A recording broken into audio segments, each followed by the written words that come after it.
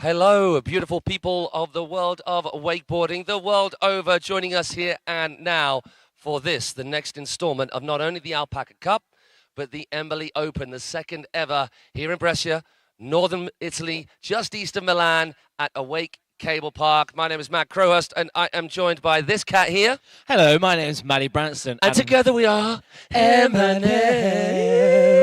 Sorry about that, everybody. Yeah, apologies up front. Sorry, not sorry. You're going to have to get used to that. It's going to get a bit wild, a bit loose here. Take your sunglasses off, man, so people can see it's a bit of our bright. eyes. Here we are. Hello. Yeah. I think my shirt's blowing this thing out as well, because I love to shred. What we were saying, we digressed very early on into the stream.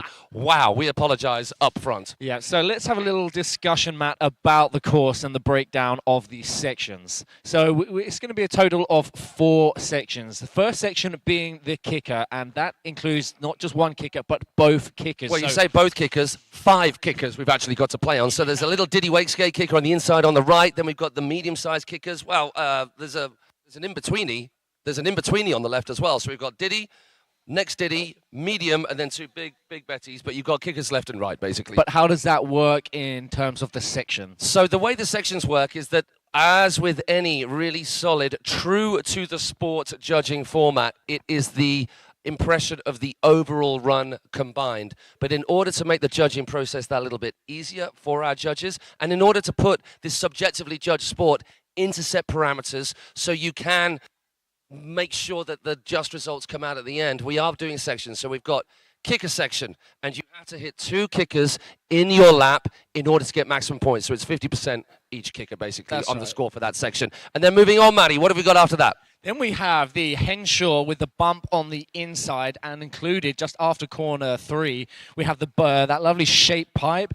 But just as you land, we have that incline right there. So there's no time for wobbles or anything. There is no time to do a backflip, slip out onto your tummy, roll across, get a full pull, Taco Tuesday, and then roll your way onto the incline. No one should do that, and I don't know anybody who has at all. Then, then we move on to our third section, where we have I believe it's the Juice Road and the transition from shape, where it's hacked together beautifully. And then we have opposite that on the left-hand side, the Juice Road hack. It is just a beautiful, very Kaysen-like. Okay. And we're going to, I tell you what, we'll finish off talking through the run as it happens, because we are all go with the amateur ladies, starting off with this young lady, Ludovica Bortolotto, who is starting off, and you can see the dock here of Awake Cablepark. It's early here. We're going to get more riders and more people hanging out. This particular park, for those of you not with us, is a hot spot for everybody locally to come and hang out. They've got so much going on here, not just on the water. There are swimming pools, there's sport halls, there's volleyball, there's football, there's tennis, there's loads of things going on here. There's going to be dragging people here left and right. So we're going to have a big crowd here this weekend. We've had a little bit of tiddly-plinking of rain last night, but now it is time for the action in the form of the whale wetting, the lubricating, the moist making. Like, it's not like we've said that before ever at all. So one of our amateur crew riders, who we'll be seeing later on in the amateur qualifying rounds, is out there giving everything a good old dousing down, which gives us, Maddie, an opportunity to finish off the go-through of the park itself, because he's going to have a couple of laps. We got to the back straight. So we've got section 1, kickers, section 2, Henshaw bump, and then that little skate feature, which is kind of a mini bank and a flat bar come pipe. Then we've got the pipe, the shape pipe at the back, and then the incline. That is section 2. We move on to this left-hand straight as we're looking out onto the water, where we have what, Maddie? As you can see now, our rider coming into that lovely, beautiful shape hack we have there. As you can't actually see, but in between there's a super risky, a bit of a gap. It's really scary. But the banana, there's a banana going into up the jewels on the outside, and then the almost the third part, because I believe that we have the first part of the jewels over on that tech transition. Such an insane obstacle with the ability to break it apart and just put it in so many unique, creative ways. It's just insane. Absolutely love it. With the shaped flat bar on the opposite side of that as another option. Yeah. Then we move on. So that rounds up section 1, 2, 3. Then section 4, the creative section. So we have the bump, of course, here. Then we have this really funky kind of flat box Wakeskate kind of hit where people are getting really creative on that. We've seen air tricks onto it. We've seen people using that as a kicker from the sidewall, flipping out. It's going to be insane. Very creative. So opting for that or opting for an air trick, either way, you're going to see some mind-blowing tricks. I don't want to give too much away, but we have been seeing some really big tricks, especially on these bumps. They're in a prime condition. I call them the bump. It is actually the shape, not the diamond, it's the shape volcano. So if you've ever ridden the diamond, it's not quite as poppy as this volcano. And being in the position that it is, it's kind of just on the whip, really. So you click around the motor tower, come round out onto the whip. So the tension is perfect, second to none. And the amount of pop you get from the stratospheric. Is stratospheric. And you will only see as the drama unfolds.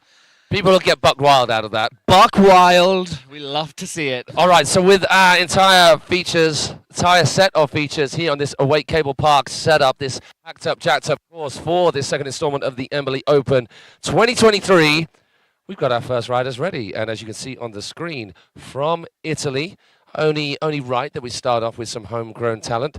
Ludovica. I wonder if it's Ludovica or Ludovica. Ludovica. Sure, we're going to get told. Ludo. We'll go with Ludo. Ludo Bortolotto. And I'm really hoping that this microphone is working for you guys back home because it is down on the main system here. So they're only getting treated to these dulcet tones right here. So this is going to be our first taste of what our course looks like in full-blown riding contest wake face form. And even in our amateur categories, there's been some pretty crazy riding. And our ladies, as we've seen at the previous few events that we've both been sharing, from LAOU, 313U, to Munich Mash, me, then to both of us, to U Worlds, and then to both of us, Plastic Playground. The riding has been insane, and here it starts again here in Italy. First rider. No, it all starts at the kickers. So starts at the kickers, finishes at the kickers, so they get a little bit of space to warm up here on this slightly differently shaped up feature. Ludo coming in. It is going to be a right hooker coming in into the middle, the medium kicker. Solid 3 to start things off. Now, which way is she going to go here? It looks like she's going to go for the bump transfer, and that is quite the leap. Oh, a little bit of a knuckling, but almost a full pull. We're saying 90%. Yeah, getting the big step up. That is a monstrous step up. Then the pipe comes off slightly early, opts out of the Well, it might have messed her up. If she came in this way, then there's no room to spare to adjust yourself. No. Now we move on to section number 3. Beautiful, like that nose grab. Getting a bit of a tweak on it as well. Now we come across toe side into the flat bar. Like it, hard way 270 back lip, but carries on that rotation for a 270 out. Now we come around the motor tower. Moving on to the creative section. Very nicely done. Hillside, backside 180. To control a spin out of that is difficult. Then we've got this incline flat bar. She goes 270 on and then pops back out, left foot forward. Finishing off on the inside on one of our two kickers. It's going to be the Diddy one. Oh, a little nose grab, landing wrapped into the cable.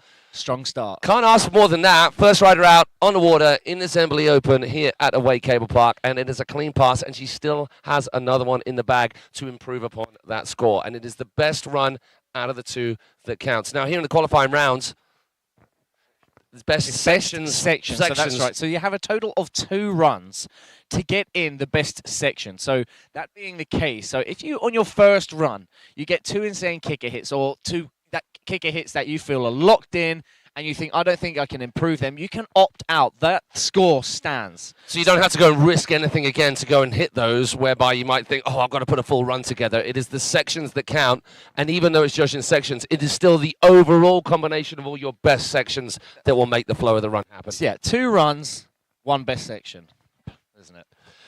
And on to our next rider. Now, this girl, as you were saying, Maddie, has been doing the rounds in Europe, which is pretty crazy. And it's so great to see, you know. Clearly, her parents getting behind her and showing her support. Wow. Traveling all the way over from Thailand. Power to parents to and London families. For the World's Plastic. And now here to Italy for the beautiful Awake Cablepark here in Italy. What a beautiful country this is. So grateful to be here, be with you, with Matt, and of course, the Wake community. So good to see everyone. The vibes are always electric, as expected. Competition in, competition out.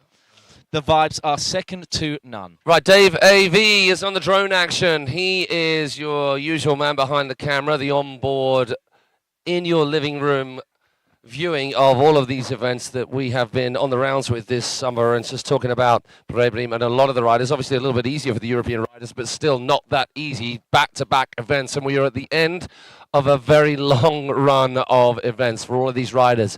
And if you can imagine it, it may seem like, well, it's only 2 days of riding, 3 days of riding, and they're not riding all day.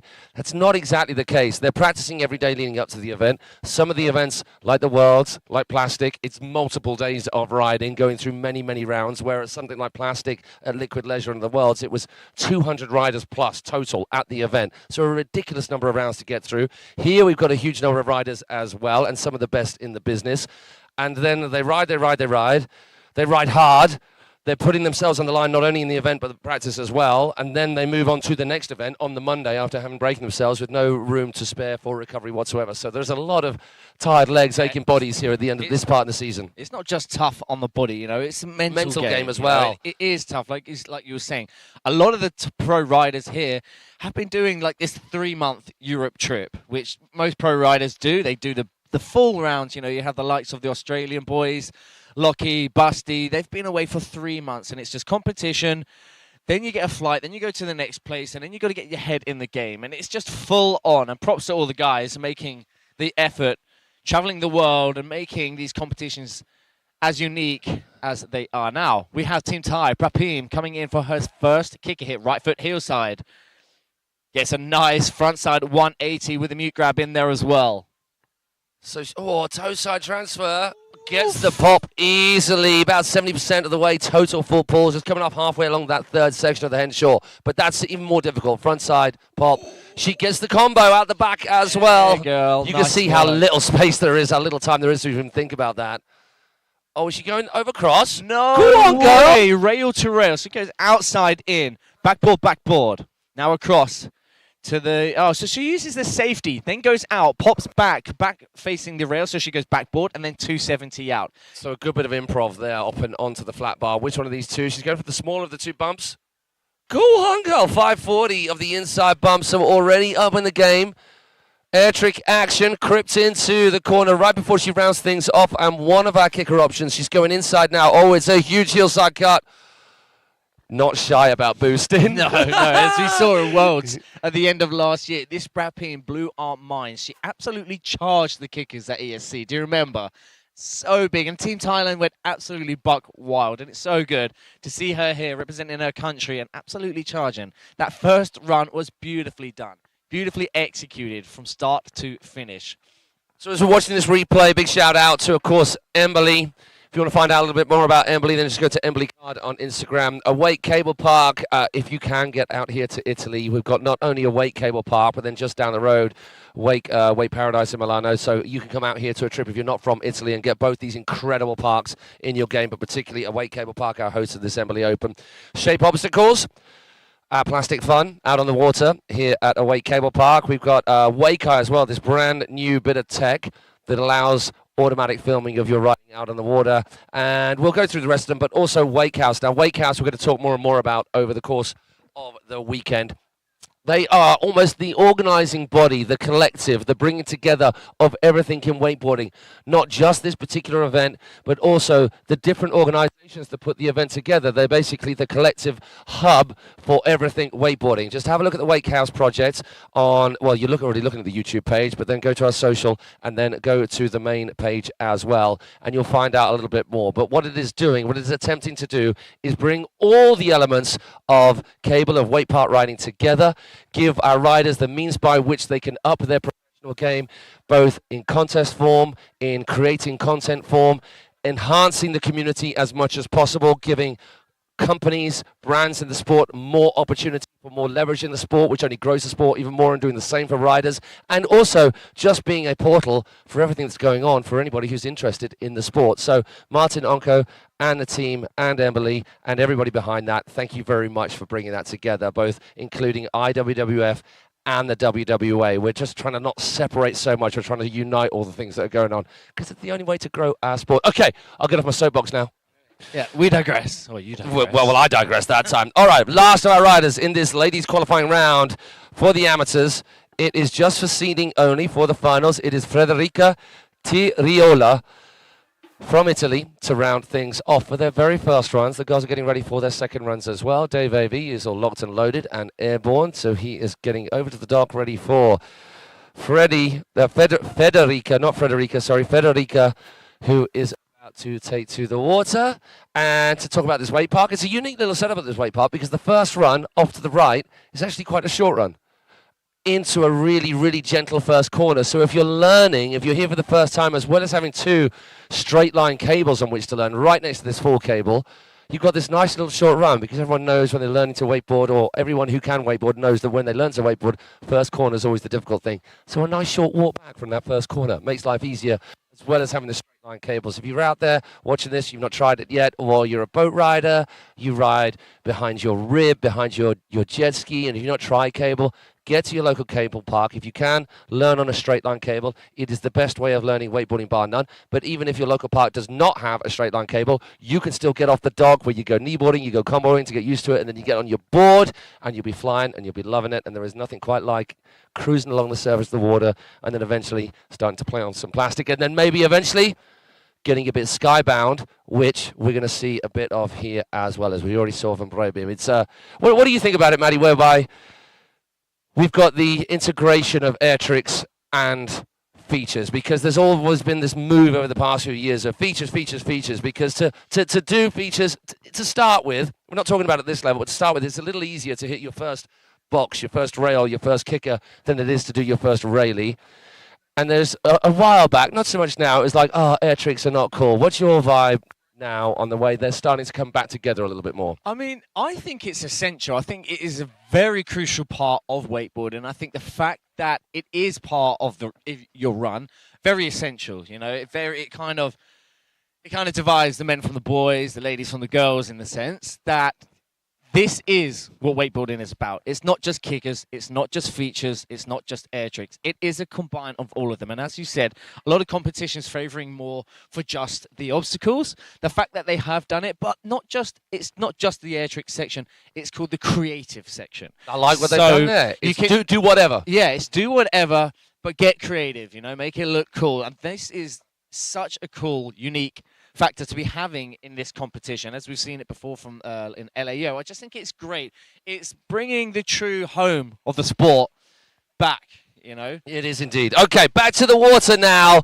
We've got Federica moving through that creative section where she will sort of round up this run, but starting things off inside, left-hand kicker, toe side, backside. No.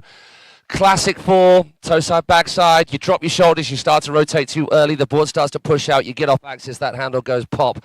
That is unfortunate, but the beauty is. But you know what? We saw straight away from Brapim and our first rider, Ludovica, both going heel side, front side on the kicker. So straight away, she knows that I'm going to up the game. If I go toe side, straight away, that's what the judges have. And then toe side, backside as well, always more difficult. Of course. We did see from Brapim the toe side, front side 540 off of the bump, which is technically harder than obviously a kicker, because these bumps really do send you as well. They are extremely sendy pants. Yeah, absolutely. So that's going to be a shame from Federica, but of course she still has another go, and I believe this is only the current seeding for the next rounds, which I believe is the finals. So we go back to the start again. Ludovica is about to take to the water. She got a clean stand-up first run. So I wonder, it'll be interesting to see whether she opts out of any of the sections, whether she's happy with a particular section and doesn't want to risk falling on that section to then save herself to improve upon another section. Hence this rather unique format. It gives riders the opportunity to up their game in an area and not risk. Oh, we're back on the airwaves. Apologies for you guys here on the shore for, obviously missing us drastically while we were away. Here we go, young lady. So it looks, she's bracing herself ready for a kicker hit. She is, and she's going left to start with, Manny, where she went right before. Oh, a little bit more wobbly. Oh, she was going for the cab 5. She went for the cab 5, so that extra 180. Now, can she clear the knuckle? Oh, so that's not going to be an improvement, so it'll be the same from the first run, or depending on what happens here. If she gets the combo, that's a lot better. Gets a lot more full pull right there. Full pull all the way to the end of that rail. Now, that The incline after that rail, I'll make a note when she finishes up. Oh! Front side 3 into the bank. Beautifully done. Right foot now coming into. Oh my! Did she just fall backside 1, So almost a that's little bit two more than opposite, backside? on that section, 2 opposite rotations. As Front well. side 3 in. And Oh then my backside gosh, 3 young out. girl. So that section is going to be through the roof now for her. Now she's just going to clean up on our kicker hit. We've already got the cab 5, adding the front board to our little incline flat bar. Going right hand now to finish things off. Down the middle, out of our 3 kickers. Hold it, hold it, hold it. Yes, Ludo. Hey, absolutely categoric. What a run right there. That is Tekka's as well. Doing the spin into that bank, which is a bit aggressive, a bit scary. And then, as you say, rotating the other way. And not only just a rotation the other way, but a backside rotation onto a... It's not a skinny rail, but it's not wide. It's less than the width of a wakeboard. So you don't know what you're looking at when you're landing there, and you don't know whether that rail is going to be underneath you when you're spinning that way, when you're spinning blind. We're going to see... Oh, we're seeing the start of the run. Hopefully, we're going to get her all the way around. So at your home, you're watching the replay. We're watching it too. And you can see... So let's what you see on the screen here, that incline there, right? And you can actually see the buoy right after it. So you land on that. And if you actually get a pop off of the end of that incline, by the time you're in the air, the carrier actually clicks around because it's super short between those 2 corners. That was full backside 1 onto there as well. It wasn't just Locked a little in. bit round. Nose each in. Love to see it. Top work, young lady. Piling the pressure on the remaining 2 riders. We know that Brabim, she has got more in the tank in terms of tricks. We've already said that she does not mind charging off any feature. Never mind those kickers, which look like they're about 3 times the size of her. So she wakes with bated breath for the judges to give the thumbs up. And just while we wait, we are going to talk you through the timetable for today. So we are in to our amateurs lady. It's going to be amateurs men, of which we have 3 qualifying heats. Open ladies, Wakeskate semi-finals, amateur men round 2, open men Wakeskate round 2. And before we finish off that schedule for the day, we've got more riding action on the water. So we'll all cast our eyes out there to catch young Brebrim from Thailand going right hand. Oh my word, that's that Sendy pants we were talking about. Yeah, I remember seeing that for the first time out in Thailand when she absolutely charged it. Beautiful. Yes. Gets the front lip transfer, get the back foot up and over. Super tech hit from Paprim. Now she out, so front side. She ollies on for a 50-50, then drops down, gets a 50-50 on the incline, backside 360 out. Toe side. Transfer. Oh, sorry, so she went front lip to backboard. What? Oh, and she gets a 450 at the end of that because she was in that backside board slide position. 50-50, front lip. Wow. 2 different front lips, actually, like that. Big cheer for this young lady from our shore, coming in hot. Toe side front roll. It's a classic trick off the bums. They are made for that trick, and she makes it look good. Front board, early hander pass. 270 out. The way that she popped onto that. Yeah, she popped on and popped off, screaming into this last one. Oh, my word. Ankle separator. Are we all right, young lady? I think she's moving.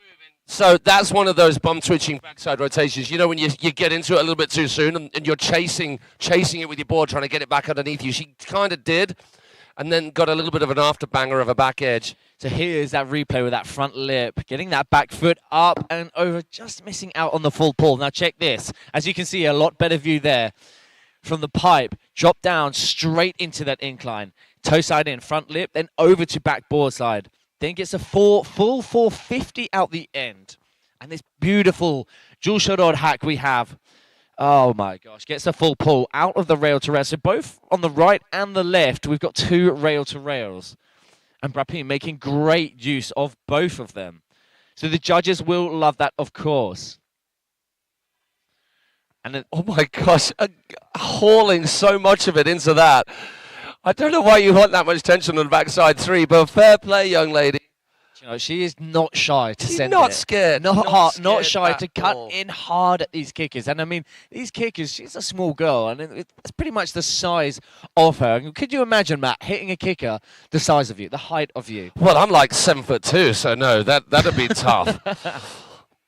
We're going to round things off with this seeding round, our qualifying round to decide upon starting positions off the dock for the final for our amateurs ladies. And the last lady from Italy 2 girls from Italy, 1 from Thailand.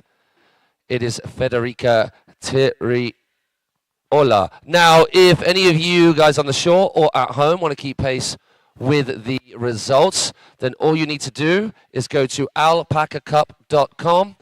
Find the event that's on the opening page, which is this one, the Embily Open here at Awake Cablepark, and you can keep up to speed with all that's happening on the judging front. Right, let's get some redemption. Go on, girl. That's what we wanted. Toe side, backside 3 to kick things off.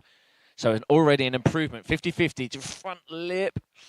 Sorry, backboard, but just comes off a little bit early. Nonetheless, an improvement, of course, from her first run. Opts out of the pipe to get a nice back lip. Oh, tail grab out. Very nice. And there's not a lot of time. You land that, the carrier clicks to ride around that corner after the incline. Kind of back lip slash 50-50, but then pops that 180 out to ride down the bank. Oh, what were we saying? We were just having this conversation yesterday. We don't see enough nose press from female riders, and the fact that Federica, sorry, oh, a little bit of a window wipe. Window winding right there. Now, hey, the one thing that she can relax about is that every single rider goes through to the finals in this qualifying round. Obviously, she wants to do as best as she possibly can to be last of the dock. Then a little bit of indecision of that last kicker. So all of you crew here on the shore getting here nice and early for the first rounds of this Embily Open at Awake Cablepark. Give it up for those first 3 ladies. Ludo, Brepim, and Federica. Thank you, ladies. So at home, you are watching the replay. Here at the shore, we are getting ready for our next round, which is going to be our amateur men qualifying. So those amateur men, hopefully we should have Giorgio Belante, Gabriel Haida, and Yaroslav, oh my gosh, do you want to try that one? Matvichuk and Valentino Chiche. Once again, apologies for those of you at home as we're making announcements. Also on the airwaves here on site, you cats here, if we're getting those names not quite right, please come and tell us in the most positively critiqued way. Yeah, don't just come and shout at us, all right? We're doing our very best. So that is heat number 1, Giorgio, Gabriel, and Yaroslav, and Valentino. If I just stick to the first names, we shouldn't be in too much trouble. That's going to be our first rounds. Now, top 2 riders go through only. Top 2 riders go through only. Now, we're just going to double check whether this is whale wetting or actual contest time. I think it's going to be contest time with Giorgio starting things off. No, it's whale wetting. Lubricate. Moist making. Gabrielle, because I just heard someone shout it then, so now I know. If everybody could shout their name from the shore, first name and surname, then we'll know exactly how to say it. Oh, sorry, you're here at home. So we are not only commentating for you cats at home, and there we have confirmation of the results for our amateur ladies qualifying.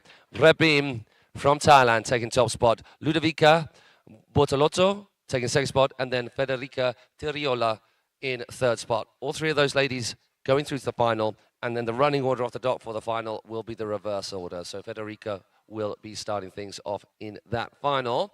And if you're looking at the dock right now at home, or here at the shore, you are looking at our first round of qualifying for our amateur men. So here this weekend, we've got both amateur men and women, pro men and women, and then Wakeskate of the same categories. Open women, open men, pro women, pro men, however you want to be calling it. So that is going to be their roundup, those categories taken care of. The other cool thing about the Wake House project in terms of the bringing together of all areas of our wonderful world of wakeboarding is that all categories are taken care of as well. In terms of the ranking systems, we have got not only the open/pro for wakeboard and wakeskate, but all the other categories too. And I think after our astounding victories at Plastic, Matthew, we should be right up there at the top.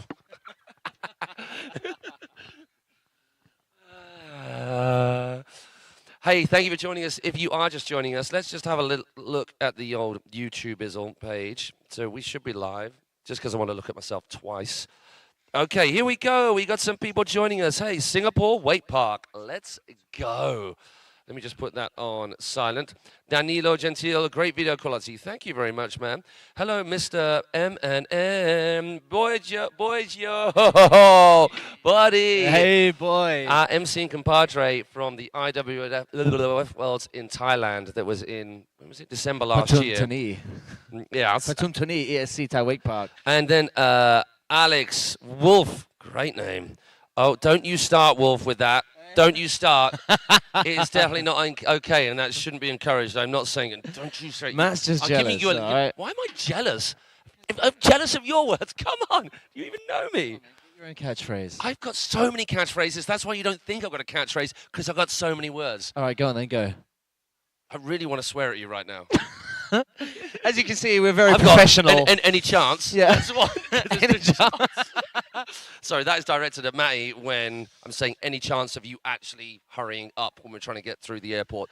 Here we go. We digress. We've got our first rider out on the water. That is Giorgio Balante, I believe. Yes, it is. Coming in hot, left foot forward. Go on 540. Clean as a Whistlington. Moving across to the outside of the cable. It's going to be full pull. Oh, yeah. Oh, it didn't work. It's difficult to get your line up on that, how much you can push across. Because on a flat bar, it's hard to roll across as well. Beautiful. Back lip. Then outside in. He goes front lip. 270 out. Right foot forwards now as he comes into the rail to rail. Rail to rail over to front lip. Yeah, beautiful. boy. Full pull. Pretzel 2 out. Toe side now, opting for the flat bar. Hard way 270. Back Didn't lip spin. Early holds hander it. pass, didn't spin on the rail. Yeah. Delayed it till he popped off the end. Love that. All right, which way is he going to go? Inside or out? Oh, that grab. Crossing it right up. Oh, with that nuclear. Sorry, it's Crail if it's on the nose, actually. And then he gets the good old Crips into the corner. So that is all those sections have been tight so far. Toe side, backside. Oh! Backside 3 with an Indian there grab as right in well. the middle. Yeah. Wow. Giorgio. That was a stand-up Wow. first run. Bella. Stand-up first run. So he's definitely going to be happy with that. He has room for some improvement considering his hits were all clean. So now he can up the ante. So the Henshaw was the only wobble. He was looking for the hop off the incline to the flat bar. Here you can see, watch where the carrier clicks here at home. Lands, carrier clicks. It's ridiculous trying to get that handle pass. You can't boost too much. This was nice, though. Hopping in, full pull, gets that 270 back away from the direction of travel. And then he goes hard way 270 onto the flat bar. Early handle pass, holds it in that, with that, what ends up being a switch front board position, and then 270's out. This grab, though, that is beaut. Crail grab, backhand right through onto the nose. Gets his air trick action happening.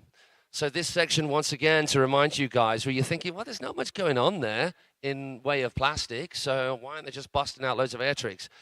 Very possibly, that could be what's happened. You can do absolutely anything you want in this section. Most riders are using one of our 2 bumps right here, the big spicy one on the inside, the volcano on the inside and that's something else. Everest, that thing, the way it boots you. And then we've got this really mellow, great first feature on which to play if you are learning to hit features. This shape obstacle right here, which has got the angled sidewalls, which makes it real fun for ollieing onto the side, skate or wakeboard, and then just such an easy mellow ride on and a little hop off the end. But also, you'll be seeing some of our riders using that as like a bump into a back roll or a half yeah, cab roll. kind of like using it as a wall ride, as we've seen. It's kind of like a bit of the future. How people taking these creative lines, which are not the common lines which people like to hit. But it's great to see this such easy obstacle and so many creative ways that people are approaching it. Also, people look at that and think, well, what can I do with that? You're going to find out exactly what you can do with that this weekend if you're watching here with us. Because the way in which different things can be done on that, they're a little bit more tech, they're a little bit more different. Like Yannick's hit, like that kind of manual on.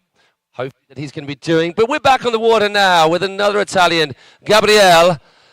Going to be starting things off. Looks like he's a left foot forward rider. I mean, really at this level, even under the inverted commas of amateur level, most of our riders are pretty comfortable either way. So that is a toe side roll to revert to start things off.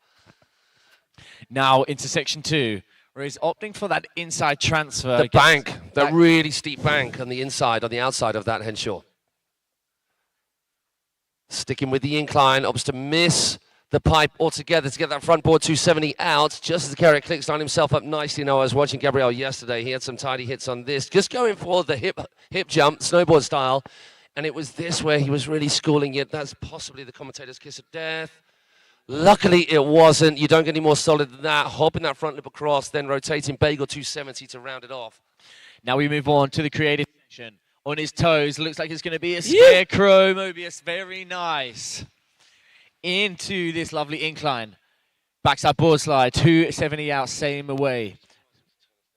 Left foot forwards now, into his last kicker hit. Very nice, gets the stale fish, pokes it out, and then a late shifty backside 180. So that is going to be a nice first run from Gabriel. He's definitely going to be happy with that. Maybe an improvement on the Henshaw, but besides that, there wasn't much to really break that run down as a bad run. So here's that trick. Okay, so not off the wall, off that inside transfer. Do you know what? He does actually get to the end of that rail. Comes in, front board, off that incline, gets a handle pass, same way, backside 2 out.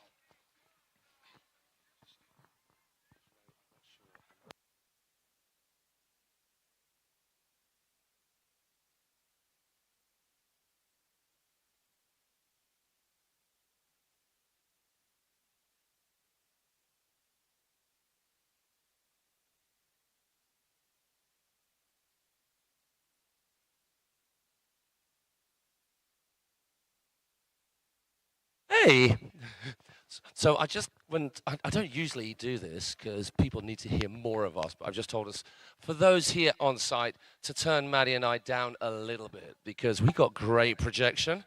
Oh, I tell thee. Great shot, sir. And our next rider, Yaroslav.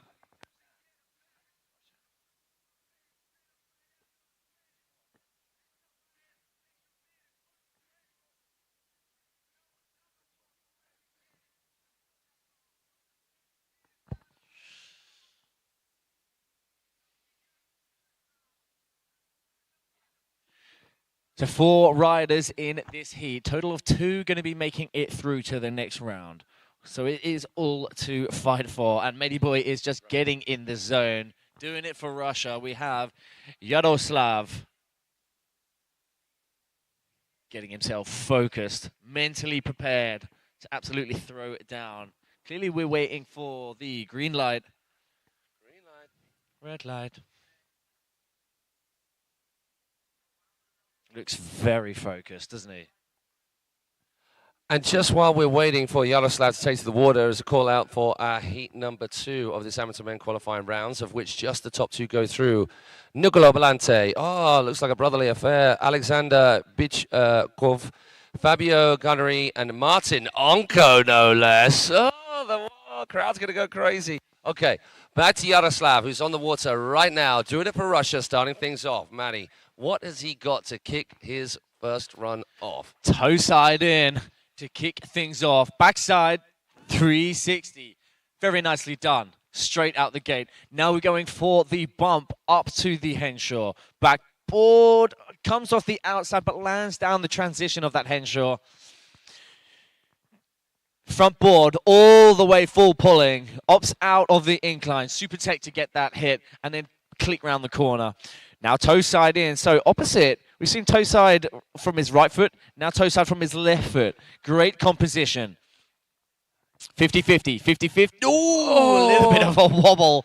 Just like an inverted transfer right there, getting a little bit of knuckling. No. What? Gets too deep on that heel side turn. Thinking about the next trick, and that can happen. Hey, Yaroslav, give it up for that Russian right there. Taking a fall much where he would not have wanted to, but he is going to get a second crack at the whip. And he can improve upon whichever sections he needs to. And he's going to just need to add the creative section and his final kicker hit to make his run complete. So that is frustrating for him as you cats watch the action back at home. Once again, just to give props to Awake Cablepark. Thank you to our crew here for hosting us. What a beautiful spot it is. And we're expecting lots of people to come down throughout the course of today and tomorrow to be on site to add to that atmosphere. But for those of you who are here now, thank you for rocking up nice and early. We just saw that inverted transfer. He just went a bit wide. He was thinking about it wasn't anything specific other than him not thinking about what was going on right then and thinking about the next trick. It happens to the best of us. But that's not a problem as he still has another run in the bag. He's still got some good hits. He's going to be scored well, of course. So we're just missing out the second half of Section 1 because the way that Section 1, the kickers, is broken down, it's in your first lap. Sorry, as your first kicker hit, that is half of the section. So if you don't quite make it round to the kicker on your second run or even your first run, that only means you get half a point for that. So half of that section. So you do need 2 kicker hits to get the full score out of that first section. And just to give you guys, I'm sure there is many hardcore wakeboard fans out there, and it is really, really good for anybody out there wakeboarding who is entering competitions to understand how competitions work. It's no good. I mean, it is very good entering a competition just for the fun of it. You should. It's the best. It's not about, hey, if you're entering a competition, you want to do well, of course, and it is a cliche, but it is most definitely about the taking part because the vibe you get from everybody in the shore, I haven't been to one wakeboard contest where there has not been a good vibe for that person taking part in the very first contest, or that person starting out, or the youngsters, or the old guys, or the total newbies, just giving it a go. And when you find out that that person is giving it a go, has never entered before, everybody on the shore gets behind that person. So we'll come back to the judging, which is what I was going to talk about before we get on to this rider who's out there right now. We have got Yaroslav. It's not Yaroslav, it's Valentino. Oh, bit of a wobble on that half cap straight out the gate, but no problem. As he gets a frontside 180, 50-50, just pulls off a little bit early to that Henshaw. Clicks round corner 3 to the second half of section 2. Gets the double tap on the pipe and the incline. Love to see it. So he actually ended up on the wrong side of the pipe and then on the wrong side. Oh my word, that was big. I was just saying yesterday, he's literally landing on the spine right at the end of that wall ride. Triple threat. Triple threat, missing out. That hard, going the last rail to rail would have been backside across. So the harder way to go as opposed to front side where your body is facing the way that you want to travel. Go on, boy. Gets it done. The Crow Mobe off of that insane shape volcano. Roll to blind, but he squeezes the stalefish in there just before whipping it round for that backside 180. Huge backside 360, kind of stalls it out like he just backside 3 shifty. He just carried it on going like a little 90 degrees, just tweaking it out like a method without the grab, the shifting, really nice. So we're just watching right there, Valentino Chiche from France, schooling the hell out of that course. There was, what I liked is how, you know when you get panic stations, when you don't come off the pipe that well, and you think, you know what, I'm just going to go round the incline. He came off the pipe the wrong side, the far side from us where we're looking at it now, and so he went left foot forward, front board, 270 out, and then he hopped on from the edge, not from the front of the incline, and went right foot forward, front board. So just making it all happen with no space to spare. We see the attempts at the triple threat, the 2-step, from pipe to pipe to pipe. Here's that Crow Mobe for you guys watching at home as well. And then after that, we've got the roll to blind. And what a run to complete things off. Looking forward to seeing this backside 3 into shifty as well. You guys going to watch that very final trick? Yeah, maybe he had a bit more in the tank and he thought, you know what, it doesn't feel right. Either way, he landed his first I like run. the way someone's mind works that quickly to make that decision first there. Yeah. Put it in the air. Yeah.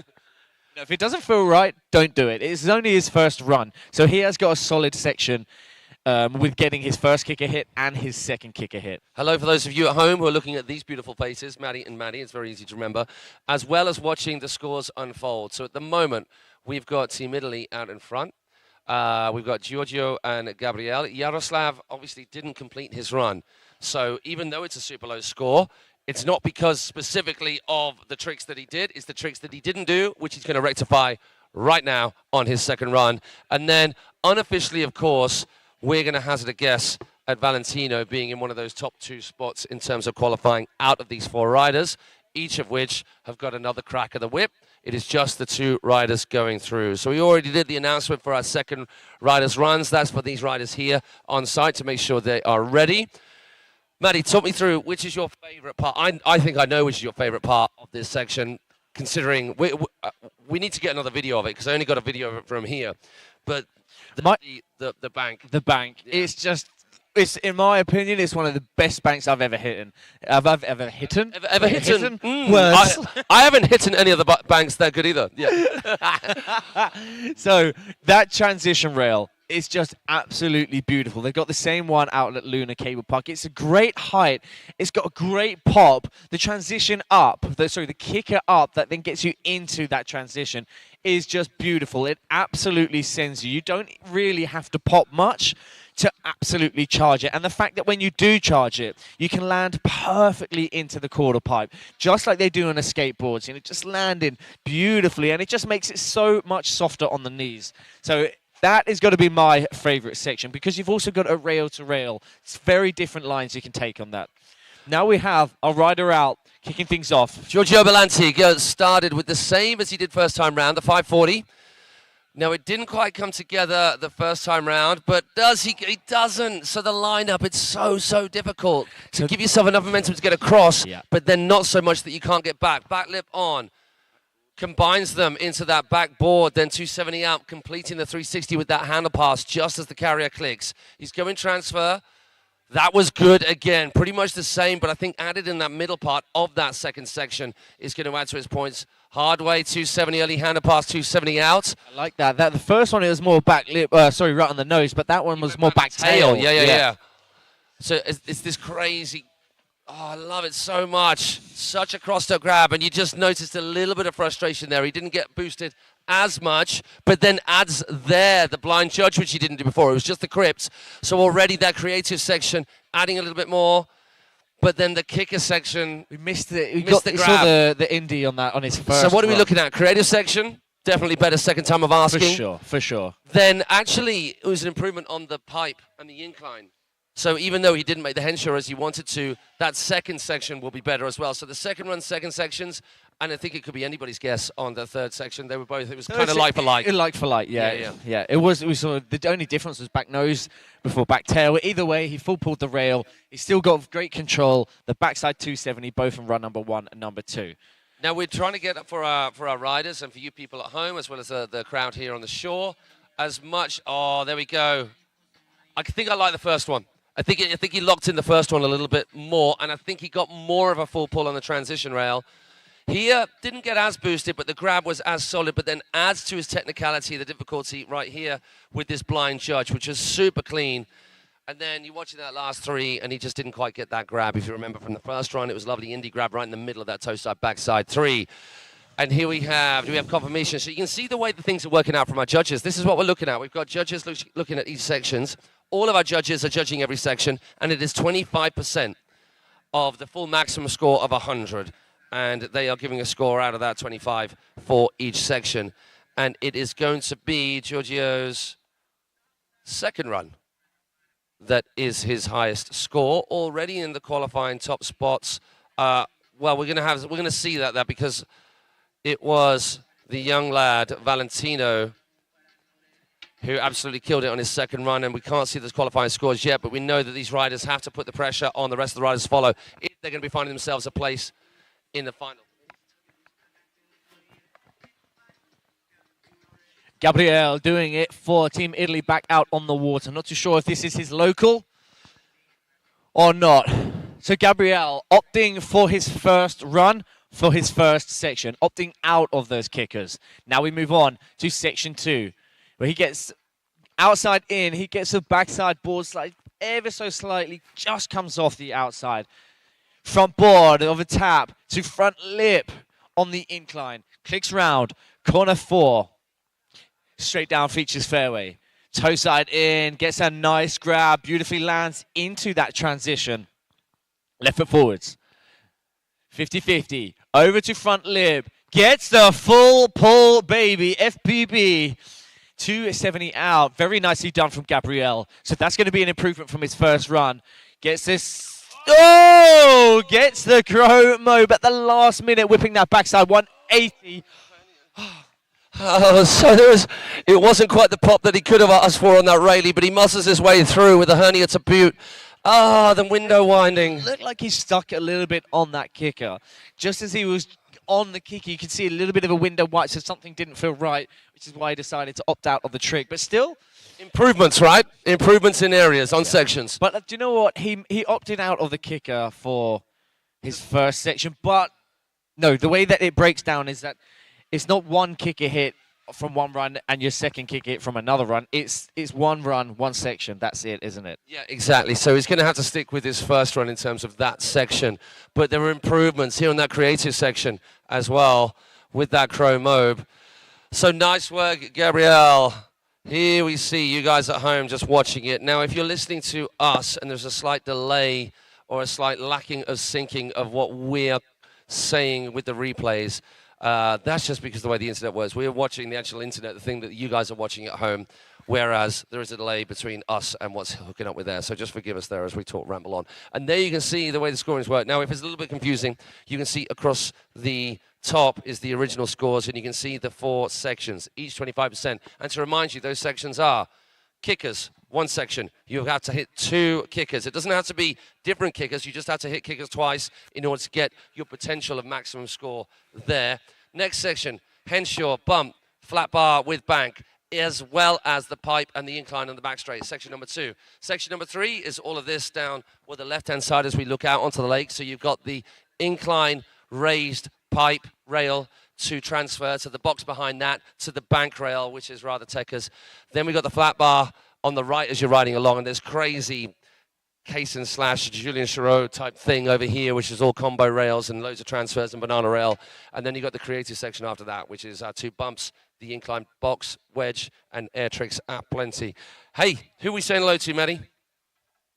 We got Sook, stalled out Indy, NWA. Hey guys, what's up, dogs? Good to have you tuned in. Thanks for joining us here on the live stream. Make sure to share it on your socials. We want to get so many people involved. Of course, this is the day before the finals, but honestly, get it out there. We want to get the views up because this is the top riders. I like the way we've got NWA here just saying, what up, dogs? Hello, NWA. I'm not going to say what I think those letters stand for, but he's asking us about MMA, Nate Diaz versus Jake, whatever, that YouTuber guy. Okay, I mean, I'm not very up to speed. I take Nate Diaz, I'd say. Anyway, back to the outriding action. We digress. We digress. Toe side in, just like he did on run number 1. Toe side, backside 360. Nice, tight. So Yaroslav falling early just at the drive tower, so he needs to lock in as much as he can. That was the same as he did in run number 1. He comes in a little bit too hard. The hard thing about that is that that's only just... Nailed that well. Yeah, you can see there's just 0 time. You land, then you're on the next feature. So can he lock in this 50-50 up? I like that. The backside which rail is to rail. difficult to hop rail to rail when you're pushing across off your heels. Come on, buddy. Gets this. Just doesn't get the line up. You've got to be landing on. You've got to commit to landing on the inside of the rail to push off next to the next rail, which wasn't quite there. He's going air trick. Oh, Yaroslav popping out on that blind jump. Can we give it up for Yaroslav right there? I'm not sure he is going to be making the top 2 spots. We wait for the judges to confirm that. Great work on giving his absolute all throughout that, though. You guys are going to watch the replay while we say hello to some more people. Sook, I know words. We know words. Sook, do you have the best words? I'm sorry. Ooh, I'm sorry, Sook, but you may have some good words. But you're talking to people who can talk real good and stuff and that. You know, real good words. My dictation, my enunciation, my pronunciation, and my eloquence, my articulation is off the Richter. Hey, anyway, but thank you for all of you saying hello, all of you cats. It's really nice to be chatting to you. Please, if you're joining us here on the stream, nice and early, thank you. Can you share this far and wide so we can get more people joining in on the chat, get a bit of bounce going on about, hey, yes, we want to focus in on the action here, but we can talk some wakeboarding. Here's the one rule. Let's be nice. We don't have to troll. We got a bit of cheeky bounce. That's cool. But let's generally be nice, all right? And being nice is don't DBAD, man. And if you can figure out what those letters stand for, then you're on the same page as us. Here we go. Next rider, which is our man from France. It is Valentino Chicha, who's absolutely killing it all the way through. He goes 180 on, early hand. Oh my gosh, 180 on. Takes it all the way around to 180, then rewinds back to that back lip 90 out. That was a diddly dope. Front board on, hops off the other side, then front board the other way into 270. So that was actually intentional, where I thought he came off the rail early It was on purpose. Then this huge backside into the rewind. Oh my gosh, he goes backside 3 into that front 1, back into the bank. Doesn't get that hop across. You can see exactly perfectly schooled, framed from Dave AV, the way that transfer looks. There is a lot going on. Opting to miss the bump because he's happy with this. He's going to be focusing in on something right here. Right, he's going to be using this incline for that indie tantrum. Saw him doing that all day yesterday. It's so cool. You think that only kickers work for that? Well, no, they don't. Then the backside, 7, boom. That is an improvement, absolutely, positively. I don't need to add a caveat or a disclaimer or unofficially, of course, to that. Because that kicker section, mass improvement. Didn't bother with the bumps, was happy with that. But I wonder whether he has miscalculated there, because you can't take one trick from one section on one run and add it to a trick from a section on a next run, which I think is exactly what he did. So we saw him do the chrome mobe off our little bump volcanoes. And then we saw him in the second run do that indie tantrum of this little incline wedge thing coming out of the water. So it'll be interesting to see either way. Some 6-6 silly riding from this cat on the water right now from France. As you are seeing back at home, that indie tantrum come in up. Let's do a roll call for our next riders. So we've got, in our amateur men, we are going to be going to our next roundup. Once again, you guys can keep pace with all of this by going to alpacacup.com at home. Just to see who's riding, find out a little bit more about this Alpaca Cup series and what events are in it. We have got a whole bunch of events, including Bretzel that was last week. We have got the 2 Embily Opens, the Embily Open that was at the start of the year in February at Singapore Wake Park. Hello, Singapore Wake Park crew, as well as this one, the second ever Embily Open, courtesy of Embily Card, and the crew from Embily, who are getting into wakeboarding in a big, big way, and we are much appreciative of it for any brand, any company, both in the sport and outside of our sport, outside of our industry, who are getting behind all that we do in this incredible, wonderful world of wakeboarding. I don't need to tell you lot at home about how awesome it is because you're already involved, but we do appreciate it. Okay, we're looking at the rider lineup for this second round of qualifying for our amateur men. We've got Nicolo Belante, Alexander Bichkurov, and Fabio Ganeri, and Martin Onko, the main man himself. Get excited for him. So Martin is the man, one of the many people behind this particular event, because it's never just one person behind any event, but he is the leading force, the inspiration behind Wake House and this new venture, this new foray into getting all the wakeboarding world into one spot, into one hub, on the same page and pushing in the same direction. And there you can see all of the people that have brought this particular event together and the many events that we're looking to hold. You saw the Singapore Wake Park logo up there, the likes of Hypnotics Park, and a whole bunch of others, as well as those that you see on the riders' vests, the bibs, the contest bibs, and on our banner board just behind us. Okay, back to the action. We've got Nicola Berlante, one of our younger riders in the crew. So, Nicola, I think early teens, if that.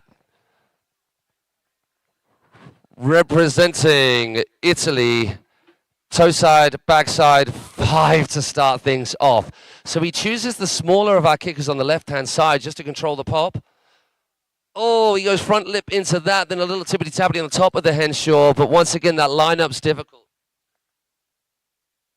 Manages to get both those features at the end. It was 50-50 into a backside 3 off the incline. After that backboard coming into it, staying right foot forward here for the first of our hacked up, jacked up features. He goes up the safety of the transition into backboard. Then Pretzel 270 out of that. 270 on, hops it round to backboard. Then Pretzel back the other way. So much going on there. And the opposite rotations the judges will absolutely love. Now into one of our 2 bumps. He goes the inside, slightly more mellow one. Gets the tantrum. So close to Dave AV right there in the air. It looked like it was about to take him out. S-bend action. There we go with the air trick. Right in the corner in our creative section. And rounding things off on the inside kicker for a toe side, backside 3 the other way. So switch toe side, backside 3 is no mean feat. Hello, sir. People just popping their heads around to the studio. Feel free to come and say hello. We love the vibes.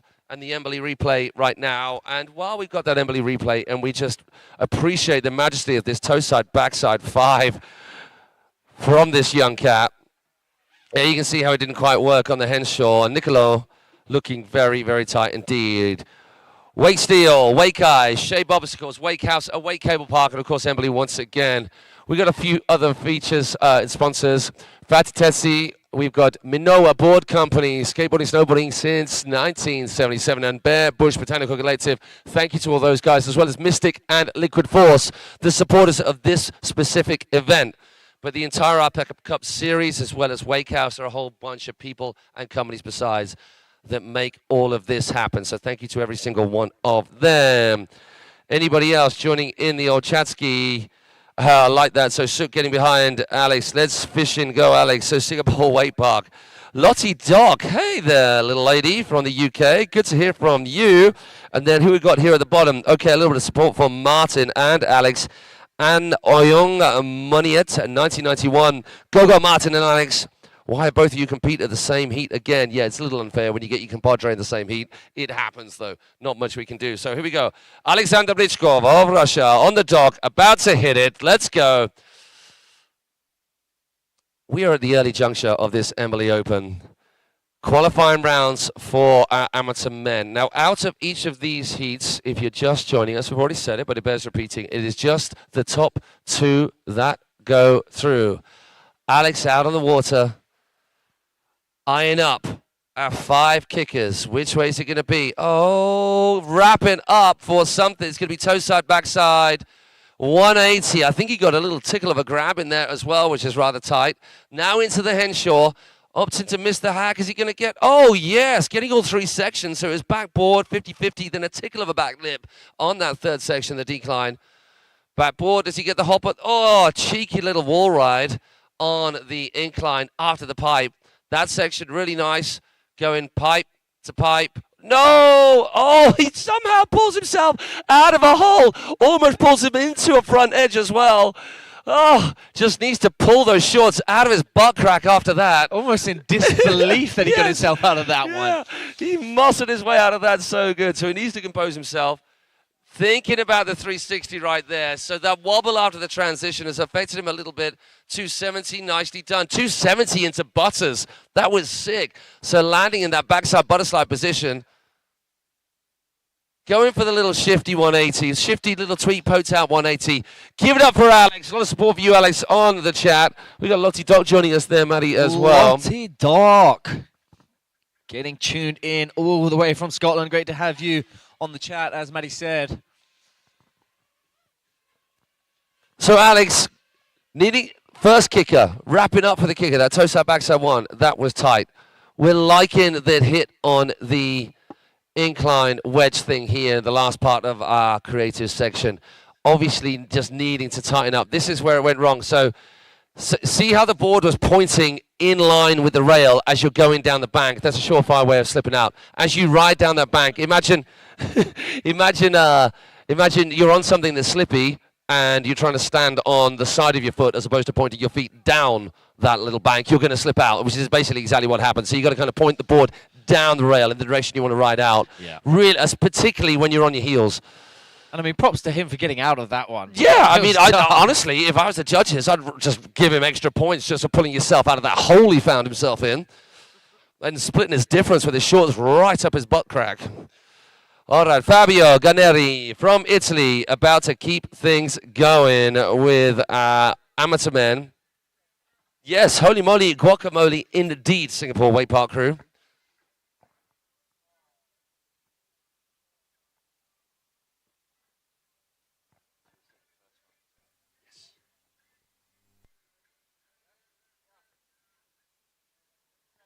So I wonder if that is Long Hatter from Singapore Wake Park who's on the chat, or one of the many other Singapore Wake Park crew. But Long, if you're out there, as well as the rest of the crew from Singapore, Maddie and I can't wait to get out to you guys. It won't happen this year, but hopefully it can happen for your next event. Fabio, let's go. So we were chatting to this cat and the dog. It's good to meet new people when you're traveling the world in wakeboarding. That is what it is all about, and that's what you get from entering the contest world. There is big local support for him. Right on, you see on the bank of that crew right there, they just went crazy for him. So Fabio opted to miss this particular feature to save himself for the pipes on the back straight. going head on to that rail. That Man, is it's super There's tense. no time. You saw how much he got whipped into that as well, Yeah. going 90 miles an hour. Maybe that's why he opted out of that first hit, the first hit of that section, just to try and get a full pull on that rail. That rail is just so long and super slippy. There you go, Fabio. Full pull right there, backboard on the nose. Now we move on to the creative section where Fabio is eyeing up the inside bump. Gets a big old shifty! front- Oh! Oh, no. Fabio! Make some noise for Fabio. Come on, buddy. You got your second run.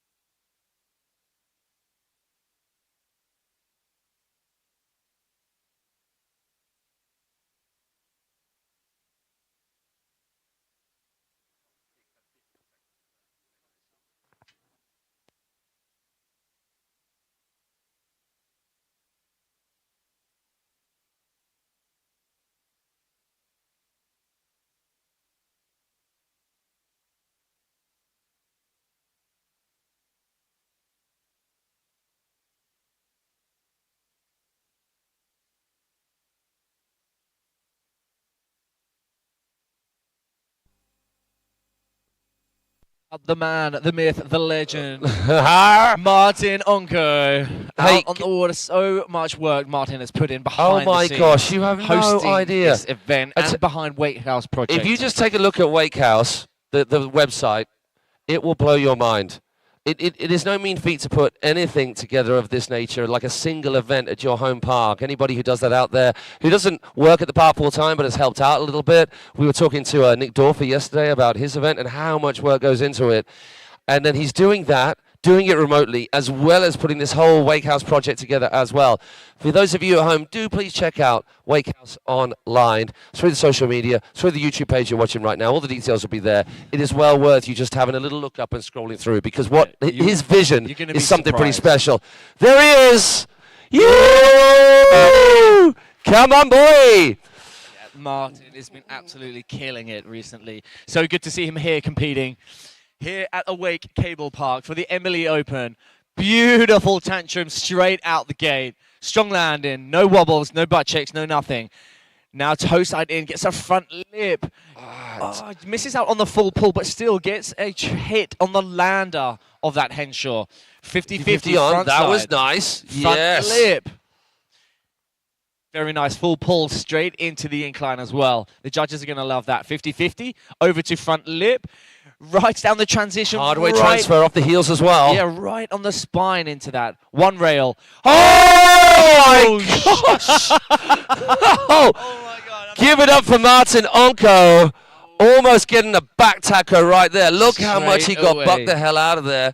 Shating! So let me just tell you guys, oh my right? gosh, how close is he on that? There's a reason why he didn't just drop down. There is a gap at the end of that banana side. How do we explain it without seeing it? We need Dave to go out there and just take a look at it. Dave, you can hear us. So the banana rail goes up, and then if you had that banana rail on its own, it's got a safety down, like a bank going down into the water, if that feature was on its own. And then the next feature has got a safety going up. So you've got that V going down into the water. That is the gap. That what? It's got to be 4 feet? 4, 5 feet? It's not a small gap. So the banana goes up, and you think there's just a box on the top in between where you saw Martin drop off the first rail and then land and then go into the safety. There isn't. There's like a couple of feet of box and then the safety. You can't drop down it because you will go you drop down the whole way of death. You will take your legs off. You have to pop. You have to clear that and then land on the next very short. It's about a meter long flat box. Where you're just landing basically on the safety. And as you saw from Martin, as soon as you land, bang, you're straight on that safety. And as Martin, as great as it was for us to watch and hoping that he gets redemption on that run he number might 2. need to change his shorts because he saw that rail coming for quite a long time from quite a height. Oh my word! It is super scary. Martin, thank you for that, but please don't do it again. All right, just please. Everybody, bums can relax now, okay? He's come away unscathed. Okay, Nicolo Belante. I'm assuming brother of. We had a Belante out there earlier on, and it is the youngster who started things off. Look at this, Maddie. You had a toilet stop and you missed the majesty. Oh, did he just do a fashion air right in front of our faces? We loved Oh, it. my gosh. Write that down, judges. I know it's out of the scoring zone. Straight out of the gate. Tosa backside 540, opting for the smaller kicker, but getting a big hit. Which is sensible. Yeah, exactly. Opting for the full length of the Henshaw. Misses out on the full pull, but that is more technical, in my opinion. It's more of a longer rail. Yeah. To get the full pull from start to finish is harder. So the second part of that second section didn't quite come together. He missed the incline. Can he make up for it in the remaining part of his run? Yes, with that. Backboard all the way along full pull, popping out of that into 270 now, going 270 on, hops it around 180, then back 270 the other way. Woo, there's a lot going on there. Now we move on to the creative section. To the inside bump, gets it in the tantrum, very cleanly done. It was S-bend the first time round. What's it going to be this time round? S-bend again. I think textbook, isn't it? Yeah, it really is. There was no front bend about that. It was fully up rayleigh, then S-bend with that double Olay rotation. Toe back 3, opting to take it safe because it's switched toe side, and all he's trying to do is keep hold of that handle. Lots of cheer from the crew on the shore. So as to whether that's going to be an improvement, I don't think so. I think his first run was better, but that's an unofficially, of course, situation. It's down to the judges. And while we're at it, always like to do this. I know you do too, Maddie, because you really appreciate what goes on next door with our judges. The judging of these events is mind-bogglingly difficult. As the riding gets more difficult, as the riding gets more intense and technical, of course, the judging then becomes more difficult. But it's not just that. It is having the wherewithal to take in the entire run while judging a section on its own, while comparing that to the other riders that have been. For those of you at home, we started talking about the way the judging works and that it's a good idea if you're going to enter contest to understand how it works so you can give your best performance and understand why decisions have been made that have been made.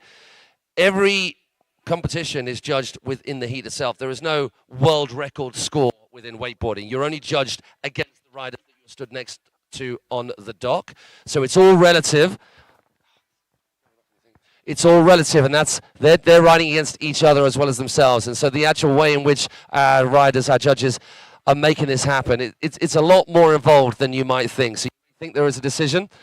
Okay, we've got Alexander Bichkov coming in, toe side, backside, with a little tickle at the end of that. Now, Alex had a little bit of wobble kind of halfway through his very first run. Backboard, 50-50. Yeah, you go! Gets that beautifully done. That's first half of his section number 2. Now into the second half. Get on it, full get on pull it. on that. Maybe a cheeky little wall ride. More like a little kiss the rail, wasn't it? Little love tap. Love tap. Right foot forwards, heel side in. That's Keeps it, plays it safe. Plays it safe. Oh, look at this. All right, Victor Salmon, chill out. Oh my gosh, that is so Tekers going in all wrapped up like that. Now, he didn't get much of a full pull, but the fact that he wrapped up in that way and hit it, the judges will like. Now, can he settle things here on the inside of our 2 bumps? Yeah, boy, that's more like it. So straight away in this creative section, it's an improvement. Lance Butters. Oh, yeah. 270 hop out as well. Yeah, mate, buttering it out. We love to see that. Very creative. Then a toe side. Going for the toe side, front side 540. Just unfortunate, popping that handle, just a little bit too much tension before pulling it, keeping that handle close to his hip. It was more away from his body, thus making it hard to get that handle pass after that frontside 360. Yes, Suk, you're saying Alex cleaning things up nicely. So it was only the wobble. That will mean he'll get half of his available points on the kickers, but so much better on every other section.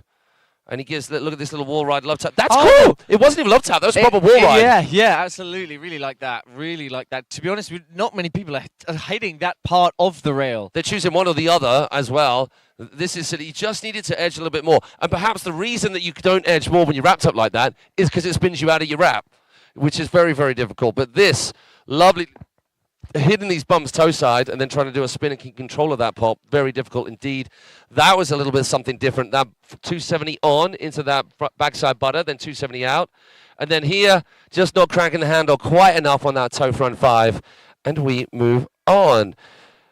Let's just have a little check where we're at. So this is Fabio Ganeri. Apologies for you guys here on the shore where our emceeing is cutting out. I mean, maybe you're thinking, thank goodness, as soon as it goes silent on the airways. Well, tough, all right?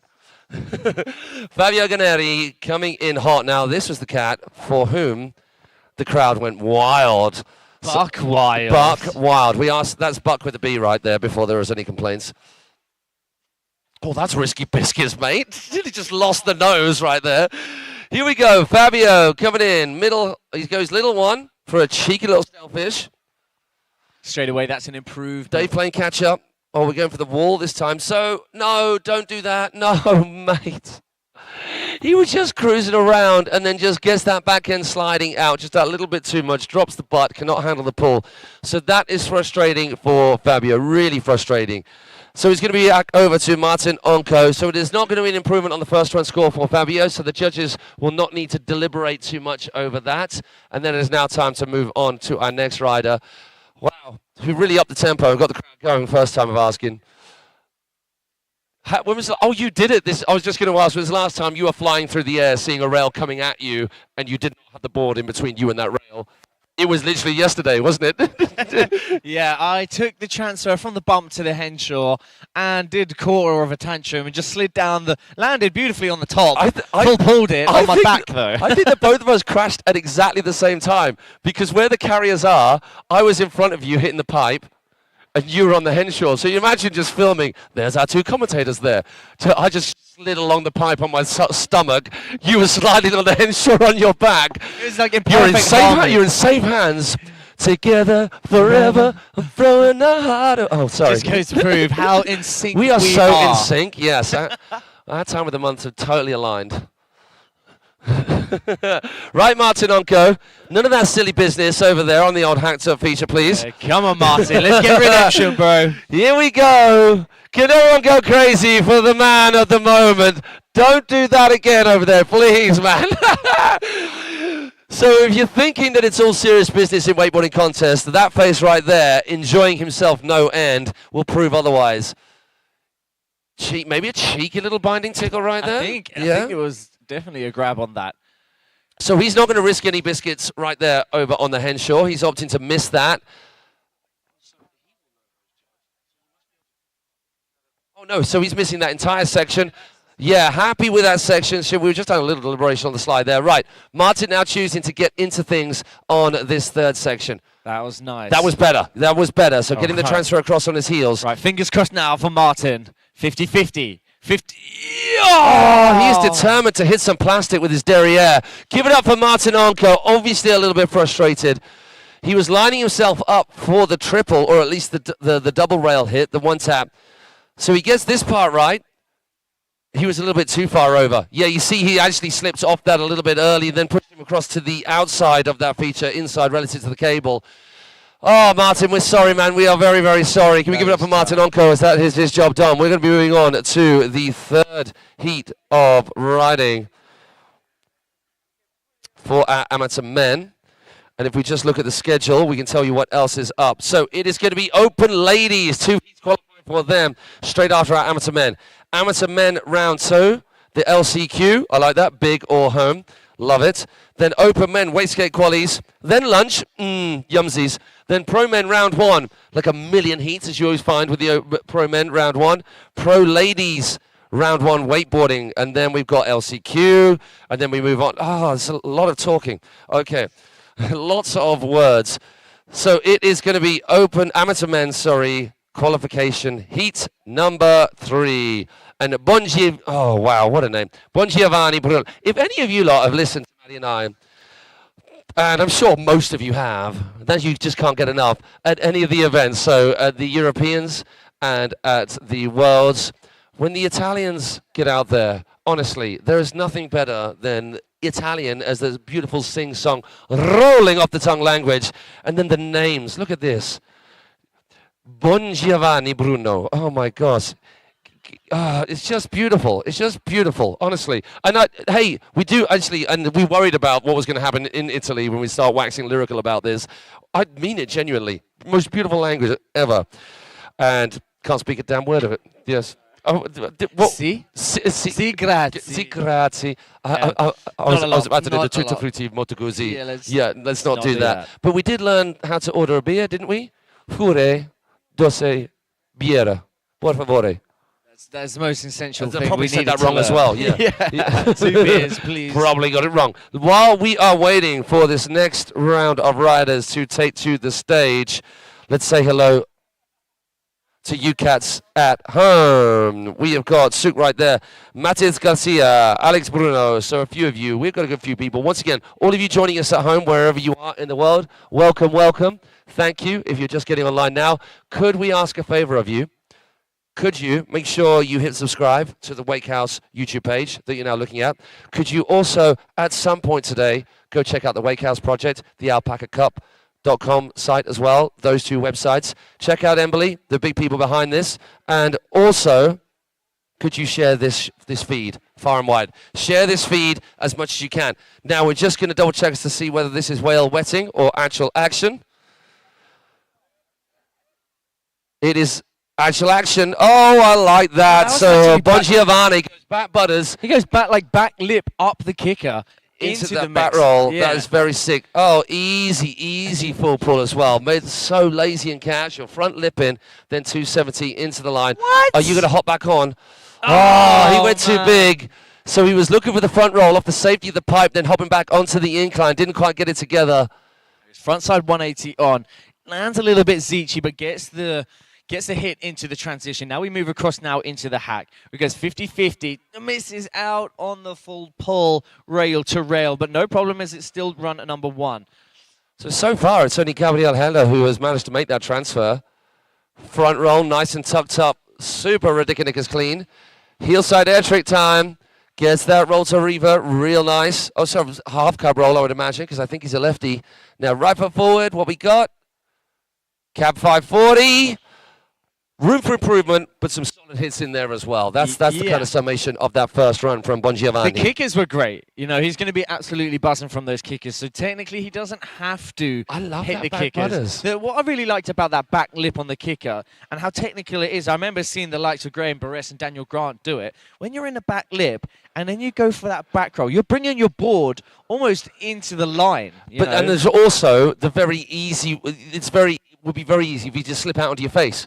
Of course. So anytime on a kicker, when you're learning those tricks, you guys out there might know, or you might have seen just people throwing tricks real early on kickers. But then you're putting your face in the danger zone by on your toes, going up a curved feature on which you got collie wobbles. That gives me. Tell you what, though, that I really liked how creative it was on the pipe to incline. I want to see that connected. Out of the full pull rail to incline, but using it as a kicker.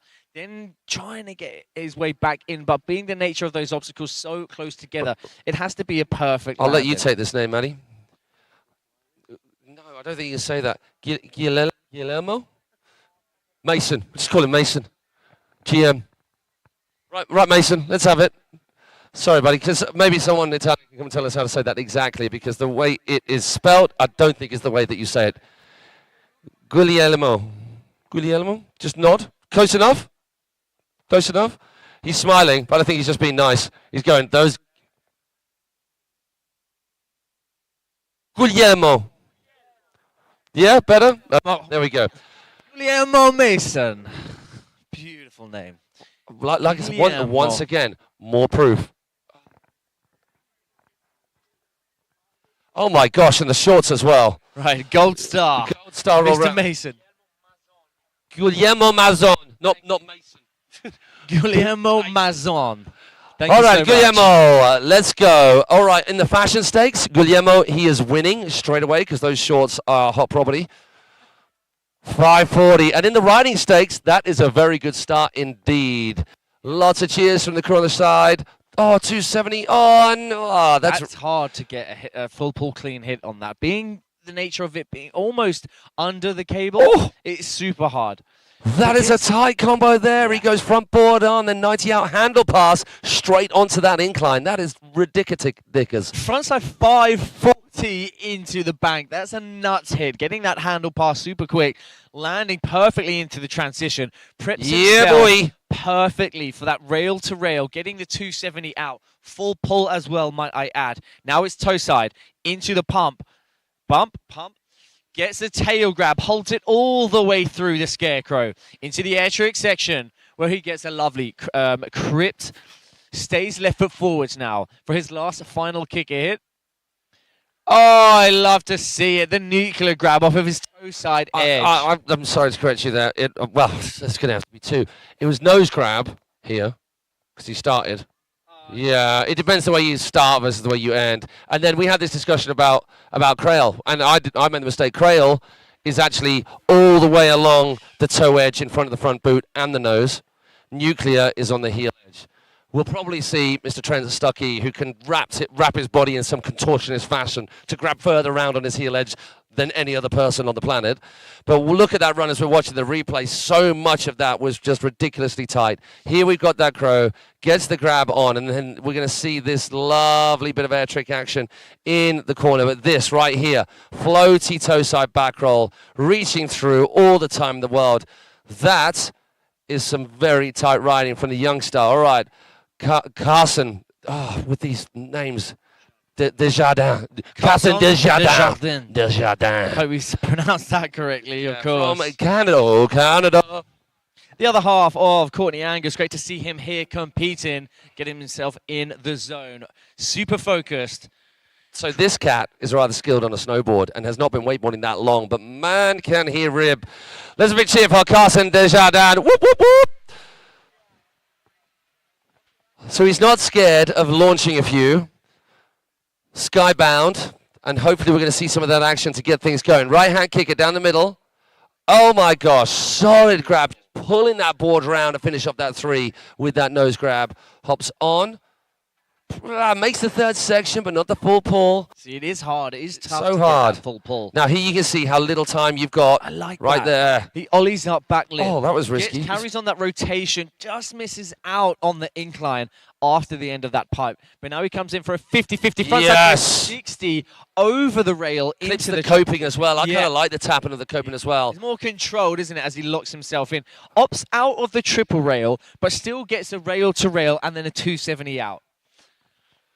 Now, we've seen him boost off this before. He goes to the big one first of the day off here. Yeah, boy. Yeah. What a solid grab. That was like really over the tail of the board, wasn't it? A little bit of S-bend air trick action into the corner to round off his creative section. And now here, the second of his two kickers. Can he lock this second hit in just to maximize his points?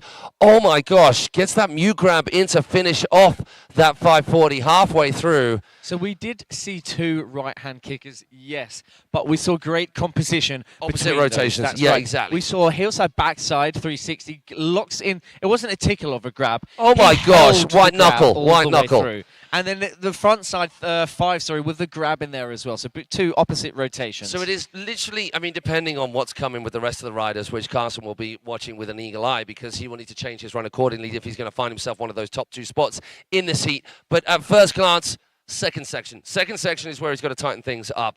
The Henshaw hit came off early. The pipe hit, it was Tekker's, but it just messed up his incline and he didn't get that full pull. So amazing riding from Carson Desjardins as you guys watch the replay at home as he finishes off that run, that mid grab 540. I think my favorite trick, that nose grab back roll. Just as grabbed as can possibly be. Okay, oh my, here's a name. Really? Do you want to have this one? Wow. Riccardo Bergiani Zuzzoli. Beautiful name. Oh Beautiful name. Yes, we just stood there in silence then, just appreciation of this young cat. So Riccardo, he is going to be getting things going. Rounding off the very first runs, we had Bongiovanni, Guillermo, Messon, and then Carson Desjardins, but it's Riccardo Peguani, or Peguani. Right foot forward, coming in to the left-hand kicker, toe side, front three right there to start it off. Nice and clean, nice and easy going, but super solid. Going all the way. Oh, does he get the hoppity hop? First of our guys to get the clip. So he managed to line up just about right, but not enough to pull him back inside. Gets the full pull on the rail straight into the incline. Muscles his way out of that corner as we come down Features Fairway now. Section 3 gets the rail to rail, full pulling all the way to the end. Now we stay right foot forwards, toes, front lip, front lip. Do you know what? It was still a clean hit. Whether he wanted the triple or not, it was still clean and technical. Going front lip over to front lip. Very technical way. Beautifully done. Gets the back roll out of the bump. Front board. Pretzel 450 out. One last final kick and hit to round things off. Love it. Oh my gosh. I was saying how I love it as one of my favourite kicker hits. Just a big old stale fish. Hold it as long as you can, and at the very last minute, whip it round for that shifty backside 180. And then a nice old front plummet of the nose of the board for good measure. Here we go. So he did get the. He did go from the incline up, then to the creeper on the outside, and then a little bit of a tickle back. So it's a very technical hit that, yes. Hopefully we're going to see an improvement of a full pull connection. He actually kind of banana slided from the front lip of the banana over to the dual charade. He bananaed the time at the rail and the corner of the top step. I love recognizing a whole bunch of these names on our live stream as well as you guys watch the... Oh my gosh, that front edge was bad. As you guys watch the replay, we're going to shout out to some of these names as you'll recognize from previous streams that we've done. Fish.Talk, Suk, of course, you've been here all the way. I like that Suk Victoria, Secret Vita Salmon training when we saw that cat up over there, and then Nino Bongiovanni, Ale Bruno, and then B Con V3 Ale Bruno. So a lot of you cats getting behind some specific riders. Please give a shout out to your riders that you're getting behind, even though you can't be here with us today. And there on the screen, you're just seeing just some of the people behind this entire series of the Embily Open, the Alpaca Cup series. So for all of those companies getting behind us, thank you so much. Back to the start we go again. It is Bongiovanni Bruno, of which there is an awful lot of support right here. Ale Bruns, which I'm assuming means in Italian, go, Bruno.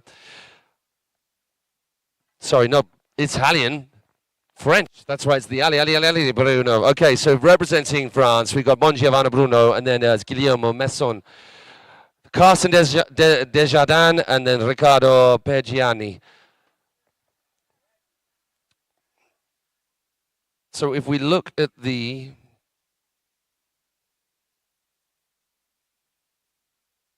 live results situation for our riders,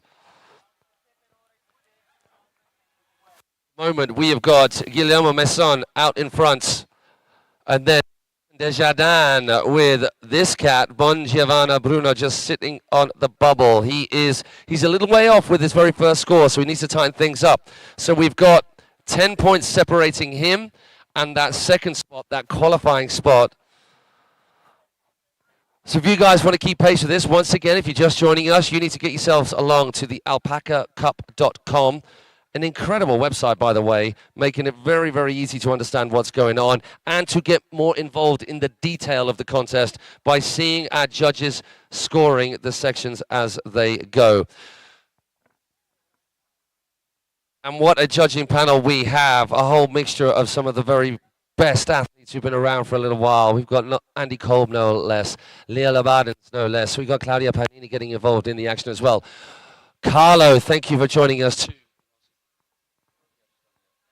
All making up our judging panel for this very first round. We've got a mixture of judges who are going to be sharing the judging responsibilities throughout the course of the weekend. And hey, it's often a thankless task, the judging, which is why we as commentators, Maddie and I, and pretty much any commentator at any event, of any action sports event that needs judges, make sure the thanks happens regularly and it is profound. And we explain to you cats at home what a difficult job it is and how easy it is, even for us, right, Maddie? You know, when we're talking, we see a run and we go, well, hang on, are we sure that's right? And then you start to talk about it and then you converse.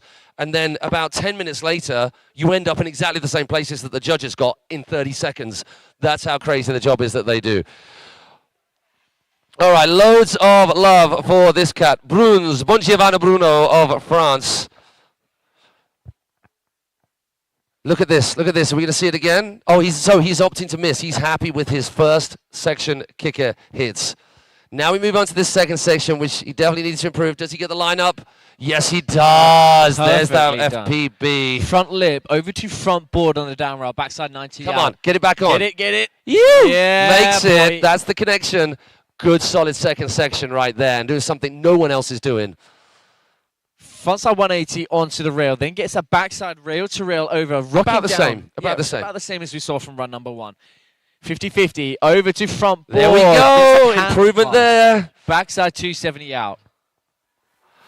So we're going to go for something a little bit more saucy right here. No, he's happy. Just gets to eyeball the judges. I would have blown them a kiss at that point for extra points in the creative section. That's just me. Go on. Gets a little tickle on the nose on that half cab roll as well. And that is his run done. So he's going to go for this. It's a blind.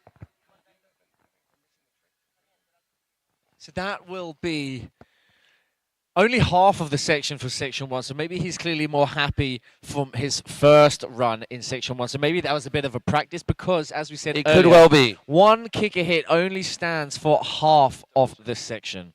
So you have to get 2 kicker hits in to get the full worth of section 1. The same with section number 2, being the bump to Henshaw and the pipe to incline. Both of those obstacles are linked together in the same section. So if you mess one up, technically that's only half of that section which you've messed up. Therefore, on the other hand, that's only half of a section that you need to improve on. But of course, you still need to get both hits in the section.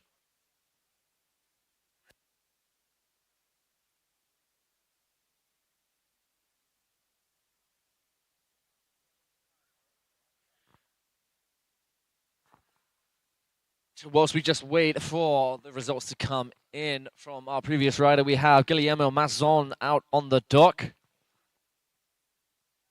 Oh, and you can see, look, Courtney getting the tame torque in, sussing it out. He got a solid first run in. It's going to be really interesting to see how these second runs unfold. The beautiful nature of this format with the beautiful course we have set up here by the Awake Cablepark.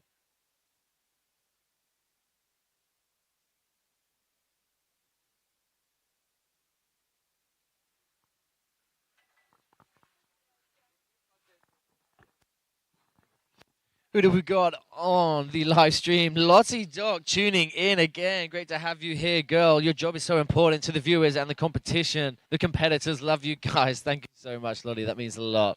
Woohoo, Bruno from Matis Garcia. Showing some love from France. Getting behind your local riders. Great to see it. So this is just a heads up for our riders here on the shore. Those who are about to go and the rest of the riders, we just want to make sure you're very clear on the way the sections and the scoring is working.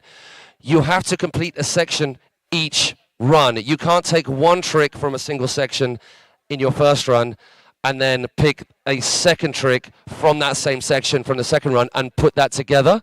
It is a section scored as a whole per run. So we were just worried that maybe some of our riders out there were a little bit confused like that. You can't pick and choose one bit from one run and then another bit from another run and put them together. It is a complete section that you are judged on per run. You can't pick and choose. So if there is any confusion about that, please come and chat to our judges and our officials, to Martin and the crew up here, and we'll clear that up. Everybody was told within the riders' briefing, but we want to make sure everybody's clear and on the same page there as well, because we don't want anybody not quite getting the score that they were after just because of a little bit of confusion over the way things are judging. Meanwhile, Guillermo is out on the water. I'm sure I'm still saying that wrong, but we still do try. This kid ripped the first run. What parts of his first run do you think he's going to looking to improve? Because all of it looked amazing. Happy with kickers. Obviously, he's missing that out. Something a little bit extra right now on the second section. 270, little bit better. 270 into that front board, left foot over the far side of the rail, then gets the handle pass, back lip. There we go. That was much tighter. That was probably the best hit we've seen on that section so far. Full pulling all the way to the end of that rail. And that shape rail is so slippy. I absolutely love it. Locking in, sliding all the way to the end. All right. So it was literally the second section. So is he going to be looking to improving the creative section right here? We saw, I think it was the, was it the crow off this, the nose grab? If you're going to go to crow mode. I think he is. Okay. Nicely done. Oh my gosh, packing in the tricks. All right, slow down, Trigger. Boys happy. A lot of activities right there in the creative section. Getting our judges riding like the clappers, and the crew on the shore that definitely appreciate the efforts from Guillermo. All right, That's going to be a tight hit. So I'm going to go, well, you know what, we need to have two little pages open here, which I will do. And immediately, Guillermo moving himself or securing that top spot. Unfortunately, Bongiovanni Bruno not squeezing himself into one of the top two qualifying places. But still, the one person that is on the bubble right now is Carson Desjardins from Canada. Guillermo's spot is secure because there is only one rider who is left to go who is not in those top two, which is Riccardo Peggiani. So he's got to go all out in the second run. No holding back whatsoever, Riccardo. Each of our riders, they will get the last chance saloon. That final crack of the whip in our LCQ, the last chance qualifiers, they get a second go where I think it'll just be the one run. I don't think I know. It'll just be the one run in which they get to impress the judges on why they should be moving through. And in the LCQ, it's not a nice place to be. For my sins, I might have been there quite a few times because I like to make the most of my entry fee for a competition and get more bang for my buck by riding in every single possible round I can. And I'll tell you what, I like that they're not calling it LCQs, they call it big or home. Big or... that is kind of... Go big or do one, right? Get out of here. Exactly. So Carson, he can't relax. He's got Riccardo coming after him, the last rider off the dock, who could still improve upon his run and knock Carson out of that second place spot. Guillermo, he's secure. Even if Riccardo gets the top spot, it will knock Guillermo into second spot and Carson out of the running. But this guy, he does seem rather cool, calm and collected, not shy about launching a few. Can that stay the case for his second run? Happy with his kickers, leaving that. They were really good. He got those two spins, opposite directions, and grabs off of that right-hand kicker. It was this that he just needs to line up much better. He got the spin. He got an extra rotation, so it will be an improvement. So that's only the half of section 2, and here's the second half. Which he ran out at all time right there. He was thinking about it, but that would have been sketchy, trying to charge back at that feature. Now into section 3, where he go. Oh my God! Almost manualing out of that bank. Yeah, jibs the coping and then rocks down into the rail with the front side 360. He was looking about the triple threat right there, that two-step from pipe to pipe to pipe, but didn't quite come together. So he may as well just use this as practice right now for something. Let's give it up for Carson Desjardins, a little bit frustrated. He's just going to keep on riding round. Is he just going to go for a practice hit on one of our kickers? Maybe. Yes, he is. Oh, that didn't look like that was going to happen. He was getting all kinds of squirrely right then, and then he manages to muscle his way out of that, but pops the handle. So that's Carson's job done. I'm going to say that's not going to be an improvement on his first run score. Even though, well, no, I was going to say even though certain hits were better, but I think the bits that he did before, that he attempted again, were similar, but that second section didn't come together as he needed. Here you can see the transfer across. Gets that drop in that 360 in, and this is the triple threat.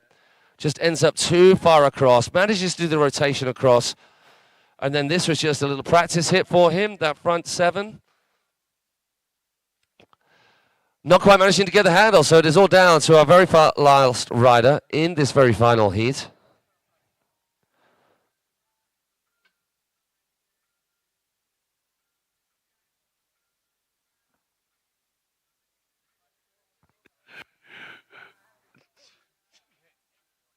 Sorry, just commenting, just lost track right there. My wife watching the stream, obviously she is. She can't get enough. And just saying that Maddie and I do look really cute together on the stream. All right, babe, jealous much? Yeah. Chill out, all right? We're at work here. Just get back to you, just mind your own business. While still watching and being jealous. That's right. Our poor long-suffering partners. Okay, Riccardo Peggiano Zuzzoli. Let's go, Riccardo. So he's got to go all in on this. There is no relaxing about any of this second run. So it's going to be the toe front 3. He's going to squeeze a little bit more. Toe front 3, really, really nice. For those of you out there wanting to start a spin, that is the best way of doing it, getting off a small kicker. Oh, go on, get the hop, get the hop. Yes! Yeah, boy, the first one to do it. Nice one, Riccardo. So that's the half of section 2. Now into the second half of section 2. Did he just heel? That was reverse MJ. Yeah, reverse MJ on the heels. Switch MJ on the heels. 50-50, over to 50-50. Rocks down into the transition. Now to the second half of section 3. Front lip. Rocks down perfectly. Full pull connection on that rail to rail. Missing out on the triple, though. Into the creative section. Opting for the inside bump. Yes, I love that. The tail grab. A little bit of Ryan Marston style right there. UK rider. And that is the highest of compliments. Ricardo dropping all the spins up that incline box when there's not much space to spare. Yes, yes. Don't be looking at them. Get the handle pass, man. He fully claimed that hardcore, didn't he, to his crew on the shore. So, hey, buddy, that was definitely improvement. A lot of style in there as well from the young lad, too. Is there enough intensity and technicality involved in that when we compare it to Carsten's and Guillermo's? I'm not quite sure. But the style and the uniqueness of this run, I like that. Got a bit of a creeper, actually. He was just on his tippy toes. Locked in 50-50, full pulling all the way to the end. Yeah, the heels going up. Valdosta Wake Park just going crazy for that right there. A little bit of Shredtown action on that reverse MJ. So well done, Ricardo, and to everybody in our amateur qualifying heats, both the women and the men. Oh, I like that. My wife's trying to make up for that diss right now by saying, sounding great, Magoo. Okay. Yeah, that's my nickname. What of it? All right. Get your hands off him. That's what she just said. Jealous much. Jealous much. So if anybody's joining in the stream, you'll get what we're on about. Everybody here on site listening to this just will go, what the hell is going on in that tent?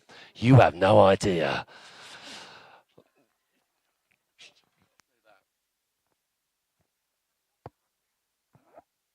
I will write that later. If we ever go silent, we're saying things on the microphone, off the microphone that we can't say on the microphone. Hi!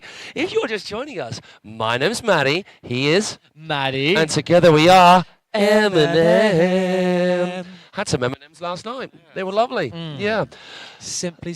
Simply lovely. Hey, for those of you who are just joining us, willkommen, bienvenue, benvenuti. No, I don't think that's a word. I just made that up. Anyway, hello. Hello.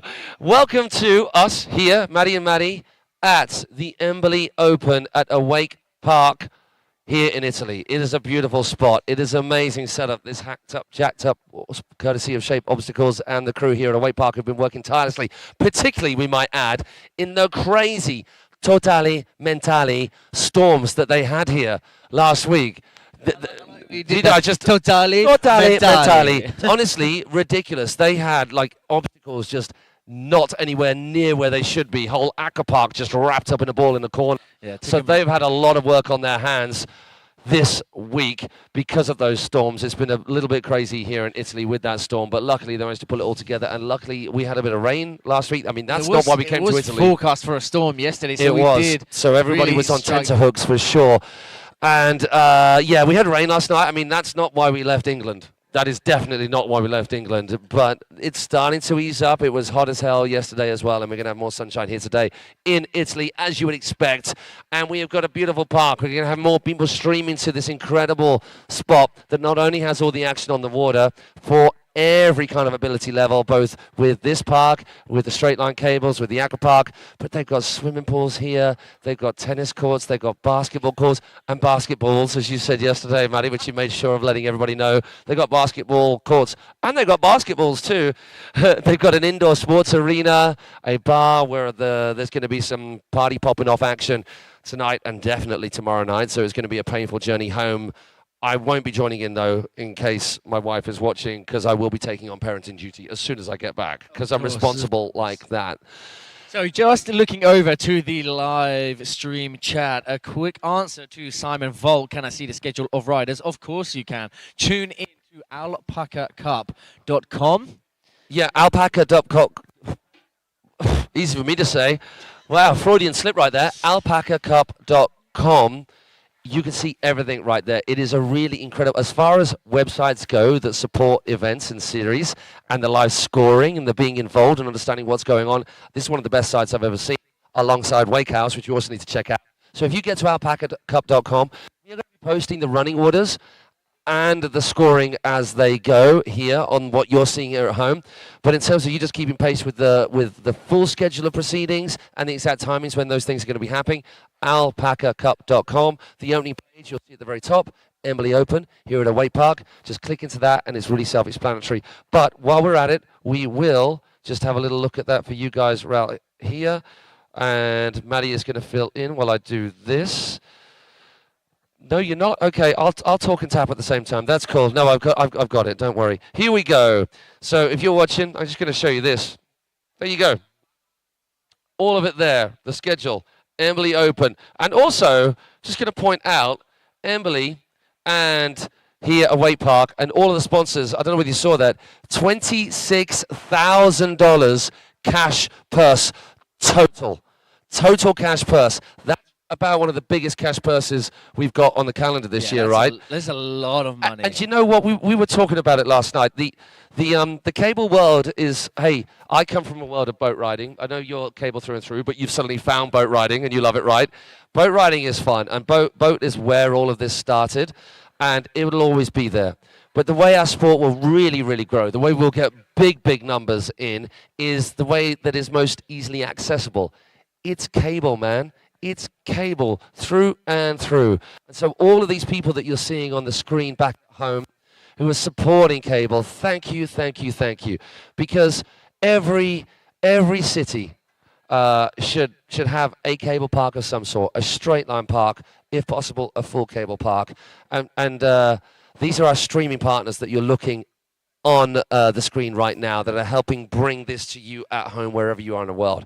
But if you are at all interested in this sport, if you partake in it a little bit, if you know someone who's got a bit of land, who's got a bit of lake, who might have, hey, it takes a little bit of cash, but for the price of a wakeboard boat, you can buy a full cable.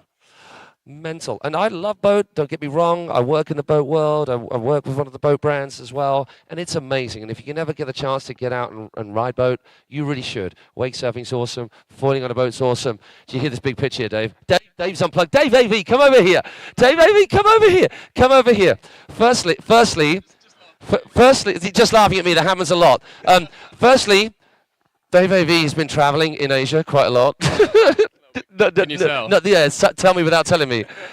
So, hey, some of you may not have seen this beautiful haze that is behind the incredible drone shots at pretty much every major wakeboard event across the world. I'm talking about boat. People won't know that that's how we first met, and that's how you first start getting into this game. I taught this cat his first back roll, and now he's a way better wakeboarder than me. How did that happen? Dave, I don't know about that, mate.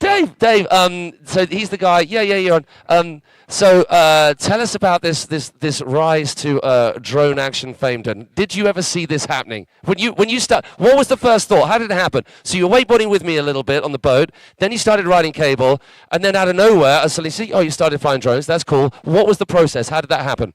Yeah, there really wasn't any thought behind it. But like most things in our sport. Yeah, pretty much. That's wakeboarding for you. But yeah, I guess when I started riding cable, really just like fell in love with it, and yeah, from that moment, wanted to film, wanted to just get involved in it. You didn't want to carry on working at the body shop anymore.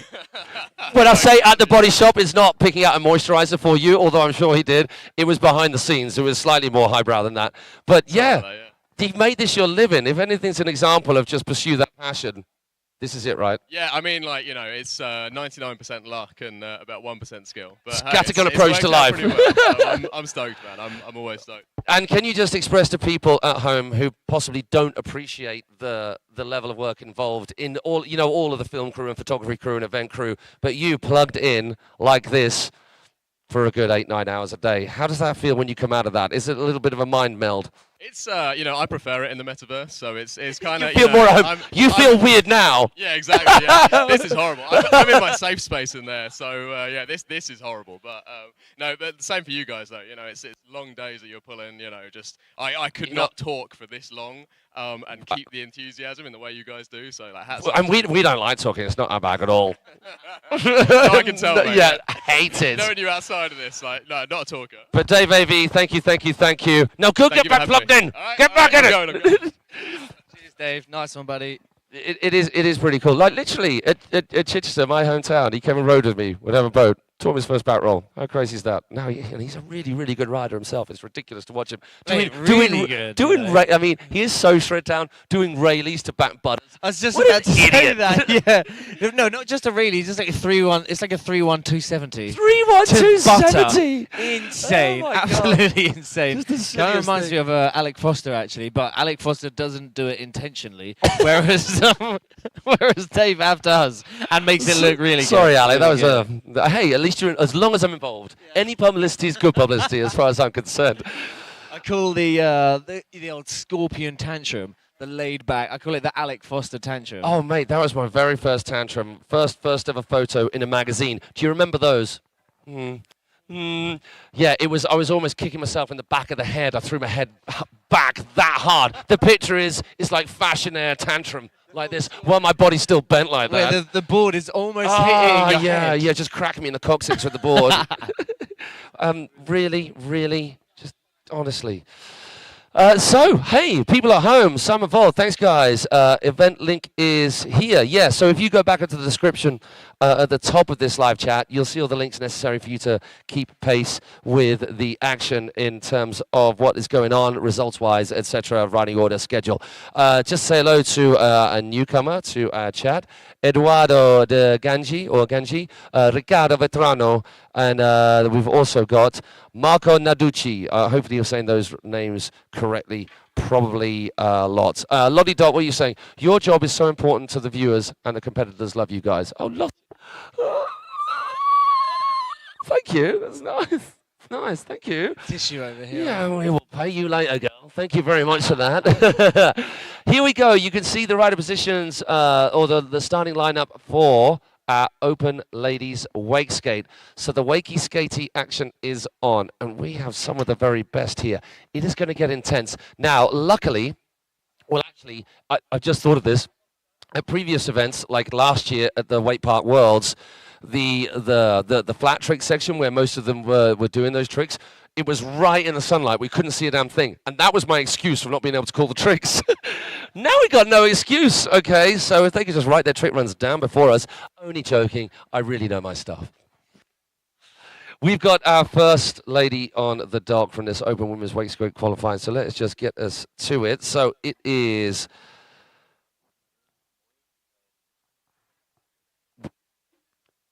you can see us scrolling through, and you can see the action on the dock. The lady's going to be taken to the stage very soon. I am just going to be getting to that section right now.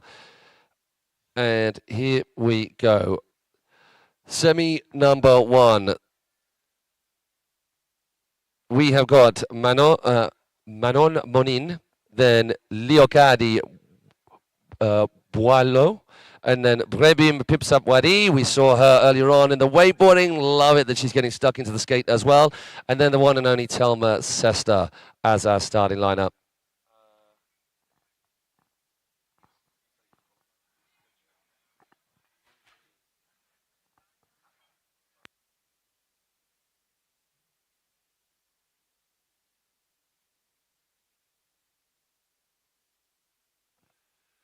So the other good thing about this Alpaca Cup website for those guys at home, and for also you guys here, in case you've got any friends who aren't able to tune in but do want to be aware of what's going on, you can share the action. Just by copying that link and just posting it, or just taking a screenshot and posting it up on your page. Any amount of sharing will be much appreciated from all you cats at home and you guys here as well on site who may be keeping one eye on your phones, on your tablets to keep privy to the results. Change in the format for our wake skates. We have a jam going. Woo! So it is a total of 4 riders battling it out, but in the jam it's going to be 1-on-1. 2 riders, but out of the 4 riders in this heat that you just saw in front of you, it is going to be the top 2 making it through. So even though there are 2 people on the water at once and then there's going to be another 2 battle, it is those 4, out of those 4, top 2 go through. And it is Manon Monin who is going up against, in this first round, they're all up against each other, but we can kind of consider it a little bit of a duel battle. Leocadi Boileau. So we have got France versus France, teammates out on the water together, and then we have got Thailand and Spain represented Brebim Pipsawati, and then Telma Sesta is also going to be taken to the water. So I think the girls are going to head on out and just douse down the features before we get things going. So first young lady out of the water, first two young ladies out of the water, and smiles are plenty. So they're going to get, I think, a lap under their belts each, just to wet things down as much as possible.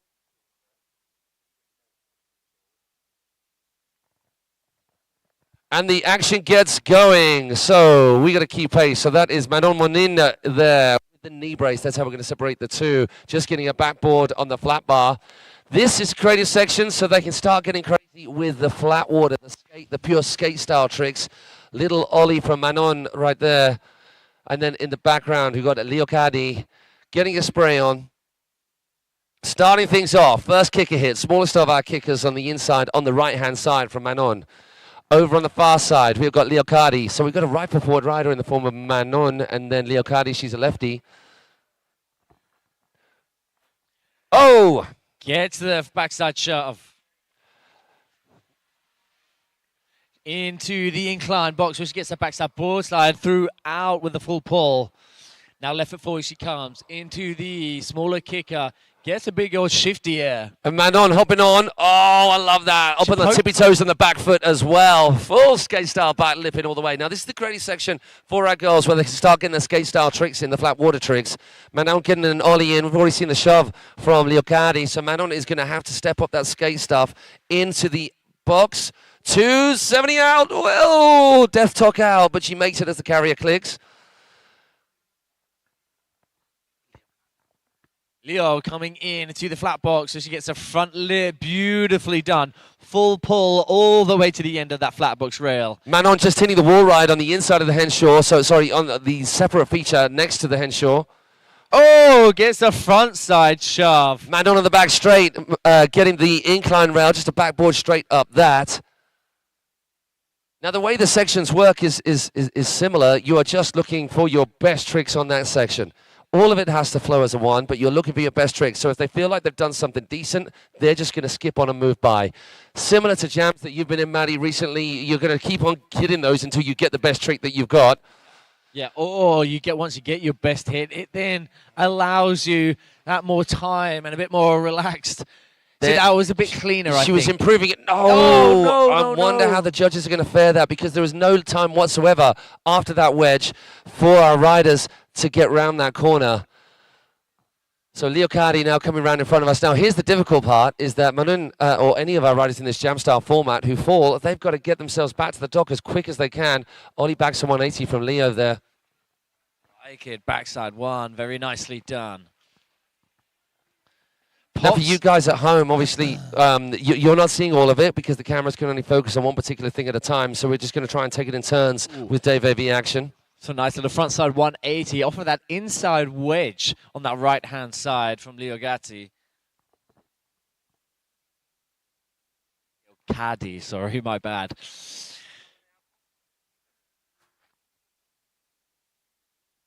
So a total of 10 minutes out on the water. We have our rider from France.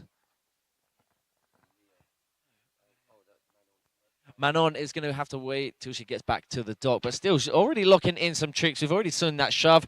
She did fall after. I mean, technically, I think she landed that trick. It was only as she clicked around the corner that she popped the handle. No! Oh my gosh, that was insane. That is like wake skating incarnate there. Oh, I caught it. Oh, I got it. Oh, no, I haven't.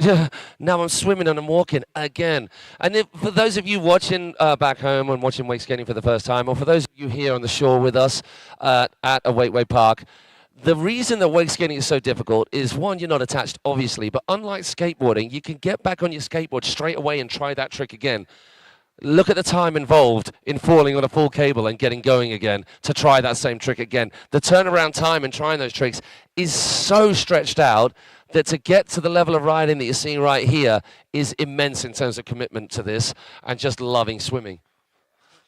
Yeah, you got to be a good swimmer if you want to wake skate, that's for It sure. certainly ups your fitness, that's for sure. So Manon and Leocadi, they are now racing back to the dock. They're probably going to get back at roughly the same time in this 10-minute jam, our first jam of 2.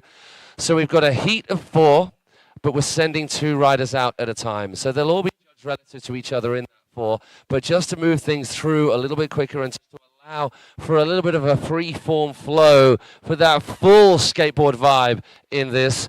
It is a jam-style format with 2 out there at the same time. If they had all 4, then our judges wouldn't be able to catch everything. But in this sense, our judges are just 2 judges on each section, so they can catch it all. I love the super steez, like the skate style with them socks, the high socks. I'd have shin pads on, to be honest.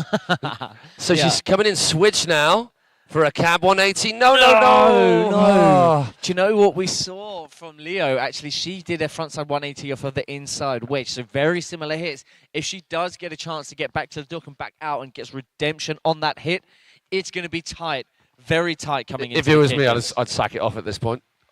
Running and swimming. Front lip slide all the way through full pulling. The Wakeskate incline rail. So Leo Caddy is in a position now of having a lot of time to play around. Love for each of the riders between each other. She gives a little wave to Manon, who's obviously going to be frustrated with that fall early on after getting back on the water. So I think we're going to be needing to see, especially if they're going to pile the pressure on the last 2 riders, Prebim and Telma, a little bit more tech on the flat water. I think Leo, she might as well go for that 3 shove, and the closer she can do it to the drive tower, to the 5th corner. So in case any of you guys who are watching, Dan Milstein, oh my, don't you start Dan Milstein with the... Go on, yeah, go on, Leo, getting the 3 shove. Getting the redemption, if any... like that. No wonder Dan's tuned in. It's the Wakeskate section. Dan being a Wakeskater himself. Extraordinaire. Yeah. Hey, Maddie, have you Wakeskated much yourself? I have Wakeskated. Have you tried shoves? I've landed a shove, yeah. So there is no better feeling in the world than catching the skate in the air before it hits the water, because it's so difficult to do, and it's just, and not being attached to the board and cruising around just not attached, it is the best thing ever. So if you're a wakeboarder out there, you've not tried wakeskating, then you need to give it a go. So we've seen the 3 shove from Leocati out there.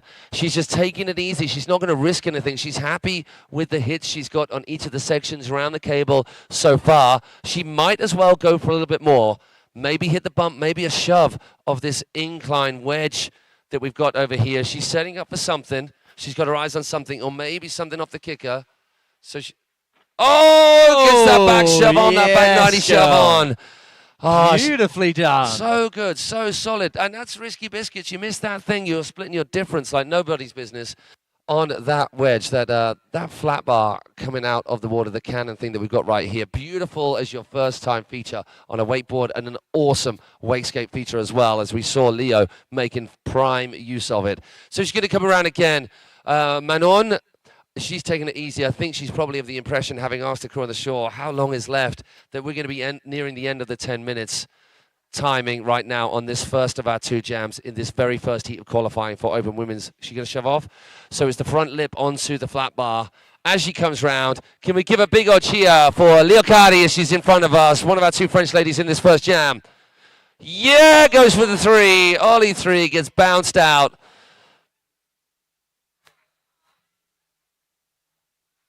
Yeah, that was sick. So obviously, it is not just the other rider that she's battling out against. We still have 2 more riders in this heat, which are going to be coming up next in a 10-minute jam also. So it might look like it's 1 versus 1 at the moment, but as we said, no, it's against all 4. Top 2 going to be making it through. We just have 2 riders on the water at once. So really stepping up the ante with that hillside, that ollie frontside 360. Just a little bit front nose heavy flying off the end. So I hope she gets redemption on that. Current standing, she is going to be scoring well. We saw that beautiful 360 shove. We saw this shove onto this incline right in front of us. Very cleanly done. First time as well. First tee, baby. Yeah, that's full on, those sorts of tricks where you're shoving onto a feature. There's an awful lot more that can go wrong. Trying to shove on the flat water. Yeah, that skate. And those skates are heavy things, man. You think they're easily twice the size of a normal skateboard in terms of surface area. And like 3 times the weight. You need that weight when you're out in the water in order for that to spin and rotate and flip in a slightly controllable fashion. I say slightly controllable because there's nothing controllable about wake skating. If any of you have given it a go, you'll know exactly what we mean. So Leocardi out on the water again. Obviously, a little bit of time left as Dave EV gets in hot pursuit for you guys to catch the action at home. We've got multiple automatic cameras dotted around the shore just to fill in the blanks where Davey's recharging a battery here or there. And now we've got that on-board view. Leocardi down that back straight, opting to miss those features on that back straight. Obviously, for any of our skaters, it's a lot easier for things to go wrong in a lot more sort of unpredictable way on a skate, and where you're falling off out the back straight, where you're not as close to the shore in a jam session, that's risky biscuit. So if we're seeing any of our skaters throw down any tricks over that back straight, the judges will up the intensity and the technicality sides of things. Hey-o, hey Alex, give it up, oh man, thank you so much. We just got, Alex, come on here, say hello to the people at home. So Alex, one of our riders in the amateur men. So we've just got Leo out there. We're rounding off the end of this jam style session. How did you enjoy your time out there, dude? Yeah, I really like that place. I really like the cable and the people, everyone. Everyone, this is what it's about. How many competitions you been riding in, dude? I just been in London and WWA Worlds, at veterans plus 40 plus, yeah. So like three contests in your lifetime. You love it? There we go. Get yourself competing. Thank you so much, Alex. So we're going to be seeing him later on in the amateur men. We're going to be waiting for the klaxon to round off the 10-minute time for this first of our jam sessions here with our ladies. That actually just gets forked. Just for those who don't know, forked as in the fork that comes out that catches the rope in case. I'll move on. So that's first jam done. We can see our next riders on the dock about to go. It is Brebim Pipsavwadi and Telma Sesta. Is there any catching this young lady, Telma? She's like everything. On fire right now. Absolutely killing it. Taking the win at IWWF Worlds at the end of last year. Then Europeans. taking the win at Europeans before that. Then taking the win at Plastic. Taking the win at WWA Worlds. This girl is on fire.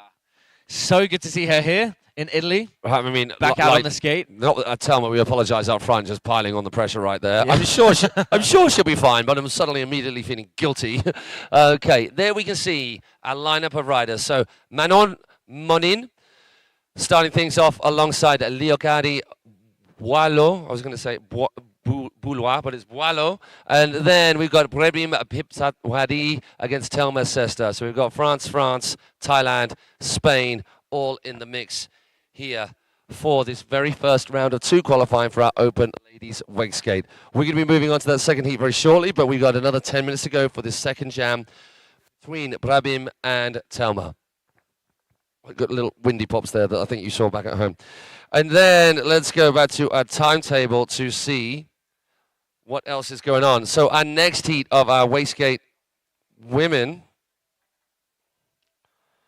is going to be shaping up like this. Amelie Fuchs, Vanessa Titarelli, and Zuzana Vrablova. So that is all those girls are pretty amazing. I mean, Zuzana, she is the one that's led the charge in wakeskating for women for a very, very, very long time. So it's cool to have her in the mix. I think I need to move. You need to move this. No, that moved me further. That way. There we go. Because that's my OCD kicking. The shot wasn't squared off properly. For those of you at home, hey people, let's say hello to people on the Chataloni. Igor Colombo, Richie Vetrano, getting behind him, and oh, you're just having a chat between each other. I love that. You know, when we put all this effort into this stream, at any event that we're at, and then people just start having a conversation about what they ate for dinner the night before or something. Yeah, but don't worry about it. We'll just carry on doing what we're doing. There we have the young lady from Thailand. She's got to be 12, 13 at most. It says right there, Matt. That's her actual age. Okay, yeah, I thought that was just a rider old. number, a ranking number or something. 11 years of age. What?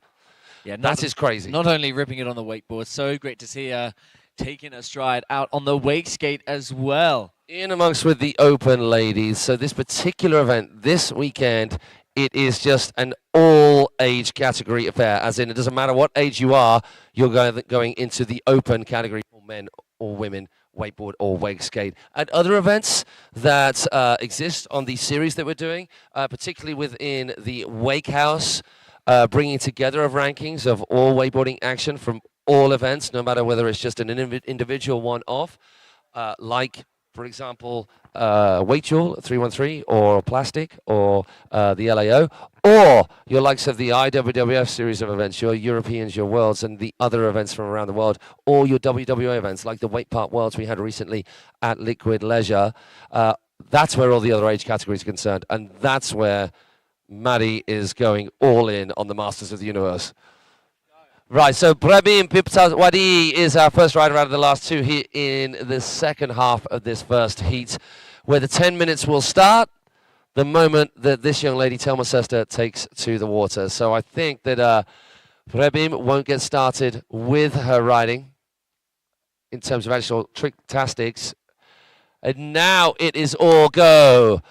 So we've got the youngster. I mean, they're both youngsters, really. I mean, how old are we talking with Thelma? She's still late teens, 18, 19? Turned 18 a few weeks ago. 18 years old and already ruling the roost across the world in every competition she's at. So the girl's just giving a spray down. Is Brabim going to be getting into her riding action? I'm not sure she is. It's going to start, I believe, right here in front of us.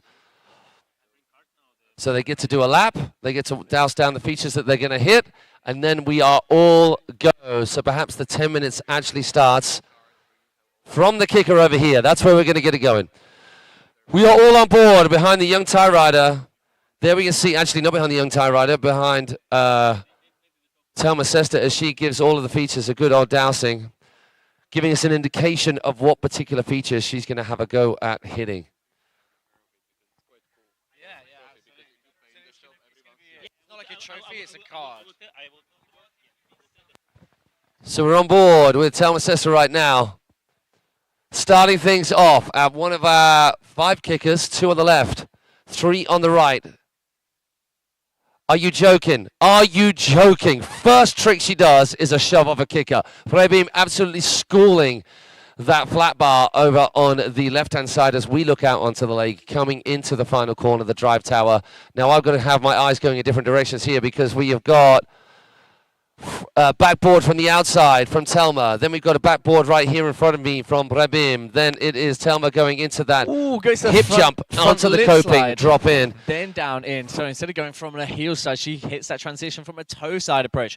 Outside in, backside board slide on the edge of the flat bar. So Maddie, what you missed is the very first trick that Thelma did. The very first trick, shove off the kicker. Like risky biscuits to start things off. But I mean, risky biscuits for any of us mere mortals on a Wakeskate, not for Thelma because she just makes it look so easy, doesn't she? Brabim gets the hip jump over there on the transition feature into the back. 180 front side with maybe a little bit of a snap. Oh, front board from Brabim as well, getting full pull. This young girl's killing it too. So just racking up the hits on all of the features and early on as well. A lot of the girls missing the features early on, not wanting to risk falling in. The judges will appreciate the difficulty and the risk. Yes! Yeah, Brabim getting backboard into 270 right there from Brabim. Then a big old hip jump once again. Yeah, that was a lot cleaner from Thelma. And a little bit further along, right? Yeah. Thelma's coming outside in, backside board slide with a shove. 270 shove out of that. 270 out. Not even a 90 shove. Then a backside shove right after that as well. So the 90, oh my gosh, dog flying through. 90 shove is a lot more, a lot easier, a lot safer to do off the end of a feature because it's right in front of you. You don't have to push it too much. You can catch it before it finishes rotation. 270 shove of a feature, so much more difficult. What? A little bit of actually an uncharacteristic butt drop there for Thelma, but still backside 3, wow. That is her go-to kicker trick. Throughout these competitions, we've been seeing Thelma absolutely stomp that trick. Ollie backside 180 she from gets Brabim. Out of there, good girl. Now she clicks around. Are we going to see a hit? No, she opts out. Frontside 180, surface, brings it round. Very right foot forwards approach. No, I think that maybe Thelma is either decided that she's done enough on certain sections and doesn't need to risk anything. Then that shove, maybe it was a front shove before or a 3 shove that we missed in that far corner. Our judges will know exactly what it was. Now it's the back 3 shove. Oh, get that leg back down. Oh, that is a shame. So Thelma going to have to get herself back to the dock. She has racked up an awful lot already. Prabim getting that frontside lip slide into the bank and then rocking down. I really like that. Very creative way of hitting that bank. Instead of just riding down, she actually makes the lip slide out of it. So Prabim, our only rider, out on the water now, coming past the dock. Yes! Her feet were so close together and she still manages to ride it out. That board is so slippy. Oh, a little bit wobbly coming into that incline box. But she gets the shove in there as well, so already up in her game quite early on. I'm not even sure we're at the halfway stage of this 10-minute jam. So it's going to be half an hour for each heat. We've got a second heat to come up, just a heat of 3.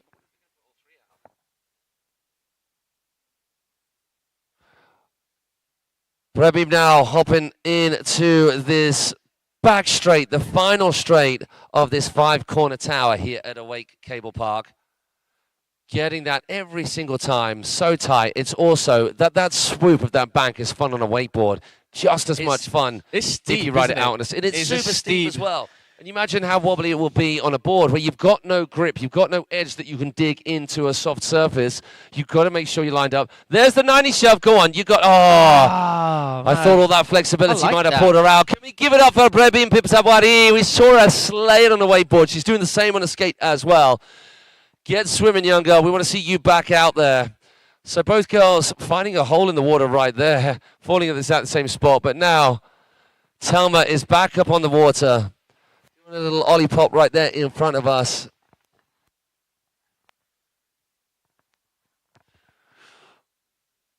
Are we going to see Redemption cleaning up this backside 360? Oh, no! No! Oh, my goodie. Now, I'm glad you stopped yourself then. So we're seeing that again. That's very uncharacteristic. A plastic, and then for you at Worlds, and then for both of us at those previous events, just every time, pow, pow, pow, backside 3, like it wasn't So anything, like she was in a wakeboard, like she was attached. So a little bit uncharacteristic at Telma, but I'm sure she'll be happy to get those falls out of the way before the next round. And I realize that you may think, well, aren't you jumping the gun a little bit, Matt?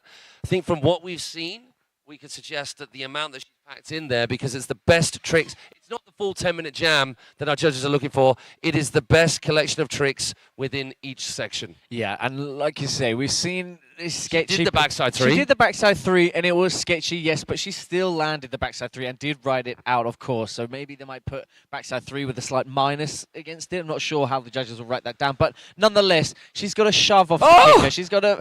That was better as well. It was the backboard with the 270 out, but she left the 270 later, so it wasn't really pre-spun as much. So Prabim been hitting everything as well, every time, like not scared. This awesome little bank here on the left-hand side of the second section with a kind of rolled top to it as well. Another great Wakeskate feature and a beginner feature. Opting to miss the second parts out there. Doesn't fancy the swim. If it goes wrong, I do not blame her at all. She's done that bank hip transfer so many times, she doesn't need to risk it there. Maybe a shove off the end of a feature. But getting the front lip. We but saw full the pull front, every time. We saw front board from Prabim, and now opting for the front side lip slide. We're going to go for the shove again. Oh, the 90 shove. Oh, a little bit of a bounce on. She made... that was such the right call there. You saw the skate just chattering away. That's just asking for the thing to disappear underneath her. So Telma's got a little bit of a trek on her hands as soon as she's back in. Oh no! Maybe they can swim and run back together now. So both girls deciding to fall at the same spot. Another great way of learning tricks in a cable park for you guys out there. All decide to try something new on the same feature, all in a row, and then you got someone. If someone falls, then they're in the water for you when you're trying it, getting cheered on. And then if you fall when they're watching, you get to walk back together. It's cute. Yeah, it's cute. It's cute. Like us, as my wife said. So our next round of riders, we have got Vanessa Tittarelli, Amelie Fuchs, and Zuzana Frablova all getting themselves ready because we're probably in the latter stages of this 10-minute jam right now. The second of our jams in this very first heat. There's some cheers over there encouraging Prabim to get back to the shore. I think, is that Telma still swimming away? Telma's on the dock. Telma's on the dock. Oh, you know what? The worst thing, here's a tip. When you fall off your skate, just keep your tippy toe or your heel or something attached to that skate as it disappears. Because there's nothing worse than knowing you've got to swim that way and your skate's gone that way. We're gonna do is she something lining up? special from Telma. So sometimes you can get a feeling for what particular trick they're going to try by where they're putting their feet. So is it the backside 3 again? Oh, Okay, so that's going to be frustrating for Telma as well.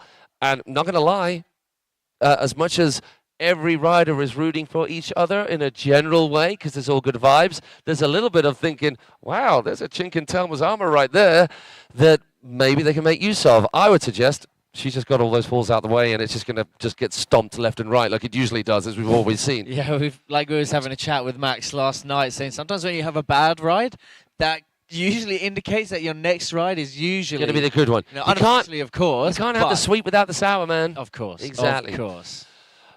And while we are waiting for our ladies to get back, you guys catching the action on the dock. I say action. It is just our girls getting themselves ready to go and in the zone. You've got Amelie Fuchs there on the left.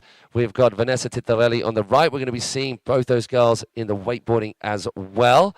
Amazing to be taking part in both, and what a workout that is. I mean, these 2-day events, it's a little less of a workout, but then when you go to these bigger international events that have multiple divisions over multiple days and lots of riders, which means lots and lots of rounds to qualify through, and then you choose to ride in more than one category, the wakeskate and the wakeboard, there's a lot of work involved. And so many of our riders here this weekend do that at each of these events. So not only at the end of a long run of contests in this season, but they've also been riding double what everyone else has been riding, which is just insane. I'm broken after the ride I had yesterday and still broken after plastic playgrounds. But I am the most experienced category. It's allowed. How are we doing in the chat? Let's go. We've got Pervosa. I hope that there's no swearing here. Riccardo Vetrano. Speedo. Quando arriva. So when is Speedo arriving? When is he arriving indeed?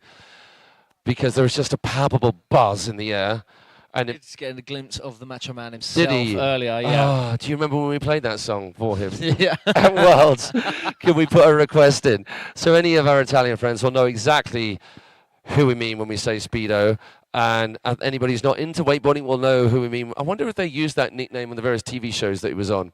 When he was on Love Island, Italy. I wonder if he introduced himself as Speedo. Oh. Let's see who else is out there. I like that. Another reason Wakeskate is for masochists. The grip tape adds that little spice to your shins. There is nothing worse than a grip tape skin shredding. Yes, and there's an awful lot more grip tape on a Wakeskate because it's that much bigger. All right, our girls now, probably, I would be surprised if there's that much longer left in this 10-minute jam session.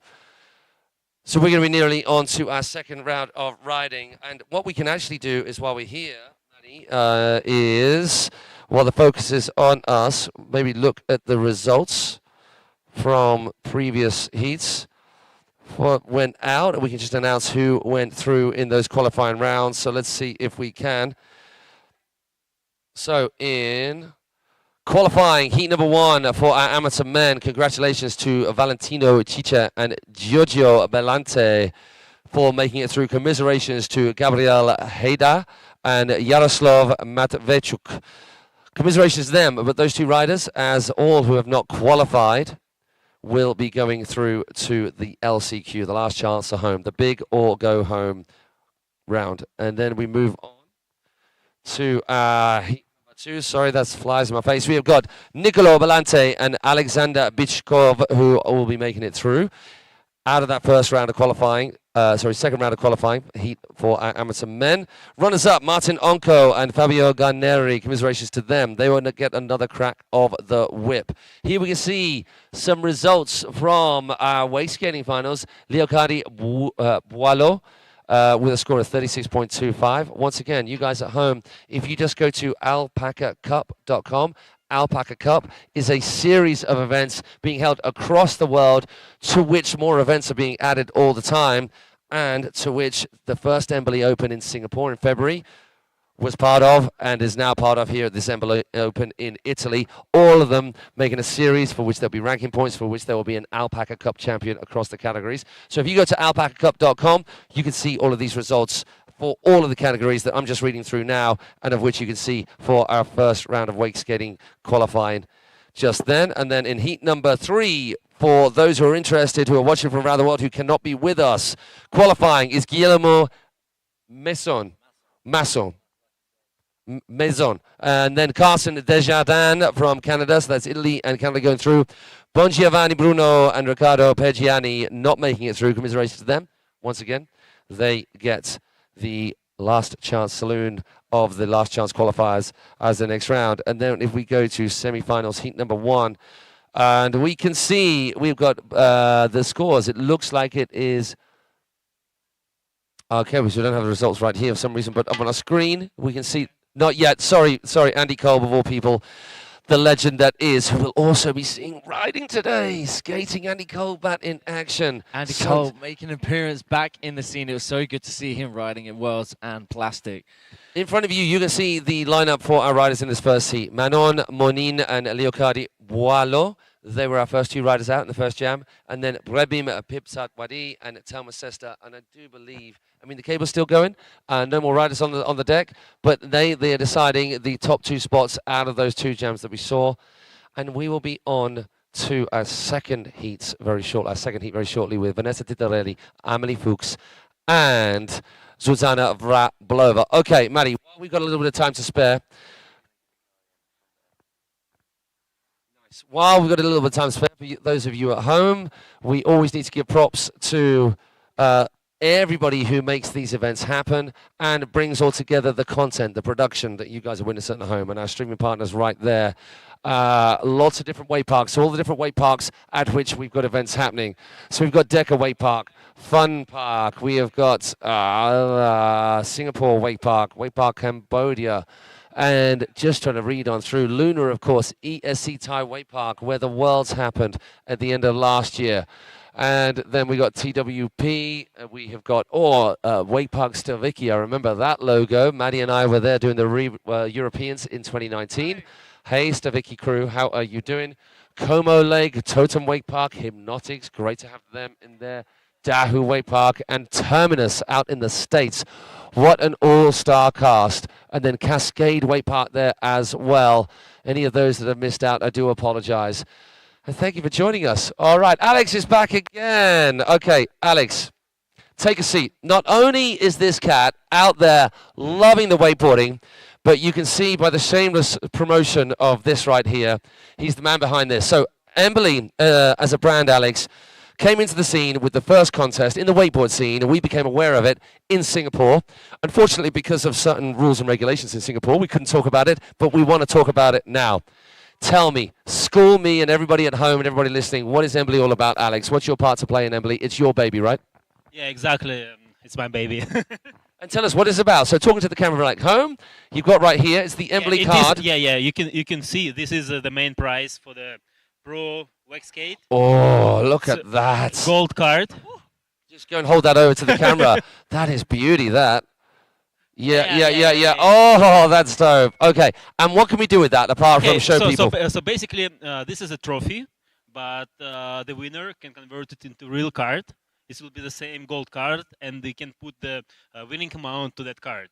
So basically, like this is the service we can provide him. And you're also offering the service of you can transfer your money into crypto through this card. Exactly. So this is the main concept. If you're a trader or you're like a holder or whatever, you have your Bitcoin or whatever. So you just send the crypto to the card and go buy coffee, beer, whereas often for those who aren't in crypto or those who are in crypto, it's actually hard to spend your money in all the ways that we usually spend our money. So that particular card that you're offering, you can spend it in exactly the same way that you'd spend a MasterCard or a Visa. We are on a Visa network right now, but we already co-branded to the MasterCard. So very soon we'll be providing service worldwide except USA. And tell me why wakeboarding? Why wakeboarding? I don't know. Like I was been doing like action sports when I was young. Yeah. Like maybe like I'm 41 now. So basically, when I was 15, I started doing action sports like snowboarding, rollerblading, and when I have a chance, I start to support events. So basically, like I supporting events maybe from 2002 Oh, a long time. Yes, yes, All, yes. all through No, no, Embly, no, through no, no, no, no, no. different businesses? Yeah, yeah, yeah. It was a different business, and then I came the concept with Embly because I was in Thailand and I was not able to spend Bitcoin, so I was like, how to do it like an easy way, whatever. So basically, the concept came out, and yeah, and after we launched, I have a like a passion in action sports. So basically, like I was in Singapore, like I was wakeboarding. Okay, why not support? We talked with Victor. Actually, Victor was the first rider. Like we start thinking what we can do together, and this is how it started. Amazing. It's so good. And you got Yannick also on the team as well. And we're looking right now for one more rider. I guess we introduce him next week. Exciting. Okay, that's cool. And tell us why this particular format events, working with Martin, who's doing such an incredible job with Wake House. How do you see this growing? What do you think Embly's part to play will be in this, and also your part to play on the water? Tell us where you see this going. Why Italy? I mean, we're very in good contact with Manuel, who think the best fit for that kind of event for this summer. Of course, we're looking for the next venues for next year. We're talking with several people for next European event, but we already have in mind for this winter, for the February. We have already dates, but we keep them a little bit silent. Yes. So I'm saying yes. I think it is very good, and I believe what very soon everybody like an action sport, like a snowboarding, skateboarding, people will start to get paid for the, like a full event in crypto. Yeah, yes, yeah, yeah. exactly. And like this is why I believe in that concept, and we support people. People come to the sport. People like okay, what is the crypto? How I can spend, and we offer different services.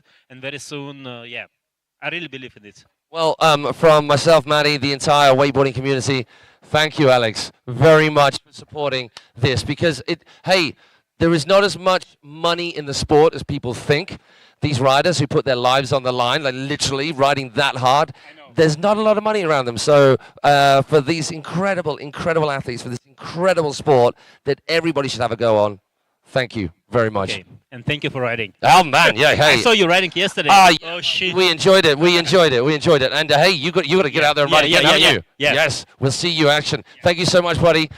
And thank you to Embly and the crew. And hey, that a little bit about. So do take time to just have a little search online for the crew from Embly Open. What we are going to do now, for those guys listening back in production, we're going to take a little time out while we wait for decisions to be made. We'll be right back with you very shortly. Stay tight, people at home. Go make yourself a cup of tea, cup of coffee, get yourself a drink, some food.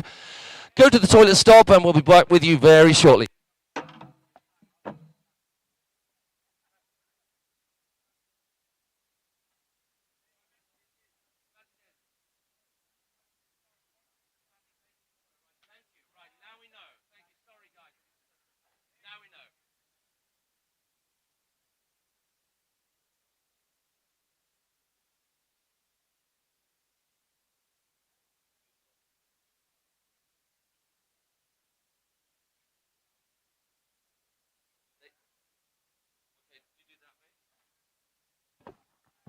All right, you guys at home and, of course, on the shoreline, we're just going to be taking a small break, so stay tuned. Maybe go get yourself some refreshments, a beverage. Back at home, get yourself a nice cold brewski, or if you're from home in the UK, put that kettle on for a cup of Paka Cuppa. I would much appreciate PG tips, which they don't have here. But anyway, stay tuned. We will see you shortly. Thanks.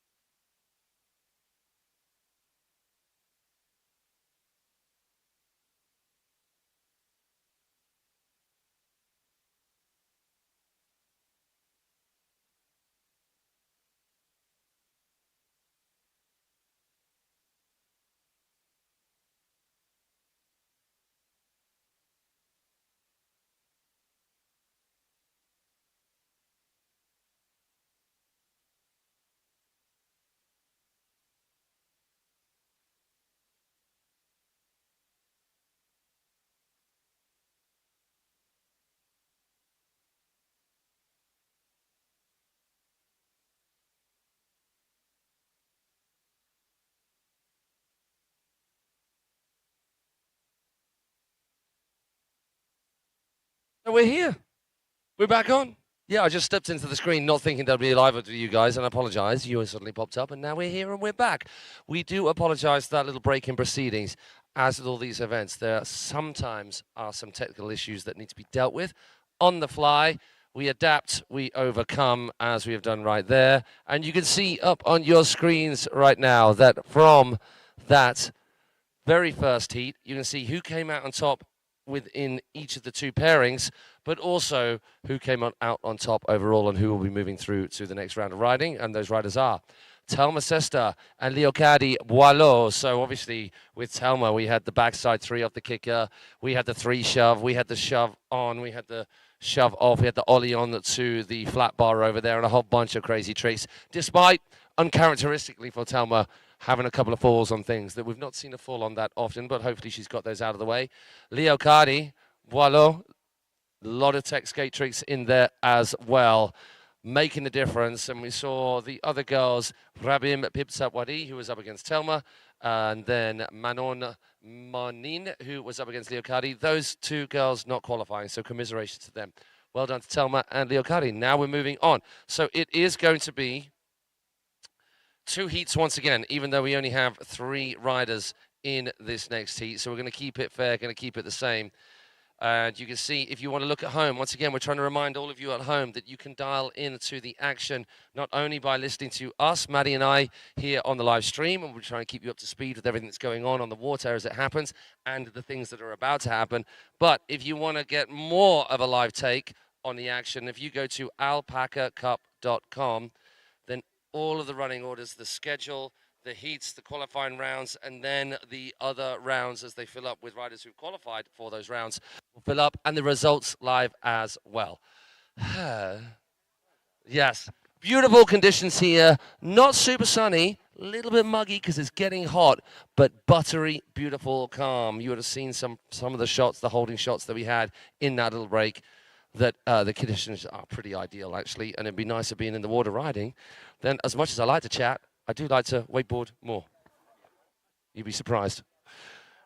Next riders, you can see there Martin Onko, who's still in his riding outfit from after that near-death experience, nearly landing on his head on the third section of that big old Jules Charot shape feature hack that we've got over there. And then Telma Sesta, you can see on the left, then just in the far with the helmet on, sat down. That's Vanessa Titorelli of Italy. Martin just talking to her. And then we have Zuzana Vrablova. She is going to be riding shortly as well. She's going to be out there soon. And we're going to be sending these girls out. So it is Amélie Fuchs going to be up against Vanessa Titorelli in the very first heat. Jam format of 10 minutes. Plenty of time for them to impress upon the judges why they should be moving on through to the next round. And then it is going to be Zuzana Vrablova just out there. I wonder whether they're going to give her the full 10 minutes or not, because there's only 3 riders in this second qualifying heat. There's only 10 total, so that's why we've got a number. And Martin Onko, not only organizing everything behind the scenes, not only organizing everything in the lead up, but also doing the same here on the day, working through the systems of judging that he has developed, the scoring system, him with various people that he worked with to create that system, including the guys from the Alpaca Cup.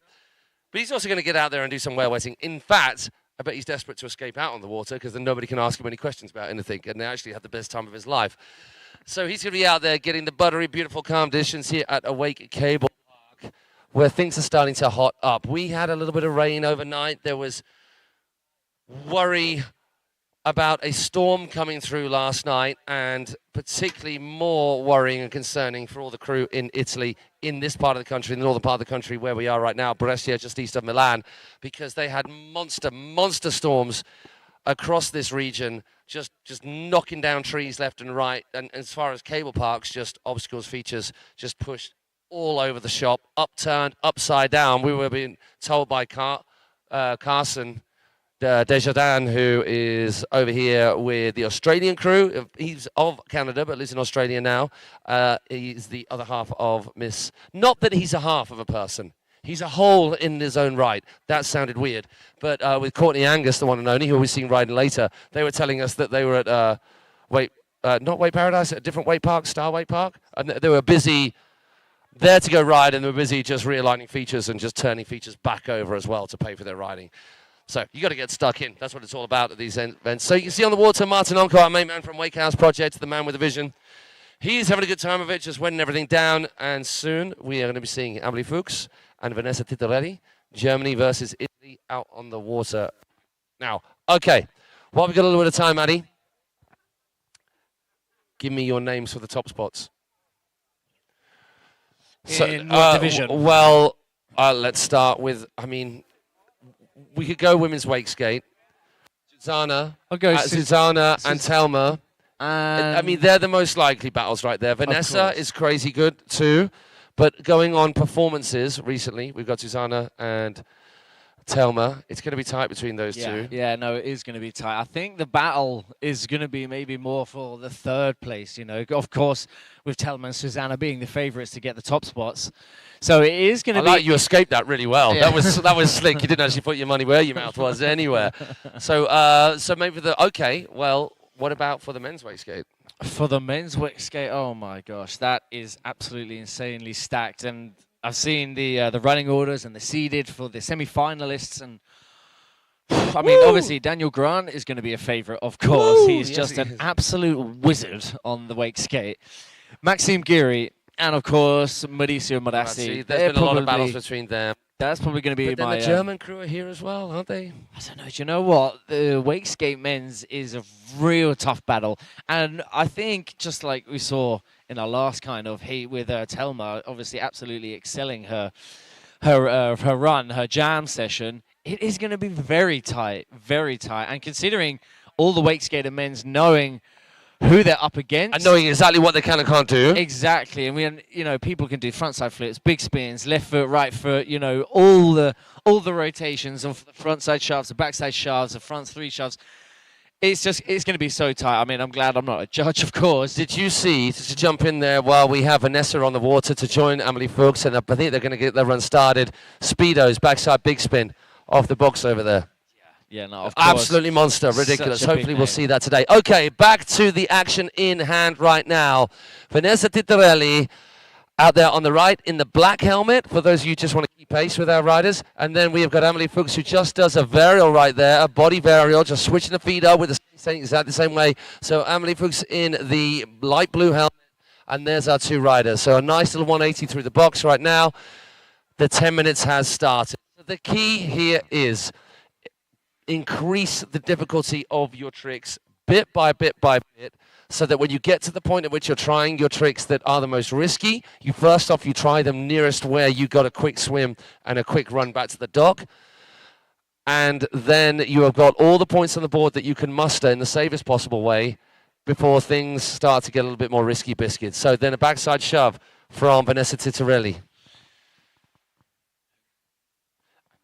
Embily Fuchs getting that backside board slide all the way, full pulling all the way to the end. Are we going to see a flat trick? Surface frontside 180 from Embily, clicking round, corner one now. Are we going to see something on that box? Taking it nice and cruisy. As the nature of this beautiful format, having the opportunity to just up the ante little by little, lap by lap. This gives these riders a lot more confidence and really does help battle with the nerves and gives them the best opportunity to throw down their best tricks. So we're now back from the wide camera shot of Vanessa Titorelli, who gets the backside 270 out of the back of that flat bar, full pull. We are on board with the drone now from Dave AV, then the back shove. A little bit bigger right foot forward. I think she did a left foot forward shove before that, so now she's staying right foot forward.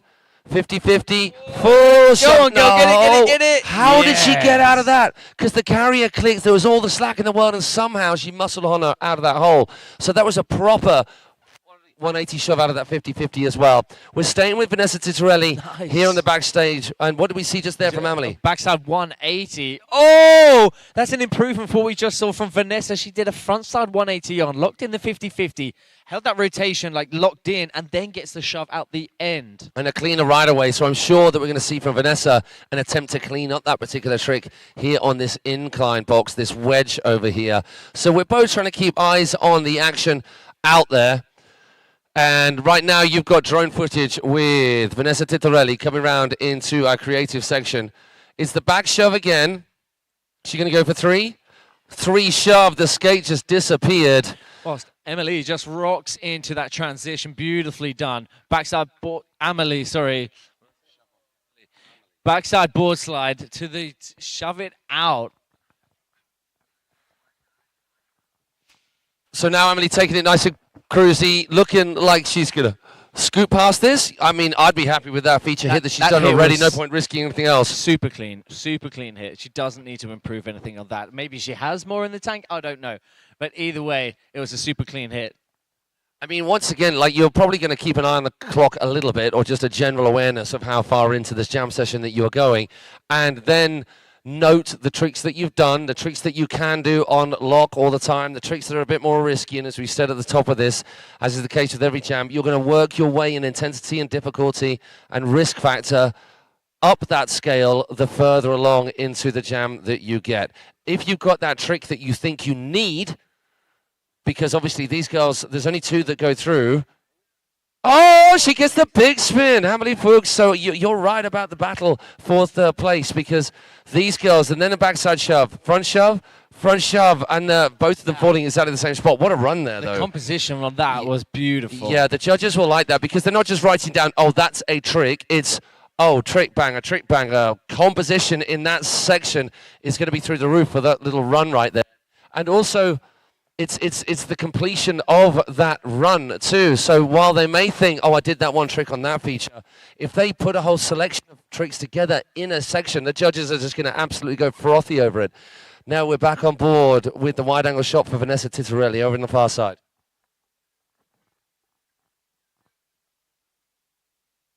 So our first Wakeskater opting for the bump, getting a nice indie grab from Vanessa. Taking it nice and cruisy. A risky play. Oh my god, I was about to say, a risky place to be trying any kind of hit, especially for a wake skater. The swim is just so far if you fall off from that back straight. But Vanessa taking it nice and cruisy. So as we've seen from Amelie, that big spin, which was just mind-blowing. Now Vanessa coming into the fat trick section. 3 Get out of it, get out of it, yes! Yeah, she's really good at getting out of them. Vanessa now comes in front lip. And then pretzel 90 out for a right foot forwards approach. Taking it nice and cruisy. Opting out of the kickers. We've seen some good hits from Vanessa already. Are we going to see something else on the bump? So what we were discussing the other day is particularly with reference to Daniel Grant and how incredible he is on a wakeboard and a wake skate. Any of the wake skaters that we know, and these 2 girls are a perfect example. Generally speaking, if they spend a lot of time wakeboarding before they started wake skating, then that improves your ability, your confidence, just your awareness on a skate as well. You get a lot of people who just wake skate who don't quite have all of it. Okay, no. Okay, so she was going, now she's done that shove a few times, but maybe what she was thinking is I need to put a selection of tricks together into a run. Vanessa Titorelli falling at the start of the creative section, which starts for skaters right after the flat bar or the Jules Charles hack. And then it goes all the way around to just before Fatitesi corner right there, which is what that big box there is for. So Fatitesi skates here in support of our event. Fatitesi corner is just this one right after the wedge and right at the end of the creative section, right before the kickers, which I believe is what that box is there. We haven't seen any of our skaters hop over that box yet. Maybe we're going to see a bit of that action in coming rounds. Amelie Fuchs now, you guys at home are on board with which way is she going to go? It's the little one. Frontside 180, locked in. Now moving across. None of our girls have hit this wedge on the side. It's probably just worth just having a ride along that, isn't it? Just to rack your points up. Even if it's just something really basic, something simple, if you're just going to ride past it, then you might as well ride over it. Yeah, of course, totally agree. We've seen from Vanessa Titorelli going for the bump as well. Not many people hitting that on the skate. Is the way that it just sends your board up, and Vanessa staying well in control throughout. So now Amelie is coming into the flat section, gets a big spin. Is she going to keep going? Is she trying to link a whole bunch of tricks? So we got the frontside big spin. We got the back shove right there as well. Is she going to connect this that we saw before? Shove on! Oh my gosh, keep it together. I don't think she should do anything more now. That is a crazy section that she's just locked in. Then the shove off. Oh my gosh, Emily Fuchs, she is on fire. Do you know what? That's going to give the girls a run for the money. Definitely Telma's sister. Yeah, man. Telma's the only one so far that we've seen a shove off of the kicker. Admittedly of the bigger kicker, but you know, whatever. That creative section there is the best we've seen so far out of all of our girls. And compared with when I last saw Emily skate, which would have been Europeans, Worlds, this is a lot of improvement. She has put the time in. Absolutely. And do you know what? I think... Back shove, right foot forward over there. Is she going to keep on adding this? Are we going to see a proper full flow? Oh, we're going to bump? No? Something else? 3 shove. Oh, how did she get out of it? Hell did she do that? That was insane. It was like a 270 shove, landing with her feet right next to each other, and somehow managing to get out of that. That was just so it wasn't clean, and we know that, but it was still a trick there that is added to all of the tricks that she's done, and she has now got 2 crazy creative section score runs. Vanessa has to go all in. We can hear Team Italy getting behind her. Who are we on board with right now? Dave AV just whipping back across to join her. We've got the wide angle from the shore on Vanessa. And then we're soon going to be joining Vanessa with the drone just to catch her, because I think we've seen like a whole ton from Emily Fuchs as she tries to rack up more on the back straight. But we're going to stick with Emily on the drone footage for now.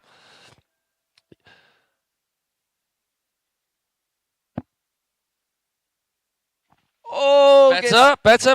Yeah. A little bit from Emily.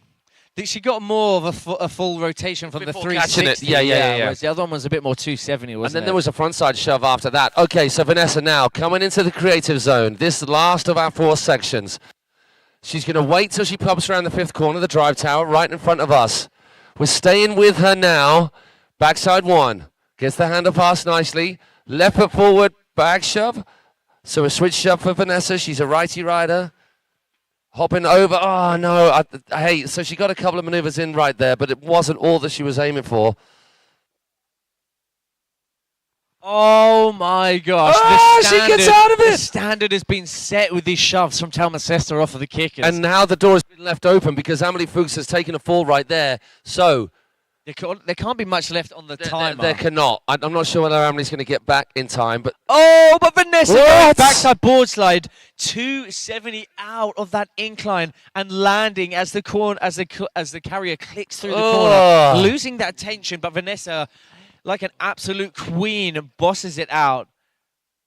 Then the 270 off that as well. We saw that clean hit from her earlier on in this jam session. So that's it. That's the end of the run. So I'll tell you what, Vanessa, she did a lot of good stuff in that last little round where she fell off. She had to get back there quick. The shove off the kickers, both of the same kicker, both on the same side, both pretty butt checked. So similar in terms of the way that was ridden. But then this creative line from Emily was just insane. That was mind-blowing, absolutely. From start to finish, right at the end of that flat box, all the way through to the kicker was just beautiful, beautiful. We saw the shoves, we saw the backs and the big spins. And then after that great combo, she then gets the shove onto this little incline here. Then after that, gets the shove off of the end of the kicker. Oh my gosh. Oh my gosh. Okay, so I don't think we're going to be getting scores in straight away because we're going to be waiting for Zuzana Vrablova to come out.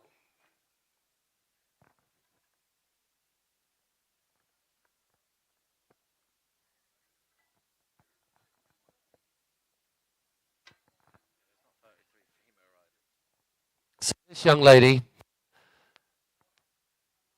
as we said, has been leading the charge in wakeskating for the women and wakeskating in general for a good while. And she's always such a positive force within our sport, has inspired all of these young girls who you've seen riding already today in wakeskating. And she's got this part, you know what? She's going to have so much fun out there. You can already see Cheshire Cat, a big old grin on her face. And so well deserved. I mean, look at this, prime condition. Susanna has the whole lake to herself. On Wakeskate, it does not get any better than that. These beautiful buttery biscuits, flat conditions. Yes, the sun isn't shining, but I honestly think here in Italy being so hot, that does naturally dry off the features. So if anything, it kind of works a little bit more in our favor, keeping these obstacles nice and moist and lubricated. But now Susanna, taking it nice and cruisy as she has 10 minutes out on the water. So her run not starting yet, her 10 minutes not starting yet. That will kick off, I think, as we come round for this lap. All right there. Big old shove, catching it nice and early. Lots of daylight under that board. Daylight when the feet connect with the grit tape. Front shove.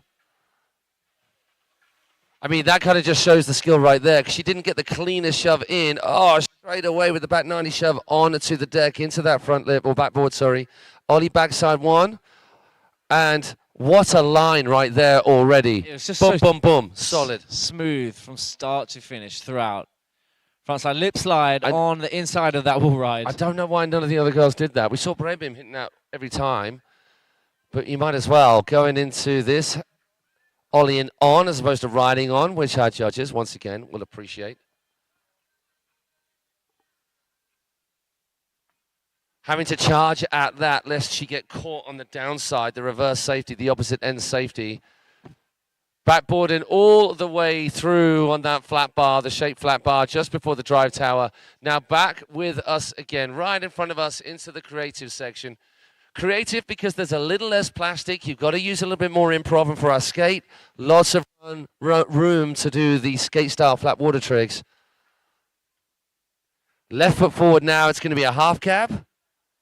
Yes, it is. She just tucks that left knee up a little bit for that kind of snap vibe. Snap is where our skaters are picking the board up underneath them and allowing it to come up and above their hips.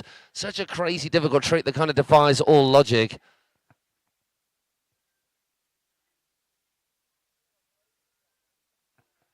Now, which way is Susanna going to go? Opting to miss the transition bank. We've already seen the flat bar. No one's been crazy enough to hit the old hack on the inside. She's going to start her creative section.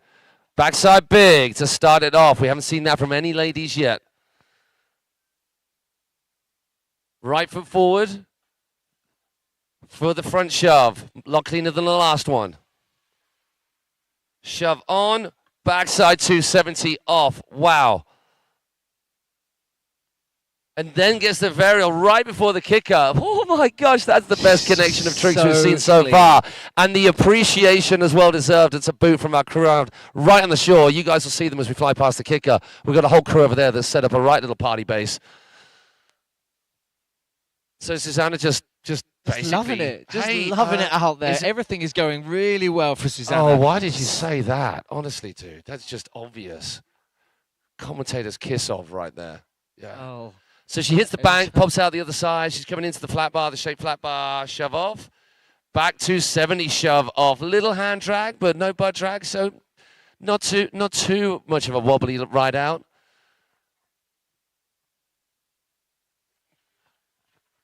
Having so much fun. How could it be not fun out there when you've got a cable to yourself and a cable like this on which to play? Yes, it's contest vibes, but I don't think you get any more relaxed contest vibes than we've got right here for Susanna.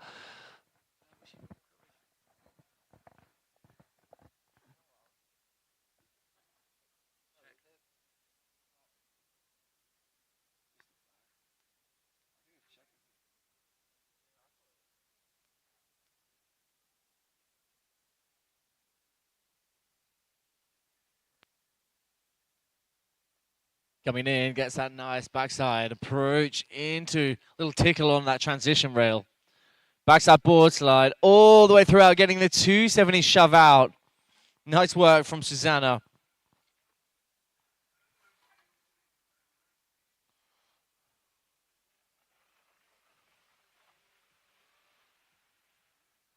Opting out of a hit on this incline as we saw that beautiful shove on from very early rounds in. Frontside 360, muscles it round like an absolute champ. Susanna is just in control throughout. Super clean landing.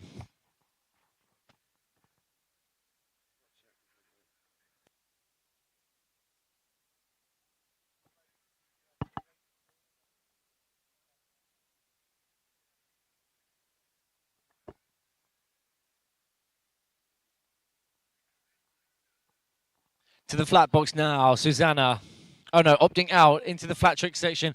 Oh my god, gets a big spin.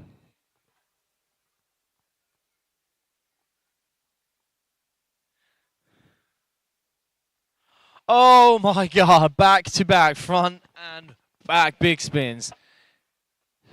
Nice hit on the incline from Susanna. Are we going to see something special? We get a nice varial, taking it nice and cruisy through those kickers.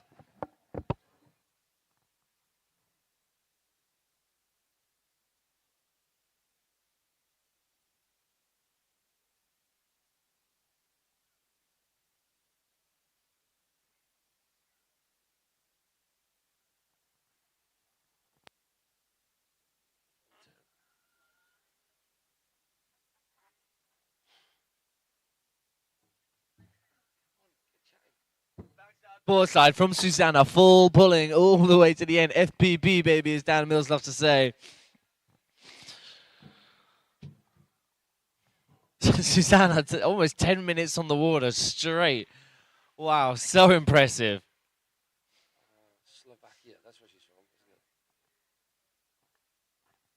it? Doing it for Team Slovakia. Susanna now gets the shove, Boom! the cleanest shove we've seen from all of our lady wake skaters so far. Frontside lip slide.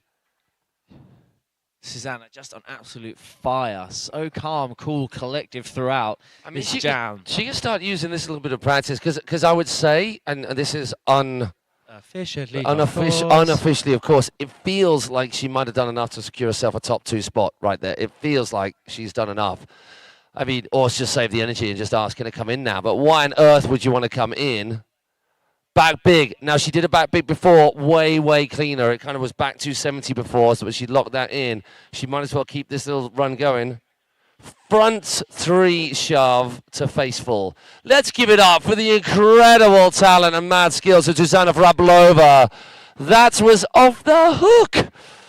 I mean, I reckon she's good, unless she wants to get back out there for some more fun times, and why would you not? We're going to be moving on to the amateur men last chance qualifiers very shortly.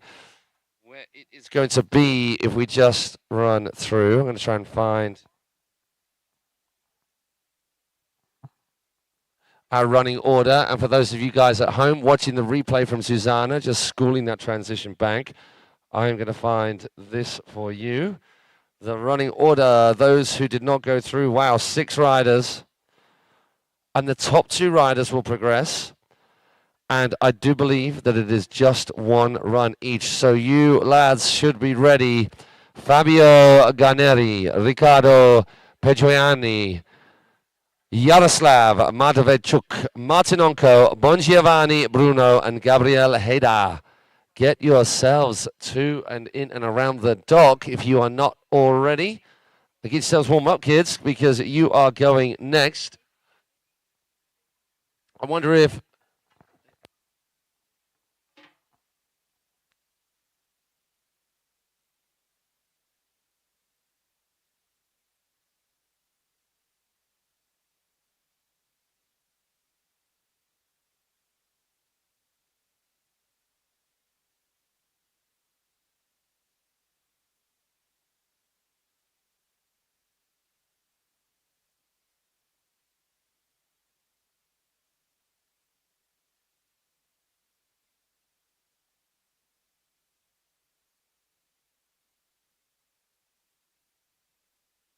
you guys getting the pleasure of watching the replay from Susanna Vrablova, that entire 10-minute jam, and the fall right there at the end, after a whole ream of stomped and schooled tricks in all areas of this part. She wants a bit more practice, you know what? Why not? What's it going to be? Just coning things down in this first lap. So we've obviously still got a few minutes left in this jam of 10 minutes because they wouldn't have let her out otherwise.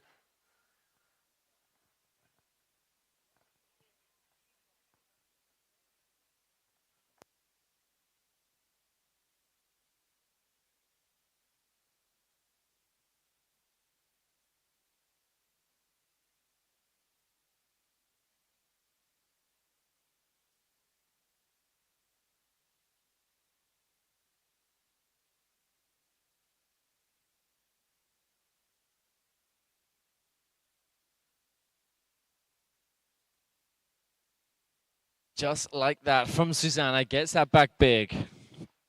So I really like this, how obviously she's got that backside big spin, but she's making a full run of this. Then into the frontside big spin. Now to finish off the flat trick section, shove on, backside 270 out, beautifully done. Best one yet, obviously best one yet. And then I think that was a cheeky shove she squeezed in there as well. So that was beautifully done. Pass here, just round the motor tower, all the way through to corner 2. Everything was just so clean throughout, locked, front big, back big. Then gets the shove onto the incline, and then the 270 out. Beautiful. I wonder if there was a big Fatitesi Wakeskate crew over on that far corner who's getting very excited for this young lady out there. So this corner we've got right here with the incline wedge and with that little floating box.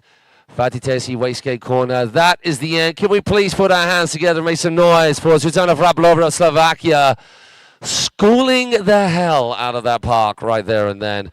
Give us a few moments, people, for our judges to just tot up those scores and make sure that the 3 positions, the rankings for that are exactly as they should be. And you are in no better hands than with our crew that we've got right here. We've got Andy Kolb, the one and only, who is in the mix. We've got Leah Labarens, absolute legends, those two in the world of wake skating. Then the rest of our team too. And then we got you hiding there, Nick Dorfer, just sneaking on in. Come and say hello. Nick from Hexa Wake Crew. Are we on? Are we on? Can we come back to the studio? Come back to the studio.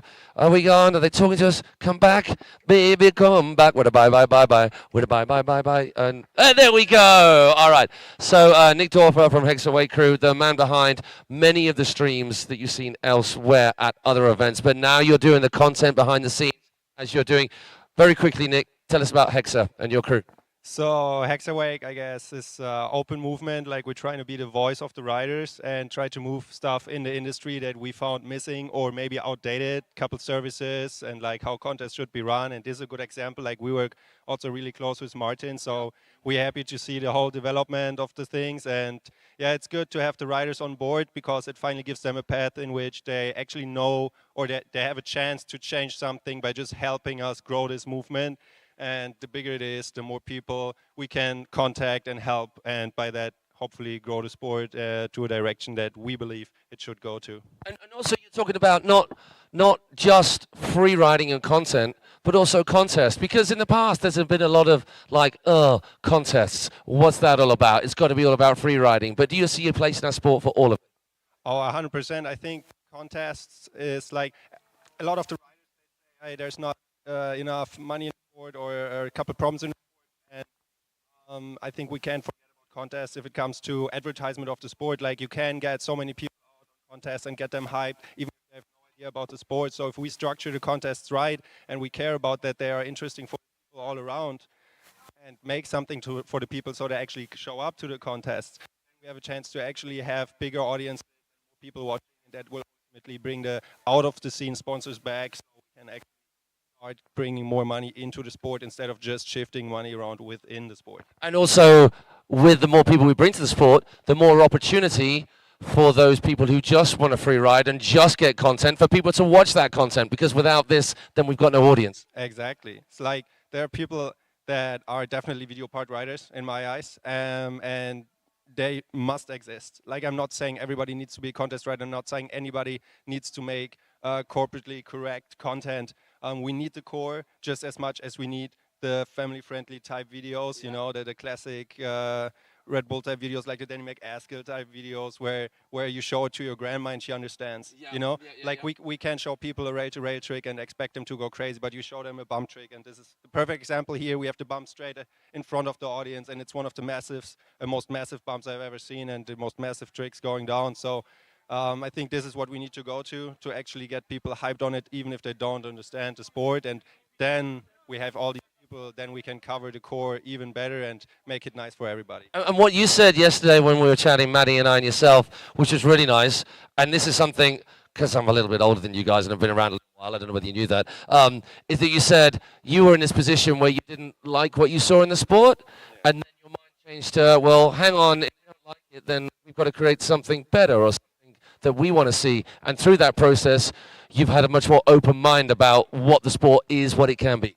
Yeah, so I come from all the other action sports. Basically, I've done everything before wakeboarding. So when I came into wakeboarding was right the time where Wake the Line was happening. And of course, this was the state-of-the-art event. And this was the standard that I got introduced to in the sport. Yep. So everything after that that was not up to that standard felt to me like, okay, it's not how it meant to be. So of course, the goal is to ultimately go back to that. And yeah, just make sure that we in the path or that we watch out that we do everything in a way where riders expect it to, because if you don't have the riders behind it, you like Where's it going to go? exactly like, and that's the cool thing about like the Hexa crew or the movement or whatever, like it's rider driven. Like all the videos come from riders, the live streams are from riders, the events are from riders, like even Martin from Wakehouse is a wakeboarder too, and all the people behind it, right? Even our corporate design is from a wakeboarder.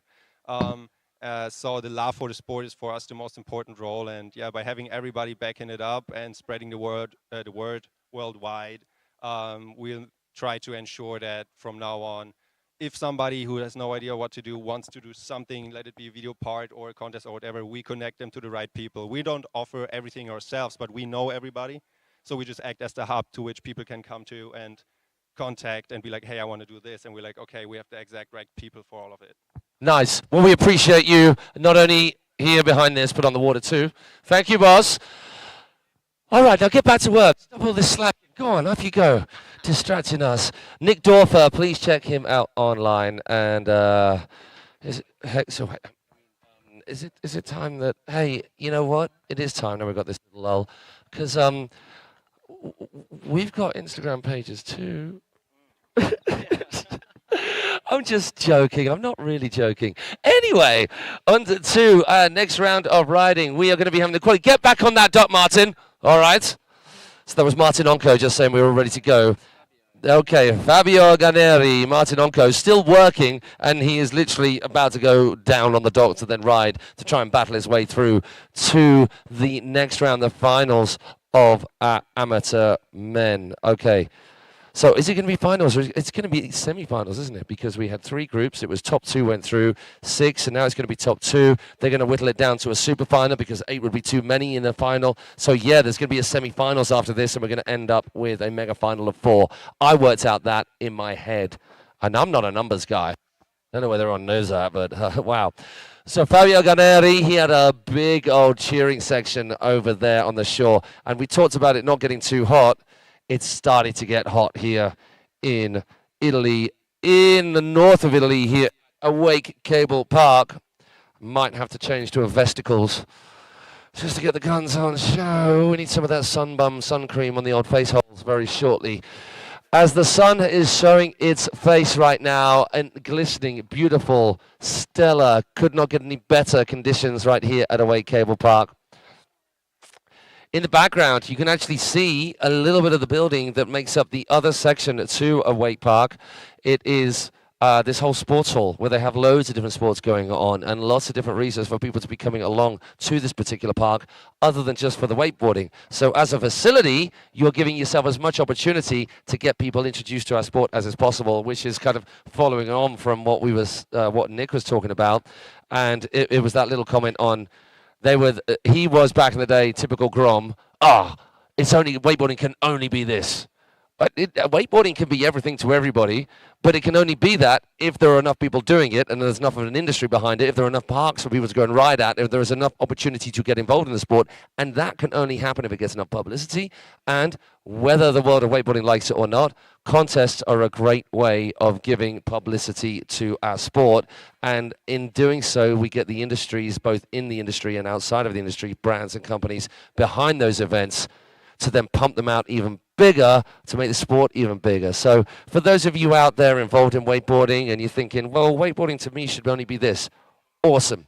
It can be that to you, but it can be everything to everybody in a whole host of different ways. Even you, Maddie, you weren't a contest rider up until this year, and you've gone all in contest phase. Yeah, let's go. That's exactly what I'm feeling. Had a nice little break off. Obviously still riding and still getting clips and stuff, but yeah, taking a break from the competition scene and now coming back in. I'm loving it. You really are. I am. I'm very passionate about wakeboarding. Are you? I'm sure you can tell. I have noticed. Yeah. But no, the mental game and just like the vibe and meeting the crew and then riding with all these people, it's so good. And it's so good to push your own level of riding as well. So like taking it, not quite getting a, yeah. So we're assuming that Fabio, all of our crew in this next round, the LCQ, are going to get a chance to go out and just wet the obstacles down, wet the features down, cut a couple of laps. We've got Ricardo after Fabio. Listen to the guys over there just coming around Fatitesi corner. Fatitesi, Wakeskate's one of our... Martin Onko, what is up? You? Some bum-twitchingly scary action from him early on. You know what he was telling me? He hit the buck and he had time in the air. This shows you how high he got bucked and how gnarly it would have been if he had connected. He said he had time in the air to think, oh, if I just flip it, I could just do a toe-side bat roll out of this. I'm so glad you didn't do that, Martin. I appreciate the confidence, though, for sure.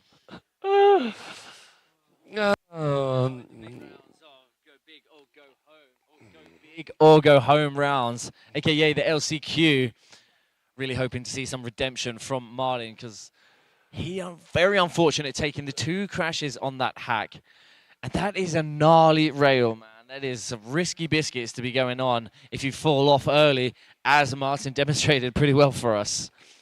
So yeah, really hoping for some redemption, or not just Martin, but also our other riders, hoping that they get a full run in the bag. Yeah, that's kind of what we want. We don't want anybody falling. I mean, no one wants anybody falling off early, but when we are talking about the best possible outcome for a competition is every single rider riding to their absolute best. And as much as, I mean, I know in the past I might have been like, thank goodness they've fallen there, because then I don't have to do my Risky Biscuits run, which I was not sure of at all.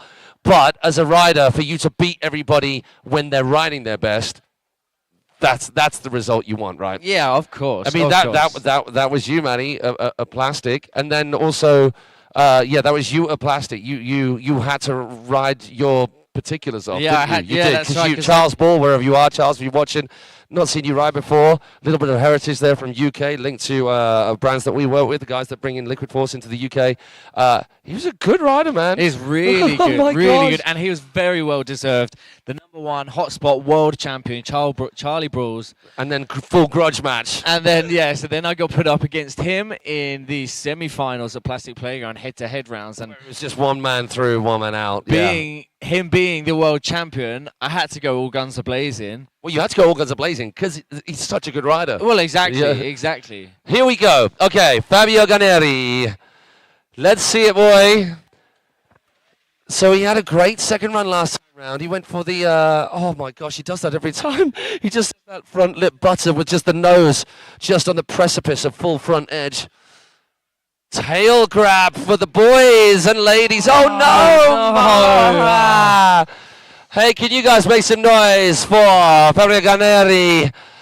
Oh no, dude, that's not how it should have gone down for him. So while Maddie, you're going to get the live chat up, I'm going to just make sure that we have got our live scoring going. For all of you joining in, we're sort of nearing the 200 mark on the live chat, and not bad, early on in the day. We've only just passed the halfway stage of today, just past lunchtime. Just speaking of lunchtime, can someone send us some food?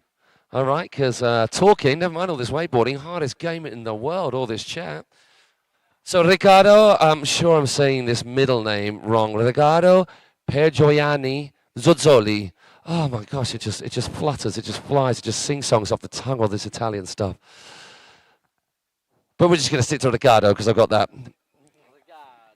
Okay, Tom Verhaak, what is going on at the moment? Well, right now, buddy, if you are just joining us and have just asked us that question, it is the amateur men last chance qualifier, big or home. Top 2 going through out of a category of 6 riders.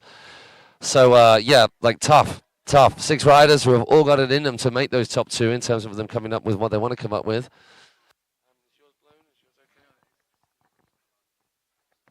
I was talking about that.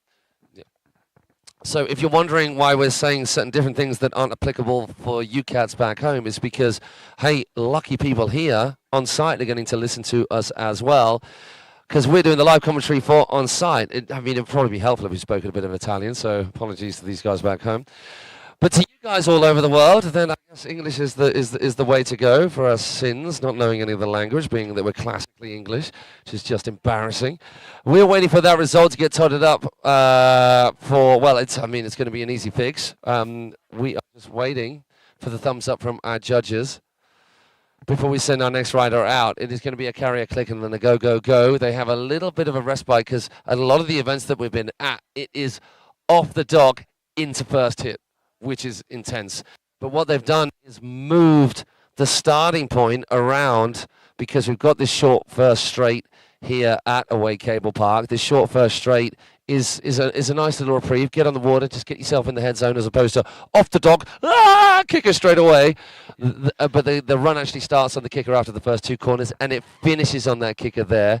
And then as Nick Dorfer had mentioned about this whole section on the front, the best viewing spot is the creativity section with these crazy bumps. And he's not wrong about them skyrocketing you. I only did one flip off it, and that was enough because I nearly had a nosebleed to how high I went. I probably didn't go that high. It felt like that. I'll admit that. No, you did. No. Don't you patronize me, man. Here we go. Okay, we've got screen within screen. You're looking at us right now. No, they've gone. Okay, we're off. But now it's back to Riccardo Zozzoli, who is now on the water, trying to find himself a place in the next round, into semi-finals. So we've got first day of two here at Awake Park in Brescia, east of Milan, northern Italy. Toe side front three, is it going to be? Yes, it is. Passes the handle nicely. Now, I think Riccardo was the only one to get the hop out. The creeper ledge. Oh my gosh, dude. He clipped the tail on that little step-up kink right there. How he manages to pull that back and still get the creeper ledge back onto the rail was insane. That front lip was nice. It was all over the nose. Minimal boarding contact. Like, that was a good section. Missing the hop across, so he just dropped down onto the box that you can't see from here out the back.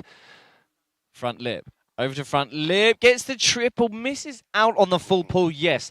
But he gets three rail contacts. Rail, rail, rail. Now Riccardo coming in to the inside bump. Oh! Get it! Yeah, boy! Yeah, boy. That was dope! Solid indie grab on that back roll as well. Yes. That board down. It was so loud. Echoed through the cable. Stalefish. Backside 180. No, buddy. Mate, that is such a Some shame. moments of magic. Some wobbles in there as well. So let's pick out the best spots. Definitely the front lip on the incline after the rail hit. He didn't get the full pull on the pipe, but the front lip was nice. Fluffed it on this section a little bit with the first hit on that back straight section. The up rail into the box behind, but trying to make the transfer across from outside to in. Didn't make the transfer. Didn't get a full pull, but he did get the three rail hits, which is difficult. Not many riders. Here we see it again. Goes front lip. Stays front lip, then pops it back to backboard, but was too far over the outside of that rail to really get the push that he needed. It's a tough one, isn't it? Because when you go 90 degrees with your board, you get better leverage to pop. You got more board on which to pop across. But then you run the risk of clipping your tip as you push it across. Of course, yeah. But hey, that was an improvement on getting the triple rail than we saw from him in his qualification rounds. And of course, shame being that shifty backside 180 just took him out.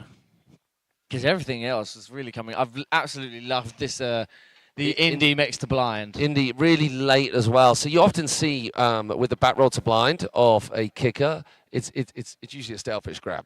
That's the one that most commonly happens. You don't often see the Indy grab. It's a more difficult grab to make happen on a back roll than the stalefish. But that looked dope. So that was definitely a high point. Oh, such a shame that he didn't get that last. Such a shame they didn't get that last kicker hit as well. But we move on, and we move on to Russia. There's Yaroslav Matveychuk, who also had some moments of brilliance. He fell in his qualifying rounds. He actually had a whoops. He fell on the corner for just not a concentration, a mind fart situation. Then that was nice. Toe side, backside three, going off the big kicker, going for the transfer on his heels from bump to Henshaw, and it's risky over that side when you've got the down safety and the wall and then the spine in between. Front board, that was full. There was so little time then. That just demonstrates exactly why that is so risky, isn't it? Going that pipe, getting the full pull. Yes. As awesome as the full pull is, it then puts you in the danger zone straight away before that incline. 50-50 over, 50-50, little bit of a tail drag down. Nice rail-to-rail contact though. Toe side in to the bump. Opted Opting to out. miss. Going to save himself or something here. Is he going to go left foot forward? He's going to go toe side. Oh, toe side air trick. Yeah, boy. Gets, oh my gosh, death corner right there as he has all the speed in the world.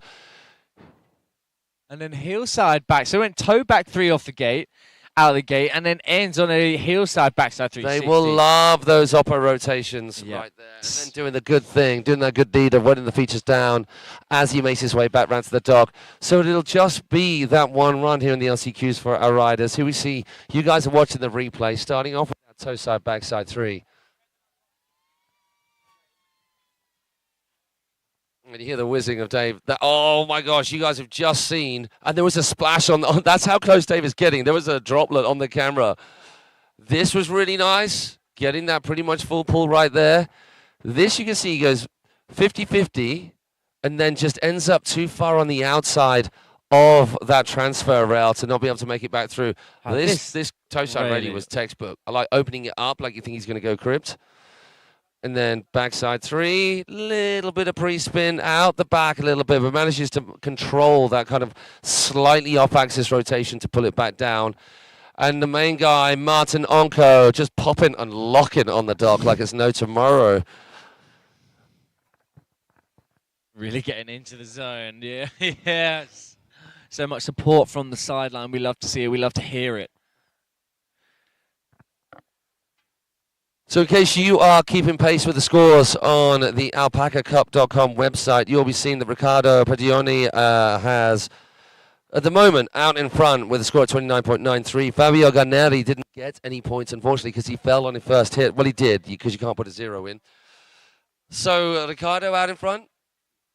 But Yaroslav, could that be an improvement on Riccardo's run? I think it possibly could. He definitely got more tricks in the bag. He got those 2 kicker hits as well, so that's going to count for a lot. They were opposite rotations, so the judges will love that composition. And that toe side really, just wow. You know, there's not a lot of time in between corners 1 and 2. Super he nearly short got that corner. classic, you know, the landing out wide. So it's usually if you do a crypt, you land out wide because you've left it late. You got as much speed as you can to try and get that done. You land toe side out wide. You're trying to get on your heels, and then you just come around the corner and you just on the front edge heels, and the nose just nose manualing all the way around, getting stretched out beyond belief. He managed to control it, and lucky he did, because then he added to his run that backside 360. All right, Martin Onko, let's go. So, teammate of Zuzana Vabrova from Slovakia, we saw riding a little earlier in the Wakeskate. Big cheer for this cat, the man behind Wake House. We were talking to Nick Dorfer about that a little early. Come on, boy, let's have it. So we're going to see, we saw the tantrum before. Can he get a full pull on the Henshaw, this transfer? See, what he's doing, though, the hard thing is you're going right foot forward. You can slam your board up on the edge, whereas on the front side, you always go a little bit wider, so you got more room to get the tail up and over the board. And that's what's pushing him across. He goes 50-50 on. Front lift with a little shifty. Now you are on board watching Marto coming in, so he's going to go for the transfer.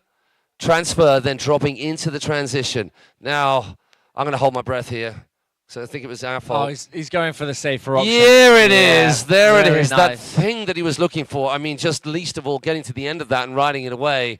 So already he's ahead of the game. Toe side hit of the bump. Toe side roll to Roiva. Yeah, boy, let's go. Air trick now. Gets a little cheeky indie grab on the end of that crypt. Toe side towards the crew in the cheering section. Off axis 5, all tucked up. Yes, Martin Onko. He's going to be buzzing from that. That was a solid run. Really was, man. Okay, came off slightly early on that Henshaw. That was besides that. That was the only chink, right? Yeah, it really was. Yeah, very nicely done from Martin. Very well deserved. Getting redemption on the rail-to-rail. Opting out of the triple, but still getting the rail-to-rail outside in on that beautiful dual charade shape hack we have here at Awake Cable.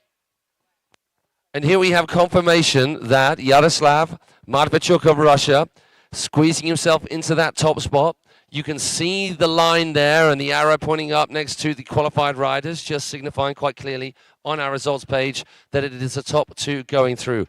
Once again, for those who've just joined us, get yourself onto alpacacup.com to keep abreast with, oh, that's nice. Sorry, just a photo of me, Maddie and Dale popping up from the Tide Wells right there in Maddie's memory. So thank you, you lot at home, wherever you are. If you are watching this now and you've not yet done it, copy the link to the YouTube feed on the Wake House feed right there and then share it far and wide. So we get many more people joining us here. We're sort of nearing the top 100. Wu-Tang Gang. When is Open Men? So let me tell you exactly. And once again, if you guys are really wanting to know exactly what's happening and when, get yourself onto the alpacacup.com page. And you can see absolutely everything. This alpacacup.com website is pretty amazing in terms of how clear it is. And the schedule is all there. So we are going to be, we're running a bit behind schedule. So it was meant to be Open Men Wakeskate at 1:10. We've had a little bit of a lunch break early. So Open Men, that's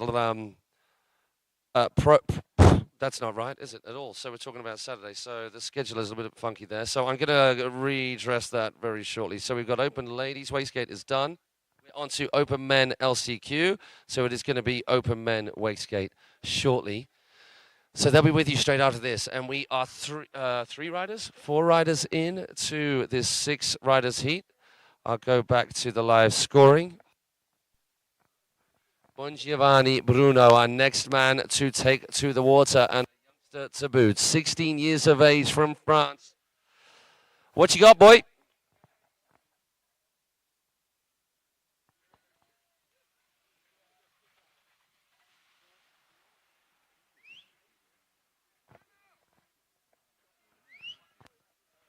All right, let's hear it.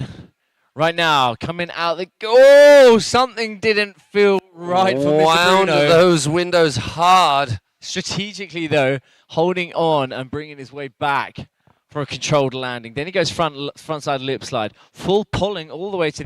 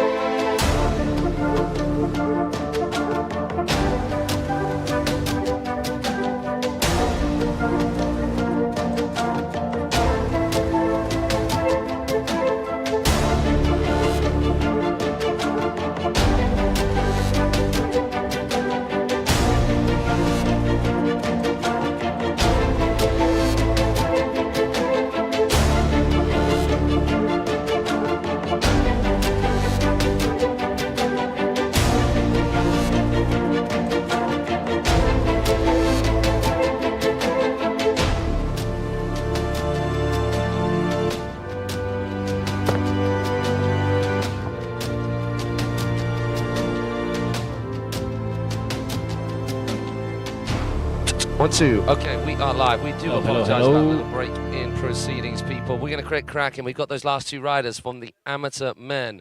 Last chance qualifier, going large or going back to their homestead is the name of the game. And then straight after that, it is pro men Wakeskate qualifying. So we're going to get going. Obviously, we're a little bit behind time. We're going to make up that time as best we can. Thank you for your patience, for all of you here on the site.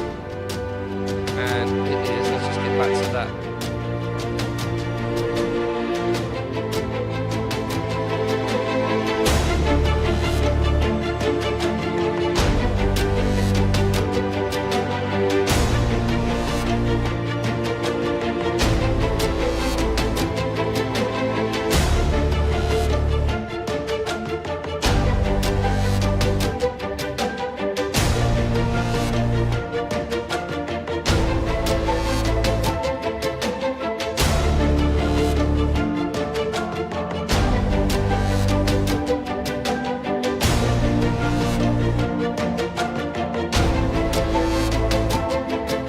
Folks, the schedule has been adjusted on the alpacacup.com website for those of you on site who just want to keep pace with exactly where and when words. And for those of you at home, well, you can't quite hear us because we're going to be live in 6:45. I won't count it all the way down, but we are going to go live on the stream once again for all of you crew here supporting the cause on site, including our cats over there. Can you lot over there hear us? I can hear an echo all the way around the sound. So in cheering section over there by the kickers, I need to learn how to say, can you hear us in Italian? Can you hear us over there by the kickers? That in Italian. Proper best accent ever. Right, Daddy, here we go. Will you do that? The camera and then keep on searching. So let's get going. We have got the last 2 riders in this amateur men. LCQ, and we are live. Hello, beautiful people at home. Lo sientos, suis désolé, and I don't know how to say sorry in any other languages apart from English as well. But I did parlay a little bit of the Français and a little bit of the Espagnolese right then, didn't I? Mush. Basically, sorry about the delay and the technical issues here, some power issues, and I think it's like a follow-on from all the storms that we've been having this past week that everywhere has been suffering with in this part of Italy. So a little bit out of our hands, but the team here working tremendously hard behind the scenes to get us up and going. And we are up and going right now with, if I just do a retry that, we have got, the results there are live right now. Martin Onko out in front and Yaroslav Matvichuk is in 2nd place. So neither of those 2 riders are safe right now because we've still got 2 riders left to go. The second to last rider, the penultimate rider, unfortunately, his run got stopped. You would have seen that. It would have cut out for you guys at home in terms of the feed as the electricity on the cable cut out as well. So that rider is, and I'm just trying to look for the schedule. Here we go.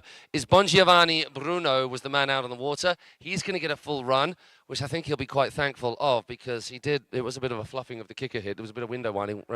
So they're going to have to go out and wet all the features down. And they'll probably send Bongiovanni Bruno and Gabriel Haida out there to do that right now. The cable is a whirring. The stream is a happening. Maddie C and Maddie B are here with you to guide you through this Embily Wake Open, Wakeboard and Wakeskate Open here at Awake Cablepark, Italy. The cheering section over in Kicker Corner right there are going wild. Did you find out how to say, can you hear us in Italy, Maddie? In Italian, rather. Did you? I mean, one job, man. One job. I'm doing lots of talking here to fill in for you. And here we go. Gabriel Hader just getting the waving, the wedding of the whales down. Let's go. Eskimo. Out into the blue.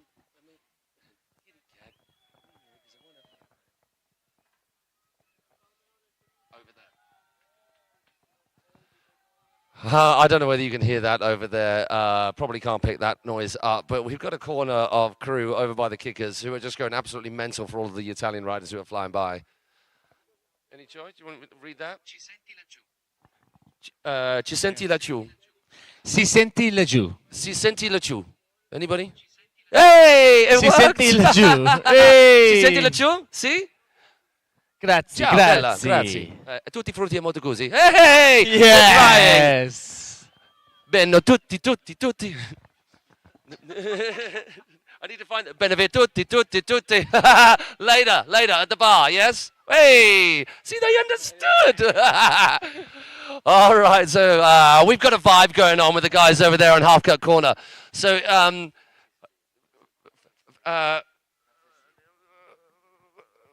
Fatty Corner over there. Hey! Oh, we're going to have good times at the party with you lot. I think the party started over there already. Going oh my gosh. Someone get a camera on Someone those get guys. a camera on Fatty Corner over there. So I'm going to explain to them, you know, at Liquid Leisure where we have Half Cut Corner, you know, with all the parents there just washing back the drinks all day, just wailing, all the riders come by. That's you guys over there. Those are the party starters over there. Fatty party starter corner. Hey. So I'm glad we've now got that dialogue happening, but a crowd interaction is always good for the buzz here on the shore, as well as it is for you cats back at home. YouTube page needs to be up because we want to talk to you people as well. And once again, apologize personally to every single one of you, each and every single one of you, for the delay in proceedings. We are really sorry about that. These things happen. Okay, we've got Nico CA. Oh, Maddie Branston, you've been on the chat. Well done.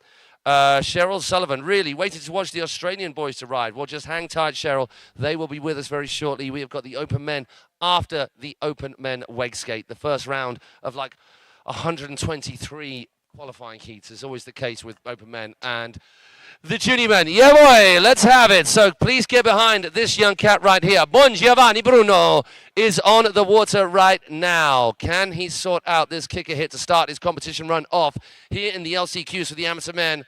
So already, well worth the delay for him. Yeah, frontside 540, clean as a whistle, straight out the gate. Stays left foot forward, Yes, gets a big yes. step up, front lip. Pretty good. Yeah, reverts it, just misses out on the full pull. But now we move on to the second half of hit section it. 1, 2 even. That was better than the one Yes. before. He actually got that front roll done with more time to spare to hop onto the incline. Now he moves across into the third of our sections. Rail, then drops down into the transition. Stays left foot forwards now on his heels as he comes across to this lovely shape hack we have. 50-50, over to front board. Same way, backside 270 out. Beautifully done. It's all coming together so well. Please don't let it be the commentator's kiss of death.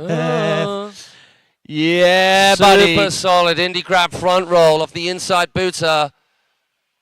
Gets a cheeky little crail grab on the end of that. Such great tension there. He just hardly cut at all and got a lot of height out of that back roll. Oh! He got, that was almost a nose cleaning deck clean out of that, but he manages to muscle his way out of what would have been a very frustrating mistake. But wow, what a run. And well worth the wait for that riding action we saw right there. Naughty, you shouldn't be doing that. Spray the rails down, don't ride them after you run, people. Okay, so hopefully you lot enjoyed. So Johan, hello Johan. When start the pro men? After the Wakeskate Pro Men. So we've got 3 heats of Wakeskate Pro Men. Once again, for you guys at home, hey, we'll answer all the questions that you throw us as and when we can, but in case we don't see this because we're busy commentating, if you want to keep pace with the schedule, you cats back at home, watching the stream from here at the Embily Open in Italy, get yourself onto alpacacup.com. And if you're wondering what that is, it is a series of events to which more and more are being added. Embily Opens in Singapore, and this one here been added to it, as well as Bretzel last week was included within that, and a whole bunch of other events across the world, part of that Alpaca Cup series. Go to alpacacup.com, and you'll see everything that's going on with every single one of those events, particularly this one right here. The schedule, the running orders, and the live results. So you don't have to wait for the results of us, although we will be trying our best to keep pace with all the goings on here as best we can, in between mine and Maddie's synapses and firing in all weird and wonderful directions that sometimes are a wonder to ourselves as well, how much we can digress. And I just did it right then before the riding happens. Finalizing things here with our amateur men, LCQ, Last Chance Saloon. No, we drank them both. Gabriel Hayda is in. And we expect Fatty Corner to go absolutely crazy for this cat, as well as they're doing for all of our Italian crew, but as well as making lots of noise for the homegrown Italian crew. And when in Italy, of course, you've got to be biased for your own riders. You're going to go crazy, but let's get behind every single one of our riders out there. And all of you riders I want ear-to-ear Cheshire Cat smiz. And I would suggest blowing a kiss to the judges and the commentators on your way past. Of course. Yeah, any Of kind of course. interaction on this little spot here leading into your competition run will get much more love from us. We'll give you all the love that we possibly can, because as we know, love is not finite, it's infinite. Well, that's why I like to share it. Here we go. Gabriela Heda incoming. Cheeky, that's risky biscuits. I wouldn't do that on my way in, on one of those things. On his toes as well. All right, let's hear the noise from Fatitesi corner. Let's go wild. Gets that roll. No, no, no! Oh my gosh, muscles his way out. I think that was the cheering section that managed to help that. Like that, a different approach to that Yeah, obstacle, going outside in in. to the negative, gets the backside board slide. Now as we rock into the second half of section 2, gets that frontside lip slide, muscles. Oh my gosh, Oh. rips the pectoral clean off. Left foot forwards now. Big old grab into the transition. Staying on his heels as he comes across to this lovely shape hack. 50-50 over the frontside lip slide. Same way. Out of gets all a of our front amateur two. men, even watching the practice, Gabriel was schooling that every single time. Upside downer. Yeah. Big crow. Oh, is he going to go air trick crazy right here in front of us? Oh, hernia. All right, Fatitesi corner, show your man some love as he powers in, left foot forward, heel side hits to round things off. Stalefish to blow. Oh, no. God damn it, Charles. Give it up for Gabriel Haida. Thank you so much, bro. And thank you to all of our amateur men. We will wait with bated breath to see how those results come out as you cats watch the replay. Okay, so we are going to just go back to the schedule.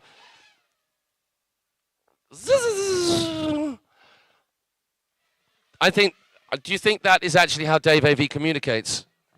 Really, that's his actually chosen language. Alrighty, so let's get back to so the live results are there. We're going to get back to our schedule so that we can give you the rundown on who is doing what in what heat for our Pro Men Wakeskate. So we scroll on down. Open Men Wakeskate, 2 heats, of Open Men Wakeskate. Open men, Wakeskate, round 1, qualifying. It's a who's who. Ugh. Running order goes as such. David Lang, followed by Giovanni, followed by Speedo. Yannick Patoun, and the one and only Mauricio Marassi. So a real tough heat there. Big names. So we are going to sit tight on the results for the amateur men. Is that it? Is that decided now?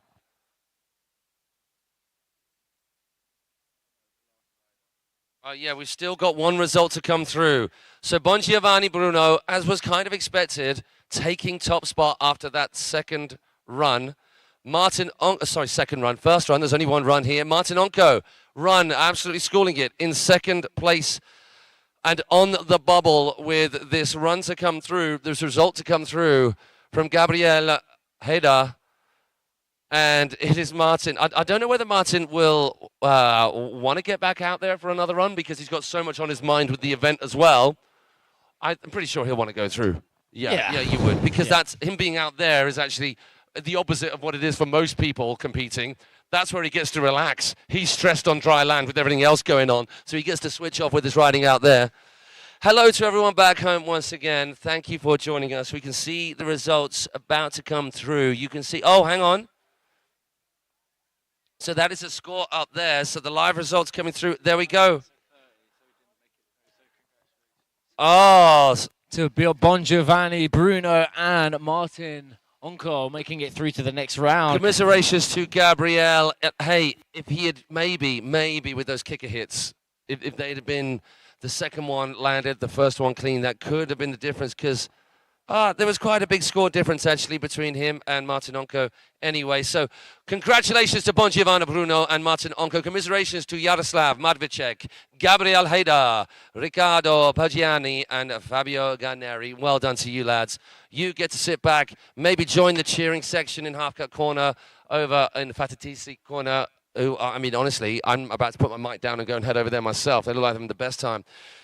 And we move on to the wake skating, and I might have to change from long sleeve to short sleeve or no sleeve? What do you think? Would that be too much? I think we should go the duo non-sleeve. Oh my gosh, double singlets? That's right. Are you mad? You need a license for With these the guns. electricity will blow again. The internet will not be able to handle that. Plus, we've got to give the people what they want, no? I know they're screaming for it, but you know, leave them wanting is always like when you, I was going to go where I shouldn't right then. I'm sorry.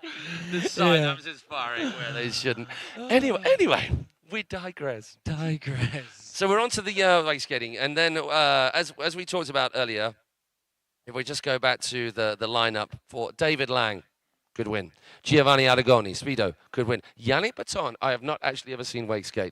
We know the guy's got mad skills strapped in on a wakeboard. Have you seen him skate? Yeah, I have actually. Thai Awake Park, and obviously as the discussion we was having yesterday with Speedo, having the abilities on a wakeboard to be able to transfer those skills to a wakeskate definitely helps. There's a lot of wake skaters that don't wakeboard. Well, they obviously started wakeboarding, but then just got into wakeskating because that was their vibe. Well, maybe not. Yeah, or just started wakeskating, maybe. But it's we made the comparison with, because I work, as I mentioned, but you guys might know, I work a lot in the freestyle motocross world, and the general vibe is that freestyle motocrossers, the best freestyle motocrossers, or the ones who are the most solid, the ones who are the most stable, maybe not the ones who do the craziest tricks, but the ones who are just rock solid, are the ones who race motorbikes before they started doing crazy things on motorbikes. And I think it's a similar, obviously nowhere near as gnarly, but a similar vibe. If you've wakeboarded a lot and you could hit every feature here really, really well on a wakeboard,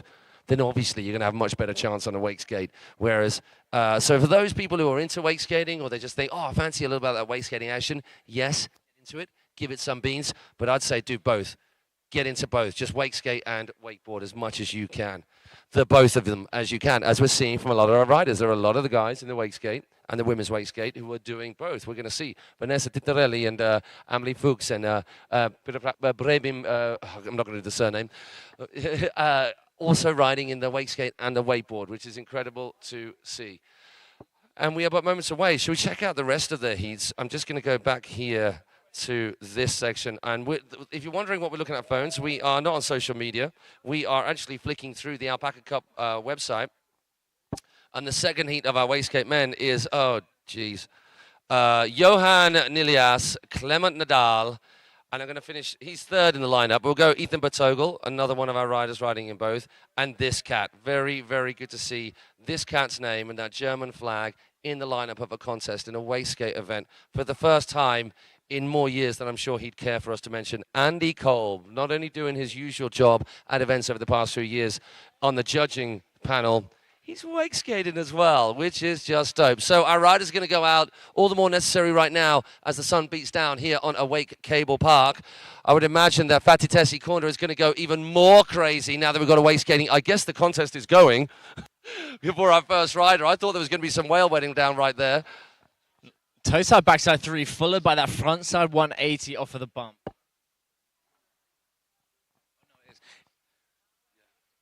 So we are jam style format once again, as we saw with the ladies. We have got 2 heats of 4, and there is going to be 2 riders out at once.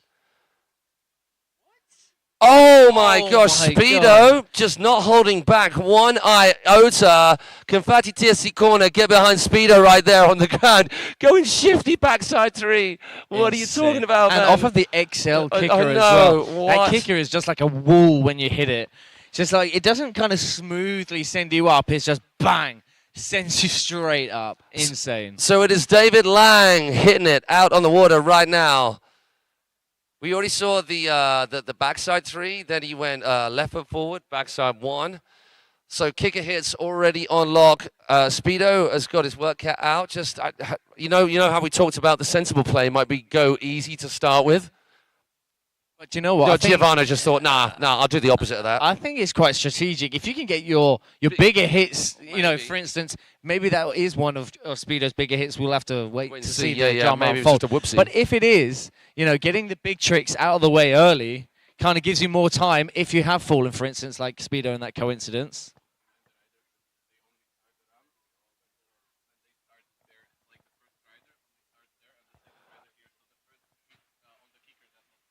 Okay. Oh dear! Right, someone somehow one of his teammates. Big spin right there. David Lang, that backside 3, it will not count because you can only start, yes, over the block. First right rider to do so. That first kicker hit won't count because Giovanni Speedo was not on the water.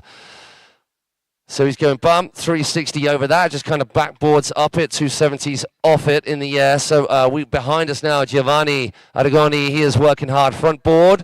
Oh, what a Wakeskate, forget that business. That's the first skater we've seen of the day, actually, to go pipe to incline. And also hopping on late as well. I mean, there's a difference with skating. Getting on super early means you've got to last the whole length. On a skate, it's not easy. So into creative section. Kick flipping does. Caught that easy. David Lang now right in front of us. He's setting that front foot up for something. Oh my gosh, 3 shove over the bump. That was insane to get that much height out of that shove. Oh my God, risky ass biscuits. Now right foot forwards. Leaving the kickers for now. Yeah. Hey, someone from the shore definitely needs to tell David that that backside 3 did not count because he might ride the rest of this run out thinking that he's done enough on the kickers. I mean, I'm sure not. I know he's got a whole ton of other tricks. I believe, yeah, as it stands, he doesn't have a right-hand kicker. He's only got that backside 1 Speedo kicker. Right. Hey, Fatitesi corner. Get behind your boy coming in hot. Is he going to do exactly the same thing again, do you Maybe think? off the middle kicker. Okay, like it. Backside 360. Yeah, I can't believe he still did that trick, though. That is big brass ones.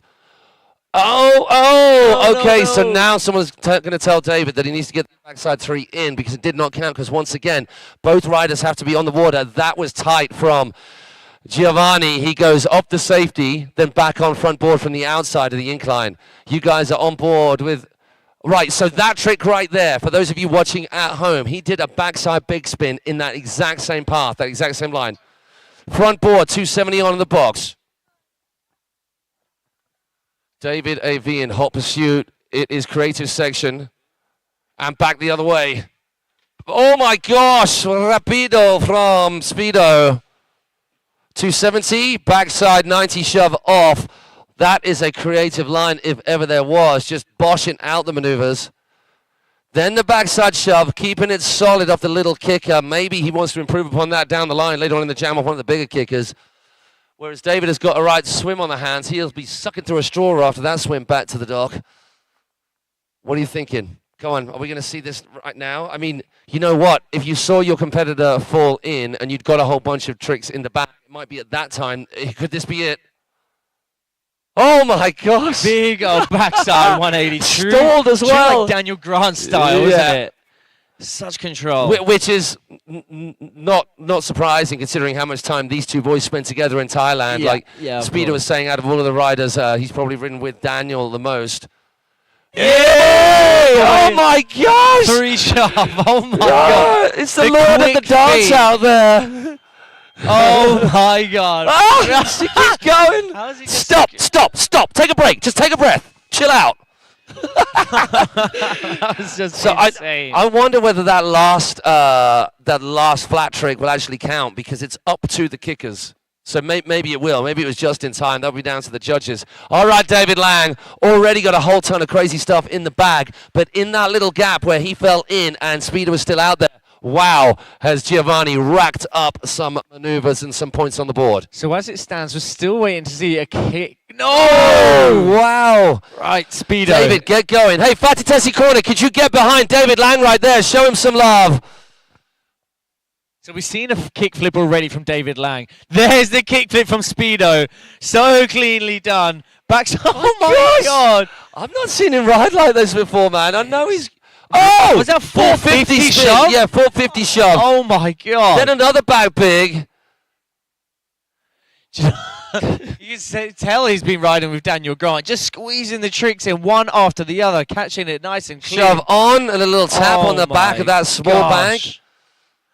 You know, Giovanni is going absolutely guns a-blazing right now. I love this. Double tap. One on the pipe, one on the incline. Beautifully done. Muscles that tension as he clicks round corner 3. 4 even. I remember when Numbers. I remember when I learned to count. You got there first. So taking it easy at last, giving himself a wee break. So a little front shove in the corner. See him shuffle that front foot around. That is signifying that he's moving his foot for something else. Thinking about the front side flip. Oh, volcano. Then I'll just bosh another 3 shove. Forget about it. Front lip, pretzel backside 2 out. Now as we come into the kicker, left foot forward. Cap 3.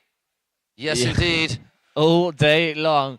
Speedo, an absolute machine So- on and off the water. So I think he should be behind us somewhere right now. David Lang, come on, get your skates on, man. We want to see you back out there. You can still throw down. Once again, it is only the best out of your sections. It's not a cumulative score. It's not if you just keep on going, just racking up the points. It's your best run in a section.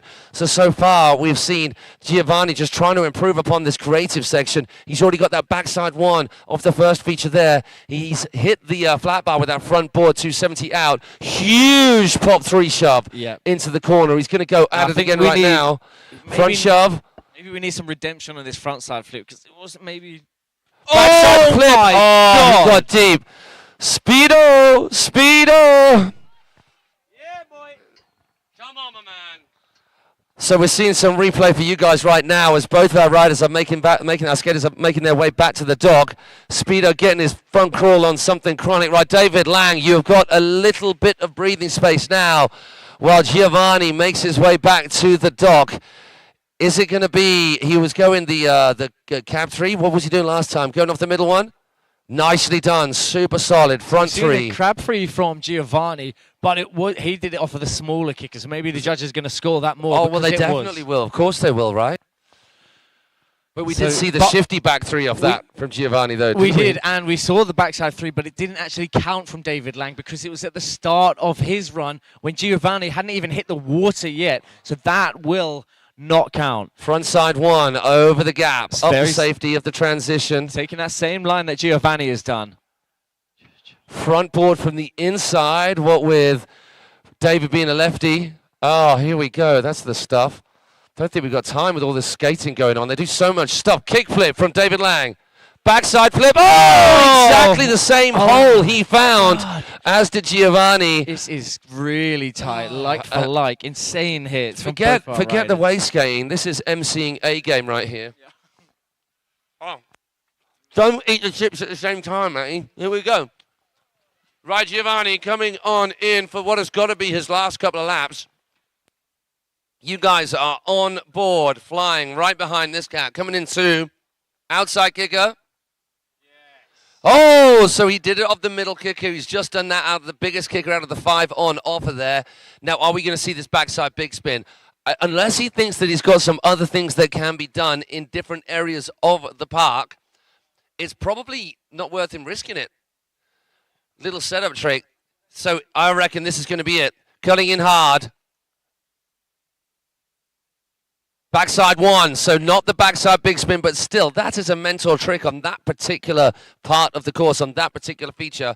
Goes front board on, 90 shove out, 3 shoves straight after that. He's going to start trying to rack up the tricks. Maybe that front side flip, because front side shove right there.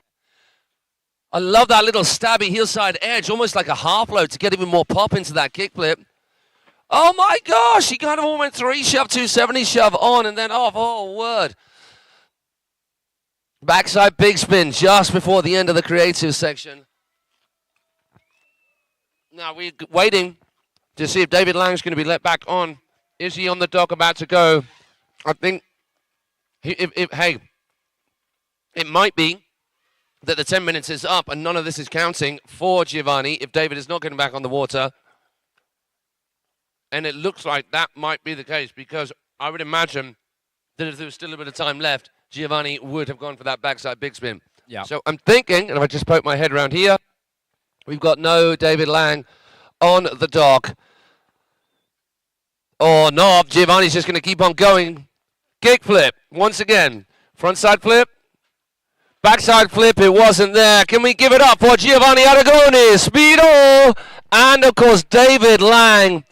David taking a few more falls than of course he would have liked, so we don't know what's going to come out in the wash there in terms of the results, but that is an intense bout, an intense battle right there by 2 of the very best at their business. Thank you so much, boys. We hope you lot back there enjoyed it. Yeah, Speedo.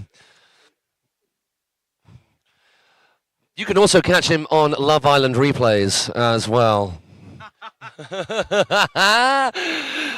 Okay, we move on to our next head-to-head heat. So once again, just to remind you guys, in case you've forgotten, if you've been with us through the previous wake skating round, our women's wake skating, we've got a heat of 4, and they all being judged against each other. But to get the action a little bit more intense, to make it all happen at once, it is a jam-style format of 10 minutes with just 2 riders on the water at the same time.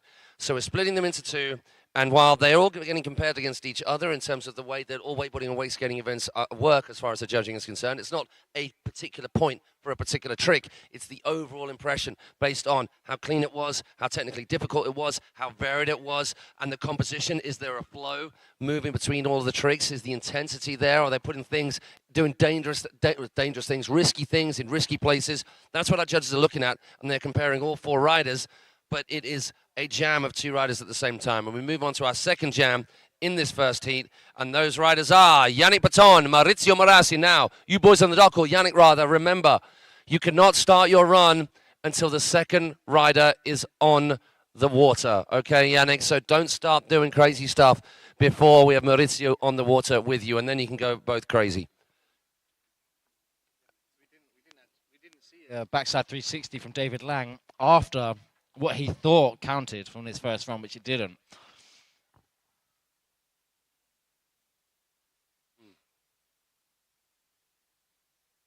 And we can highly recommend the chicken dippers, by the way. Not for you people at home. That's a bit unfair, isn't it? Or go get yourself some food while you're watching. Apologies for the mouthful. Probably pretty unprofessional. Maybe we should take it in turns. Yeah, okay, right. Maddie's eating right now. Guess I'm talking, which isn't my bag at all, but I'm going to do it anyway. Hey, hello, people of the world, wakeboarding and wake skating community. Thank you for joining us online wherever you are. Maddie, could you get your YouTube page up, and we will just have a little chin wag with some of the cats out there. Get their first reactions on the first bout of wake skating that we saw from the women and from the men right here and now.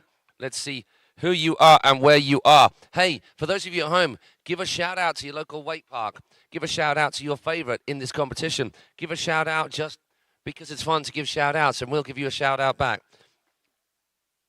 Okay, Suk, this is insane. Giovanni Nagoni is a machine. You are quite right. There we go. Yannick Baton. So residing now at Luna Wake Park.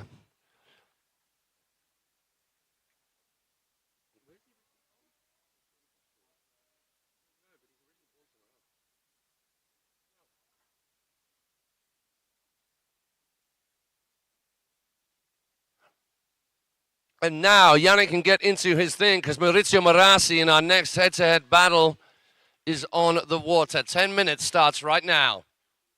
Yannick going hip. Oh, wow. How did he get out of that? Nearly getting swallowed whole. Backside 3 from the crowd going crazy. Of course they would. Back lipping from Yannick Baton. Backside 3 from Maurizio Marassi into a front lip on the wall as we see Yannick Baton coming into the creative station, hits the bump, front board, back, front board, front 270 out from Maurizio Marassi. Yannick just taking it nice and easy at the creative station, setting his sights. Oh, did he just ollie onto the box back there? He did. Maurizio just ollie onto a box, which is over hip height. Yannick just about getting away from that toe side, backside 3, back board, 90 out from Maurizio Marassi. Then a little tail bump, tail grab for Yannick. Maurizio now coming into his creative section, taking it nice and easy, opting to miss the bumps. Backboard from Yannick, missing the incline. He comes round, facing up the transition hack over there. Maurizio is going to be heading over to one of our 5 kickers. That was more like it from Yannick, getting a backboard, then turning it into ride. Toe side, shove of the middle kicker from Maurizio Marassi. Early ollie on, which is way more tricky. Early on, heel up from Yannick Baton, 270 out. I think that was a shove on from Maurizio. 3 shove from Yannick. Oh, big bump. Oh, the foot almost came off right then, and he knew it. So getting nice and wide for a huge heel side cut. That is jump skiing double cut. Snapping that board up in front of him. Hardcore skate style. A little bit of a wetting down of the features because I guess it might have been a bit sticky. Front board, 90 out from Maurizio. Okay, into the creative section. We're going to keep an eye on both as they come round. Big old, I think, 3 shove. Backside shove. 360 over the bump. Oh, he gets the combo. Yannick gets on from pipe. Backboard into back lip. Then front board into back 90 from Maurizio. 3 shove. Oh, falling on a 3 shove. Has he still got the skate there with him somehow? If he can manage to get up out of that, it will be well worth it. He needs to do an ollie pop off the belly to feed Daniel Grant style. So he's going to have to edge out. He's just doing a bit of boogie boarding out there for us. 3 shove from Yannick. Now coming into the bump. Then backside 1. So if you're ever wondering how to save yourself in a jam style session, then we're getting a schooling right from here. Getting himself back up on his feet, saving all the time in the world. Yes, he missed tricks, but way better than him having to swim and run. Maurizio now just taking a breather, because as much as he's got a whole lap done there without doing anything. Oh, that was nice from Yannick. He actually went inverted transfer and down the bank of the Henshaw. So big appreciation for the save. Somehow, his body went out in front of Maurizio, and then he clawed that skate back from his tippy toes and got it back underneath him, just chewing his knees and shins up on all of that grip tape to boot. Right, which way is Maurizio going to go? As Yannick comes into the creative section, missing the flat bar. It's going to be big spin on, maybe? No, 270 on. Couldn't quite see that from Yannick. Backside big, and here we go again. Get a, oh, buddy. Is he okay? He's all right. Right, Yannick, get your swim on, bud, so you can get back out there. So Yannick did have the benefit of getting a couple more laps while Maurizio was just boogie boarding his way around this Awake cable. Maurizio taking it a little easier now. It was all very frenetic and intense to start with the boys just racking the tricks up. Maurizio now focusing in on something particular. It looks like set up for a kickflip. Yes, indeed. Feet landing perfectly. That was cleaner. Popping a front 3 over the inside bump. Oh my gosh, almost a full big spin, 270 back shove on. Front big spin right there, which he fell on before but managed to claw himself out of. So the first one would have counted, which is why he did it again. So only the 3 tricks, I say only the 3 tricks, they were bangers of tricks in that creative section, but there's a little bit more room in which Maurizio to make things up. Hopefully you cats are enjoying this back home. Please drop your comments in the stream. Any of you are watching the stream a little bit here on site as well. Just give us your thoughts on what you're seeing with this wake skating. Huge heel cut, backside 3, launching it. There is so much tension there as well, and you don't get the kick. It's a ramp, so you don't get that boot to push that board up into you. 270 on, like a 2.5 foot ollie right there, getting that nose of the board up and over into that left foot forward front board. Let's hear from Maurizio Marassi as Yannick Paton gets himself back out on the water as quickly as he can. It's not a thing that you need at all when you're out there getting that anaerobic activity on the go and you're already puffing something chronic, to then add a swim and a run to that as well. Settle yourself as the brain starts to fog, but that's exactly what happens in a jam session. What's Maurizio got for us down the back straight? So this section starts from the Henshaw and the bank. Opting to miss all. He's probably suggestive that he's happy with what's going on there. Yannick now back in action, not doing anything on the creative section. It looks like the kickers are going to get his love. He's going to go big kicker, left-hand side, toe side, backside. 3, much more clean. He got a little bit of a butt check hand drag the first time round. Here we go for Maurizio. Now he's going to get his full-on creative skate style section on. Kickflip into front 3. Into huge court, big backside big. Oh, that wasn't what he wanted. He ended up with 2 on the inside. It's probably going to be a trick over. So he is going to leave it and try and have a crack at that creative run again. Yannick Paton looked like he's saving himself. He had the awesome front board on really early on the flat bar. Looks like he's going backboard, flat bar. Lovely all over the nose as well. Coming around right in front of us for, what's it going to be, Yannick? He's going to hop over, use the bump. Just wetting it down. So the boys now thinking very tactically on what they have done and what they still have left in the tank. There's no point risking anything where they don't need to. Oh, the shifty, so cool. The board just slipped that little bit. So oh no, so they're both down right now. And actually, you could see Yannick get back there a little quicker. So, we saw boogie boarding earlier on for Maurizio. Now he's surfing into that big swell. Swimming on the skate to try and get himself back as quick as possible. Yannick having a swim and a run on his hands, and we have not got long left. Hello to all of you back at home. The intensity of proceedings just went through the roof. I'm pitting out something chronic because not only am I talking an awful lot, but the sun has come out something crazy as well. Matty just having his lunch on camera here too, which is lovely. Luckily, he keeps his mouth closed when he chews, as I've had to school him on over dinner several times. He was seeing UCAD's seen the replay of all that's been going on right here. That 270 just from Maurizio Marassi. Here's that huge, big old snap, getting that board out in front of him. The front board on. I couldn't quite see that because of the glare on our screen right in front of you because of the aforementioned sun coming out. Let's see what people are thinking back at home. So Johan asking when the pro makes. So we need to rejig that. So refresh that. And we have got Maurizio Marassi after that hella swim back up on the water with surely only just a couple of laps left. Just resting with elbow in crutch of hand, hand on rear knee, getting his breath back just a little bit.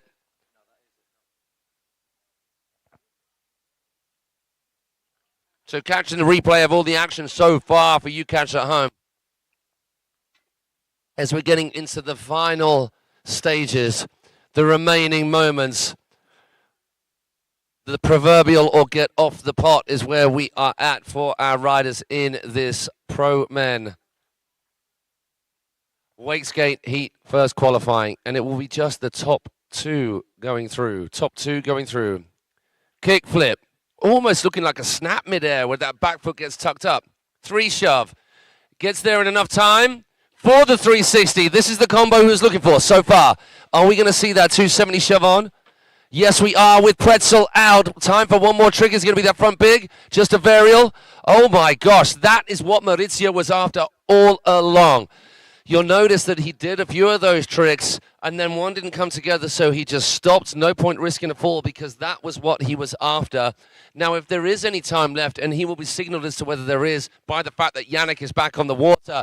Let's hear it for Yannick Paton. We'll be seeing him in the wakeboarding later. He's got his work cut out today. So Yannick got the toe back 3 of that left-hand big kicker. Really, really solid after a butt check the first time of asking. Is he going to go for the Henshaw? Yes, he is. Somehow scraping his way after going inverted transfer.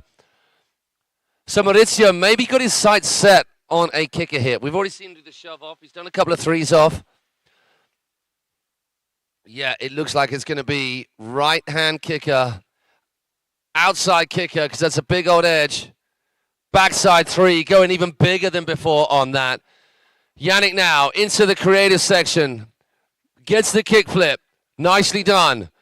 Time for one right here. 3 shove. No, but a beautiful dismount. It has to be said. 10 points for the front flip. So we've got to be near the end. I think Yannick even signaling that he is done. Maurizio Marassi, are we going to see another creative section? Have at it. I'm not sure. I think that he is done. It's going to be a big old hillside cut in. And can we have a huge cheer for those two stellar riders? Yannick Baton and Maurizio Marassi all done in that second and final head-to-head battle in that very first heat of 4. So if we scooch back to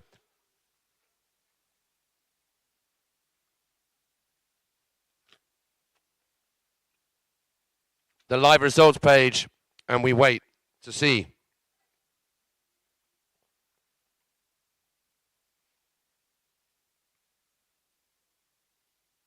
who came where. So once again, even though we almost had 2 separate categories then, it was all one category.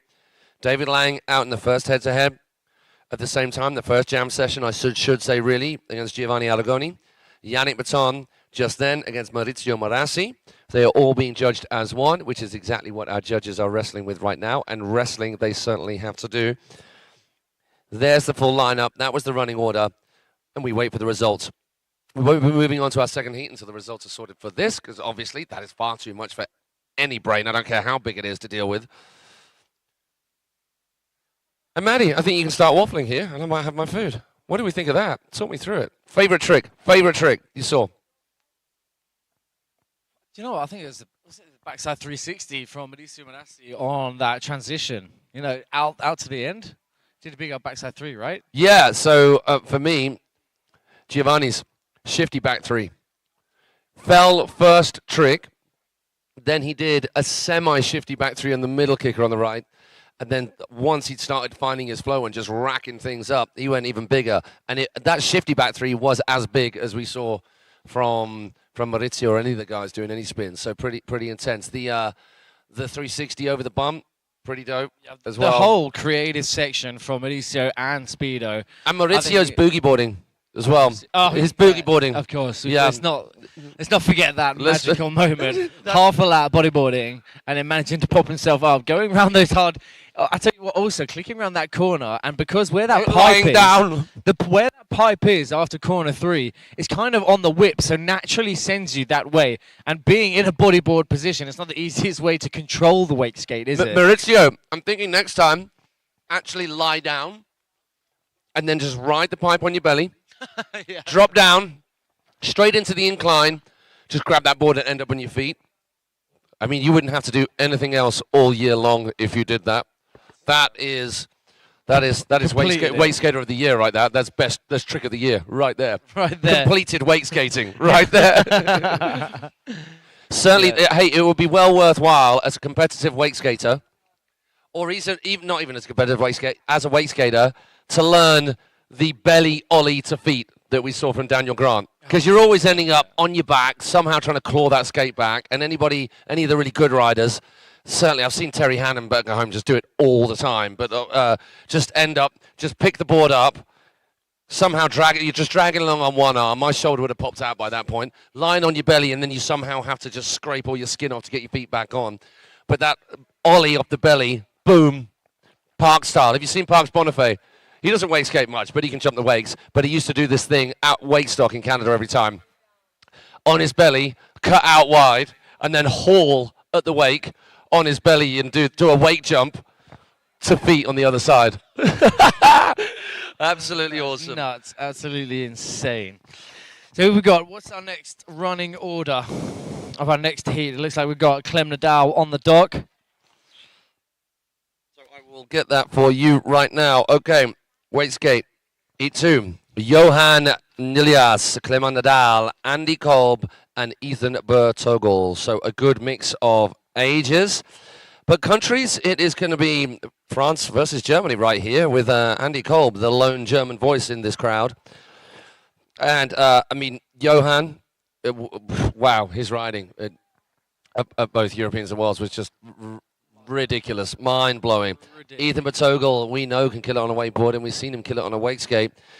Andy Kolb, he would not argue. He has been off the water for a very long time. I don't know how much he's been practicing in the lead-up to the Worlds where he had to go, and we're here. And I saw him yesterday, and I said, man, your name's in the lineup. And he's like, yeah, man, I'm in a lot of pain, but I just want to be part of it, which is crazy that he had this knee operation a while ago. And it was like a premeditated. He was riding, and he knew had the operation coming, and then he's like, right, I'm riding, and then I'm out. Which is pretty sad, man. I mean, many riders that are here today, I'll put my hand up, have been through the mill with injury. It's just same with all action sports, right? Or any sport at any high level, bar darts, is going to take a toll on you. Unless you happen to stab yourself in an eye with a dart. Maybe that's the thing that happens in darts. That's the only injury. No? Are you going to comment, or are you having a food coma there? Yeah, just food coma, mate. That's okay, me. right, Just right. letting the energy kick in. Clearly, obviously, whilst we await the green light from the judges, they definitely have their work cut out for them in that last heat. That was insane. It wasn't just stacked out against each other. All 4 riders laid down, and oh my gosh, I would not want to be in that judgment tent.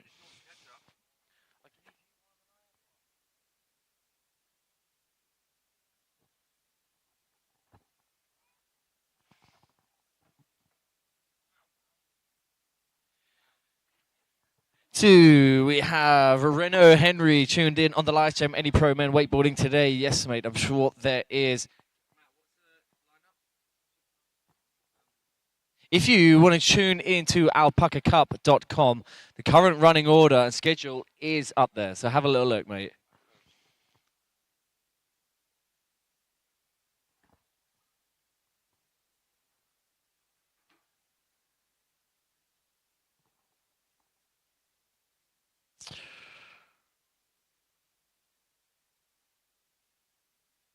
So that was our qualification heat 1 rounds done. Moving on to our qualification rounds heat 2. Then up next after these 2 heats, there's going to be 2 riders battling it out against each other. Well, not against each other. Actually, it seems like they're battling it out against each other, but it is the total 4 riders against each other. We're just having 2 riders out on the water at once. Following that, we have our pro men round 1s. So for you guys tuning in on the live stream, the pro men is going to be after these next 2 jams. We have Johan Nilias and Clement Nadal kicking it off, France versus France. And then we have Andy Kolb up with Ethan Patogal. So 3 French riders and 1 German, all to battle for.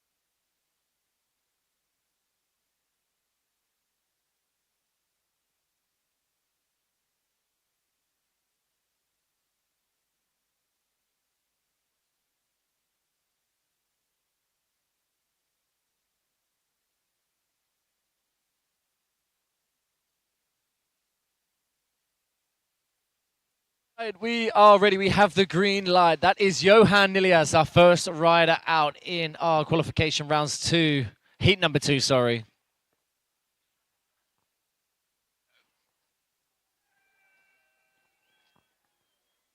Yeah, we love to hear it. Team Fatisi.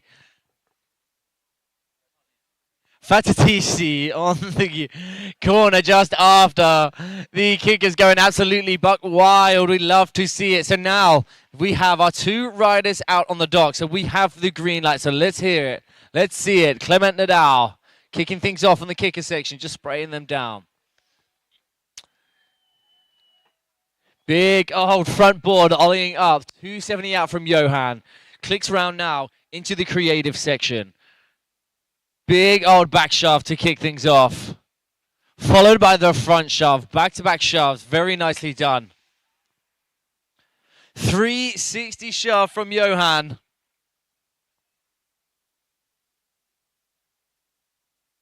Now we have Clem Nadal coming in to the creative section.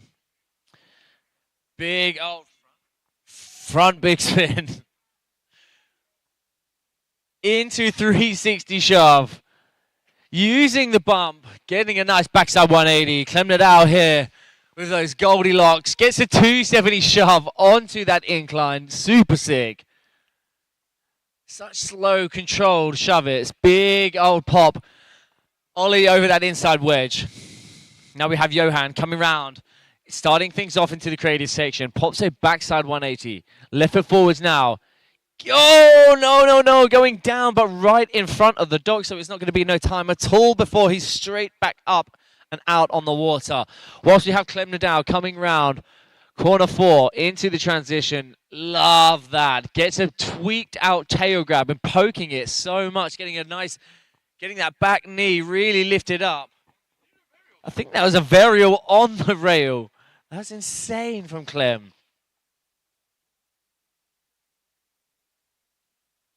Poked out. Big old air straight away off of that inside bump. Now Clem is eyeing up the kicker section. Left foot forwards on his heels. Backside 180.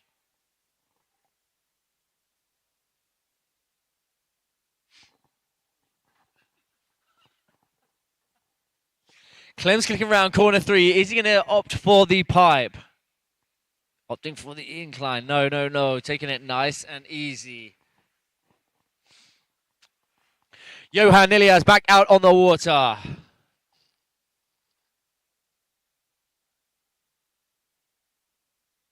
Clem coming. There it is. Yeah, you're right. It was the barrel. So he goes front board outside into that flat bar rail.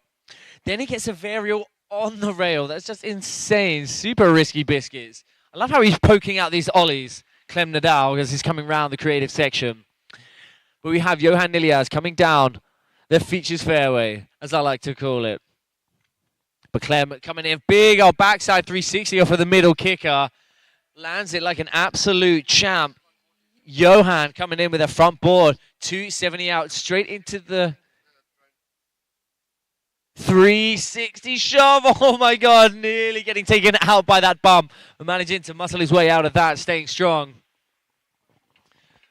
So obviously being a little bit of a sketchy hit, choosing the strategic route of opting out for the rest of that creative section, having another chance to come back as he kicks off through his next run, next lap even. Big old ollie to backside lip slide. Backside big spin from Clem. Then gets a little tickle on the bump for a frontside 180 out. Right foot forwards into the incline. 270 shove to back lip. Oh my God, Clem. Front big.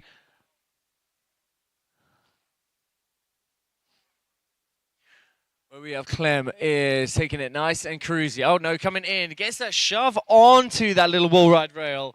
Very unique Wakeskate rail. Very friendly.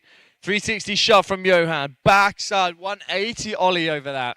Clem on the back straight. Shove off of the end of the incline.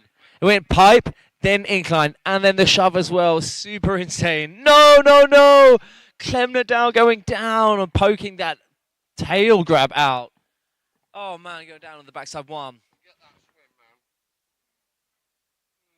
So we have only one rider right now out on the water whilst we wait for Clem Nadal. Not too sure if he's going to have enough time to swim back to the dock and get out to finish his run. But in the meantime, Johan Ilias.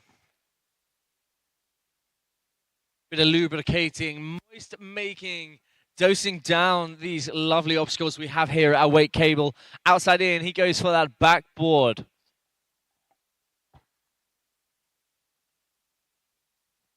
Catches it beautifully for that front big. Love that. Poked out that ollie over the bump now into the incline. Very nice. Getting that back foot up and over for that front side lip slide. Left foot forwards now. Ollie backside 360 to round things off for a lovely hit on the creative section from Johan.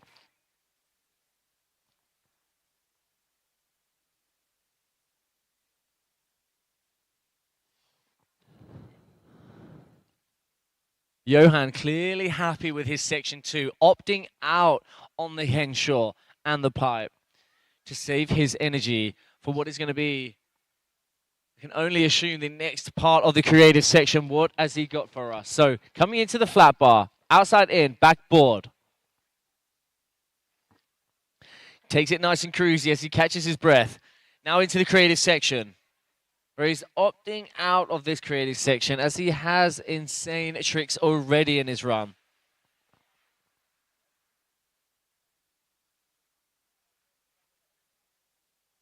To the kicker, Johan goes, right foot forwards, heel side. Love that, poked out and very late with that front side or cab front 3 off of the middle kicker.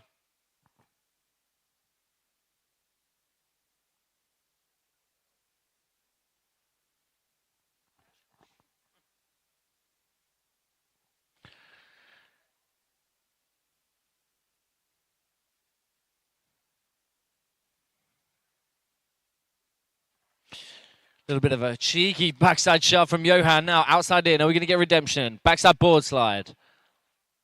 Now moving on to the creative section. Clicks around the motor tower.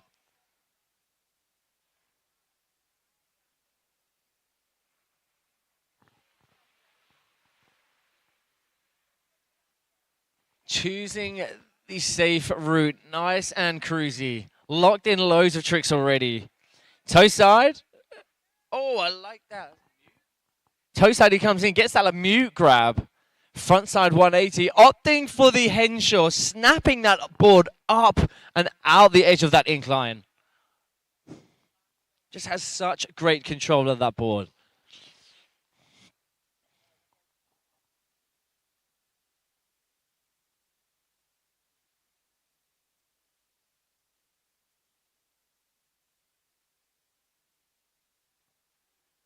Outside in, gets the back ball, but right on the nose this time. And it gets a 360 shove. Clicks round the motor tower. Carries things off in the creative section. Big old kickflip. Catches it like an absolute boss. Johan out into the incline. Front lip, but more right on the tail, actually. Oh, my God. Big old backspin. Backside big spin.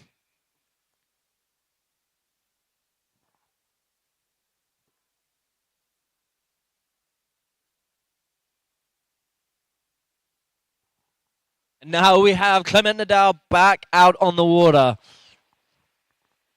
Hopefully going to get some redemption on that tweaked out backside one off the end of that transition rail. I'm not too sure what the time is, but I can't imagine we have much time left. But Johan now gets that backside board. Gets the big spin. Clicking round the motor tower now. Oh my God, how did he get away with that one? No, kickflip into front side flip from Johan.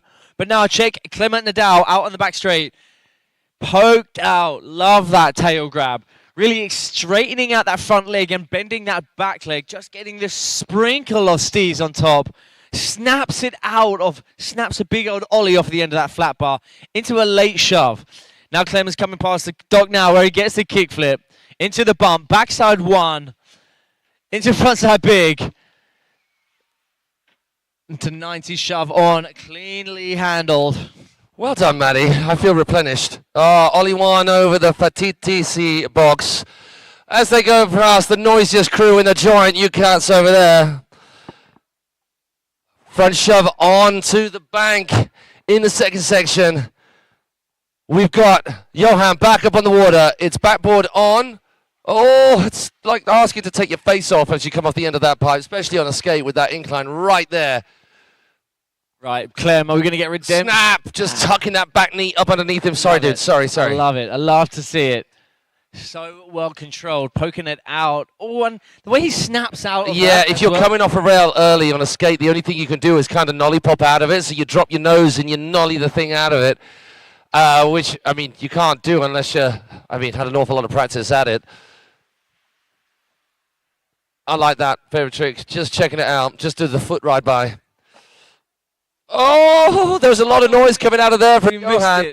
Right, we're just checking where the drone footage is. So we're on a wide angle of Clement right now for you cats back at home. Johan just hopping on and off the bar. I think 270 shove or shove straight onto the bank again. And that is the end of the heat right there. So anything that we see from Clem right now, even though that was the cleanest hit, I don't think that's so frustrating that will count. But he can't hear me right now, so I'll let someone else break the news. So we just went backboard drop, then backboard, then I think 270 shove out or 90 shove out. Clem's still going. Then that crazy sex change, that varial on top of the box. Can we give it up for Johan Nilius and Clement Nadal? Oh my word. Lots of words. All right, do we have some people chiming in on the chat there? Long sentences right there. Yeah, we've got a question from Tom Verhaak. I hope I've pronounced that correctly. Could you guys maybe explain the format when you have time? Of course, how it works in the Wakeskate, as we've had from Zook here, jam session 4. Thank you, Zook, by the way. Just read the explanation there because he's bang on it. But Maddie, explain exactly what's going on because it is confusing how we've got two riders seemingly going head-to-head, but there's 4 persons in a heat. Yeah, so it's actually 4 men head-to-head, isn't it, really? Sorry, a 4-man battle. It's a 4-man heat. However, it looks like this, because we only have 2 riders out on the water at once, it kind of looks like it's a head-to-head battle, but it's not. We're just sending the 2 riders at the same time. They have 10 minutes on the water. Then we send our other 3rd and 4th rider out on the water. They have another 10-minute jam. Then once those scores are in, then that's when they put the scores together and then get the final result against each other. Against As- each as other. the Sorry. four. Yeah. So, some of you are familiar with wakeboarding, would have seen jam sessions before, and you'll see that there are more riders out on the water at one time. It depends on the park. We've got a smaller park here, a slightly more compressed park, great for viewing, great for learning, great for that compact ride where you're not disappearing off into the distance. But there isn't enough space to put more than 2 riders on, and those riders still be judged fairly in each separate section. You've got the riders getting the full focus of each of our judges in each of the sections with just the 2 riders on. And honestly, the stellar all-star cast of judges that we've got here, they know what they're looking at. We've got Leo Levadens, and everybody knows wake skating over the past few years. You'll know this cat. We're in the rest of our crew. We've got Carlo, we've got Sebi, and we have Claudia joining in as well, just shadowing. I mean, she knows her stuff. Maybe not done so much judging, but she'll be one of those. And speaking of people who know their stuff in terms of wake skating, can we please make some noise for the one and only Andy Kolb on the water? Naughty. Shouldn't be doing that. Riders waiting until they are a full house of 2 riders on the water at the same time. So Andy just getting warmed up. Any amount of little tricks that he does is just getting warmed up. David A.V. whipping the drone over to the far side of this Awake Cablepark to get in hot pursuit, because the 10 minutes have started now. We have definitely got 2 clashing of worlds right here with the young upstart of Ethan Bertogel, just however old, still very, very young, against the 34-year-old Andy Kolb, who's been there, done that in this world, and has been, for the time he was skating, at the very top of his game, the world over, podium left and right. Some of our riders here, including the likes of Nick Dorfer, who we chatted to, would have seen this cat for the very first time at Wait the Line. So we're going to stick with, for you guys at home and you guys on the shore, Andy Kolb going front blunt right there, or front lip, then getting the board up at an angle on the bank side of incline wedge. So Patatisi crew giving some love to Andy Kolb right there as he shows them love right back. And I think while there is a little downtime, we can maybe just have a little look at what we're seeing from Ethan Bertogel. Backside big, too easy. Backboard from Andy Kolb. Then opts to miss out on the incline back lip from Ethan Bertogel.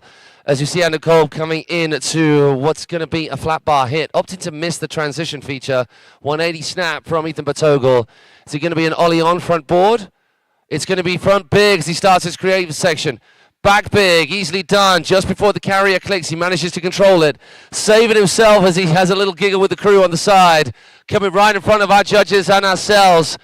It's going to be something onto the wall or something just after the second corner as you work your way around the cable. All in. It's going to be a kicker hit. Backside 1 off the kicker. And then it's going to be a bump action. Little bit of a bump. Straight air from Andy Kolb. Ethan Bertogel comes round in front of us. Backside 360, just about, more like a 270, but then goes, no! Front 3 from Ethan Bertogel.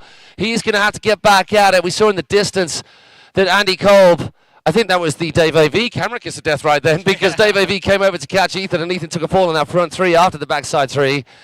Now, Andy Kolb coming into the hot section. Going for the complete run of tricks. He wanted to get the back, the backside big spin cleaner than he did before, but it went the opposite way. So both riders in the drink for now, which is why we're possibly going to go cut back to some replay action. So once again, let's just see who we've got here. So Suk, thanks again. Xavier Garni getting behind the Frenchies. Tom Versac, thanks guys. Yeah, you asked the question, we shall deliver. And once again, folks, if you want to find out a little bit more about this particular event and the people behind this event, so you go to alpacacup.com. It's a series of events across the world. So parks arranging their own events and then joining this series as a big old tour across the wakeboarding planet, where there will be end of season rankings across every division depending on what divisions are being held. Here it is all about the open divisions for the men, the women, the wakeboard and the Wakeskate. Here we see the replay, and while we see the replay, just check out those names down the side of your screen. Embily, the Embily card. We chatted to Alex earlier on, the man behind Embily, who loves his action sports, got into wakeboarding and supported action sports for a long, long time. And then when he got into wakeboarding, wanted to do the same, having met up with Victor Salmon out in Singapore, which was his home part, which is where Alex lives, and thought, I can get into this, and he has done in a very, very big way. So thank you to Alex and to Embily Card for supporting our sport. Out of industry, love is what we need. Ethan Batogel is out there right now. Andy Kolb is about to head back out there, and we are probably at the very least, if not further on, at the halfway stage. So just 13 years old, you can see our screen, the young man from France, Ethan Batogel. Andy Kolb, 20 years plus his senior. Love that slapping down of the front lip onto the bank of that wedge. Front side one over the little Patatisi box in the corner as he flies by that crew, making up the bank and the cheering section. Oh, so what is Ethan doing here? He's getting super wide because he's wanting to cut back inside the cable. So if we're going to get redemption on this backside three into frontside three. Yes. Oh, there it is. That's what he's after. Young gun, absolutely ripping it into back lip. Front two. Pretzel 270 out. Now is he going to get one last kicker hit to round off? So no, the kicker hits. Is a complete other section. Off the big one as well, which is twice his size. Slow and controlled, gets the nose grab, pulls it round for that frontside 180. And we just saw from Andy, he goes front board onto the box over in the far corner. That huge hip-high ollie, then front board 90 shove out on the flat bar while we stick with Ian Batogel on the far straight, coming round us. Now, which way is he going to go? He has already hit the transition, which I don't believe Andy Kolb has yet. Nice little hop on 50-50, turning into a front lip. Front big from Andy Kolb over in the corner. Wow. Then a little lollipop. So the kicker hits are strong with Andy Kolb, but they all are also strong with Ethan Batogel. Now, is he going to try and pack out this creative section? Neither rider has gone all out crazy as we've seen from some of our other skaters so far. This is the second head-to-head of two in this second heat. So we've got on board for you guys at home. Now we've got wide angle with Andy Kolb now. Coming in to the creative section. Front big, back big coming up. Gets that solid. Now he can set himself up for something on the inside, no, outside toe side, over the bump. Oh, catching a little bit like a hippie jump where you just tap that feature. Shove on, shove off, and he absolutely disappears. Gets swallowed whole. Give it up for Andy Kolb. We're going to turn the action back to Ethan Batogel on the back straight. Outside in, backside board slide, big old ollie for Ethan. Hey. Clicks round the motor tower. Are we going to get redemption now? Oh no, sorry, kickflip! Oh! No! Oh my God, Ethan Batogel getting it done with that kickflip. Front board, outside in, oh my gosh. Ethan Batogel laying it down into the kicker. Nice, playing it nice and cruisy. So the kickflip is done, and we have not yet seen that from Andy. Andy's making his way back. Come on, chop, chop, son. You've still got some energy left in you. We're going to stick with the action, though, out on the back straight. Ethan thinking he's potentially done enough on that Henshaw bank pipe incline section. Now moving into our section C, section 3, however you're naming it. Cruising past the transition hack and the Jules Charot shack and the flat bar. Wondering if this is nearing the end of our 10 minutes. No, we are still going. If it had been the end, he would have got cut off. He's going to go for a cleaner kickflip. Oh, that con held on. It gets full breakdown back spin out right there, which leaves the door ajar right now for Andy Kolb. I mean, I know the 35-year-old knees are not down with running, but dude, just this once. Get yourself back there. So Ethan Batogel's got a bit of a swim on the way back. Who we got chatting to us on the chat on the YouTube page? We got Mac Ford asking when's Pro Men's wakeboard on, which is going to be not after this jam, but there's one more jam to go, which is going to be another 10 minutes, and then we kick off with our Open Men's. So as you guys are blessed with the replay, I can actually tell you exactly the round. We got Pro Men round 1, 6 heats, followed by Pro Ladies round 1, 3 heats, then Pro Ladies round 2, which is LCQ, then Pro Men round 2, and then it's Pro Men last chance qualifying. So we've got so many Pro Men that it will go first round, then quarters, then LCQ, then it'll be semis and finals tomorrow for all of our divisions. And that is a full day of action. Wow, Pro Men round 2 at 8:20. That's a lot of talking, brah. Come on, Andy Cole, let's have ya. Last couple of laps for these two riders. There's that front lippage again. Little hop over the Fatatisi box. So crew, don't let that energy waver. We've still got a lot of riding still left to go, and we need you with us every step of the way. Oh, getting very close to a head scraping on the Henshaw wall as he goes front 3 off the bump, which is our transfer nub. Backboard, hops over the incline. Ethan Patogo's back on, but the drone action is with Andy Kolb right now. Hasn't gone for the transition, but we have seen him do the front board onto the box of that feature. Oh, Ethan Patogo getting a backside 360 off the inside. Small kicker. Whilst we have Andy getting, I can only assume that was a, did he get the front? Front spin, into back the back? spin, yes. Andy, are you sucking through a straw right now? Little ollie snap over the wedge. Ollie backside 1 off his toes over the box as well, so another nice creative section.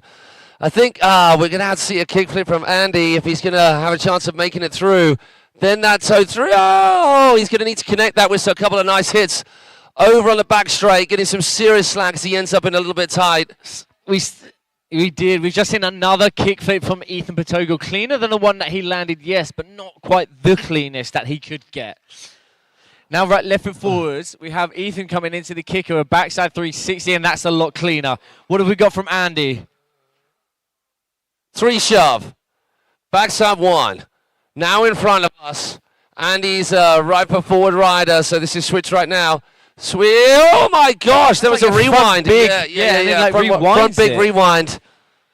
270 on, then riding away right foot forward. So that's a really nice creative section right there for Andy. Then the 1 footsie, the flamingo we call it. We don't, I just made that up. There's no we in that sentence. No, Andy! I reckon Andy's that is down. all she wrote for Andy. He is not going to be running back or swimming back hard for that kickflip from Ethan Patogo. Can he keep it clean? What? Oh, he's going for the varial flip. I would suggest, unqualified and unofficiated, of course, that is going to be the end of that 10 minutes jam and the end of our Open Men Wakeskate right here and now, here at the Embily Open, Awake Cablepark. We'll wait and see, though. I think that might be it. Someone from, one of our officials from around the corner is just going to stick their thumbs up or down. I think so. I think, yeah, it is, because we have got the flowing locks of Bunny, the lifeguard, 1 and 2, off to go and get Andy Kolb. And you know what? If you are Andy Kolb, you do get a pickup. That's how it works. Are they doing that, or are they not? Yeah, they are. Okay, maybe. He might be judging next. Okay, so it's not because of his legendary status. It's because we need him to keep working. That's why we're getting him over here.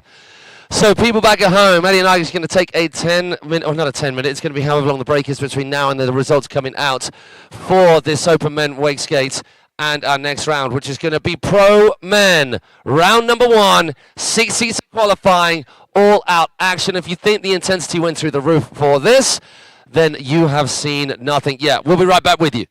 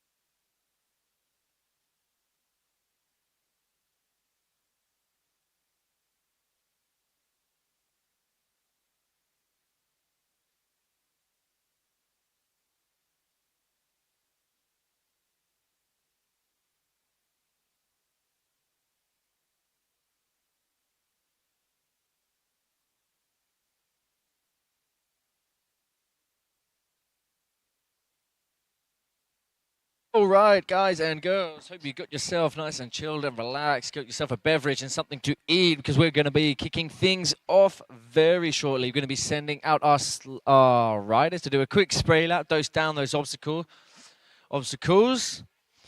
before we kick things off in our open men.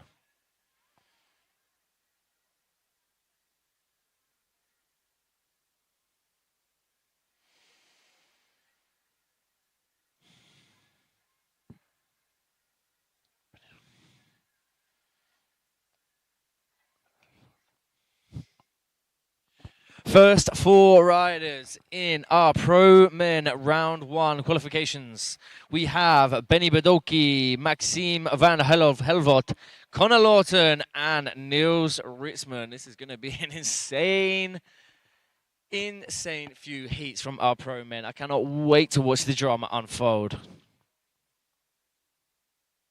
So before we do get things going, make sure to get over to the YouTube, get the live stream link up, and get that shared across the socials worldwide. We want to get a lot of people involved, as many as we can.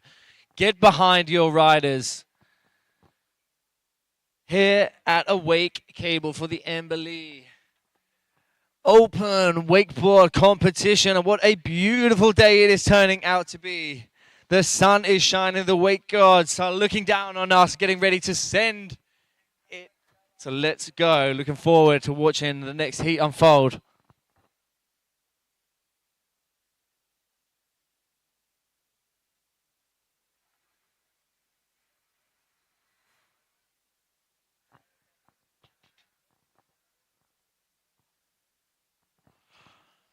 Just a reminder, we're just sending our riders out to do a quick spray lap.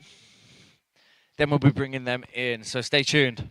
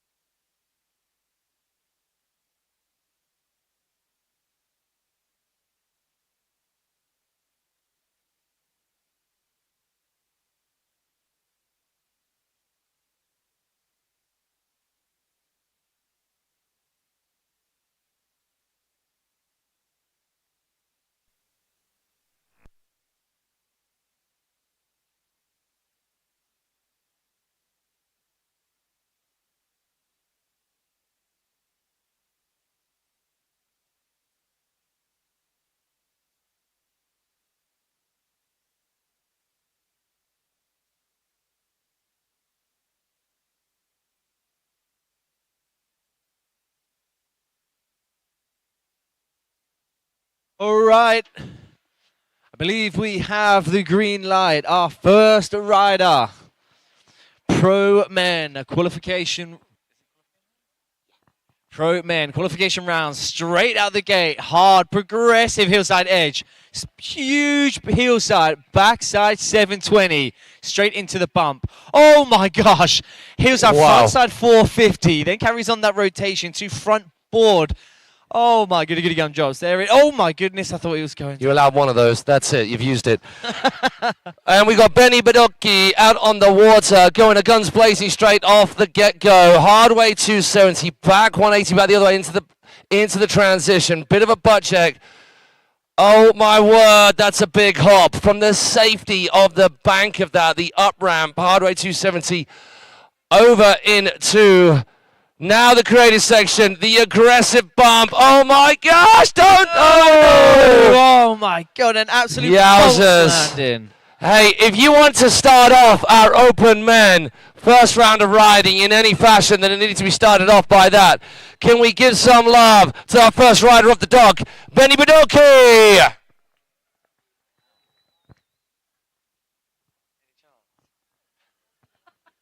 You cats at home just watching the replay here. Benny obviously falling halfway through the creative section right there. But some moments of magic. That hardway 270, that then was hopping insane. the 180 back into that 3. This though, 270. Oh, you could maybe. All right, but still, I love this that huge. And now this shape, or what it might look like, the original shaped diamond, it's actually the harder and bigger version, which is called the Volcano. A lot more pop on it, a lot more send coming out of that, and I'm sure you're going to see... A very, very aggressive, active volcano. Really, that's put very correctly. That will spit you out in every direction. Yeah, it will. So this cat has got a few tricks in his arsenal. Maxim van Helvoort, no stranger to the big stage. One of our Dutch crew here this weekend. Oh, we've got a little bit of a spider monkey action as one of our Awake Park cats get on up into the drive tower for a little bit of mechanical stuff. Anybody who spends any time at the Cablepark knows that this, on a busy day, has to happen every so often. So something going on with the clicking of the rope into the right spot, into the magazine to be caught by the forks on the carrier. For those of you guys at home, the carrier is that frame that spans the 2 running cables. And on the front of that frame, there is a fork, like a V, that sticks out, that grabs the ball end of the rope as it comes round the drive tower, as it comes round that pulley. See that thing that popping out? That's the big fork that grabs the rope to take it off the carrier. And they are just sorting out something there. It didn't quite grab the rope off exactly. It didn't grab the ball end. It grabbed the rest of the rope. So they need to stop that. And you know, it's good that they stopped that there and then before an incident occurred where a little bit more maintenance would have been needed. So great work from our Awake Cablepark team to sort that out. We have 6 heats of qualifying, 4 in each heat. It is the Netherlands. Oh no, sorry. That's not the Netherlands. Is that Hungary? The Netherlands out on the water at the moment. And Maxim van Helvoort gets into action. A little bit of nose tap snake bite. He's bopping his head to ABBA right there as he moves on round, for sure. Which way are you going to go, Max? It is going to be right foot, right, left foot forward, right hand kicker. Oh, gets the full rewind both ways. That is ridiculous. Getting the mid grab in there too. Transfer. Full backside 360, Oh. looking in that 50-50, then carries it on, so brings it back for that frontside lip slide. Hardway 270 to back tail.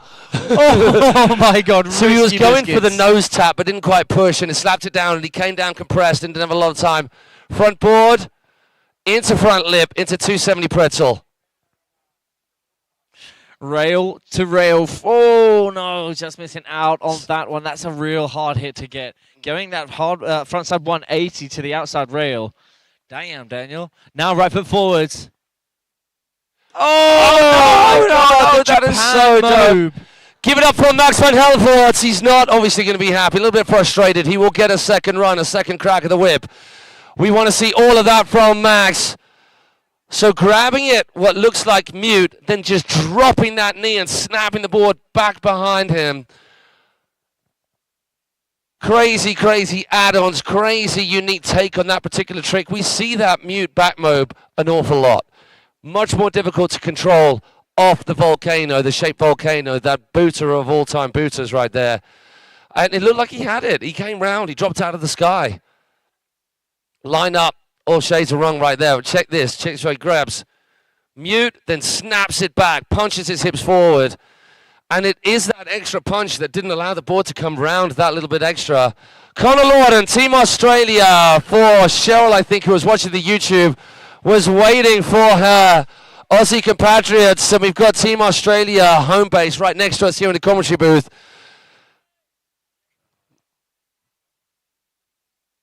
Then the flip to start things off. Starting right foot forward, ending up right foot forward. Oh, so instead of going up to the horizontal, taps the incline and the henshaw, but gets full connection, full pull on all three sections. Front 180, drop. Front board the other way, handle pass. So mirror tricks both ways from pipe to incline. Section number 3, he goes from outside 180 on, then 360 across into the bank. Super clean. Front lip, over to front lip, then over to back lip. Full pull, baby. FPB, as Dan Milstein loves to call it. Now, check this. Oh my God, I've seen this in a recent edit. Mind-blowing. Oh, okay, there's definitely going to be more in the tank. So we know it does. The Tootsie Roll can happen on that. 90210 coming right at us out of the end of the creative section. Left foot forward hit. Right hand kickers. Right at Fatisi corner. Oh, the toe back 7. Take that, everybody. That's an almighty run. Yeah. And we know that there's way more in the tank. Like that crazy riding around, just cruising around. Whenever you're coaching people who are just starting out and they ride around and they want to relax their arms and they put the handle in the bend in the crux of their elbow, you're like, oh, that can just go all shades of wrong. Never mind trying to do a double grab, what we call a truck driver here in wakeboarding, where you've got both hands on the nose of the board. Insane.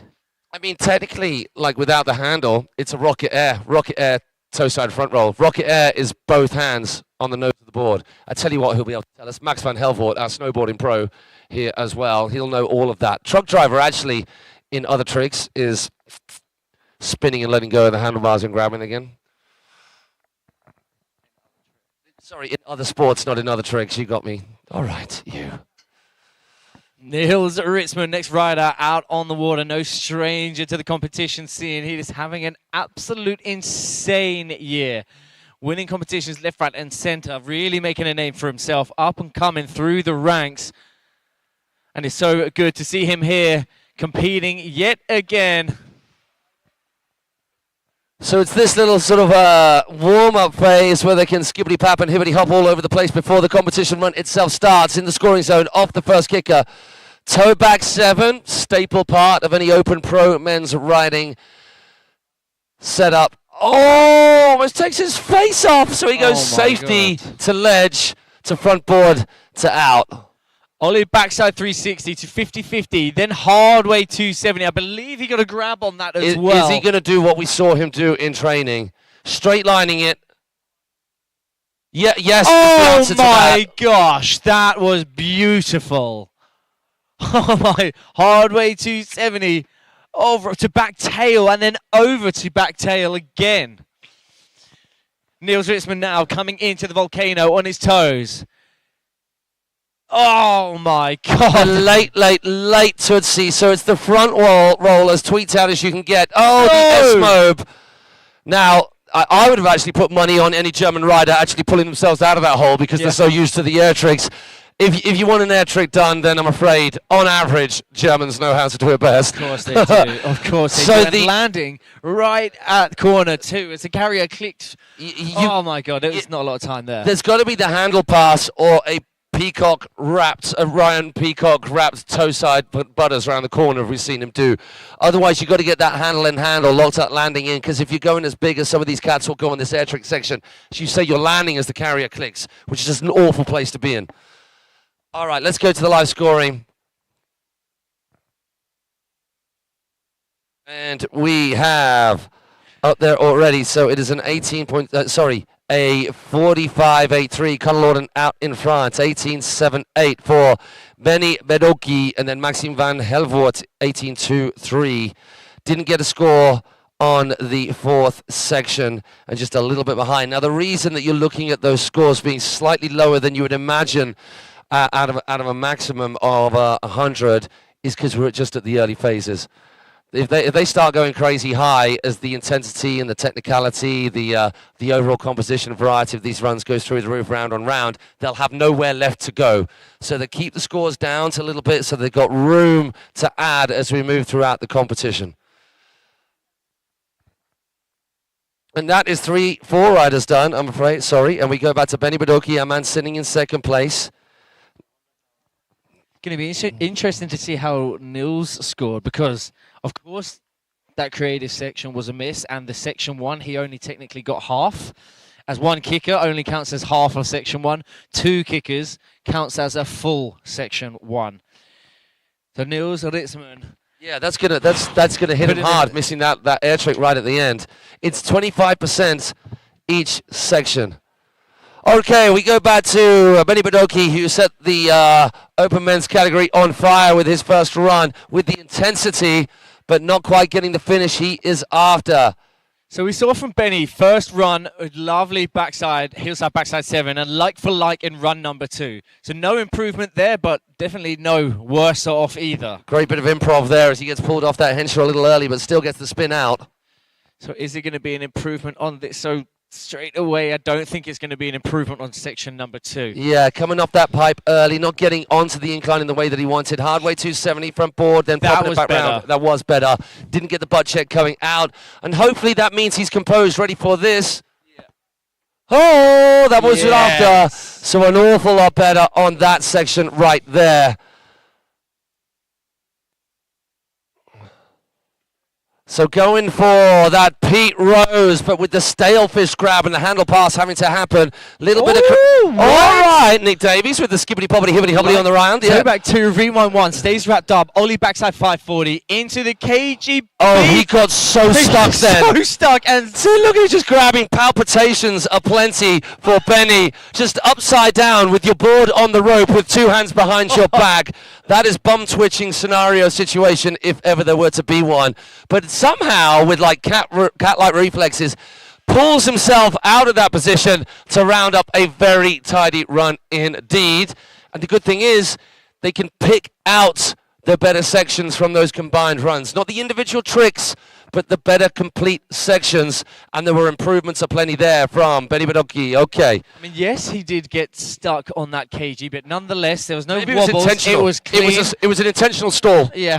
Just upside down going, ah! You're watching it again for you cats at home on the live stream. Oh, my gosh.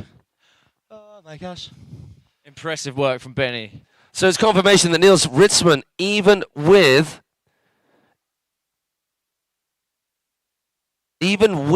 missing half of his kicker section points available and the fall in the creative section, not by an awful lot, by less than a point, squeezing ahead of Conor Lawton. That just shows you how much the judges, and you can look at the way they've scored each section right there. And if you, and you can just rewind the stream back and actually have a look at those riders and compare for yourselves. And all this challenge we like to set when we're hosting events is for you guys at home.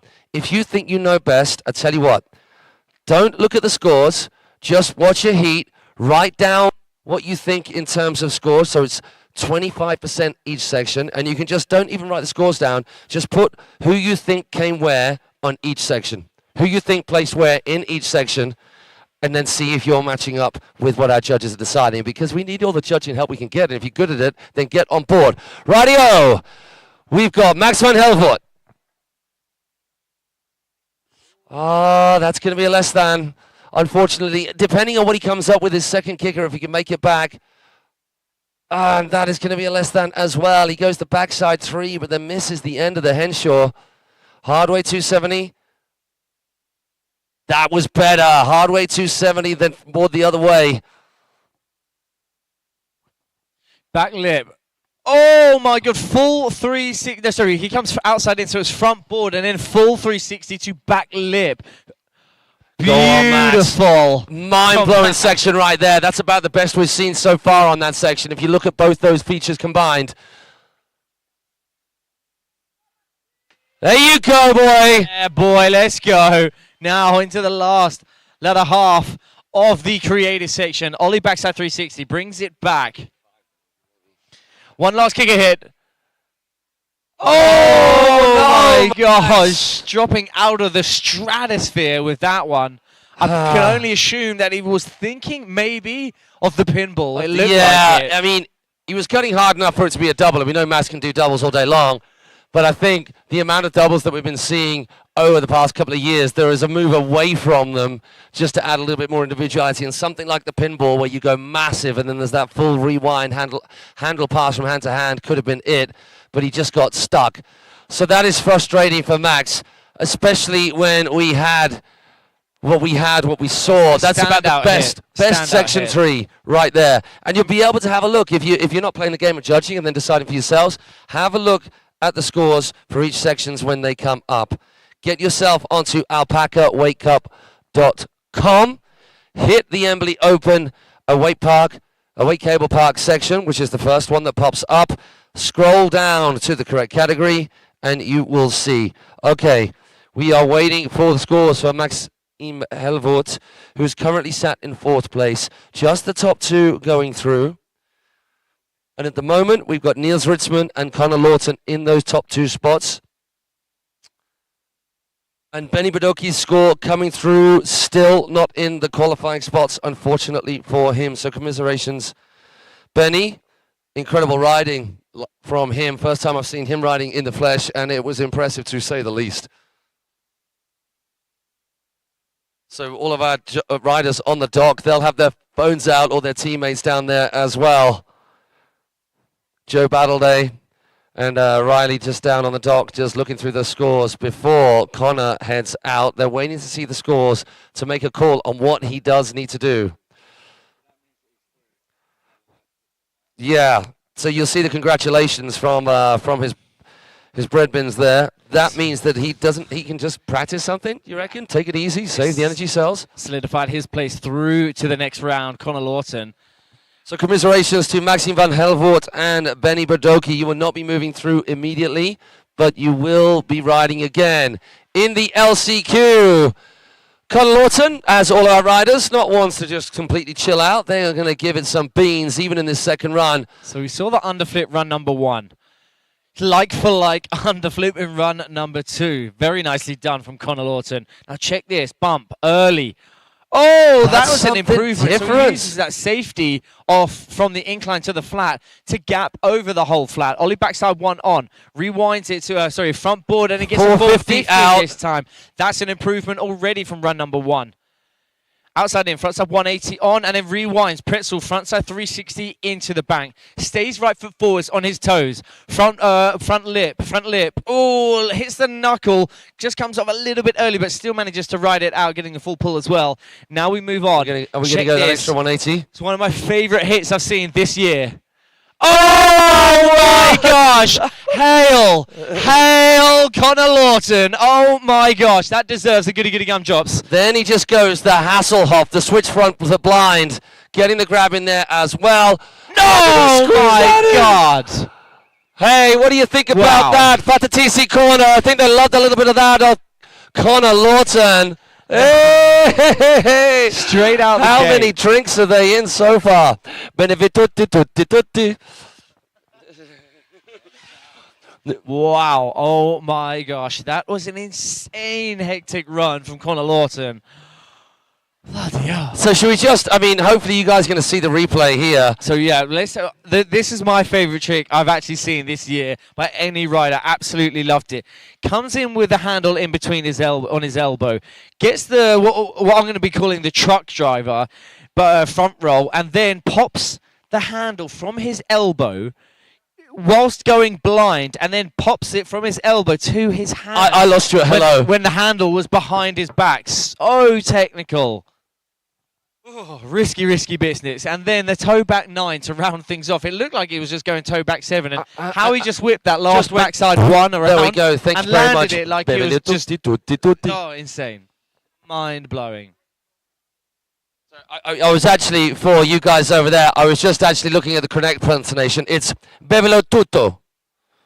There we go. Thank you. Yeah. We'll be doing a lot of that. It means drink up. There's a song that says just drink up. So that song is going to be sung an awful lot. I mean, it's not at all. It's going to be done responsibly, I'm sure, tomorrow night. Sorry. Niels Ritzmann. So are we going to see? Are we going to have a little look at that's got to be an improvement on his first run score. Is it going to nudge? Yes, it is. Of course it is. Connor Lawton now in the top spot. No, sorry, Connor Lawton, we are waiting for that score. I apologize. Saw his name at the top. So if you are looking at the live scoring, the name at the top is the one who just rode, the rider who just rode, and the score for which we are waiting. Currently, Connor is in second place. I mean, you'd have to say that that's unofficially, of course. This is not our call. This is just a slightly learned eye. People who kind of know what's up a little bit, but sometimes get it wrong, think that maybe that might push Connor into the top spot.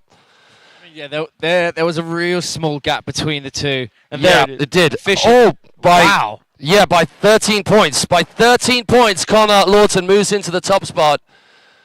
But if Nils has anything to say about it... Oh! Toe back 5. Stalefish. Rewind back 1. Now he stays left foot forwards. Oh! Hard way front 1. From the safety to the outside creeper ledge. Just misses out. You can't do anything with that. He had no backside 270 on.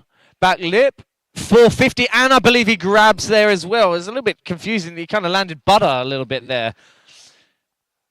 So this section was fiery biscuits. Absolutely loved it. He definitely doesn't need to do anything on that. Conserve his energy. Going down on this S-Mob in run number 1. I'm really pleased to let it be the commentator's kiss of death. Now, guys, let's hear it for Niels Ritzmann now, coming into the volcano. Oh, my gosh. That was almost a pile driving over the nose. Oh, just a 7 off that. Casual. With the worst kind of popping machine whatsoever, that wedge. And then toe back 7. Oh, for nothing. So second run's done for our very first heat. And as to be expected, our open men have not disappointed. So both toe side kicker hits, both toe side backside from the left foot and the right foot. Toe back 5, rewind 1. Toe, and then a right foot forwards, toe back 7.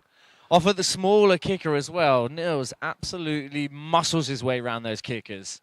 So interesting. I thought Connor's third section, the pipe to transition, then the Jules Charot hack, I thought it was amazing, but I actually for a moment forgot about that back mob over the entire thing. How could you forget Sorry, about that? yeah, I had a blackout. And that is evident in the score for that section. Niels getting a 17.67 and Connor getting a 10.75. Okay, here we go with the running order. Jules Delian, Alessandro D'Agostino, Clement Nadal, and Joe Battleday. We've got France, Italy, and the UK in effect. So we're still waiting for that second run score for Niels. While we wait, it is possible that these riders will be heading on out to do a little bit of whale wetting, moist making, lubricating. It's getting loose up in here. It's not. It is. Not as loose as Patatisi Corner over there.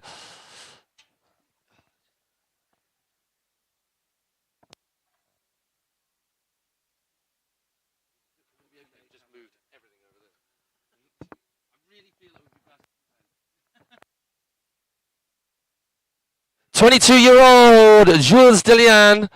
Now, we have not been told because we don't have, and it's wise not to give us any interaction with anybody that is of any importance here at the event, because that will undoubtedly mess things up. I'm assuming they're thinking that we're all good because Jules is charging. Oh, wind those windows. Oh, Jules, we are sorry, man. That is frustrating.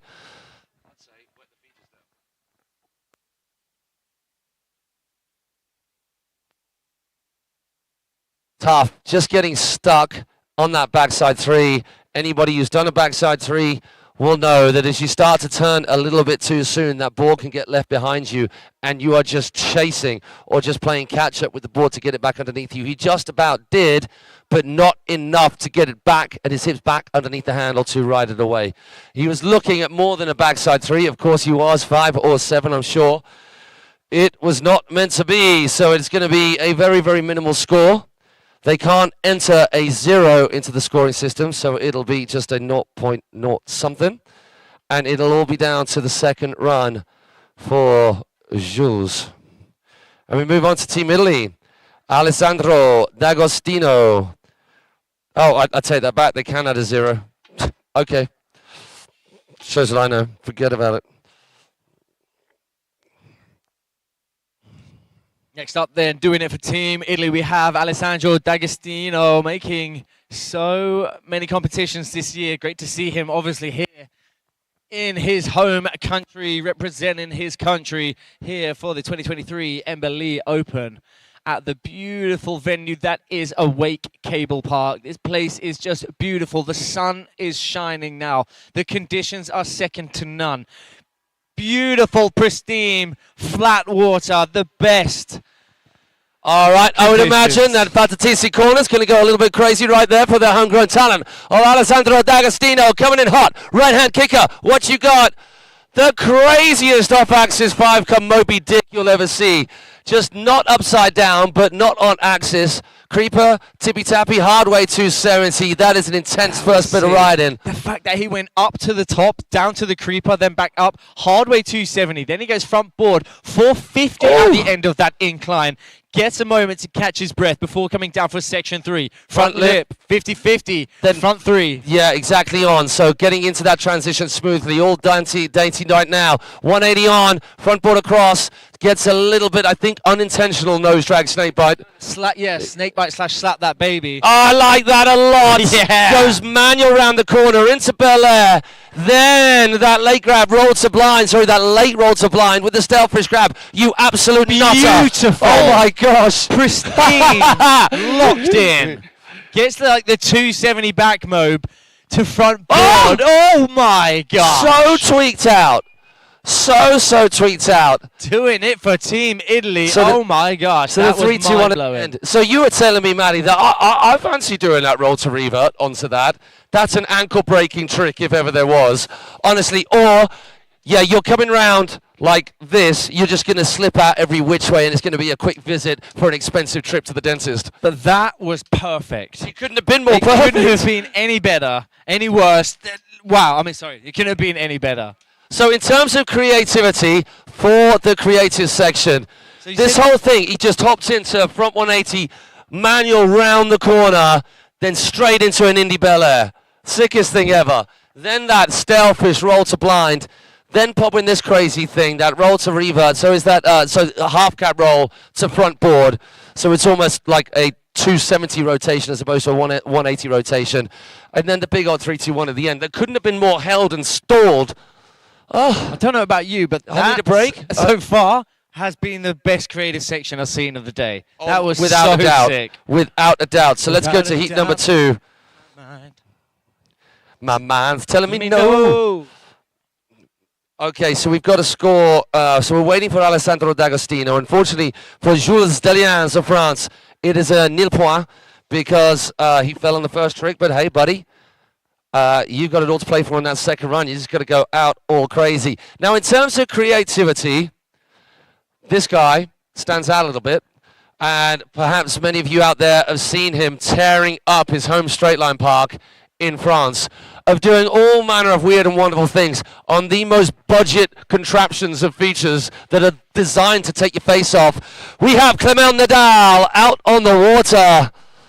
Seen him in the Wakeskate tearing it up. What has he got for us now? Crow, but the wrong hand grab, like reaching across in front of him with the wrong hand, passing the handle. Beautiful.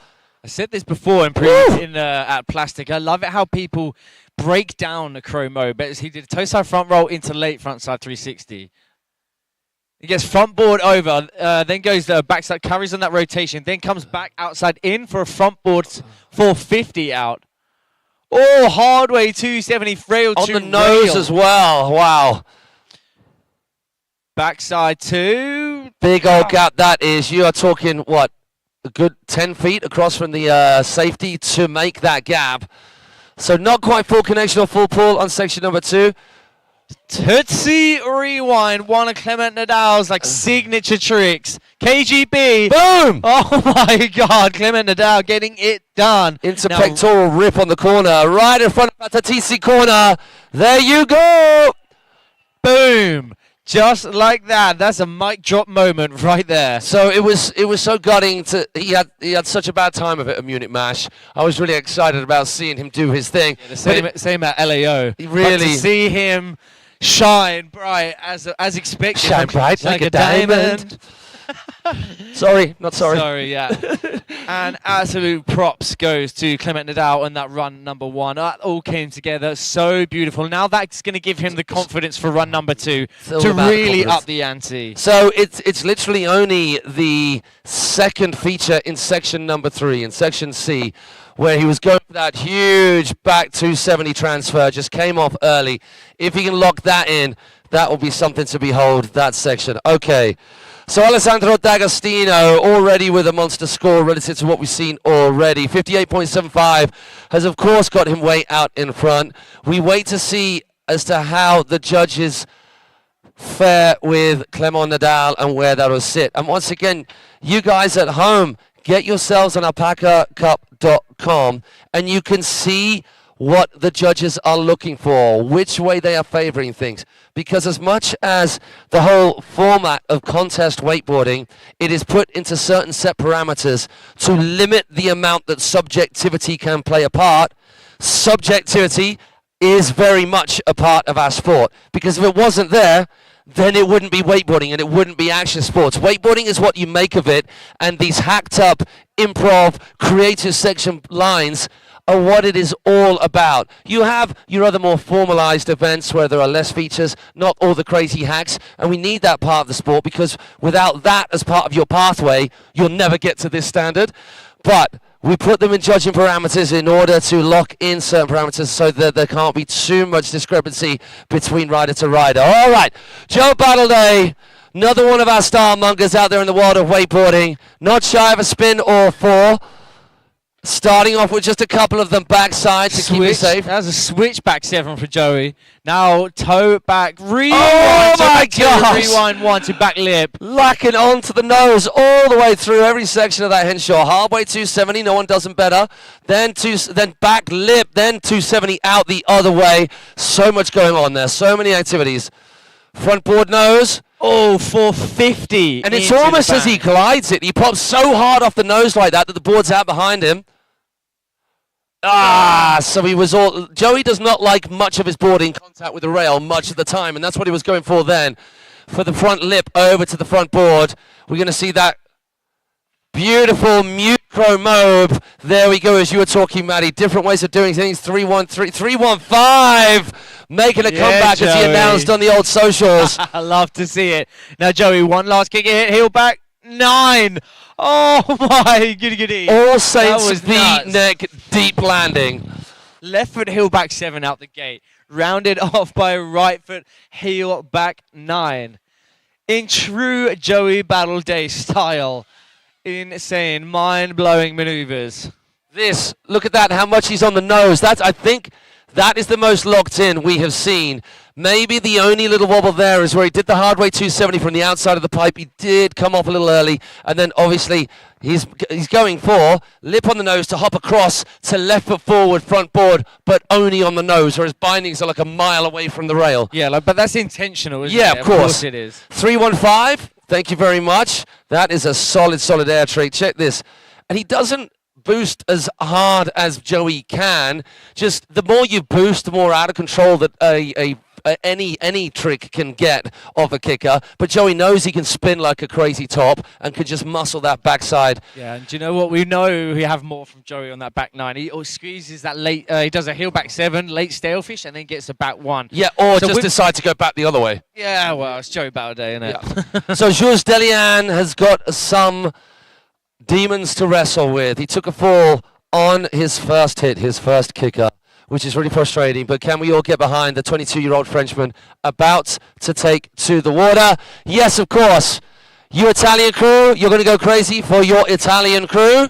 But can we all please make sure there's a lot of noise for every single rider around the water, particularly when they desperately need our support. We've got Jules Delian about to do his second and final run in this first round of qualifying in the second heat of our Open Men. So it is a backside hit to start things off in his first run.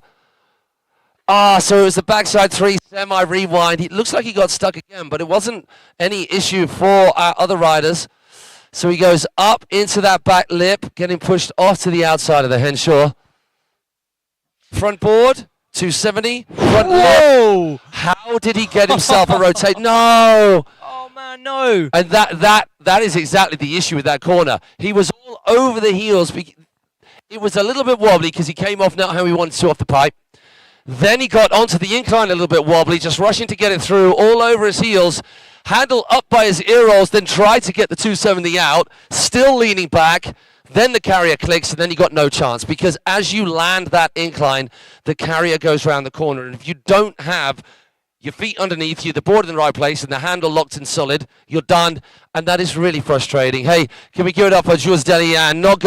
Coming together as was intended. He will get another crack of the whip in the LCQs. Now, what more can this guy come up with? If we look at the scores right now, just to see who is where, let's just do a refresher calls. Joe Battleday, I just saw sitting in second place. So we're going to go back to live scoring. There we go. Alessandro D'Agostino, what a first run from him. Clement Nadal sitting out of the running by about 6 points. Yes, gets that done beautifully. Loads it up, ollies into the kicker. Backside 360, rewind front 1. Very nicely done. Using that creeper to come outside in. Hard way 270 to the down rail. Hard way 2 to that pipe. Oh my gosh! He landed in butter. Held the butter. Oh, and forget that on. for a game of marbles. That is just ridiculous.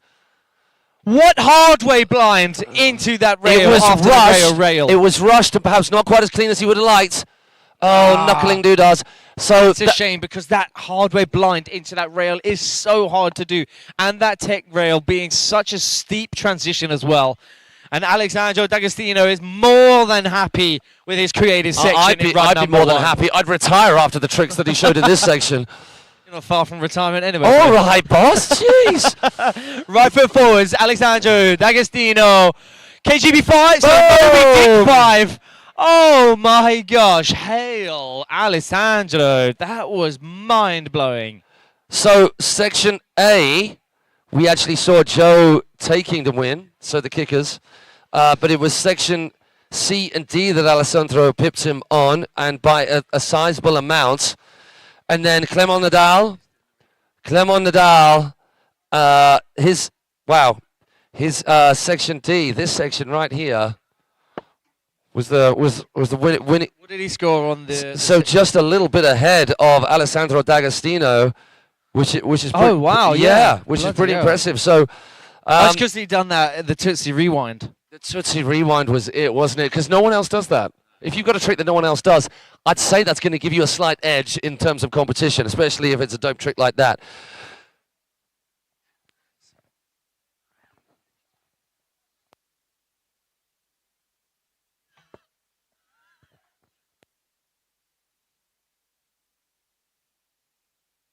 All right, doing it for Team France.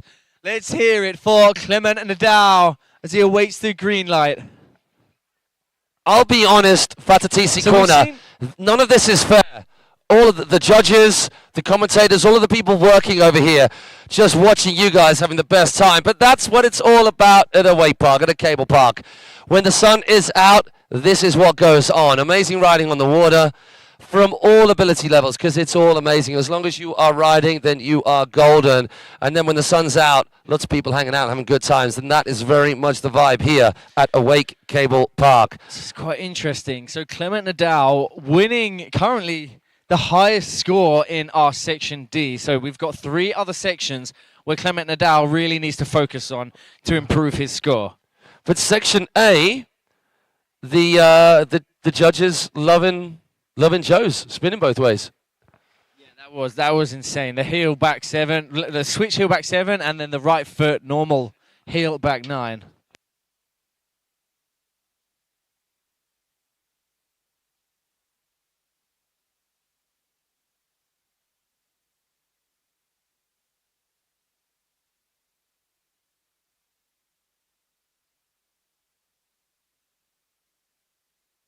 Clement Nadal has got his work cut out right now because, wow, what a heat that this has been already.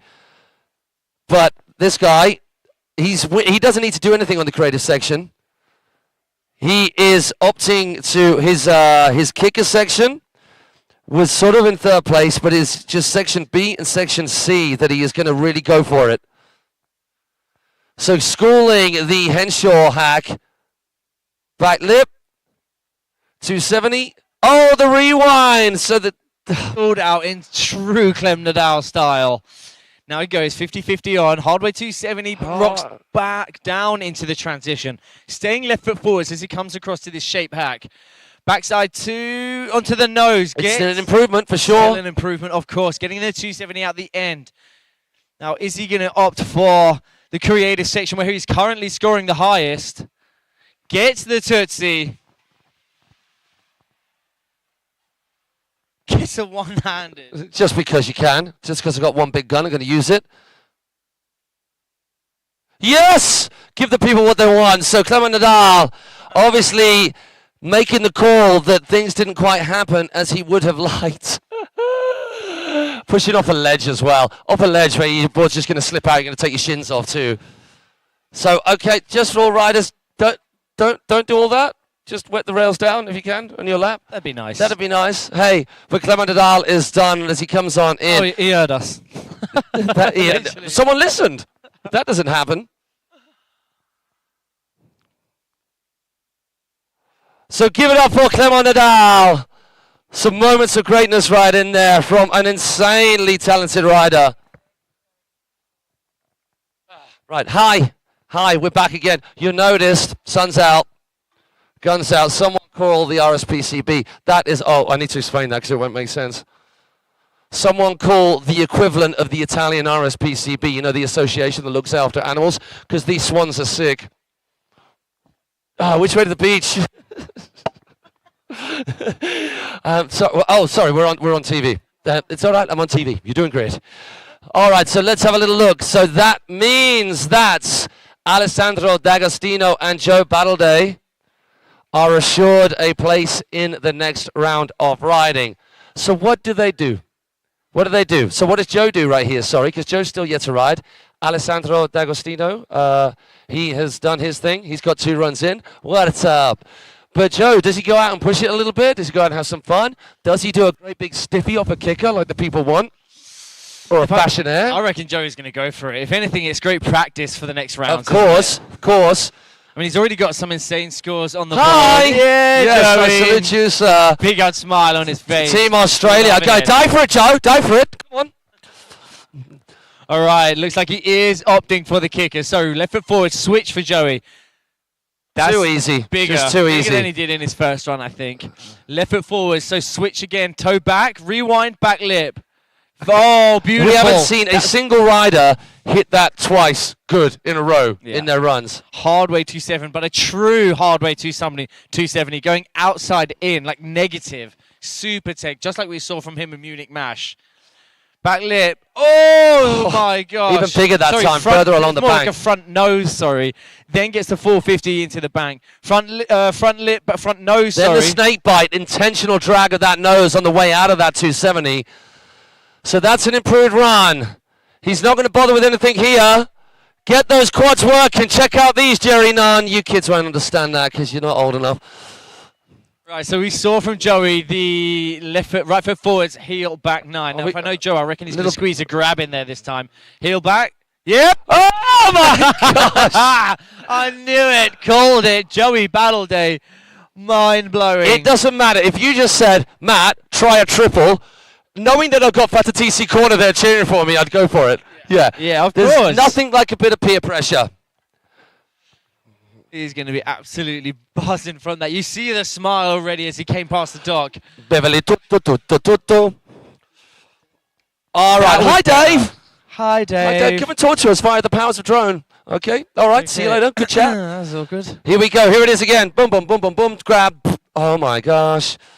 Alrighty. So the next round of riders are as such. We've got Igor Colombo, Esteban Diru, so sorry if we got that wrong, the pronunciation, Silva Milpak, and Riley Dillon making up our next round of riders. So actually we can just find that on the old heating course. We wait for a score to come through, a second run, and what you can do is you can look at how the way in which they've color coordinated, they've color coded the scoring system.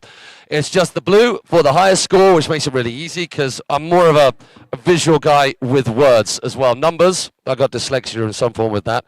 And we're waiting for the score to come through for Joe Battleday's second run. Is it going to be an improvement? Is it going to put him ahead of Alessandro D'Agostino? Oh, yes, is the answer. It is. That's insane with a huge score of 68.3. There's a just under a 3-point difference from Alessandro D'Agostino, who's got a 65.83. So really not that much between them. But obviously, congratulations to Joey and Alessandro, and commiserations goes to Clement Nadal and Jules Delians. Delians not making it through the next round. So we will be seeing them again in the Go Big or Go Home, aka the LCQ rounds. Yeah, we are doing LCQs today, so we can save the Sunday, the final day of this Embily Open here at Awake Cablepark for semi-finals and finals, because there's like a million pros in this category. Right, let's go back to the timetable and just have a little check on the heat. So we've done heat 2. At the end of this heat, we'll be at the halfway stage for our open men. If I go back again, we'll just give you guys a rundown. As we've said before, and it bears repeating, if you'd like to keep pace with what's going on, the live scoring, the way in which the judges are scoring, the schedule for the day, get yourself to alpacacup.com. Now, are we going to see, I mean, it's been a quick turnaround for sure from our judges, so are we going to just get straight into it? Looks like we are, and it is Igor Colombo. Oh, winding those windows. So the Italian crew represented right now. He's going full pull situation. No, he's going. Oh, he was thinking about the hook back in. So you guys can see the slack just is immediate when you're on the top section. Going front board the other way, front lip, then 270 pretzel. Now Igor switches it up for a right foot forwards approach. Ollie's up, 50-50. What? Drops down and then gets an extra little tap on the rail of that transition rail front board. Backboard, 50-50, and then gets a frontside 180 into the down lander of the kind of Kaysen / Jules Sherrod shape feature we have here at Awake Cablepark. Love that. Yes, gets out of it, slaps that huge chrome mobe down. Vulcan to round things off in the creative section. Now left foot forwards for a back mobe off of the small kicker. How the hell did he get that round? Nice work, Igor. So this particular heat, a lot of new names for me. Obviously, a lot of you cats out there will know these names. And that is Team Italy, Igor Colombo.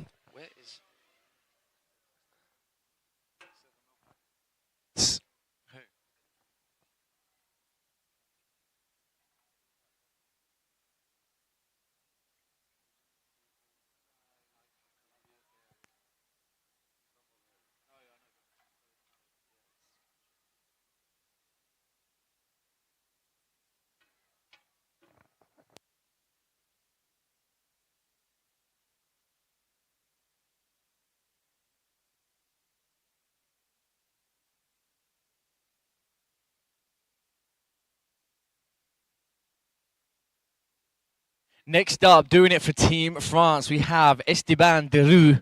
I really hope I'm pronouncing that correctly. If not, please feel free to come and correct I think us. we're just going to stick with Esteban until someone corrects us. Sorry, buddy. Okay. Yeah. Esteban, next rider off the dock, awaiting that green light as he gets himself mentally prepared in the zone to send it for his run number 1 in our third heat, sorry. of 6 in our round ones of our pro men's.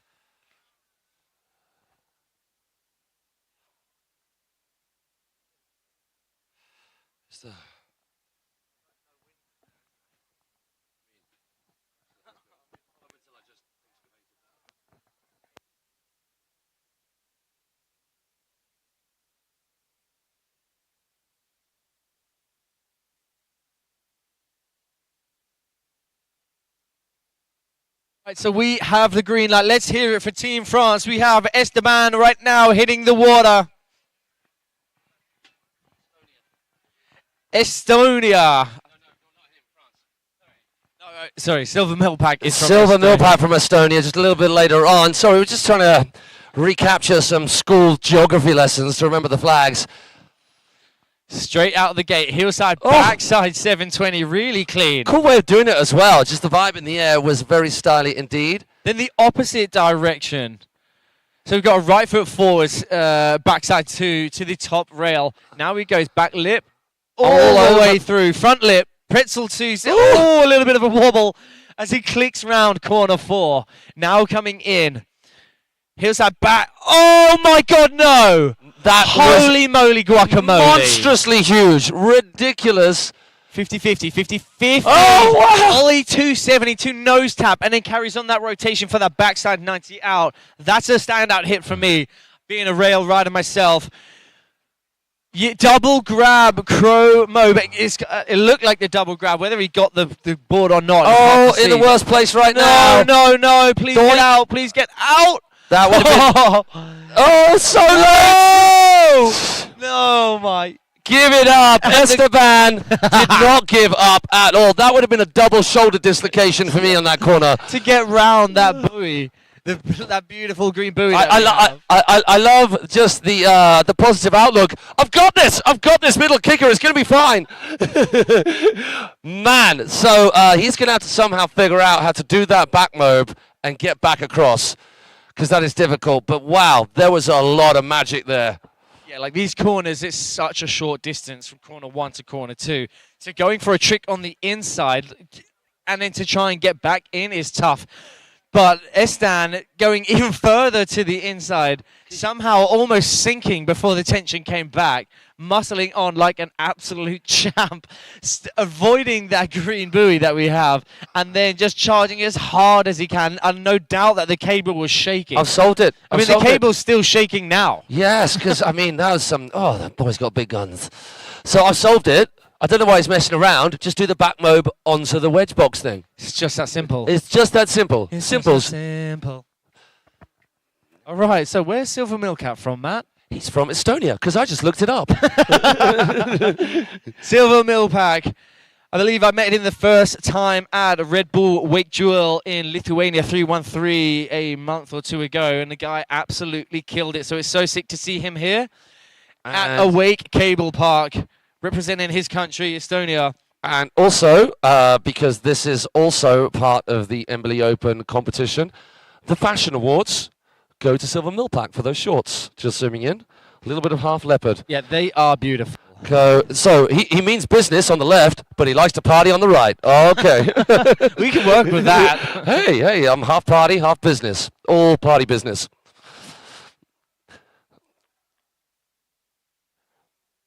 So our guys on the dock, they're not just waiting around for any odd reason. They are waiting for the call from our judges, who are just sitting just to the left of us, the commentary booth, the command center, where all the movers and shakers hang out, and just Maddie and I.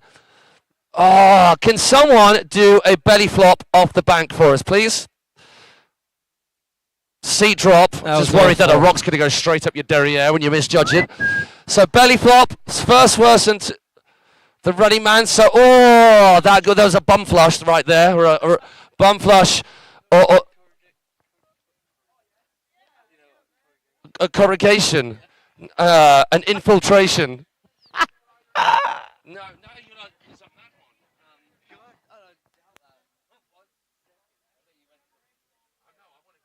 So you lie back.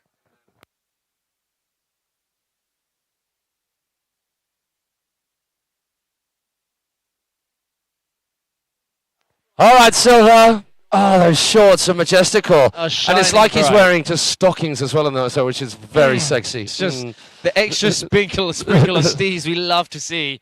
Hillside, front side 9. Stop it. That's Just the stop first it. heel front 9. Yeah, the heel words. First hill front 9 that we've seen of the day. Oh man, that's a shame from Silver going for the up to the creeper and then trying to go back but just missing out on the full pull. 270, I like that. Gets a handle pass and then changes the front and ball that to was back solid lip. all the way to the end. Like you almost half want to come off that pipe early to give yourself more time into the incline. Front board. Oh, yeah, take that, Joe Battleday. I can do it too, says Silver. Like for Joey Battleday. Very nicely done. Front hardway 2, over to front Yeah, board. boy. Opting for just one rail to rail, but locked in. Full pull, very nicely done. Now we come across to the Volcano. Oh, I love to see it. The toe side roll to Reva, and then the late backside one for a Pete Rose. 9-0-2-1-0, baby. Beverly Hills. Coming straight at you guys. Fatatisi corner. That was beautiful. Toe back 1, rewind front 3, back 3. That was nuts.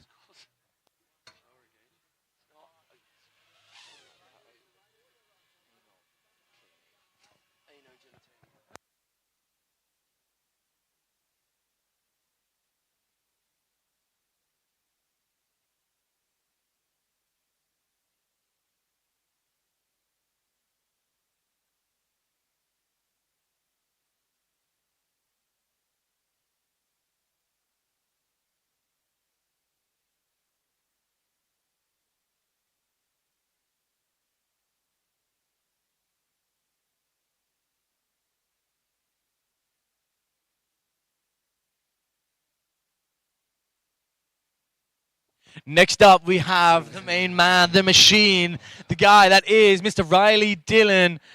Such an amazing rider to see back in the competition scene, doing it from Team Canada. The guy has been absolutely killing it. Killing it all this Euro trip from Riley.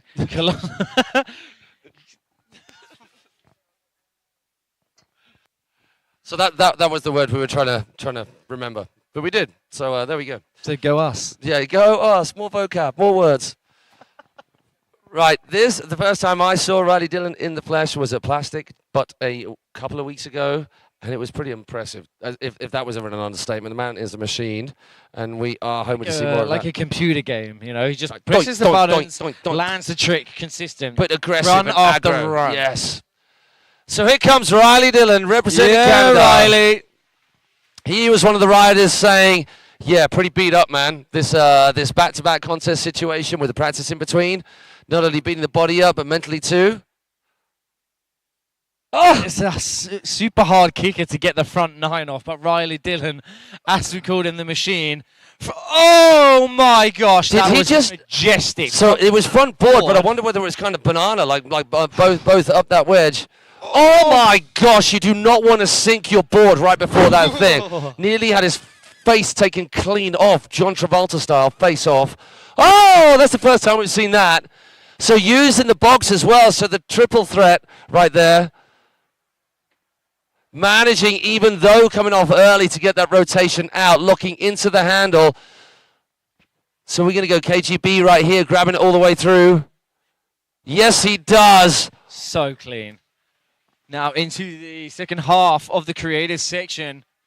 So an S to blind / front to blind, kind of a mix between the two, but either way, I'd rather take a trick, toe side, backside, 7. Oh. Wow. And then, once again, we're seeing rotations different ways. Yeah, all of that was pretty banging. There was, if you're really nitpicking, like really nitpicking, and this is what our judges are going to have to do to find a difference between some of the riders. When the riding is at this level, these are the small things that have small to be wobbles. broken down. It was the transfer back to us coming off slightly early, wasn't it? I absolutely loved that the first half of that section where he goes front board on the nose, goes back down to 50-50 on the tiniest of plastic. There's this tiny little flat box just after that first rail. He literally kissed that straight back up to front board. So you're gonna have such quick feet. Very quick. Or quick. Quick. One of the coolest hits we've seen so far on the Henshaw hack, leaving the bump well alone, but going front board. To creeper. then hard way, 270 back the other way. Yeah. It was Nice. almost as if it wasn't front board on the flat. He had to stay on an angle on that 90-degree snap your shin off thigh Yeah, bone it's- edge. So it was almost as if he bananaed up. Okay, Yeah, it's back to the hard. start we go. Igor Colombo, I believe this is, out on the water again. All right. It's a spray lap. It's a spray lap. So do you know what that? I think just talking about Riley Dillon's that front board on, you almost have to kind of like intentionally zeech it to come off to the like not. I mean, in a bad way. I mean, like for him to go. No, keep the board at an angle. Yeah, It's- but to come off slightly to the outside, but to land perfectly on the creeper, because most commonly you want it to land right on the top in the middle of the rail. yeah, but it's a front blunt. It's like a textbook front blunt. Yeah. So the board is up on the edge, which you would normally only do on a rounded rail Yeah. for any length of time. Oh, but my on a like a razor sharp, but a crazy sharp 90-degree ledge, it's really hard So to do tough. front and back blunts or keep the board up at an angle. Oh. One of our riders needed a wee-wee, so they're just dropping them in. That's gutting. Okay. So we're going to have a little reprieve for the moment. Maddie and I are going to take some time out. Obviously, we have just got to do something with the cable, which that will be happening right now. It's not a power cut because we're still live, but if you guys can just bear with us for a few moments, we'll be back with you shortly.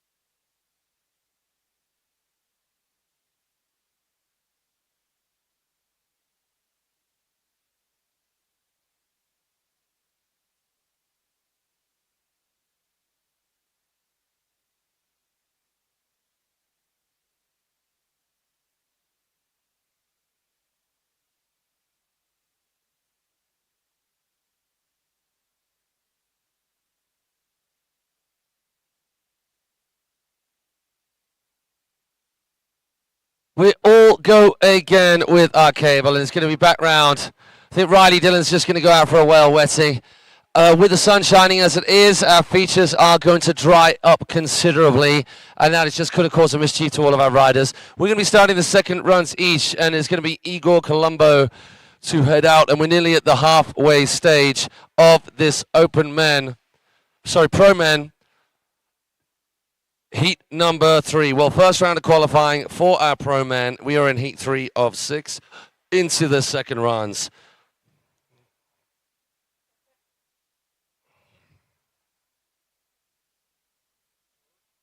Miss Dawes.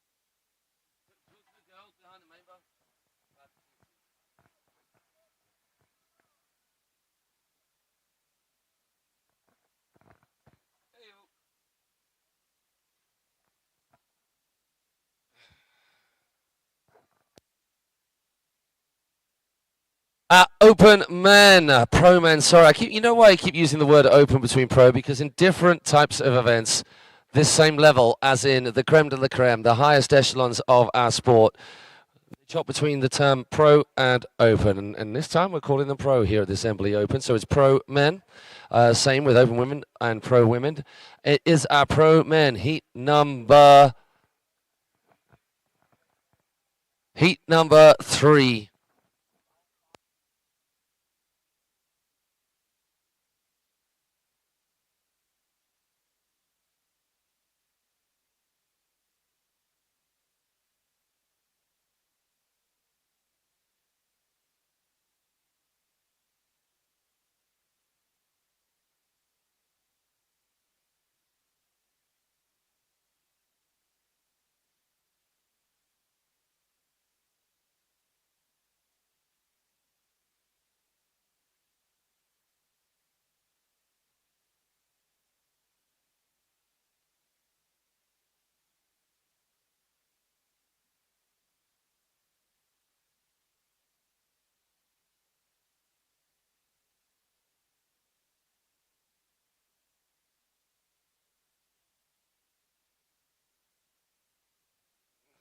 Word is on, send in rider. We've got Igor Colombo of Italy. So eyes back on the water, everybody, if they had strayed elsewhere. Igor coming in hot, first hit, all the features doused down. They are well slicky out slick, so there'll be no excuses for any of our guys to not launch them off these first kickers. Going down the middle.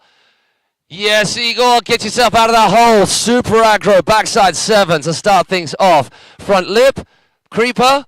Manages to get just a little front board tickle on the third section of the Henshaw. Front board on, 90 out. Front lip, 270 pretzel. That is a very tight line indeed with no time to spare. Igor now coming into section number 3. Taking a little leaf out of Riley's book. Getting that tippity-tappity down onto the box and back up onto the transition rail. Back board, back lip. 90 out, beautifully done. Ah, the sweet nectar. Yo, Igor! Oh my gosh, that was dropping the anchor landing right there. Heavy and deep. Gets that front flip to fakie. Oh my gosh! He's still going. One more hit for Igor. Good work, even after that wobble.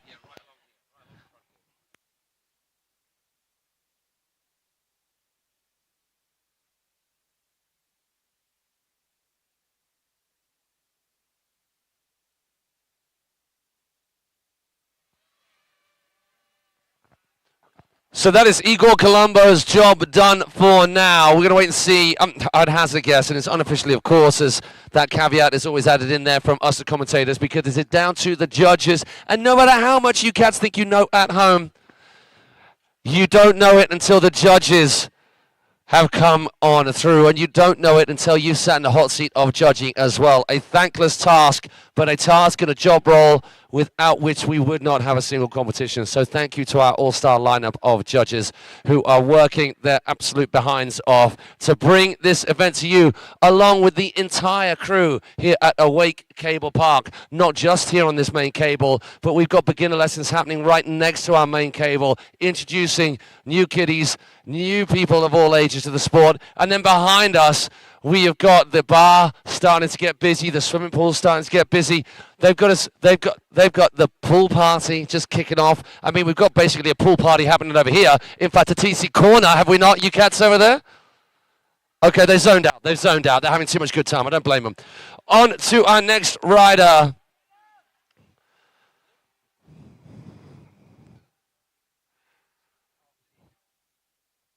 So that next rider is Esteban.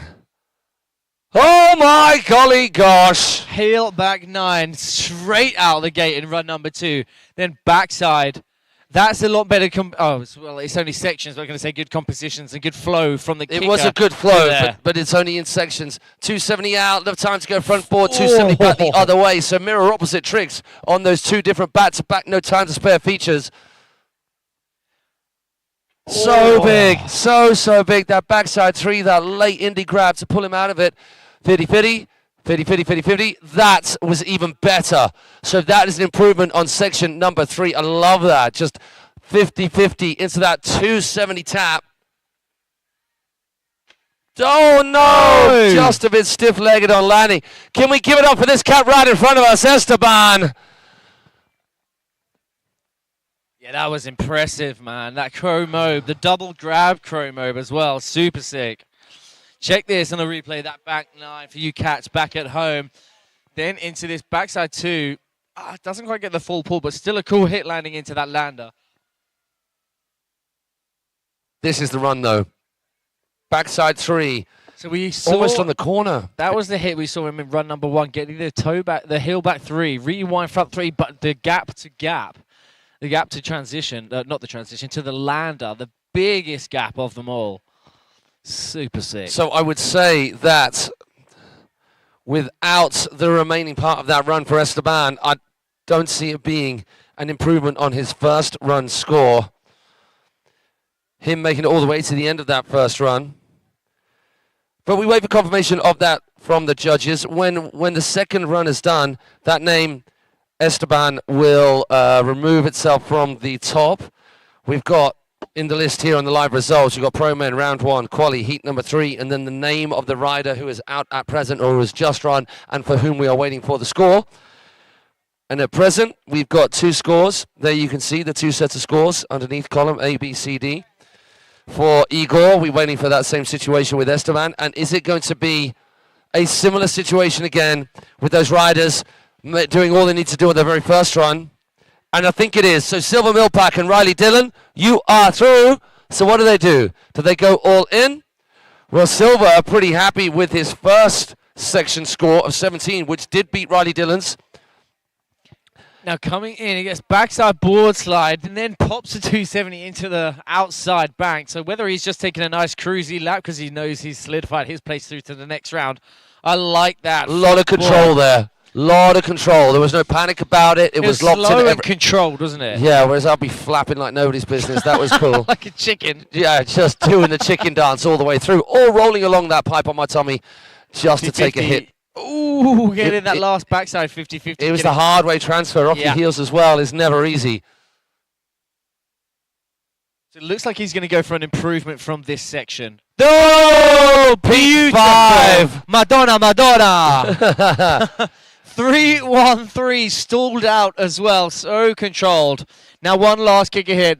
Not that he needs it. Oh, give the people what they want. I'm very aroused right now. You, me both, brother. Check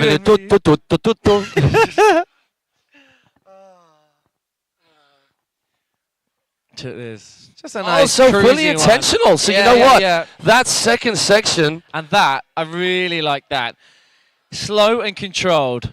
Check this. Hey, man, that's going to be an improvement on his second section for sure. And there is not a massive difference between the scores. And then the his third section was winner out mouth. So, hey, it's not too far between them. Gotta say, that is one of the sickest Pete Row 5s I've seen. How he gets the toe side roll, then whips a spin round, and then slows the rotation as he lands. So well controlled. Absolutely love it. Hey, Matt, people want to see you, baby. Hi, my name's Matty Branston. My name's Matty C, and together we are M&M. I wonder how that sounds to everyone else, because it sounds really good in my head. Every single time. So there's a lot of skin on show. We are... Sorry, not sorry. Yeah, you are welcome. You're welcome. Du bist willkommen. Okay, so you'll see the scores, and hopefully you're getting your heads around. A first glance to this, it could be a little bit confusing, as things are for me with numbers generally. I'm more of a Wordsworth, a cunning linguist, if you will. Are you covering up our adult lemonades, our apple juices? With head. All right, Riley Dillon, let's go. The machine back out on the water. Mr. Riley Dillon himself. Great to see him here. Now for run number 2. What is he going to go for? Is he going to be a full improvement? Take it for easy. Section 1? No, he's more than happy. Take it easy, Tony.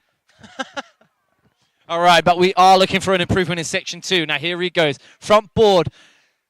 Beautiful. Oh, my God. That's got to be the dopest thing we've seen on that so far. Absolutely. So tech. Then front, it goes full backside. Whoa, my God. Backside. How the hell did he get that 450 at the end of that? Now outside in. Front side 2, sorry. Oh my God, Michael Jackson, you're gonna have super quick feet for that. Outside, in now. Oh, sugar and spice sugar and all things very bum twitchy. Give it up for Riley Dillon. Big old Everybody can relax your butty now because he's okay. You do not want to be popping a handle during that kind of very intense maneuver. With all of that plastic. There's just so much breakage of all plastic. On the replay, obviously the audience here won't be able to see it, but you guys back at home, check this out. It's actually toe side negative, really. Oh, he almost got a bit of plastic. He almost got his backside reshaped. That's what I did there. That was textbook. Oh, right, there we go. Next round of riders. Thank you, Martin. Doing it, local rider Michele Bossini. And then, Bos Bossini. Then Giacomo Farina, DG, Daniel Grant, the legend himself, followed by Mr. Busty Dunn. Okay, thank you very Two big much. Liquid Force riders battling it out. Top two to make it through.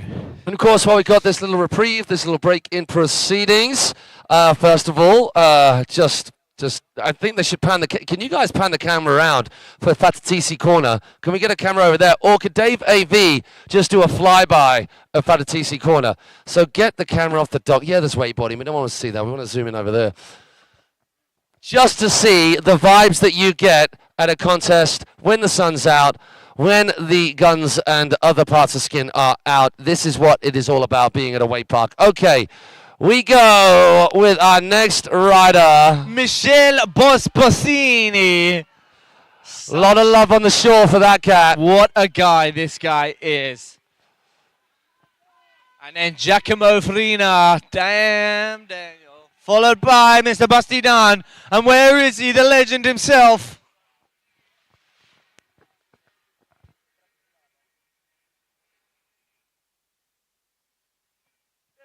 See him. Hiya. DG taking it nice and chill.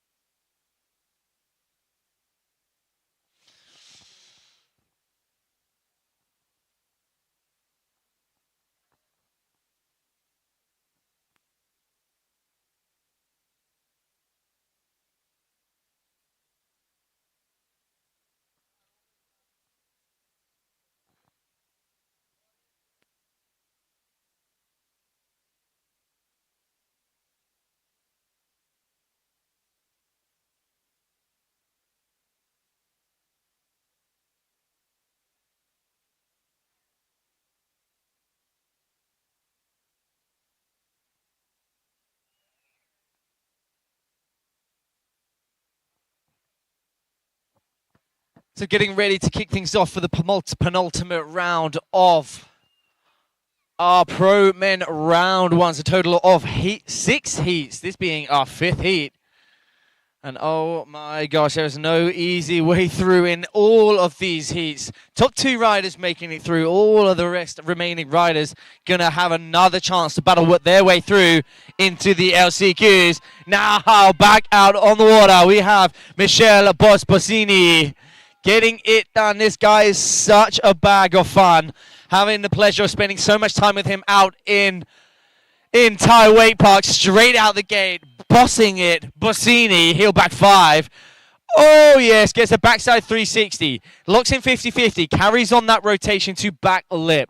Now right foot forwards. Michele. Frontside 360. Locks it in. Back front board because it's outside in. Believe he gets a grab on that for the front side 2 out. Left foot forwards, toe side, backside 50-50 from rail to rail. Then the backside 1 into the wall. Oh, thank goodness if you have seen Michel's Instagram. Oh, it was the scariest hit. We got a triple rail on his face. And getting redemption right there. Michel coming in hard on his toes. Gets the seam. No! No! No, no, no! Guys, let's hear it from Michel. No problemo, as he still has another chance. Still has a second run to depend on. So not a problem for Michel. And I'm sure, being his local park, Michel was going to absolutely step it up in run number 2. It was all coming together beautifully. He got the quadruple rail to rail on that beautiful banana / Jules Chorod shape hack we have here at Awake. Which means now, Michel is just going to have to go all guns blazing for run number 2 with big names such as Daniel Grant and Busty Dunn and Giacomo Farina. Hey, are you guys, hey, Fadatisi Corner, if you get on the live stream now, I told the guys to turn the camera around to point at you lot. So give the cameras over here a wave, you guys in the corner on that shore. If you get the cameras on, Fatatisi. Fatatisi Corner. There we go. This is Zoom a out, call go to you. wide. Give us a wave, Fatatisi Corner. Brilliant, not one movement. Thanks so much for getting involved.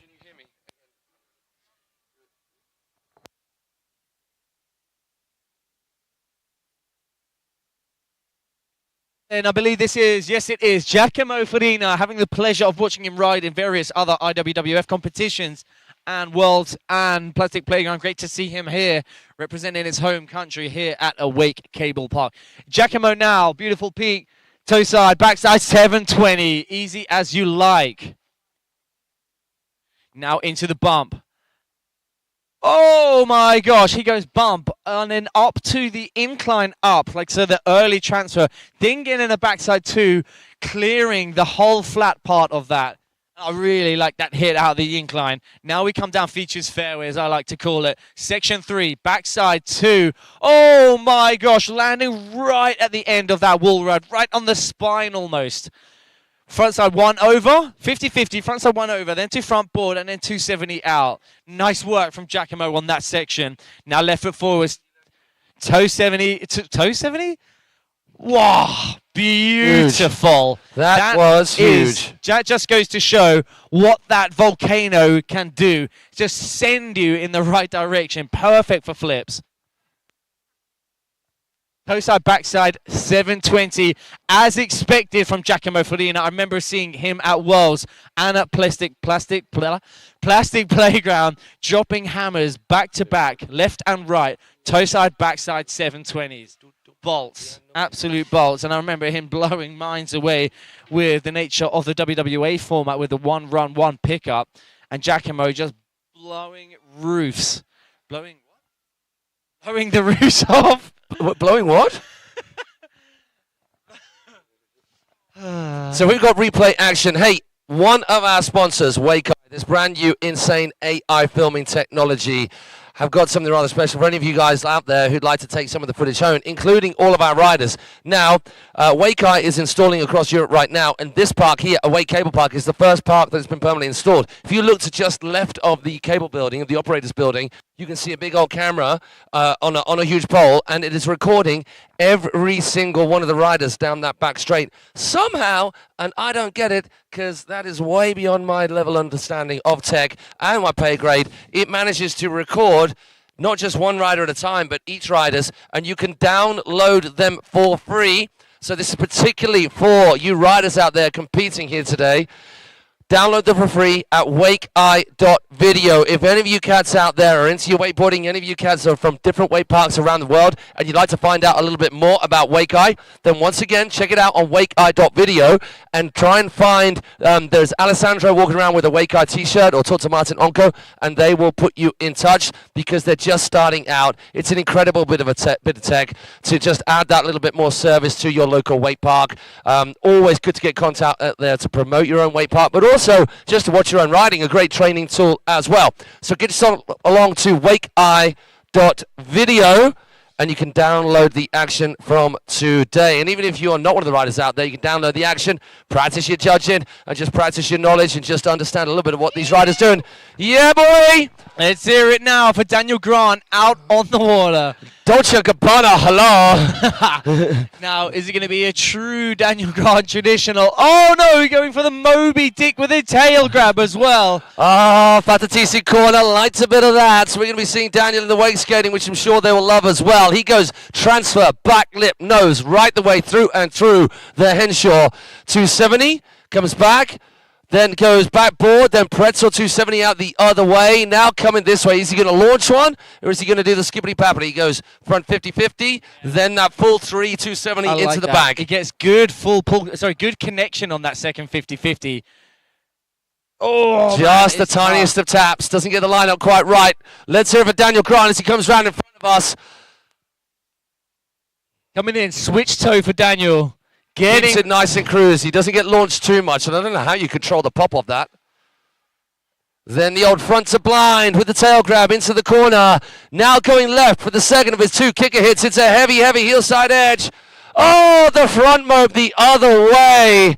So that's a fat chance because there's fat chance of winning first. Yeah, switch front mob. Fat chance right there. First done by Scott Biley, and because no one else could do it, there was fat chance of anybody else learning it, hence it being called the fat chance. Like the Hasselhoff, invented by Thomas Harrell, famed for wake skating, and it was called the Hasselhoff because it was a switch front to blind. And why did he call it Hasselhoff?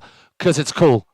Like David Hasselhoff. Like it. Also very big in Germany. Like my own signature series, O'Brien Valhalla. Very big seller in Germany. The only reason being because they sold out of all of the Valhallas. That's all they had left. They didn't have a choice. Sorry, not sorry. And as you can see on this replay, the only guy in the game to be sending front mobs. So sick to see. As you can see there, big thanks to all of our streaming partners. Of course, I'm not going to list them all, but you can see them there. But goes without saying, a big shout out to our media team, Outbound, who have absolutely killing it. Yeah, so the live stream, the media posts, the media team, all scattered around the lake, putting on such an amazing stream for you guys.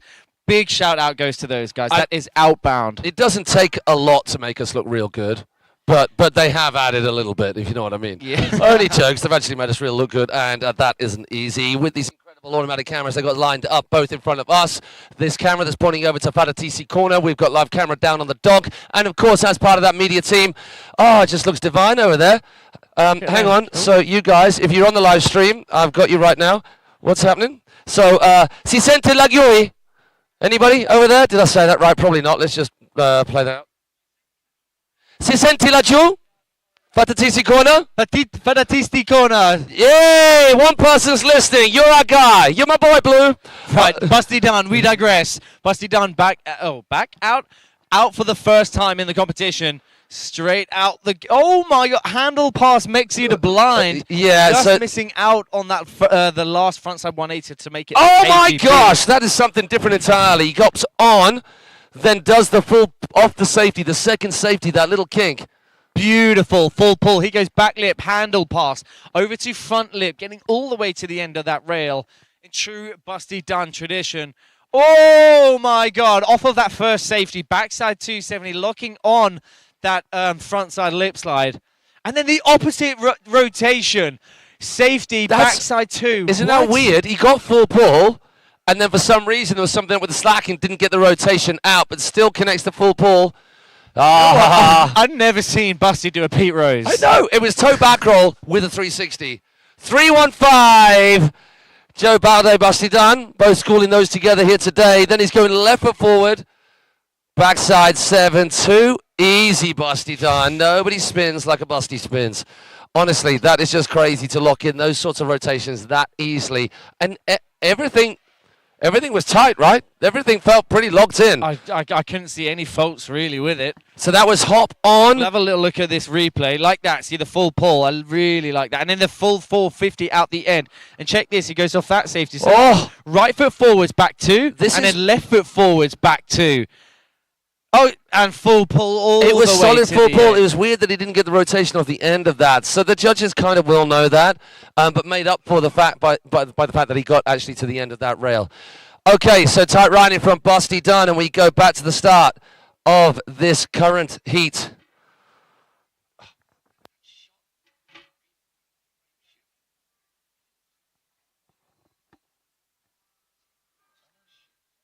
So next up we have Michelle Bosposini, unfortunate taking that crash on that Pete Rose on the Vulcan shape feature we have here in a beautiful position. The tension is second to none, just after the whip location really, but the tension is just absolutely amazing. As you can see from all of our riders, absolutely charging it off of that volcano. The bar has been set. Michelle has seen what his competition is. Now, can he deliver the goods? Please don't let it be the commentator's kiss of death. So we await the green light from our judges before sending Michelle out. This being Michelle's local park. Great work from Michelle and his younger brother, Stephen, with some amazing coaching camps that they host here. So if you are a local rider, or if you are from these local areas and you want to get into wakeboarding, then these guys, the Bossini brothers, are the riders you will need to hit up to get yourself educated and onto the water.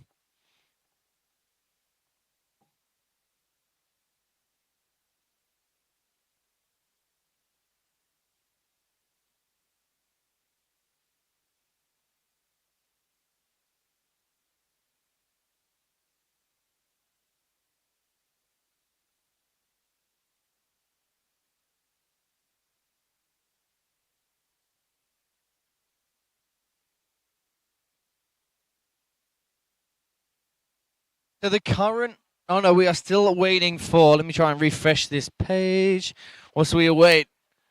All right, so Michele Bosposini back out on the water. He has it all to fight for, considering taking that full on the creative section. All right, no, sorry, it's just a spray lap. No spray, no lay.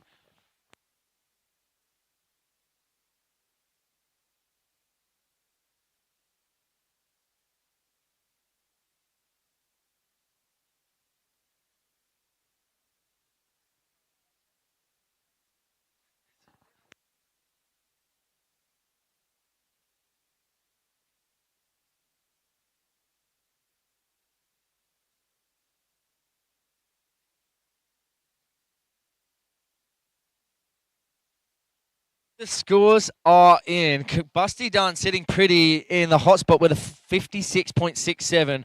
Giacomo Farina with a big old difference of about 14 points with a 42.39 in second place, followed by Daniel Grant in third with a 38.92, and Michele Bosposini with a 19.89.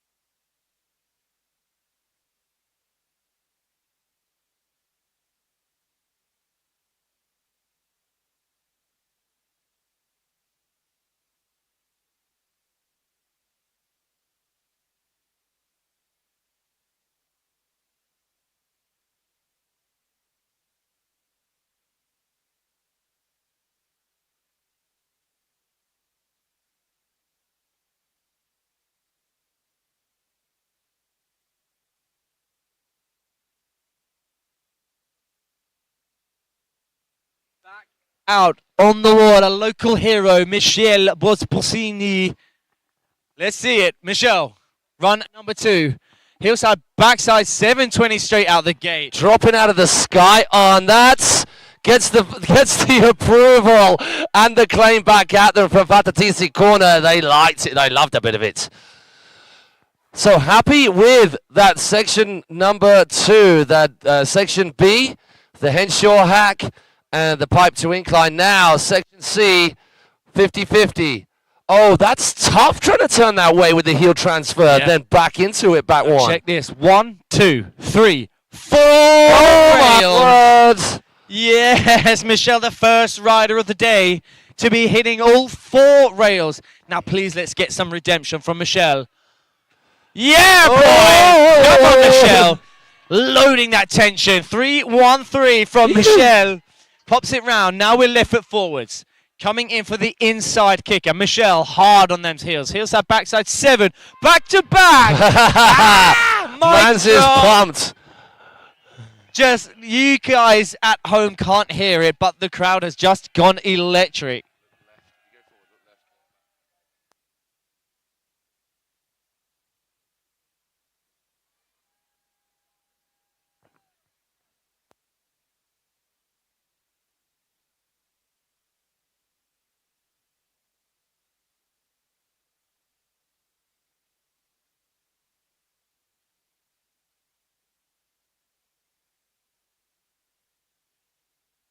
Hey, big props as you guys at home watch the replay.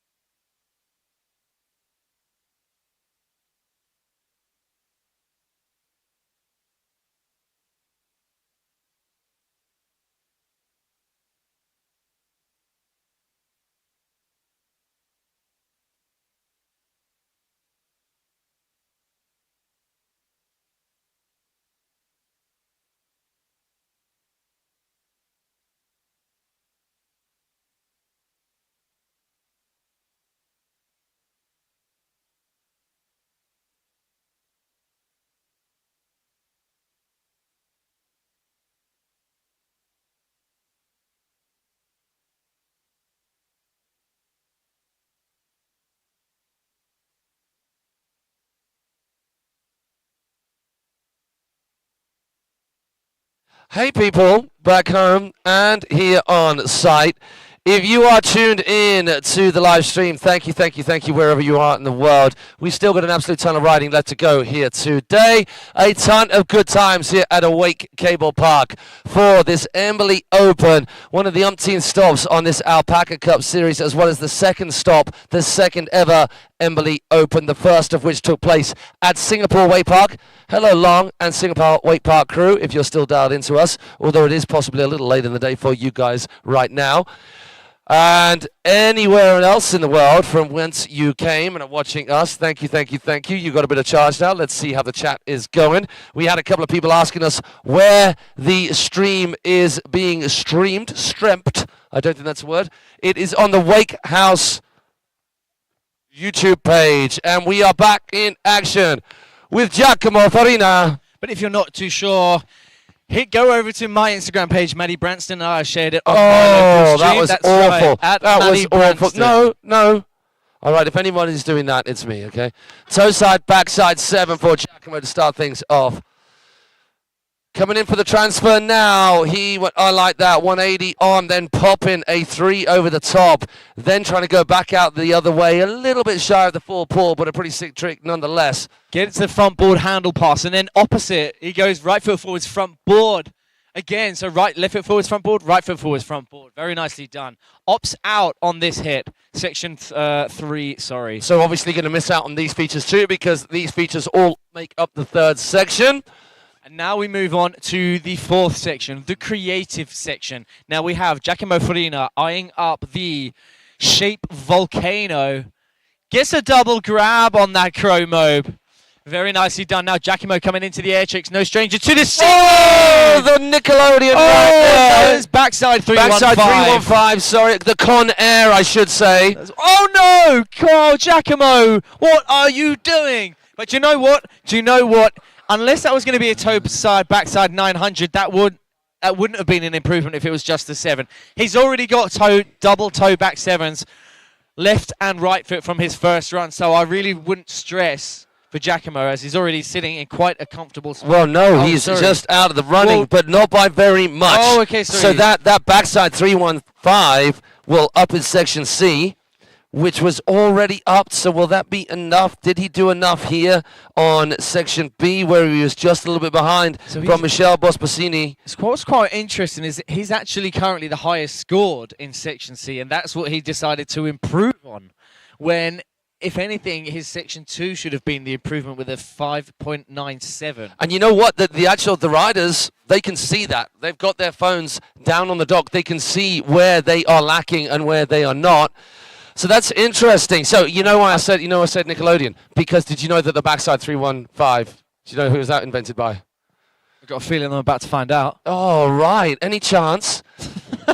Connor Jones, another rider from Prince's Club. Those two, they both invented the 315s. Yeah. About Prince's. Yes, indeed. So a British rider, any of the old school crew will know that name. So the backside 315 called a Con Air, frontside Nickelodeon, if you want to go that route. And there we have the wondrousness, the majesty of not only his riding ability, but the best mustache in the game right now, bar none. Yeah. Daniel Grant, get those Twizzlers on the go, son. That's your special bar right there. I want a Twizzler Air. Let's hear it, guys and girls. Daniel Grant out on the water. Sawadee Krap. Sawadee Krap, come on.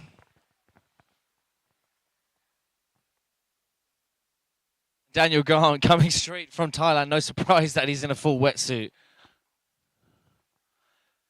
Whereas us Brits, this is paradise. I'd just be out there naked because it's that hot. Yeah. Oh, so that has not come together as he had hoped. So if we look at the scores on the doors, Daniel Grant gets 270 on full pull front board, 270 out the end of that one. Now we click around corner 4, features fairway, the start of section 3, 50-50, 50-50, like for like in run number 1, getting the front side 360 into the bank.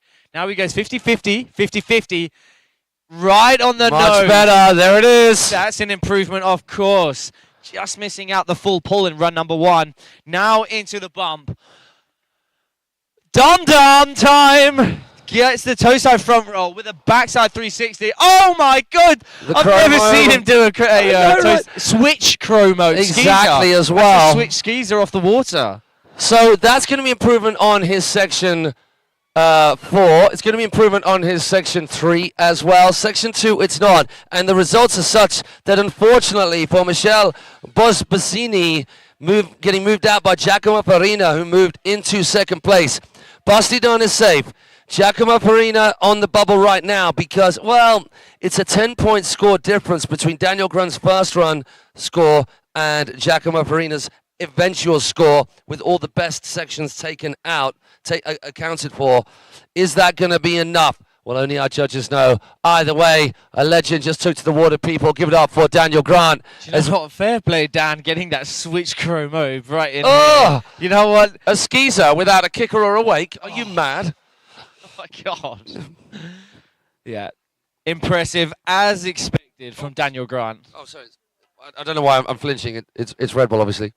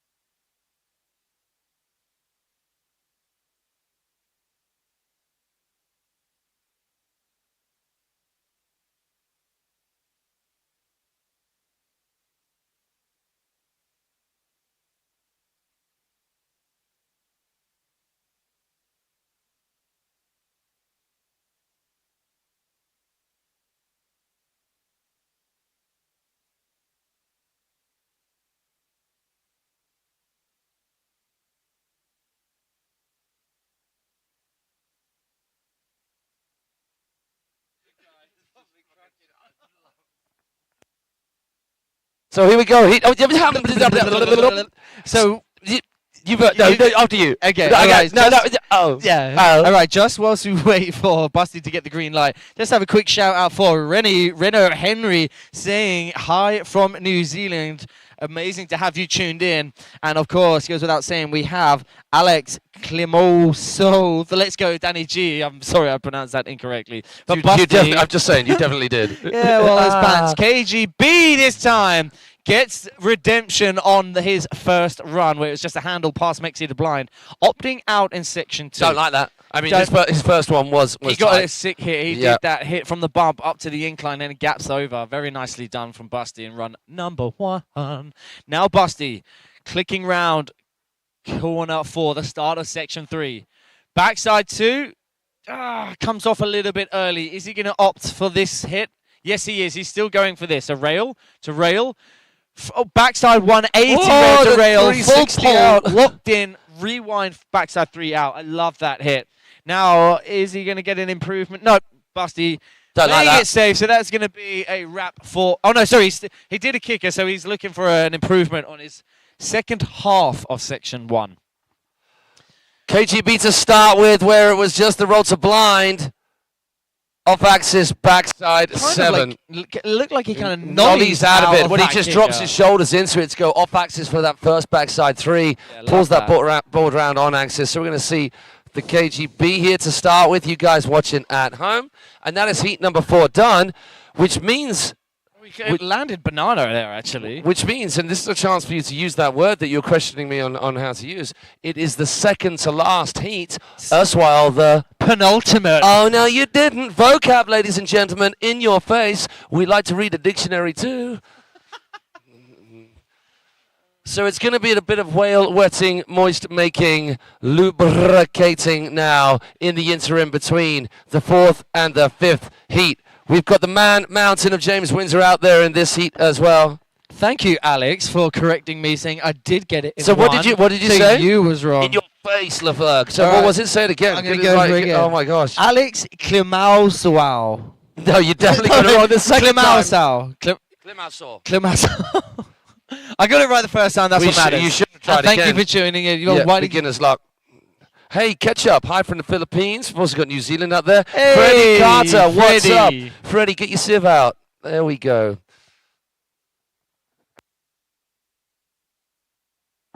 Okay, so can we turn the music up over there because the atmosphere has died a little bit? And Fatatisi Corner, I think you probably got some music pumping. If not, I'm going to start playing my Spotify through the microphone off my phone right now, and it's probably going to be Bevilo do do do do do do. A quick shout out to Daniel Grant coming in from Freddie Carter back at home in the UK, showing some support to you in the live chat. All right, here's the lineup for our penultimate round of qualifying for our pro men. This first round of qualifying, we have got Nicky Pranger, David Brummel, Mingun Chai, and James Windsor making up the four-way. Hey, Vic Miniman tuning in. What's up, little Grom? Saying hi from Belgium. I hope my good old buddy Glenn is tuned in. Oh, Mr. Spicy himself. Hello, sir. Mr. Fame, who's in the next heat? I will let my co-pilot Well, read I it mean, I out. think you probably wrote that down and I just read it out, but I'll read it again just for everybody's extra knowledge. So Matt Crowhurst complaining about the tunes, and then somebody here says, Matt, please don't Is that play Tom on Haley? Spotify." Hey, mate, I can't help it if you can't handle the heat of my very, very eclectic mix of tunes, okay? So just live with it, all right? And now I'm probably going to play it especially. So just 20 years old. That's my maps of Europe, which I just got up before.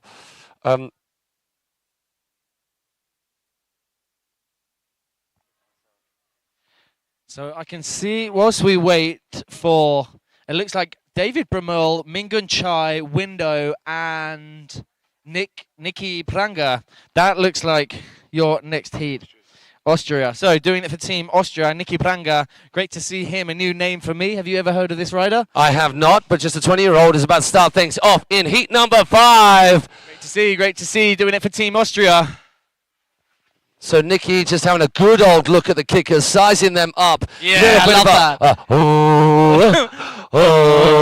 getting yourself fully sides up with a chest pound. Toe side, backside, Yeah, 7. boy. I like that. Knock knee, tuck knee, fully steezy spin. Right the way through that. Dropping out of the sky. Front lip, pretzel to I haven't 70 seen out. many full pullages No, of that on the it's Henshaw. a long rail to get all the way from start to finish. 360 on front board. board 270. Wow, that's a good combo right there. I like it a lot.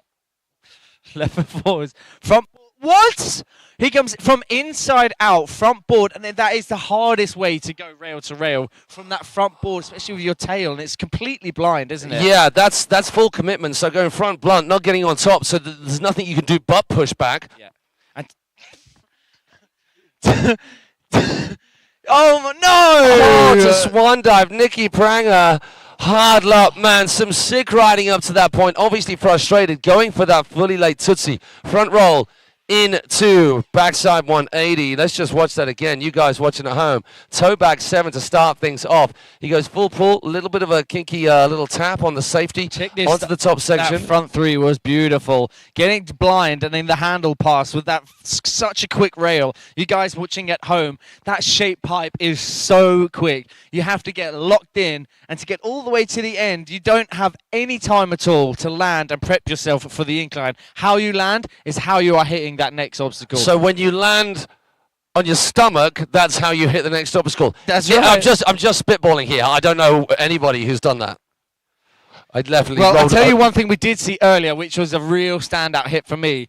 It was somebody landed, they did front board all the way through the pipe, landed front board so butter, and then held Backside butter and just went into and then it. held that butter slide into front board up the incline. It was super sick. Risky biscuits. So as well, much risky biscuits. but we love to see it. And just 15 years old from the Czech Republic. The Pinball King, Mr. David Brummel. Had the pleasure of watching him ride at Worlds and Plastic, and it's so great to see him here representing his country, and the guy absolutely kills it. And if you haven't seen one of the reels already from Wake House Project, I'm not going to give it away because I don't want it to be the commentator's kiss of death, but he has a super sick hit on section 2. Straight out the gate, David Brummel. Front side 360, stalls it out with that. Well, a little bit past 360 into that kind of stalefish shifty. There it is. Oh my gosh! So the first rider to flip onto that rail, and the kid is tiny and young and absolutely an insane rider. That's a TC corner. They love that. 450 at the end of that incline. Check this out. David Brummel, front side 1 over to front lip, and then 450 again out the end of that. Oh my gosh. David now comes in 50 backside board slide. It went to butter down and then popped that 90 round to finish it off. Maybe that was intentional, I don't know, but either way, it looks sick and it was locked in. Now check this, is it going to be the pinball? Oh, come on, David. Stay in the game, the most textbook S-bend. Oh, no! Yes! Sugar and spice and all things nice. David Brummel coming in, one last kicker hit, toe side, backside, toe. Oh! My God, that kicker just sends you. Guys, let's hear it for David Brummel. Vada TC corner, they loved a little bit of that from the young Czech man. Good work, youngster. Just 15 years old, ladies and gentlemen. That is crazy. Let's check this hit out again. Front roll to front lip, then to front board, then 90 out. He goes safety, nose tap.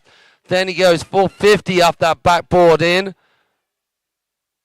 Boom! Wow, a lot of tight hits, including this one. Oh, he goes the extra tap. I didn't realise that. So he did actually get the triple rail to rail.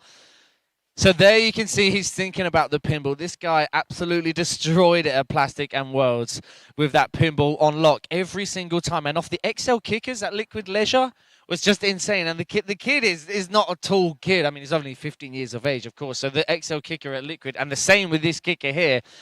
It's bigger than him. Yeah, it's bigger than him, and it's launching him stratospherically.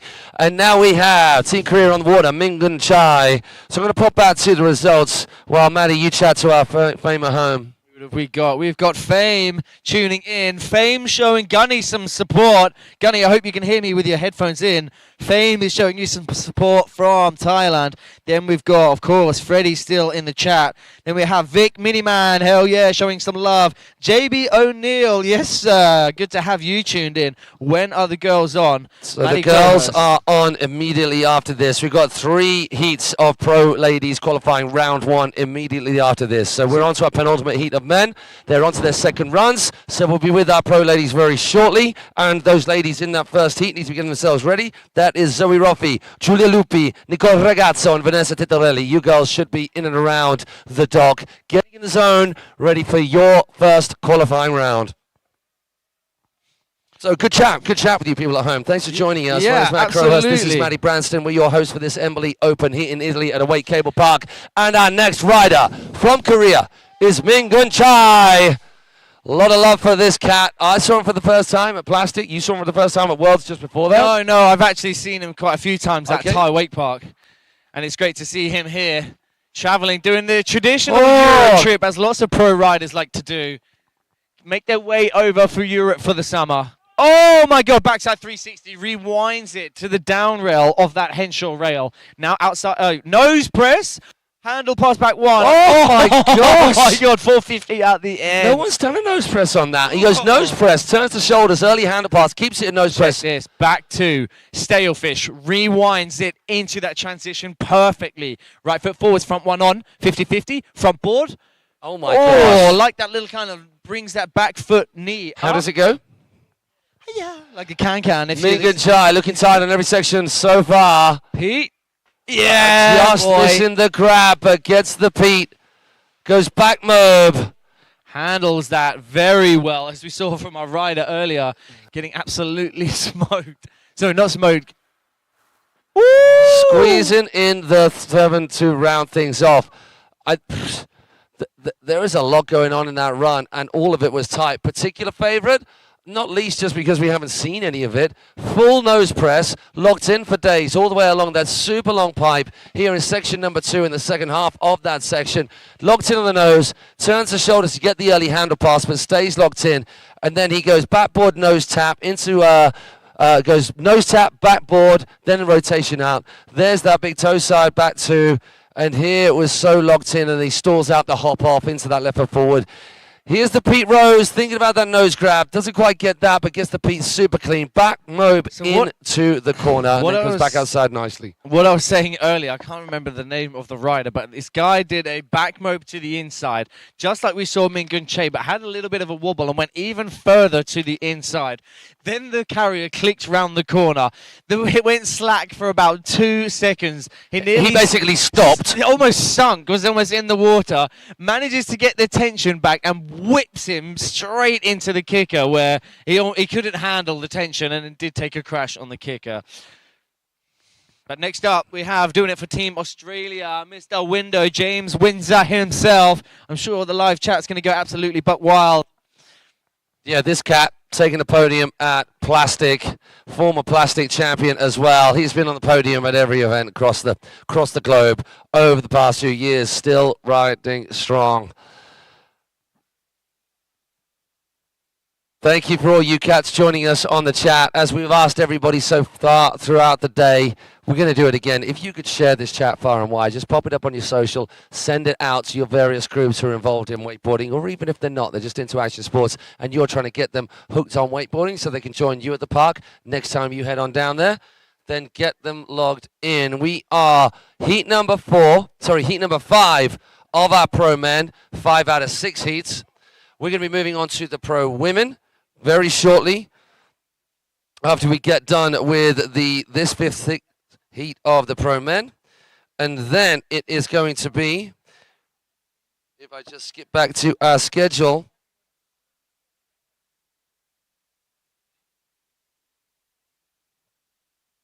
straight into the pro men round 2, 3 heats, no messing around. Then straight after that, oh my gosh, would nobody be a pro men rider at all? So the pro men go after a little break from the so it's pro ladies round 1, then pro ladies round 2, pro men round 2, then pro men LCQ to round off our day. That's a lot of activities in one day. Never mind them. What about our poor voices, eh? It's a lot of talking. It is. Poor us. Poor us. Do we need something to lubricate them further? Tell you what would be nice, lemon margarita.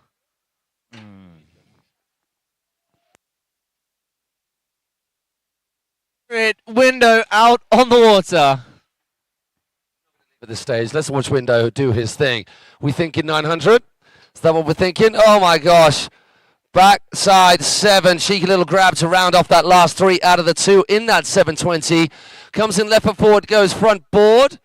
Oh, then pops round that 270, fully dialed in. 360 on to nose press, back lip, stalls out that 270 out of that. That is one of the better combos we've seen right the way through that section. 180 on. Oh my gosh, 180 on, then into that back lip, away from the cable, then 270 out.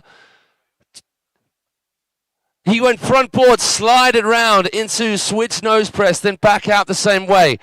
Those first few sections, rather intense. We're going to go classic window, fully crossed up, nose grab, chromobe. Then the fronts are blind with that tail grab. He's just got to lock something in. He's just got to lock something in. Don't let that be the commentator's kiss of death. Thank goodness it wasn't. Oh my gosh, window. James Windsor absolutely firing on all of the cylinders, all of them that are out there. And to be honest, I didn't expect anything else. We from did not Wednesday. expect anything less. And we can say this now. Mans is nursing a knee injury as well. Didn't ride yesterday because the knee was hurting. Just said, I'm just going to peace out. Could do with the practice, but not gonna, well, apparently he didn't need the practice at all. And he is a man mountain. He's a G unit if ever there was. So let's give it up for James Windsor. What a run. I'm going to put my money where my trousers are. And I'm going to say that is top spot. What do you reckon? You gonna go with that? I mean, yeah, I didn't see any wobbles. I didn't see any zeech, and he got great contact on those rails, full pulling to the end. That shape pipe at the back to incline was beautiful. That frontside 360 handled like a champ. So at the moment, mind you, Mingun Chai, wow, that was a hell of a run from him. David Brummel sitting in the qualifying spot right now. Nicky Pranger falling, well, relatively early, before the end of the creative section, before he got a chance to round off his section A, section number 1, which is the kickers. Got to get those 2 kicker hits in to have a chance of getting the most points out of that particular section. That section, the start and the finish of the scoring zone. And so we just have points to come through for the first run of James Windsor. You can see that name if you're looking at the live scoring system on alpacacup.com. His name is at the top, which means he's either riding or he's just ridden, and we're waiting for the scores. We're going to go back round to the start and that first rider off the dock, because in these qualifying rounds, we keep the running order the same from first run to second. It's going to be Nicky Pranger. Come finals time, this is what makes it kind of exciting in finals. I mean, it's all exciting. If you just look at the riding action we've seen so far, it's going to be mind-blowing by the time we get to Super Sunday final time. In the finals, the running order changes dependent on the first run score. So the lowest score is the rider who goes off the dock first. So it is in your interests to lay on a heavy first run, because then that puts you in the position of going last off the dock in the second run, and you can adjust your run accordingly, and it just piles on the pressure of the rest of the riders. So Nicky Pranger now coming round. Are we going to see this toe side, back side 7 we saw before? Coming in one-handed, gives the handle a yank.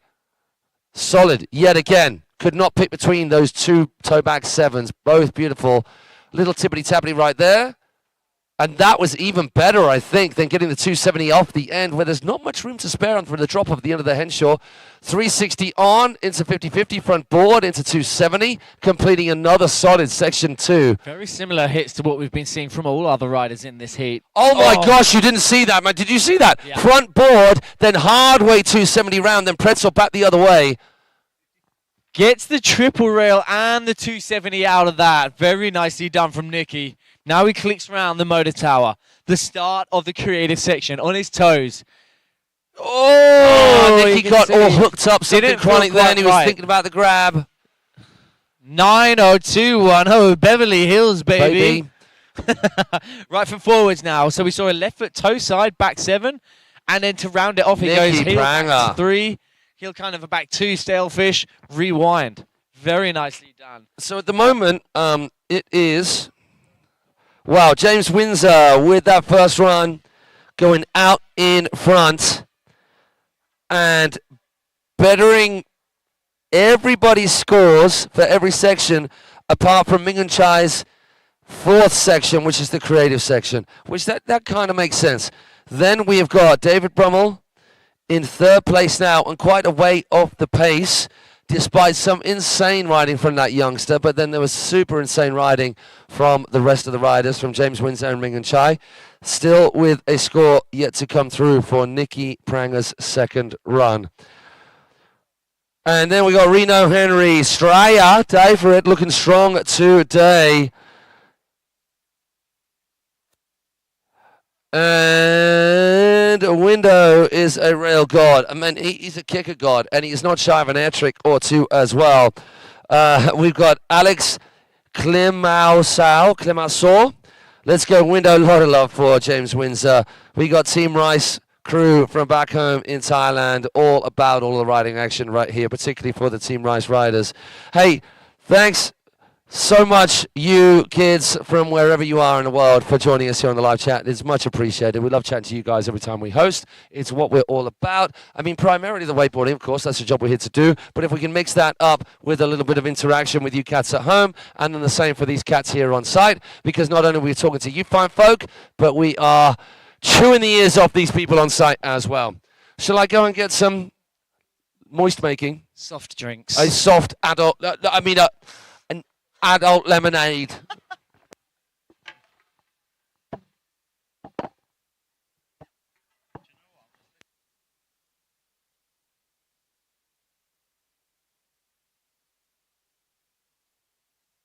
Hear it. Let's hear it now. We have young gun David Brummel out on the water, the pinball master. Now, left foot forwards, eyeing up the inside kicker. David, what has he got? Heel side, front side 5 this time, so already upping the ante from run number 1. Oh, FPB, full pull, baby. Getting that toe side, front roll to front lip slide. Backside 270. The first person to actually transfer off of the start to the rail, and a backside 2 as well. Full pull in as well. Oh my gosh, front side, he goes front lip, over to front lip. 450 out the end. Now left foot forwards. 1, 2, 3, 4. Oh my, 450? Oh my God, you know what? I called him the pinball king. He might have to be the 450 king. Now, are we going to see it? Yeah, boy! Come on, David. I called it. Thank God it's not the commentator's kiss of death. Woo! S-bend to blind. It doesn't get any more textbook than that. The Rayleigh, the late S-bend, and then even later. Yes! He gets it! Oh my gosh! 15 years of age and absolutely blowing minds. The pinball king, the 450 king. Wow. Oh my God, the future is looking oh ho ho so bright for this young gun. Wow. Stand up run, big names that he's riding against. Oh my gosh. So who have we got? Let's have a little quick chat. We have Tom. Looking great today, Matt. Why, thank you very much. I'm going to take that compliment. Window is a rail god. Amen to that, brother. Such a solid run. Well done, big boy. JB tuning in again. Crushed it. Hell yeah, of course. Straya looking strong today. Yeah, Dan, get it.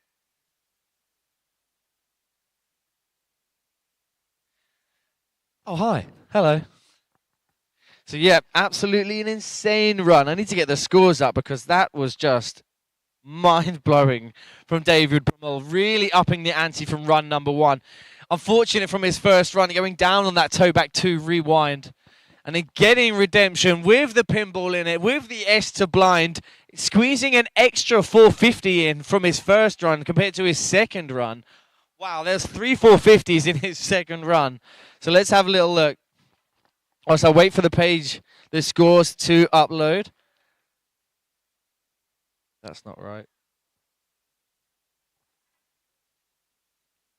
Okay, so as it stands, whilst we await David Brummel's scores to come in, James Windsor is sitting pretty in the hot spot with a 53.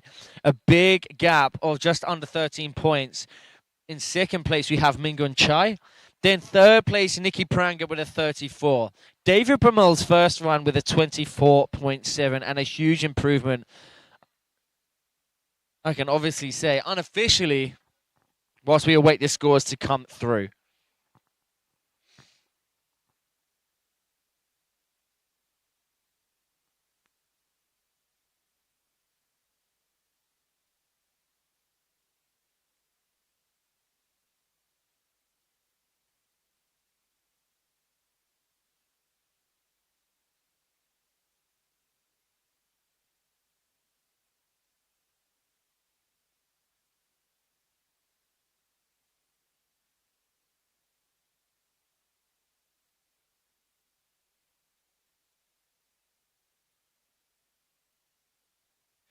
Boom! How do you feel about that? David Brummel shooting to second place with a score of 44.5. So an improvement in every single section.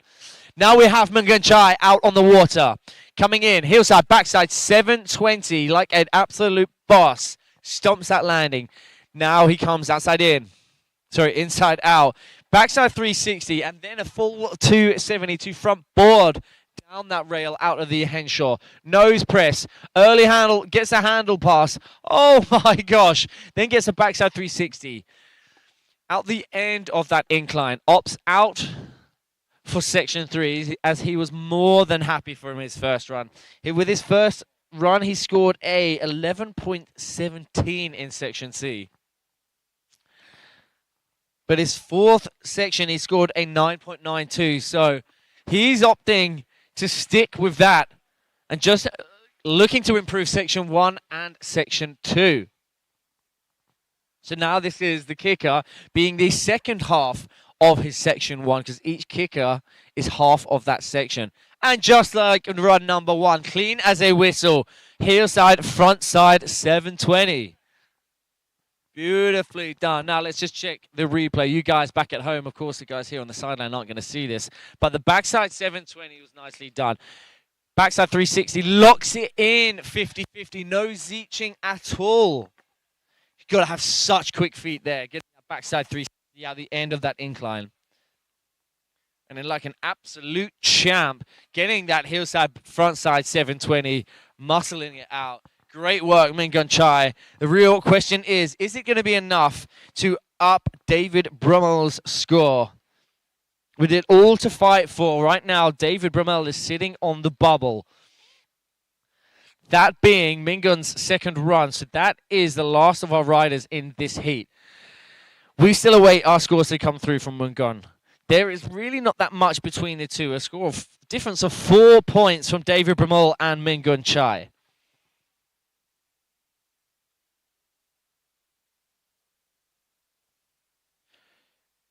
But of course, James wins, solidifying his place through to the next round. Oh no, there it is. So commiserations to David Brummel and Nicky Pranga. And congratulations to James Windsor and Mingun making your way through to the next round. Mingun with a big improvement of a 45 points. Sorry, a score of 45.7. So a 5-point increase from his first run. So congratulations, you buddy, and of course commiserations to the other guys. But that is not the end of the road for David Brummel and Nicky Pranga. They of course still have another chance in the LCQ rounds, aka what they're calling it on the alpacacup.com. If you haven't tuned in, make sure you do tune in, because that's where the live scores are being published. Now we have Windsor out for his second run, solidifying his place already. Oh my gosh, getting the hillside, backside 720, and the lake grab in there as well. Front board, full 270 to 50-50.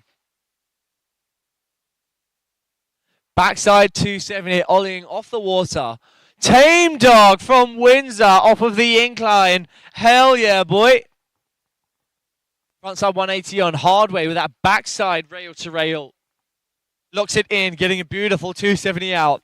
50-50. Sorry, nose press 50-50. Oh, beautifully done from Window. Guys, let's hear it for James Windsor as he comes past the dock now. Kicking things off in the creative section. As clean as it was in run number 1. Hard on his heels. Rayleigh, gets the... No! Nearly drenching Dave Strone. Damn, that was insane. Going for the S mode / front mode, however you want to call it.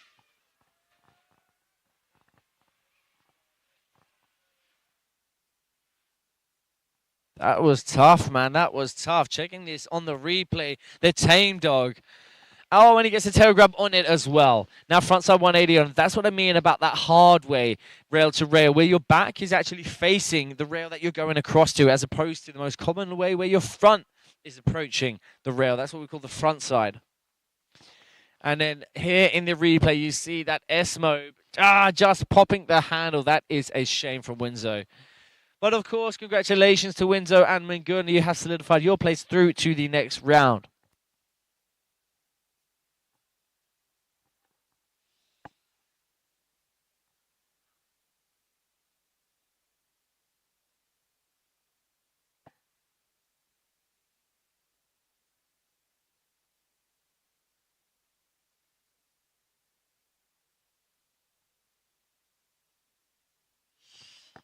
So our next up, Heat 6, the last heat of our Pro Men Round 1.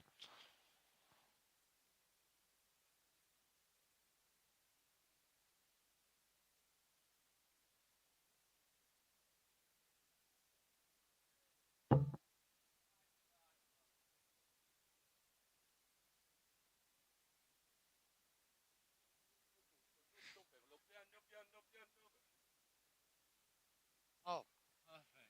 Yeah, I couldn't just do the one.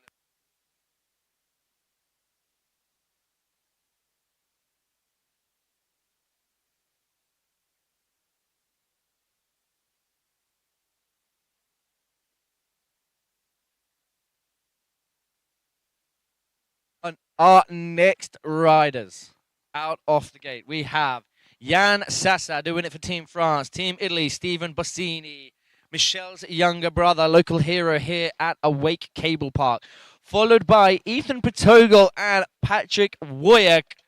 Really excited to see how this heat is going to unfold. Some big names. No stranger to the competition scene. Stephen Bossini, local hero, local legend. Had the pleasure of meeting him and Michelle out in Thai Wake Park, where they just spend a ridiculous amount of time at Thai Wake Park. Not jealous at all, of course, when they spend about 4 months or something. I mean, God. And I'm sure you're going to see his levels of skills here on the water, this being his home park.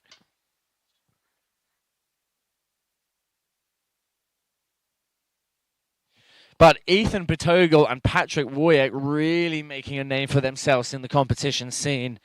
Some seriously big hammers from them. Great to see them here riding in the Awake Embily Open for the 2023 second ever here at the beautiful country of Italy. The wake gods are shining. The sun is shining, the beautiful, pristine conditions, glassy, flat water out there. It does not get any better than this.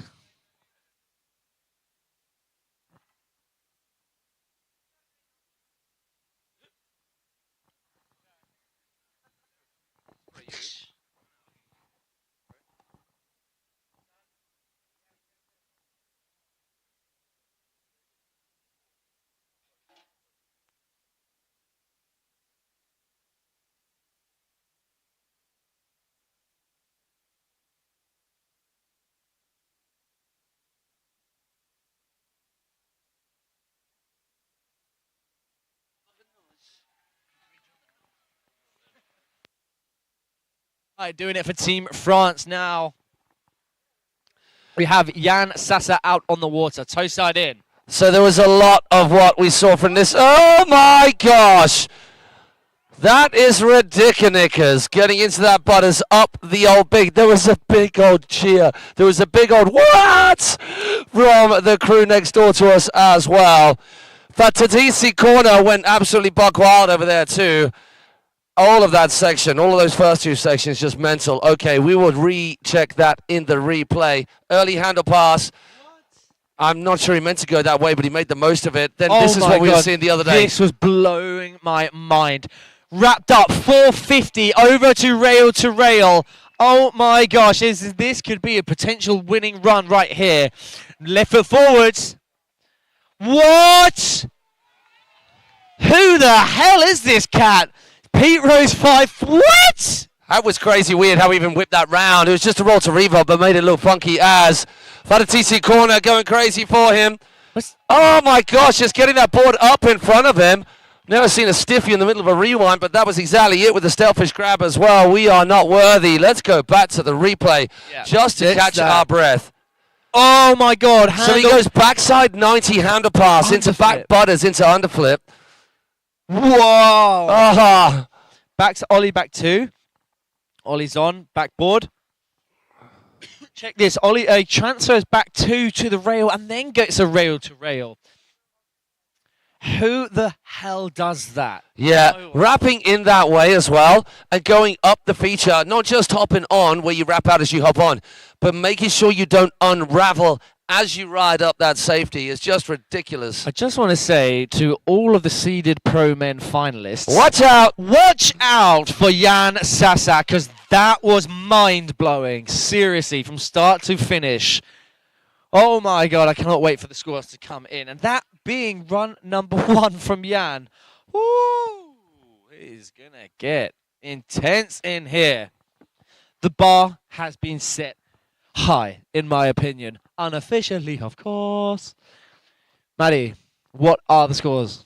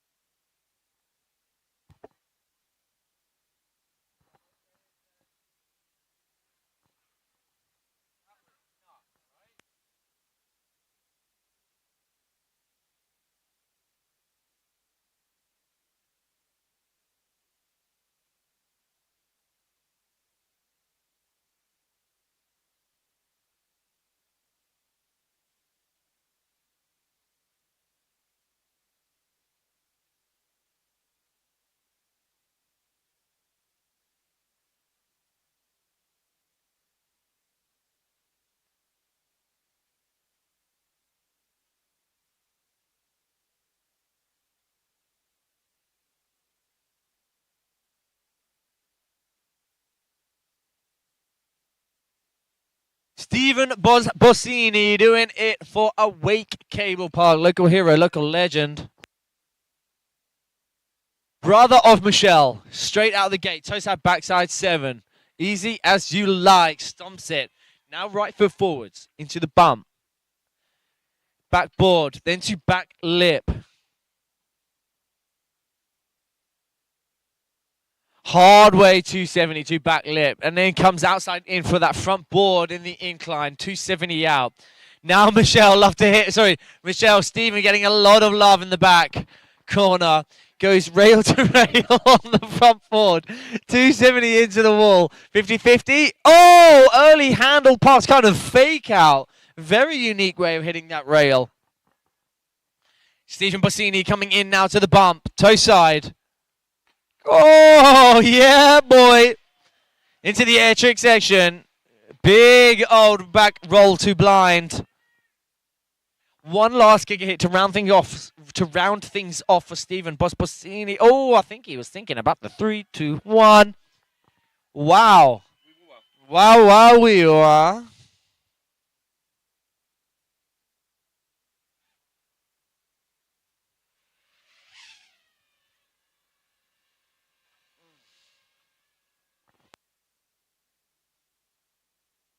Excuse us a minute whilst I just indulge in these chicken bits.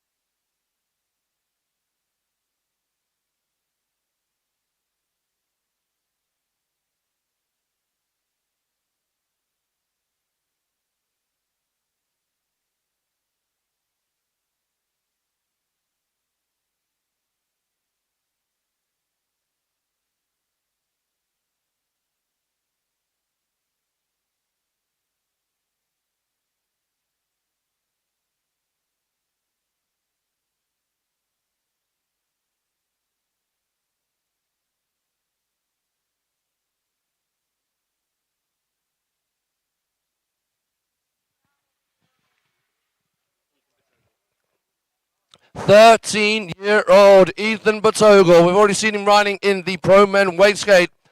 Now it's Pro Men wakeboard time. Back 7 to start things off. The young Frenchman at just 13 years old. Oh, wow. What? So that is, I mean, we saw it from David Brummel. The scarecrow / front roll just into that front lip position. Just did not get the pop he needed. Luckily, it was kind of a board and bum landing situation. It wasn't a heavy crack and he's moving. But, yeah, I mean, all of that's crazy because you're literally throwing your head at the thing that you're trying to jump over and at. And the the classic with, I mean, not at this level of riding, but the classic with front rolls and with scarecrows is that you throw them early. Is because anything where you're throwing your shoulders into it forwards, your body bends that way, so you're more likely to throw it early. I mean, obviously not at that level, just because you've got to pump so hard, but just needing a little bit more pop to give him time to get that board round underneath him. So that's going to be an early fall for Ethan, just getting the one trick under his belt. And he'll have to, it's not as if he can take away that backside 7 into his second run. It's got to be the whole section complete in one run.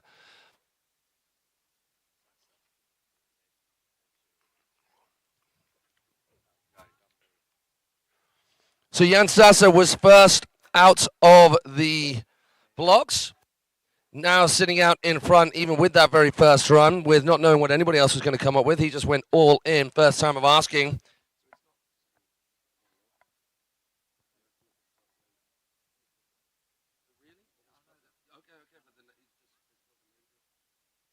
So Stephen Bossini sitting in second place. Ethan Batogal, quite obviously not getting many tricks under small score on the board, is sitting in third. So an easy calculation for our judges.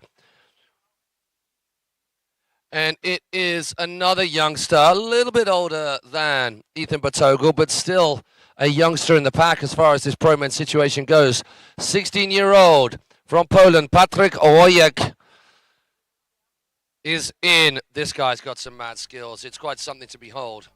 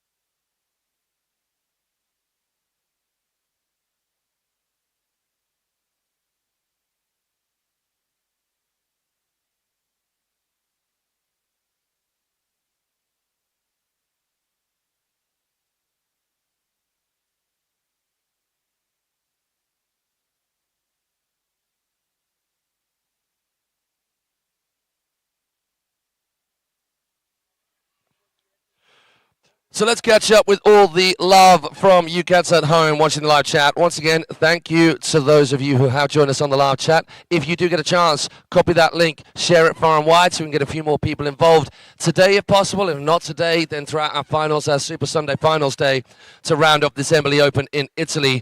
So I'll get back to the hellos. I waffled a little bit too much, because we have got our next and final rider in this heat. Patryk Awake coming in hot. Toe back 7 out of the, as we said before, fairly stock way to start a pro men's run. Beautifully executed. Oh, the full toe back 3, back to lip, then back the other way. Right the way through, full pull into the Henshaw. Now we get into the second part of this section. Hard way 270, comes off a little early, 50-50 to that that crail grab tantrum. No one's gone inverted off that. Oh, sorry, so did Window, didn't see that. And then that front board, hopping across the front board to dropping in. Facing down the feature, are we going to get the 3 hit? Pretty much about sort of 80% of the way along of that third section. But it was the hard way transfer as well, across from his heels. So that's a P5 for Patryk Awake. The toe back roll with the 540 front side rotation. KGB straight after that to round off his creative section. Then to round off his run in its entirety, adding to that first kicker hit, toe back 7. Was that heel? Toe back 7. Both ways to get things going. So he just said, Manny just said to me that, and I did see this online somewhere as well, Patryk Awake got a P7 happening. And he's going to make a call on whether he actually needs it. Rider's going to go back out again to wet the rails down, give them a slight chill, carve around the park. Well, I get a chance to say hello to you cats out there.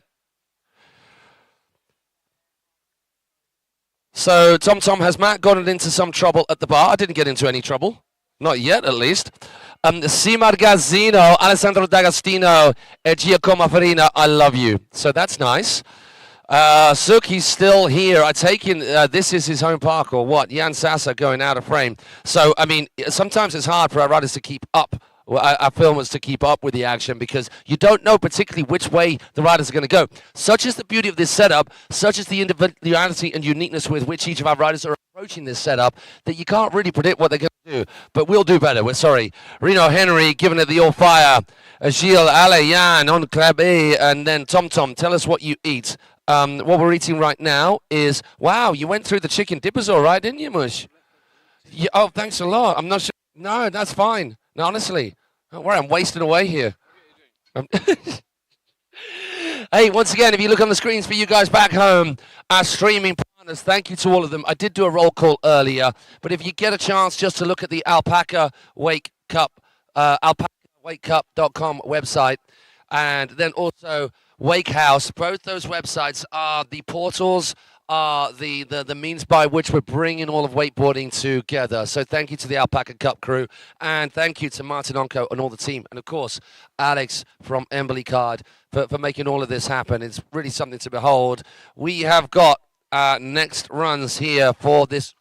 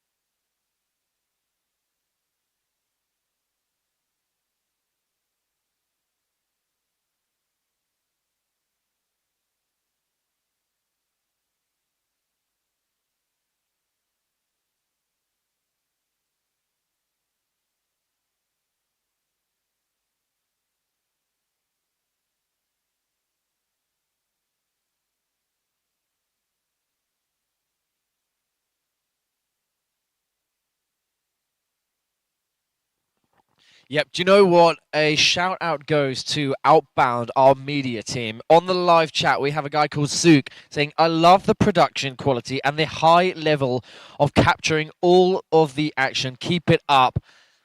So thank you so much, Suk. And of course, that is Outbound media crew who absolutely have been killing it, displaying an insane production for this huge event. The action replay is just second to none, like a proper kind of like Olympic style.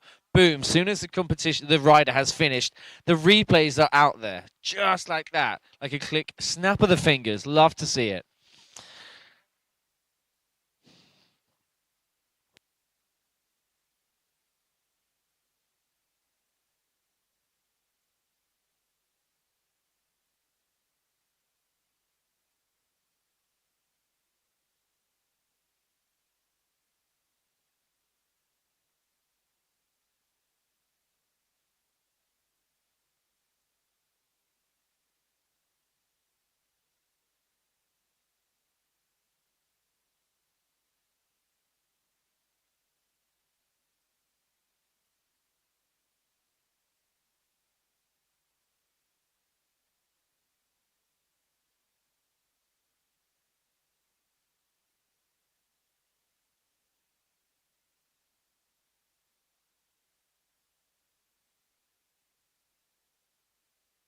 Boys and girls, professional seeded semi-finalists, keep your eyes on the water at this cat.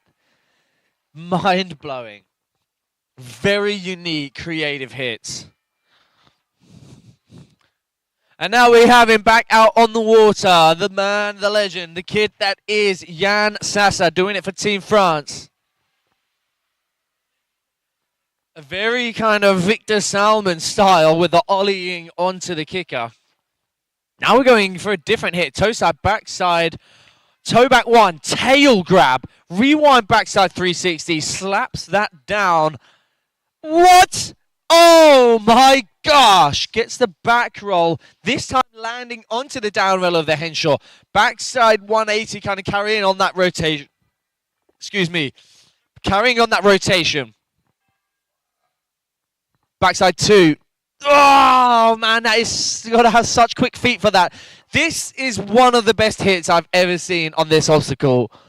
What? Gets wrapped up 450 over rail to rail. Maybe the judges, I'm not too sure if they thought that was cleaner than this first run. Pete. Oh my goody gumdrops. It's worthy of it. I'm not sure which is more impressive, the trick or him getting out of that hole he found himself in. I know, right?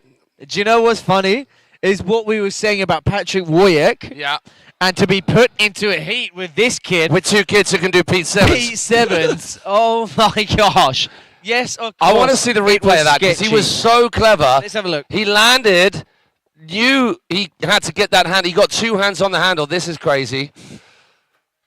Back kind of one carries on that rotation. Yeah, so not as tight as the first time but of asking. I love this. Back two misses out on that full rail to rail, but this overwrapped. Oh my gosh.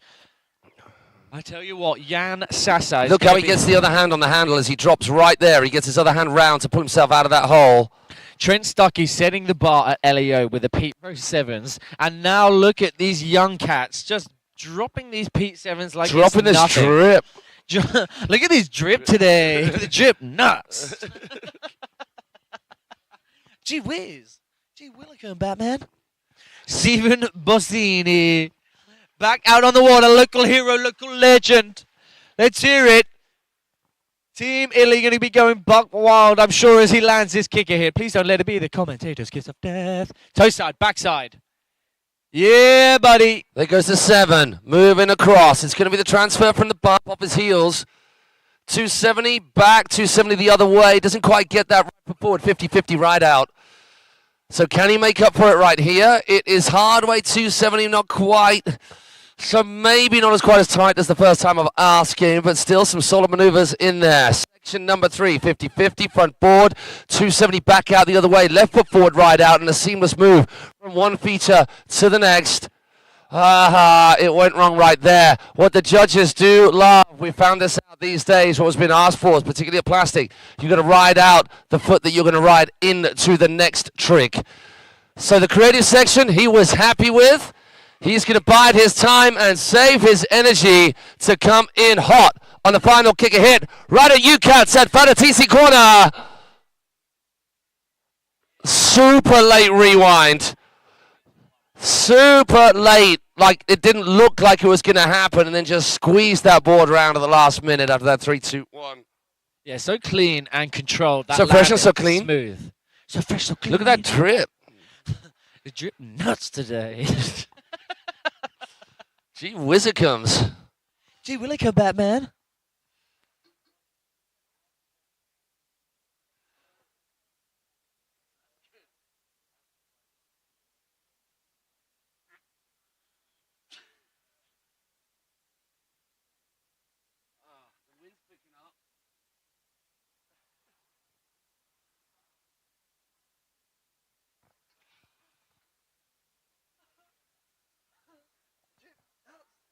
Hey, big shout out to those of you who are dropping props about the level of production here, courtesy of Outbound, our media crew, our streaming crew.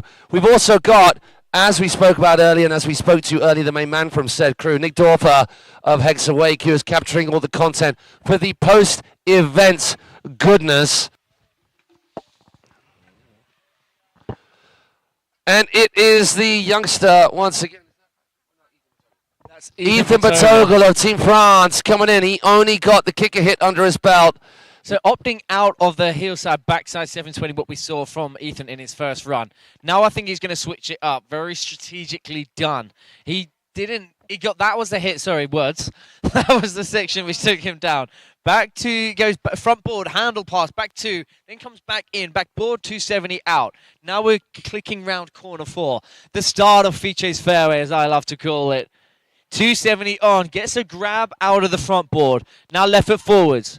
He goes rail, 50-50, over to front board. Same way, backside 270 out. Now, young gun, Ethan Batogel coming in. Toe side, no! Oh, man, guys, let's hear it from young gun, Ethan Batogel. That is going to be a shame for Ethan. It looks like it was going to have to be the LCQ rounds for him if he is to solidify his place through to the semi-finals. So such a shame, but honestly, sick riding from young gun Ethan Batogel, absolutely slaying the competition scene this year. Some go your way, some don't, and unfortunate in those 2 rounds, it just didn't work out for Ethan. But it's not over for Ethan. As I said earlier, he still has another chance in the LCQ rounds. Go big or go home.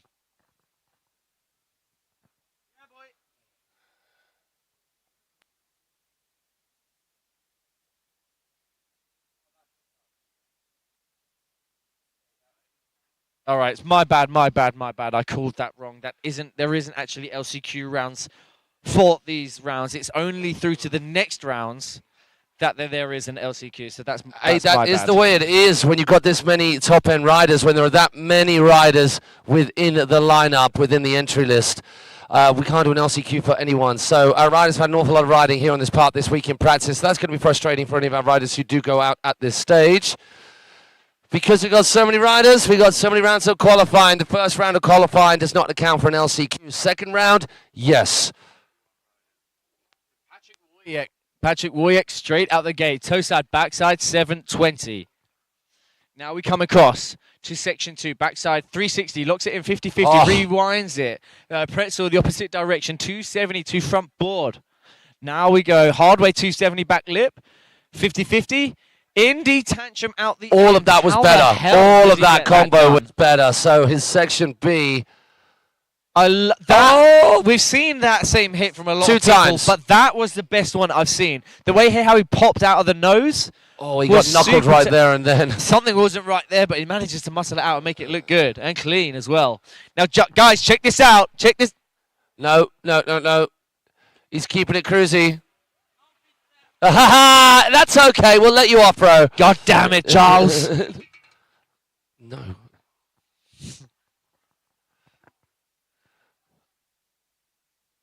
But to make up for that, how about a toe back 9? So- The other way to the way he did the 7 the first You time round. guys don't know. As he came past the dock, he did just shout to us, me and Matt, No, no P7, like, to apologise to us. That's right, you should apologise to us, should. Patrick, honestly. You know what? Slouch. It's an insane hit, and I think he doesn't have to throw it in these rounds. His riding is second to none. Everything we just saw in that run was beautiful. Of course, missing out the creative section because his first run, he got some good scores on the board. Upping the ante, of course, in section number 1, we saw the left foot toe back 7 straight out the gate, followed by the right foot toe back 9 on opposite kickers. Beautiful composition. So, and it wasn't necessarily also that he was fully happy with those sections that he just rode through, but it was the fact that he'd done enough with his first run. So Patrick Wojek, Jan Sasa, congratulations to those two. Yeah, okay, so of course, he'd already know before he set out that he'd already made it through to the next round, so he didn't have to do it. Such is the beauty of this setup where our judges are working their absolute particulars off to get the scores out the door. So our riders get that fortunate position of knowing exactly what they do or don't need to do as they take the waters for the second time. So it was actually his second run that was the better score and ends him up very close, much closer to Jan Sasa than with the first run, just a couple of points away, which just shows you like the quality of what we saw from Patrick Wojek, particularly the kickers I mean, actually, all of it. It didn't quite come together on the second section, but particularly section A, the kickers, and section B, the combo of the Henshaw, the pipe, and the incline was beautiful. Yeah, getting that tantrum where you're coming straight into the rail. It's more kind of like a back roll, isn't it, really? Because you're not, there's no edge at all. He's going straight, and it's pretty much under the cable. The only way it works for me is just a haul ass. Just go low and long. Low and long. So I believe we're sending out a lubricator moist makers. The start of our pro women, JB O'Neill. There you go. Make sure you tune in. Stay tuned in. And these ladies are out on the water before you, wetting down the whales. Nicole Ragazzo, Giulia Lupi. Who was that first rider? Well, it was Zori Roffi and Vanessa Titorelli making up our four ladies in this first heat of two. Just love how these Italian names just roll off the tongue. Nicole Ragazzo, Vanessa Titorelli. Oh, I love it. I love it. Please don't get offended, Italian people. No, we only mean it in the best way, in the most of course. complimentary way. Yeah, We absolutely love it. Which is why we go. And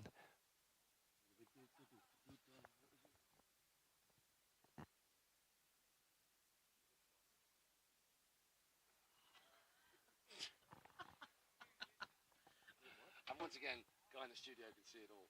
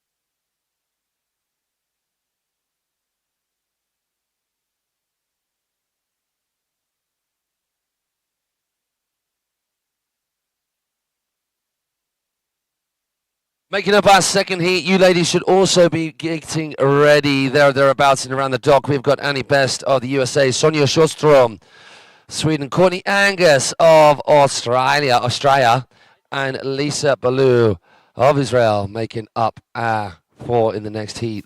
So you ladies should be in and around the dock, getting yourselves in the zone. But before we get to you, we got to get back to this first of our heats in our pro women qualifying round, the quarterfinals.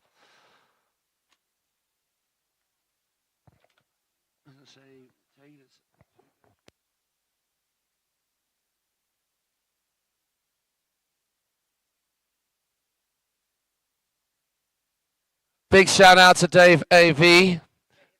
Here now, maintenant, vite, venga.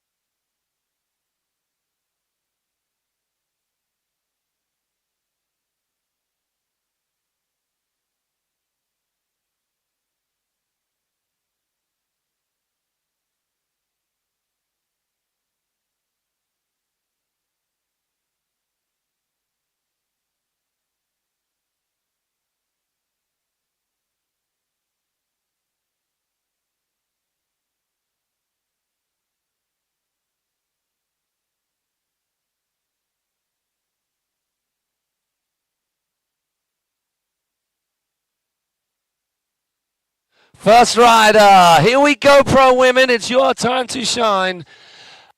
In the spraying department, it's your time to show us how well you can spray. Got a little bit excited then. Got a bit too ahead of the game. We've got Zoe Ruffy and Vanessa Titarelli out on the water. Nicole Ragazzo.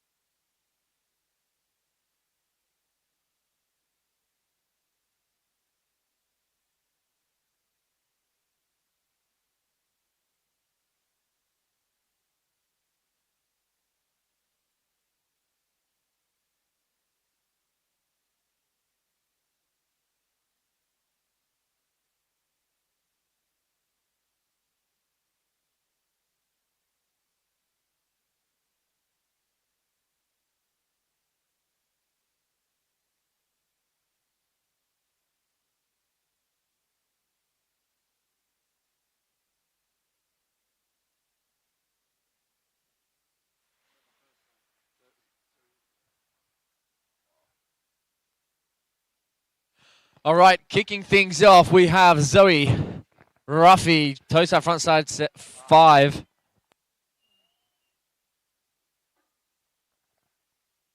Oh, go on, girl. Hell yeah. First love time to of see asking that. as well. Getting that big 270 spin, almost 360.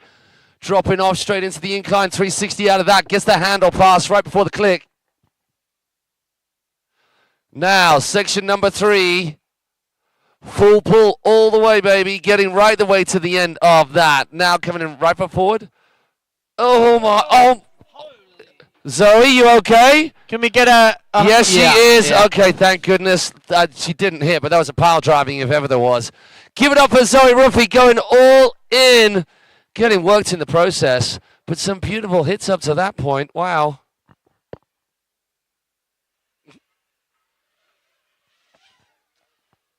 Check this. She goes backboard, then 50. Oh, it was a full 360. Backboard into 50-50. Then the full 3 out of that. This was really nice too. Holding it all the way to the end, and then she just got a little bit caught up, caught the knuckle, and then just dropped the nose. Almost caught her hand a little bit on that rail, so we really hope that Zoe's okay. She's going to have a nice casual paddle back to the dock for her second run. Just getting herself out of the way, ready for our next rider to take to the water. Oh, hey. So I am just getting up our running order. It is, well, the next 3 riders we're very familiar with, having been with them in the last few events. Giulia Lupi, Nicole Ragazzo, and Vanessa Titarelli have been battling it out something crazy over the past year or so, because we're almost, because it was September last year, wasn't it, where we had the Europeans. So we're not far off that right now. 17-year-old Giulia Lupi and I think Nicole and Vanessa are of a similar age. all at the very, very start of what are shaping up to be incredible wakeboarding careers already, having not been on the water that long already. Yeah, if I remember correctly, I believe Giulia Lupi and Nicole Ragazzo shared the podium at Wake Jewel Red Bull over at 313, both of them. So nice. Some seriously good riders here. It is a shame, of course, that they've been all seeded together in this round, head-to-head rounds. Head-to-head rounds.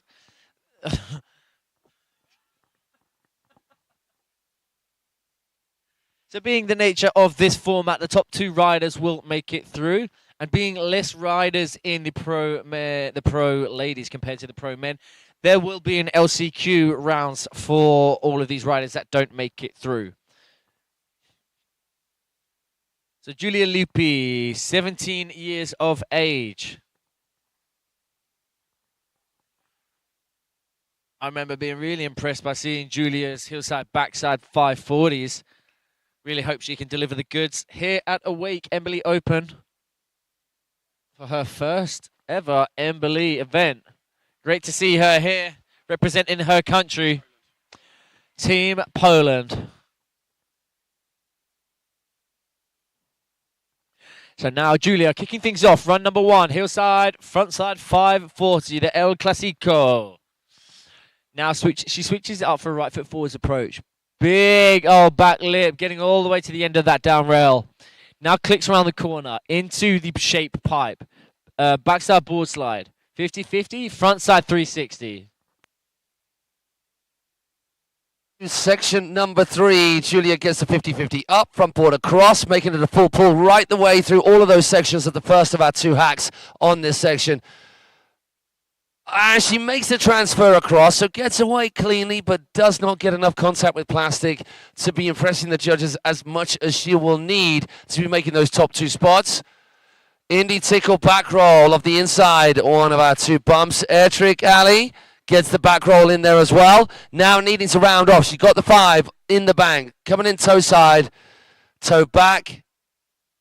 Oh, the toe back. She had that. Yes. Toe back 5. I'll tell you what, I'm really impressed to see that. As I was just saying, I have seen Giulia Lupi in previous competitions stomping that hillside backside 540, a real stand-up trick in the pro ladies division. And now upping the ante from the last competition that I saw her in, going even harder, toe side backside 5. And then the opposite rotations on those kickers, and the judges would have loved the combination of those 2 features. This I liked a lot. The 50-50 to front board going from outside to in. They're just pushing off. I mean, getting clear of the knuckle, which is always the panic, which is always the thing that you want to get done. But in an attempt to make it safer, you then don't get the completion of the full pull that you are after. Back roll, creative section, really nice.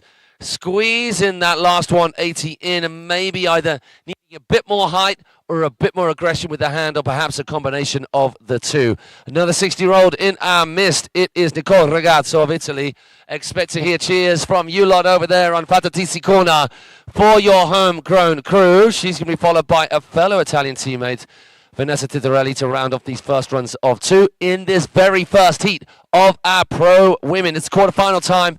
We'll be taking the top 3 of these to make a semi-final of 6 to start with, then taking 2 from the last chance qualifiers to make 2 semi-finals of 4. Then it'll be the top 2 in those. No more LCQs up to that point, dropping it down to a super final of 4. Heavy heel side edge from Nicole Ragazzo. Monster 540 off that right foot forward approach.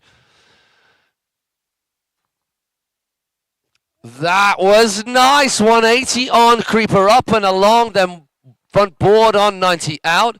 Front board the other way, turns it into a 180. That switch 50-50, then gets on and off with a clean rotation handle pass. It's a toe side carve. Oh, wow. Toe front roll, as clean as could be asked for, into the transition from Nicole. 50-50. Yeah, girl. Then getting that back 270 off. Pretzel against the direction of travel. Creative section, here we go. It's the big popper. Just about controls that pop.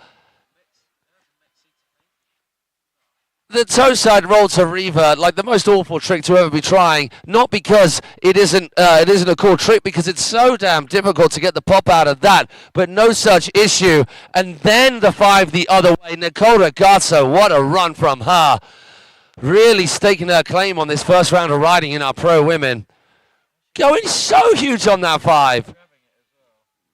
This front board keeps that rotation going.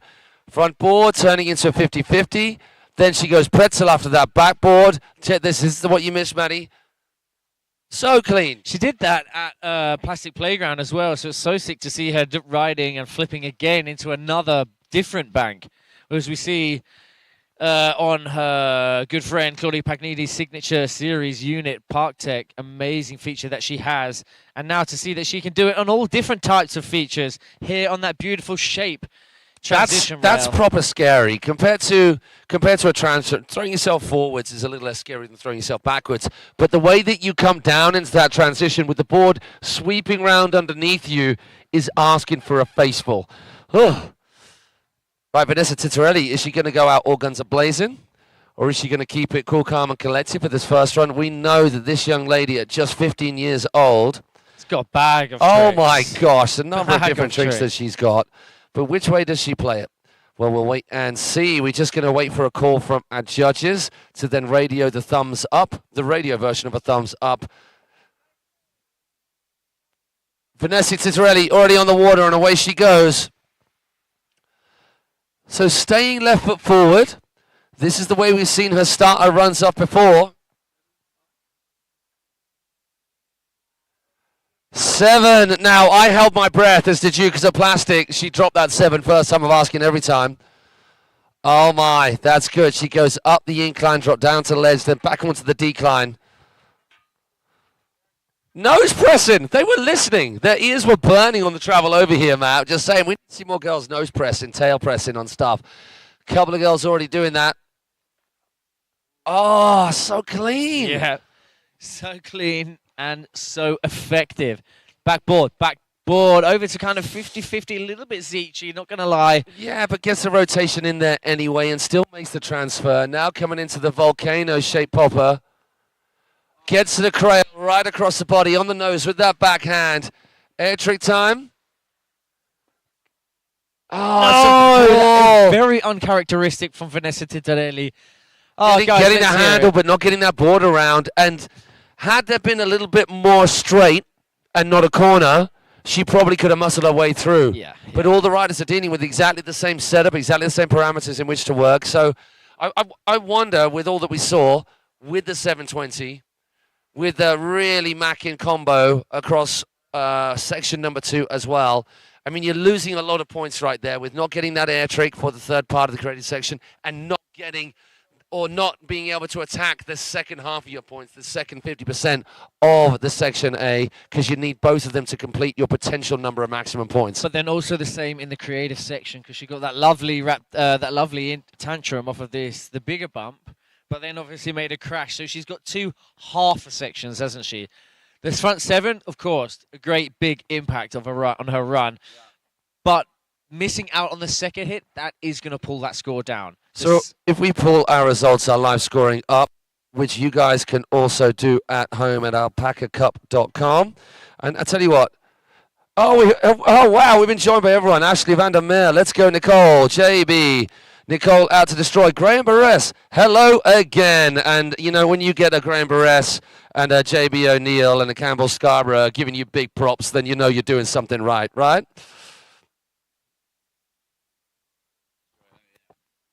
And just to answer, Freddie Carter online, when are the finals? The finals are going to be tomorrow, mate. So we're just working our way through the qualification rounds today.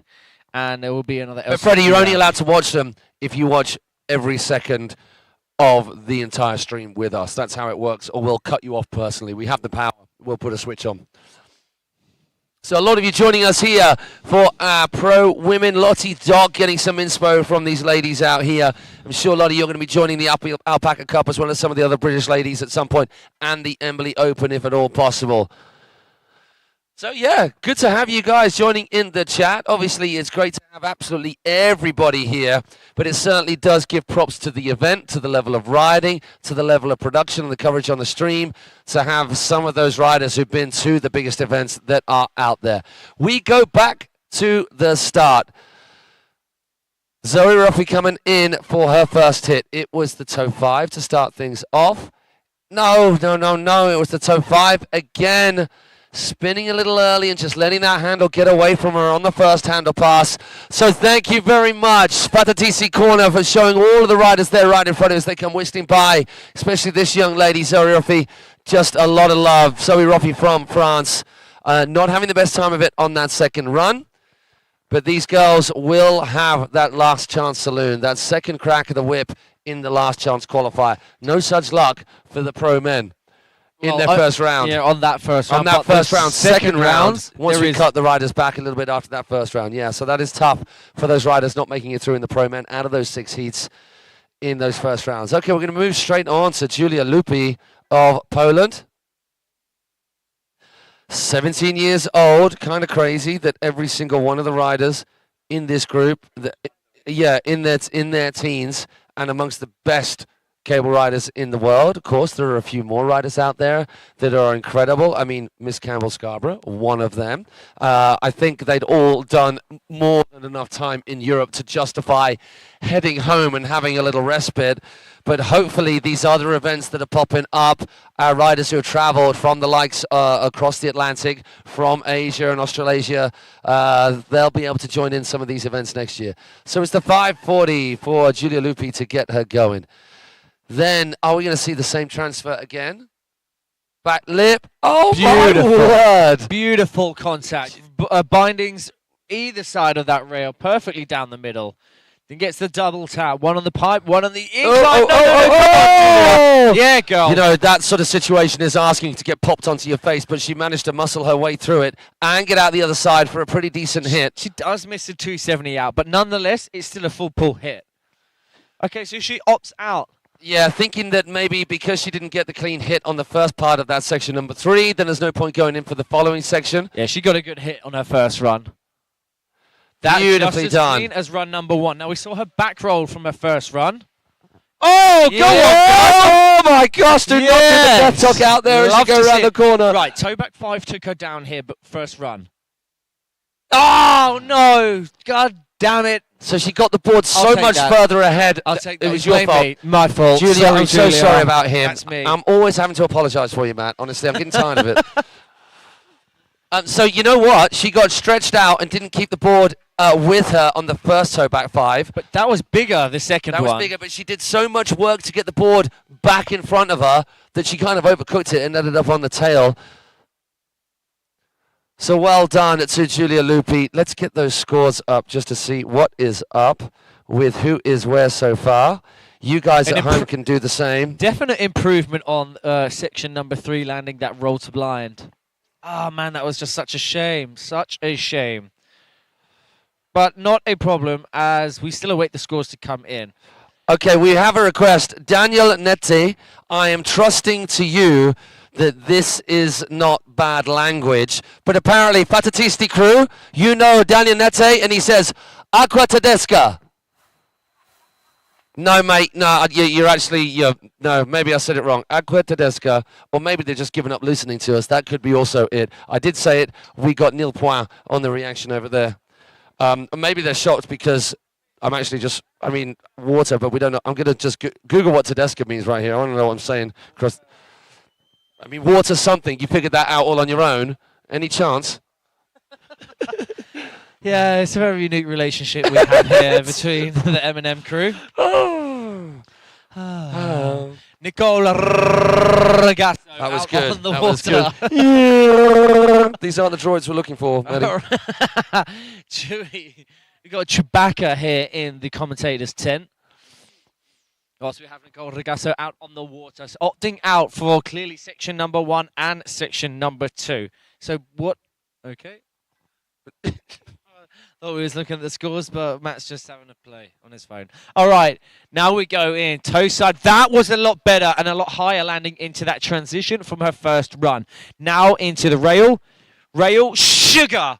Oh, my God. In true Michelle Bossini style.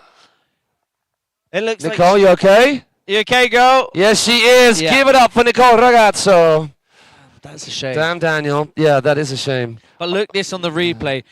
Her board lands right at the top of that coping. Oh! Do you know what? Actually, Martin, I did the exact same as well as Martin. Martin Onko just had PTSD flashback right there.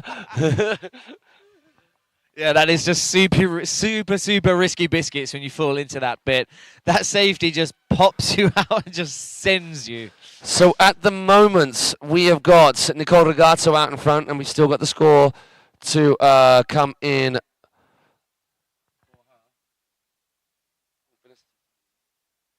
So it is going to be Nicole's first run score that counts best. She's out in front, just ahead of Vanessa Titorelli. Vanessa Titorelli didn't get that second kicker hit and didn't finish off her creative section, which Nicole did. Hence the gap right there. Giulia Lupi, Zoe Roffi, that is all you can do right now. So commiserations to you, but you will be in the LCQ. Let's see if Vanessa wants to go all in and just squeeze ahead of her Italian compatriot and get that top spot. Yeah, but the 720 just locking it in for a second time. Opting to miss this section. That first time of asking was really, really tight. It was a beautiful hit, how she went the incline up to creeper and then back over to the down rail of the Henshaw. But having said that, looking at the comparative scores, Nicole Riccardo's first run score is higher again. In that section. 50-50, front board, and then a very nicely done 270 out. Switches it up now for a right foot forwards. Backside board slide. Gosh, just comes off a little bit early, not quite making the full pull. But no problem as Vanessa now rocks into the creative section where she's coming in. Is it going to go to blind? No, just That's as so clean. dope. So dope. We need a redemption time. Solid. Yeah, girl. 3-1, Yes, Vanessa. Big trick. A big old trick from Vanessa. Oh my God, no! 9. She was thinking 9. She was spinning like a Absolutely. top right there. Give it up for Vanessa Titorelli. What a talent that young lady is. What is the difference? Because that was... Oh, okay, so there's about a 20-point difference between Nicole and So Vanessa. that 313 is not going to make up that difference, unfortunately. But hey, the 9 very possibly would. But if you look across all of the scores, Nicole was ahead in each of the sections. So fair play to them. There's a battle royale always going on between Nicole and Vanessa. And up until this point, Vanessa has had the edge, right? So, hey, but Nicole Ragazzo obviously got the bit between her teeth, and I'm sure if Vanessa at this stage was going to come second to anybody, she'd prefer it to be her teammate. We're going to be seeing Giulia Lupi, Zoe Roffi in the LCQs, but Nicole Ragazzo and Vanessa Titorelli, you move on through to the Pro Women's semi-finals. Courtney Angus out of the water. Sonia Sostrom of Sweden as well. No, Sonia Sostrom right there. That's Sonia. They're the same board, similar size.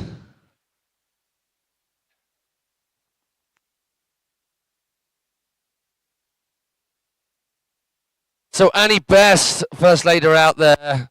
We've got Sonia Sostrom, Courtney Angus, and Lisa Ballou in this group. So a little bit stacked. First time I will be seeing Annie Best out there riding. So always exciting, always good to add to that back catalogue of riders that you know about, familiar with, and can comment on the things they do. There's a few riders out there that we have been seeing at a few events over the past year or so. So it's cool to be have this this family on the road of wakeboarding, as it always is.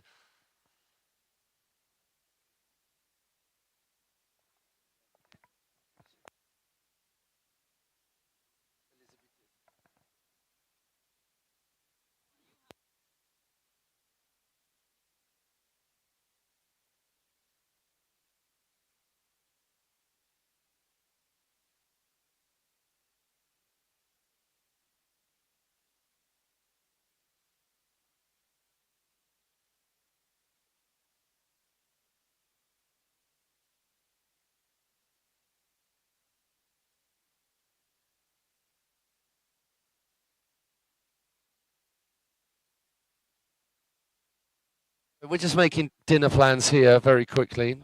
We had a beautiful It was candlelit, romantic. I mean, that's the only thing it was lacking. Candles, which actually I think is a little bit prejudice of the waiters, because it could have been a romantic meal and we could have wanted candles and flowers and a violinist. Do you know what really dampened the mood was Victor Salmon coming in. You know, I was like, this is our special Get time out together. of our space. This is our time. You just want pieces of us all day long. This is our time right now. That was right. We should have sat right in the corner. Because inadvertently we sat right at the entrance to the restaurant so that everybody walked in would have to say hello to us. Well, naturally, we've got to give the people something to look at. Give the people what they want. That's right. Annie Best, Team US of A. Here we go. Oh, nice. Oh, it's a heavy hillside hit cut to start things off. Lovely aggro, all tucked up and steezy 540 straight out the blocks. Boosticles. Wow. Oh! Like that shifty. Kind of like shifty. Yeah. Back lip. And then just all over the tail. Just coming up a little early, but still. Backboard. What? Oh my gosh! Did that come out of my mouth that loud then? It really did. I think she held her head in disbelief. Oh, she just so didn't get layback. Just a full death slalom lean out of that turn. Well, I like this girl's riding. It is. Oh my on word! The tail, right on the tail. On the tail. This girl has got some skills and some aggro about her riding. That butter slide between those two features. My bum twitched so hard watching that. Okay. Indy back roll as well. Yeah, come on, Team US of A, get behind your fellow rider. I can't wait to watch that on action replay. That was I don't want to see it again. I got scared enough the first time. What? Yes, girl! Wow! Oh, you know, when What Team the Butter TC hell? goes crazy like they did then, they are the appreciators of the fine wine of wakeboarding that riding just was. That was bloody impressive, mate. Oh, okay. Right, replay time. So this you, was good. So Kaz. came off a little early Shifty. here, so she can sort that out. Butter, check this. Look at this. Butter. Silly, Wow. silly, risky biscuits. I'm going to have to try that. Super scared. So she saved herself so well then. So she was slipping out and just managed to slide the board around. And this, I can't believe that. With that frontside 180 to get for that backside approach rail to rail. Super tech, super creative as well. guys, got a little ducky doodahs right here. Some Jemima puddle dogs just hanging out with us. Who said wakeboard parks aren't good for nature? Look at these guys. You're just drawn to our voices. Wah, wah, wah. Oh, yeah, go on, chibi chibi doodahs. Hey, yo. Oh, she's a lucky. Oh, I thought it was 3 men, 1 woman. But we got a nice little double date right here for these 4 ducky doodahs. So Sonia Sorstrom taking to the water, just 15 years of age, a Swedish youngster who, as with these riders, as we've been explaining throughout this heat and all of the heats, a whole bunch of riders that we've been seeing on tour over the past year, love that toe side front roll that turns into a scarecrow. Then gets pretty much a full pull on the Henshaw as well. The first of the hacks in Section B. Back lip all the way. Then gets the 50-50 into that backside 3. That is a tight combo. Section 2, tick, completed. Full pull along Section 3 first feature as well. Slides it around to left foot forward. So she's going to go outside, hopping across, gets the pop, manages to make it about 70% of the way along on that second and final rail into the creative section. Coming hard at, did you get a little nibble there? Little love tap. Oh, hey. So give it up for Sonia Sorstrom. So dope up until that point, but popping the handle on that toe side 5. Really, really difficult.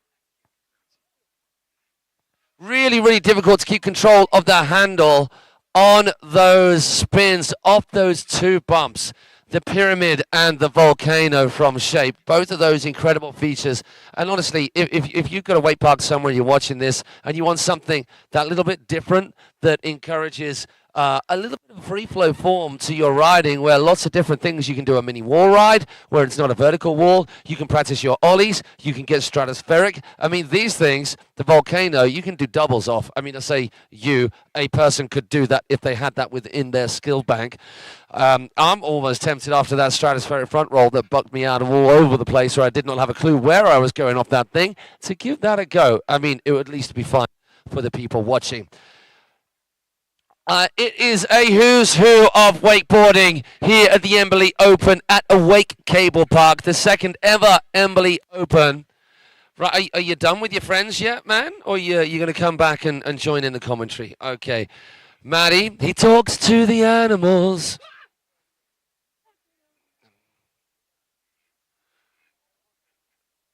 I remember my first peak. Go on, nibble him. Get him. Get him. Oh, there's no love lost between that double date right there, is there? Don't you come over here. Back up. In case you guys at home are wondering what the hell is going on back here, Maddie is just feeding the local wildlife, and I think they're going to go for him now he's run out of chips. Just go. There's a little wiener hiding there for you. There's not much meat on it, but go for it anyway. Could you get out? Matt, just leave him alone. Right, I said we were talking a who's who of wakeboarding, and many a legend too, of which this young lady is one. Courtney Angus on the water, people. Day for it.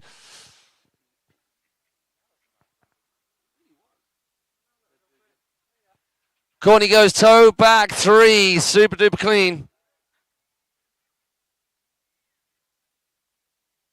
Gets the transfer done, back lip, pretty solid as well.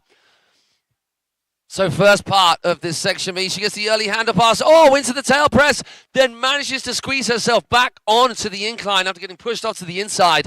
So that was a little bit hectic, but she makes it work. 50-50 across, then slides that 270 back in. It was a little bit close to a back edge, but firecracker, what? Yes, first person we have seen do that from the inside through up and over to the last part of that rail on that second of our hacks in section 3. Then the back roll in creative section of the inside bump. Then she's going to go onto this wedge incline, front board, hops around 180 into backboard, then comes out of it left foot forward. It's a toe side approach to Fata TC corner. The crowd appreciation is rife over there. Nice work, young Courtney Angus. That is a run to beat right there. John O, go Annie. JB O'Neill, go Annie. I'm leaving to go meet my boyfriend for a bubble tea. Hey, that sounds nice, JB O'Neill. Maybe Maddie and I should do that too.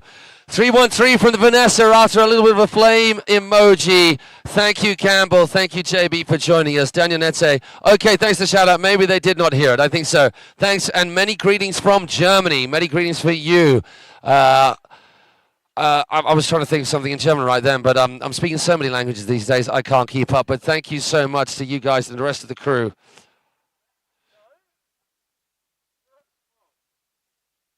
So I'm not sure what's happening here, JB, like your page has been hacked or you're having a little bit of a Gemini moment. Not sure whether your Gemini is saying that there's another person on here from you. And Freddie Carter, just for you.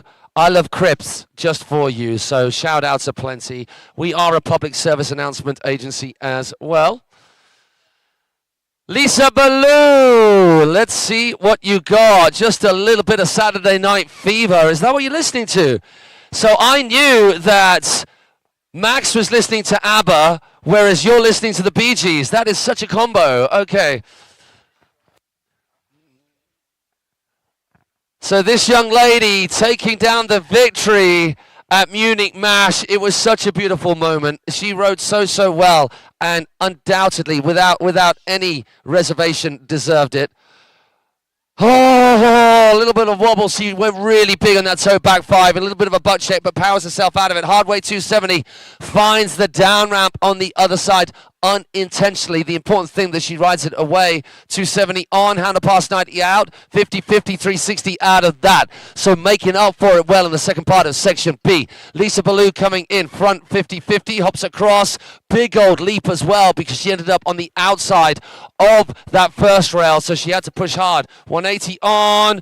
Full pull with the tail drag snake bite out of the back of that as well. Lisa Ballou, your Munich Mash champion, coming in hot for one of our 2 bump hits. We know that she's got an Indy tangent to blind, so maybe we'll be seeing that later on in the competition if she does enough to get on through. Then a little bit of air trick action with the S-bend to round off the creative section. Now firing on all 4. For the toe side, backside 3, so upper rotations on each of the kickers. And Fata TC corner, they loved a bit of it. What you done here? Oh, you spilt your juice. Did you have a little accident? Are we done talking to the animals, Maddie? Yeah, the duck whisperer is back. Duck whisper. Do you know why ducks have tails? No, I've got a strange feeling I'm about to find You out. are. There. Go To on. cover their butt quacks. Oh my gosh.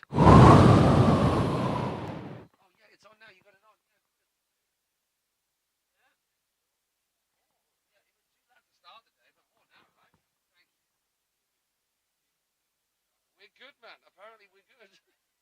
Yeah, really good. We're fine. Thank you, dude. Thank you so much. So Manu, BJ Wake, just looking after us so well, as are all the team.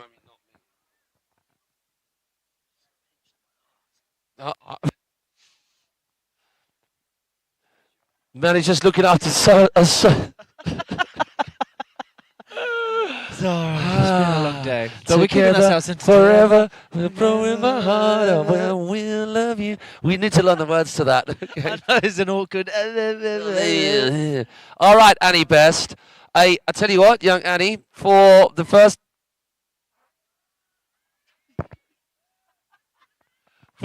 time seeing you in action, it was a pleasure, and I can't wait to see you get back out there and charge. So Annie Best, second bit of riding for her second run from the US of A. Let's see what you got, girl.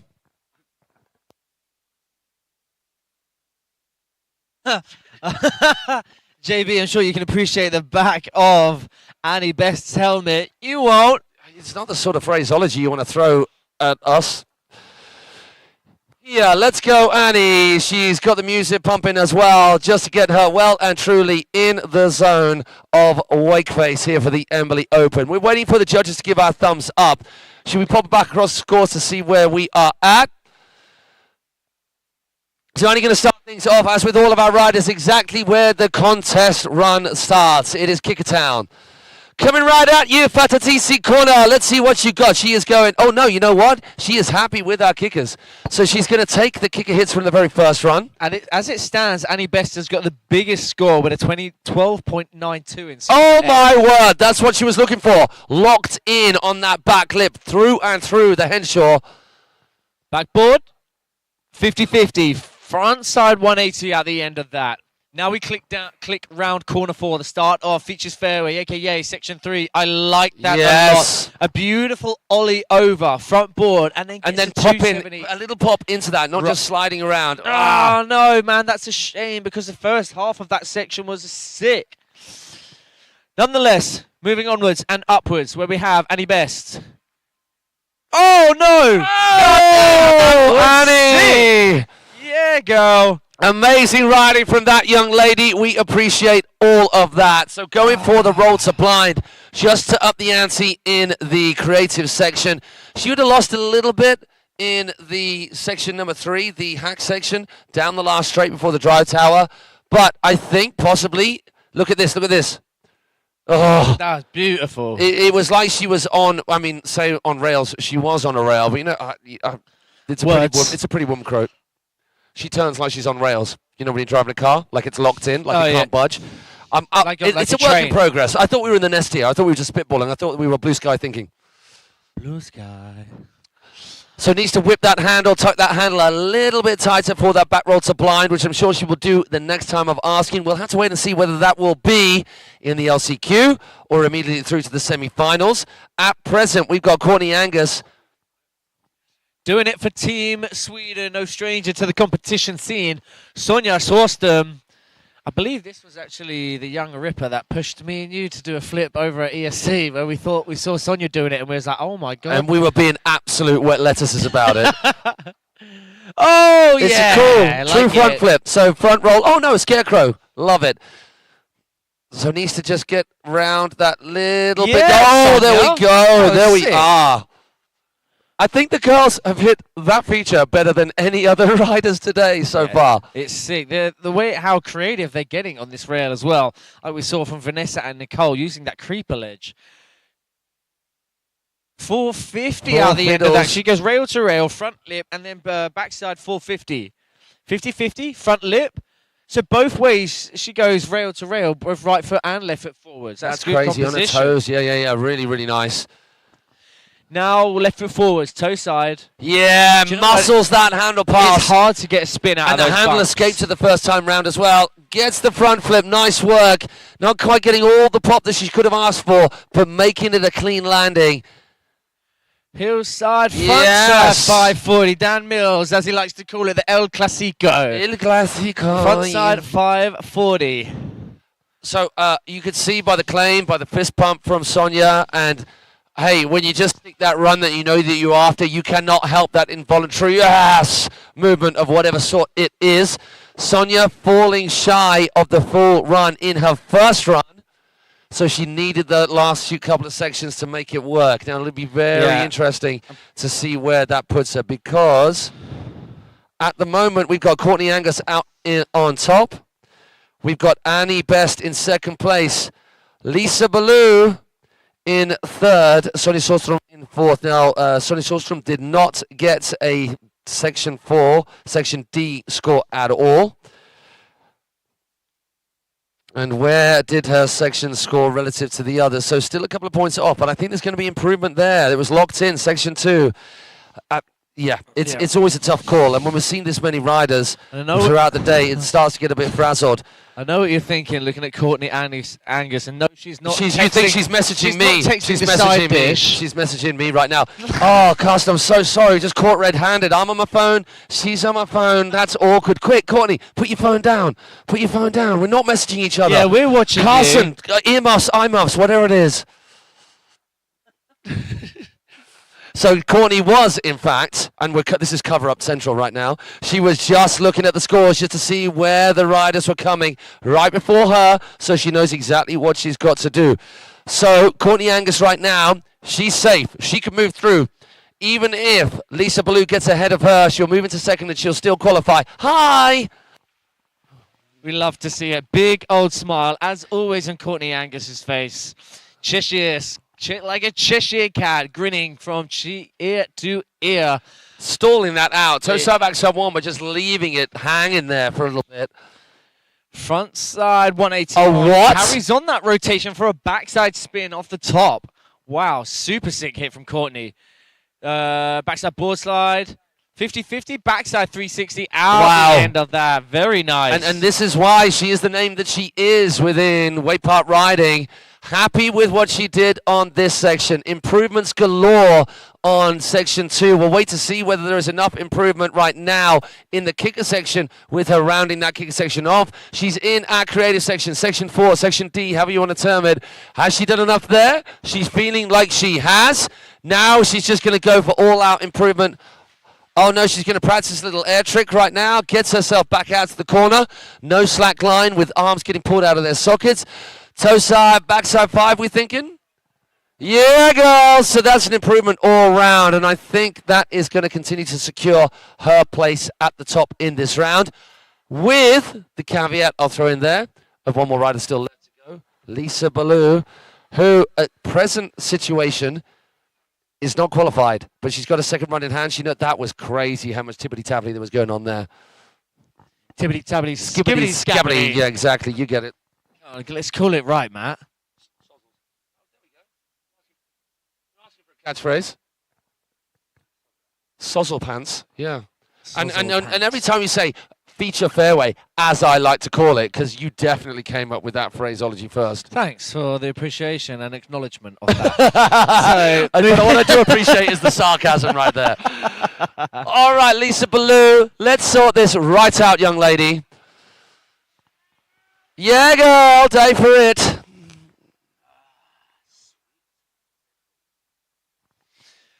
Lisa coming in hard as you like on that toe side edge.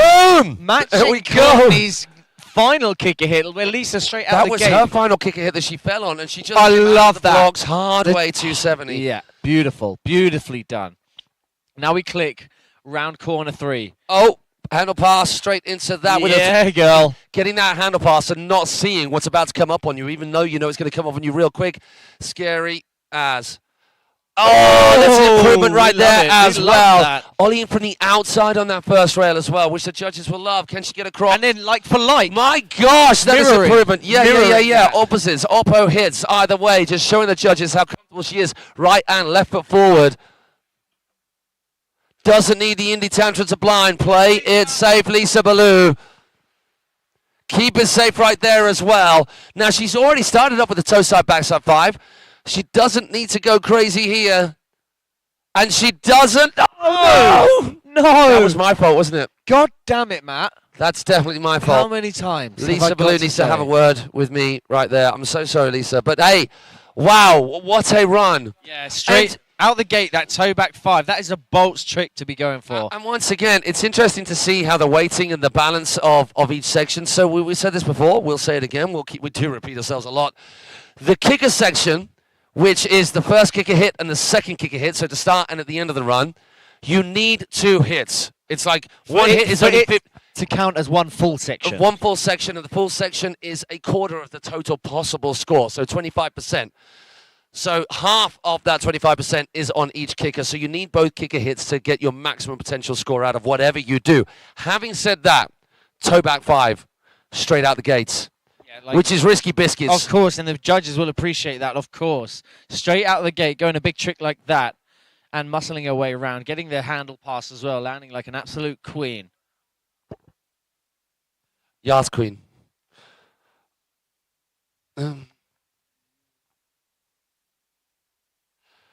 So we're waiting for that second score to come through from Lisa Ballou. I mean, it's 100% going to be an improvement, but how much of an improvement? Is it 42.09 points in total, which is what she needs to get ahead of Annie Beth, who's sitting on 42.08? Or is it more than that, with Courtney Angus not that far ahead of Annie Best with just a 43? I say just a 43. All good scores. And once again, the scores, it's all relative to the riding in that particular heat. It's not an overall best personal world record score, whatever you're going to call it. Maths.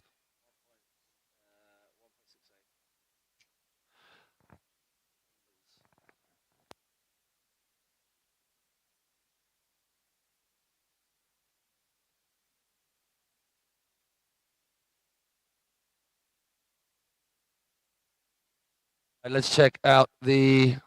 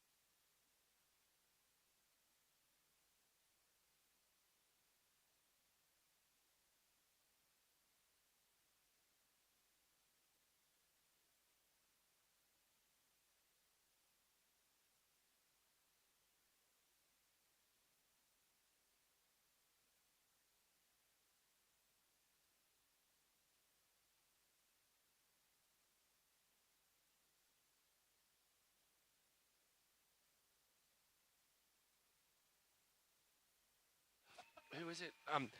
Ilenia Vegni of Team Italiano out on the water.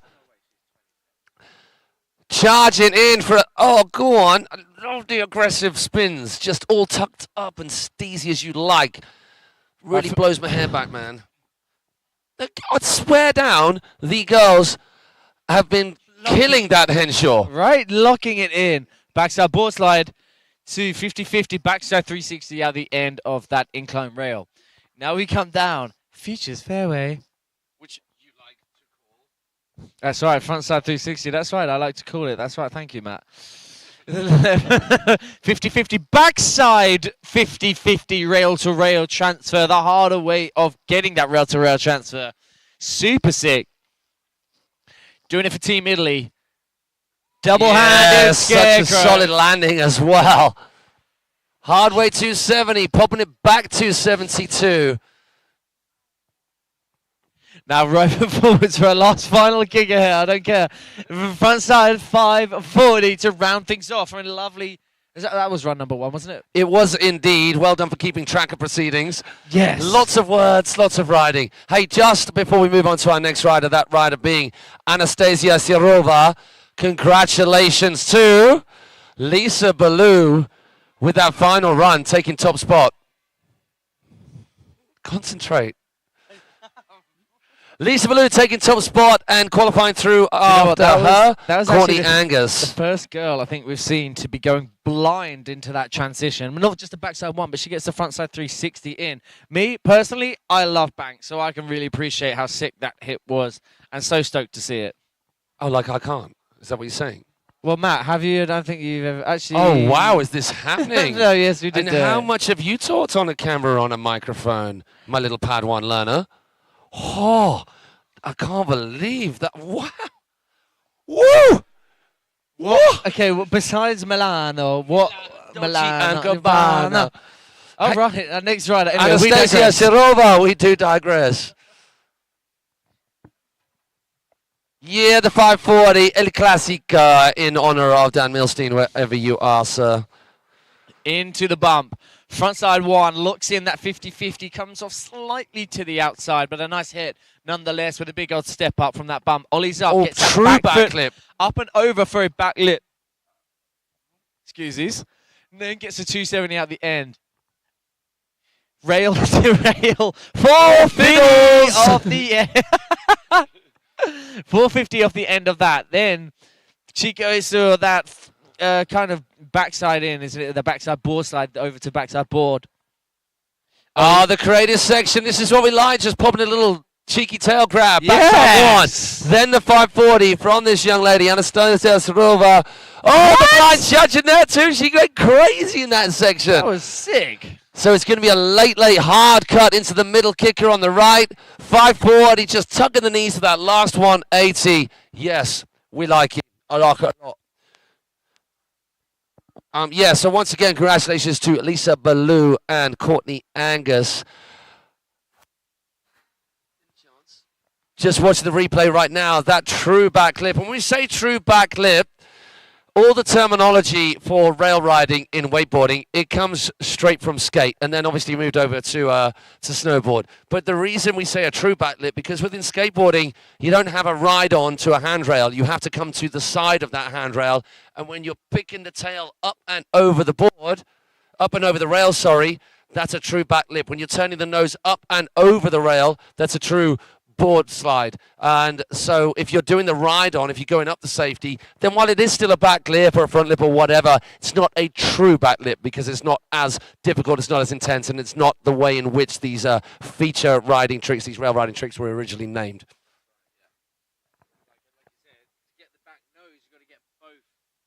Front and back foot. Words. You're right. You had a little blackout right there.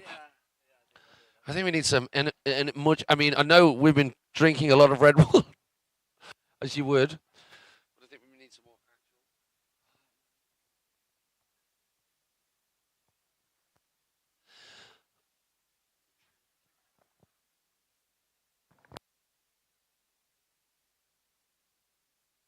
So we should be seeing some scores coming through for those first two Right now, if you're joining in on the live results situation on alpacacup.com, Marie Rougier, let's go for Team France. Allez, France.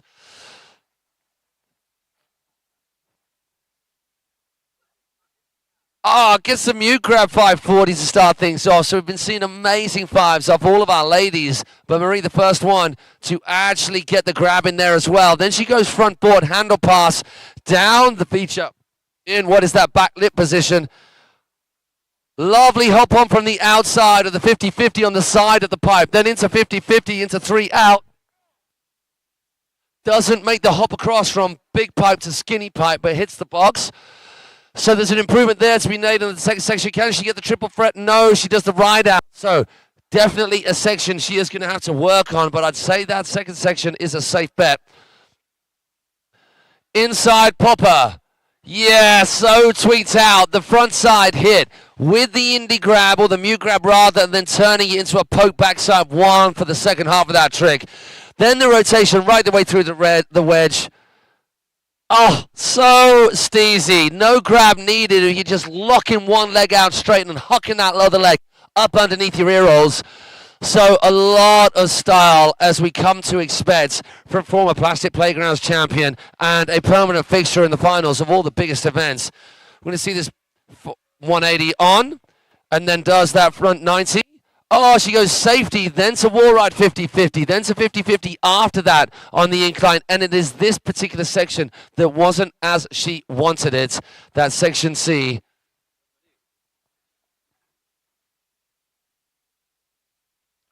So cool. That toe front 3. And the first part of the grab is mute. And then as she ends up, if you capture that front 3 halfway through, it would look like an indie backside 180. So really starting from Marie Rougier. That's my girl, Courtney Angus. That's my boy, Carson. Knows how to look after his girl. Oh, it's a professionalism on the dock. That is hey, day for it. Oh, this is just golden. Red Bull in pint glasses. That's what it's all about.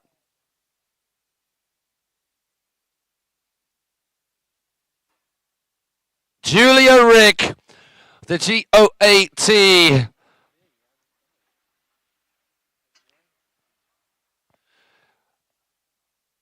So what a phenom this young lady is. Had ruled the roost for so long. 12 world titles. We mentioned it before in other events. You will have heard us say it. But 12 world titles, man, come on. It bears repeating. And those first few hits are a good example as to why. Just locked in all the time. Can she do the same here? Coming up a little early, but then gets that big old spin, that 360 off the incline with a late tail grab. Now coming into the hop across.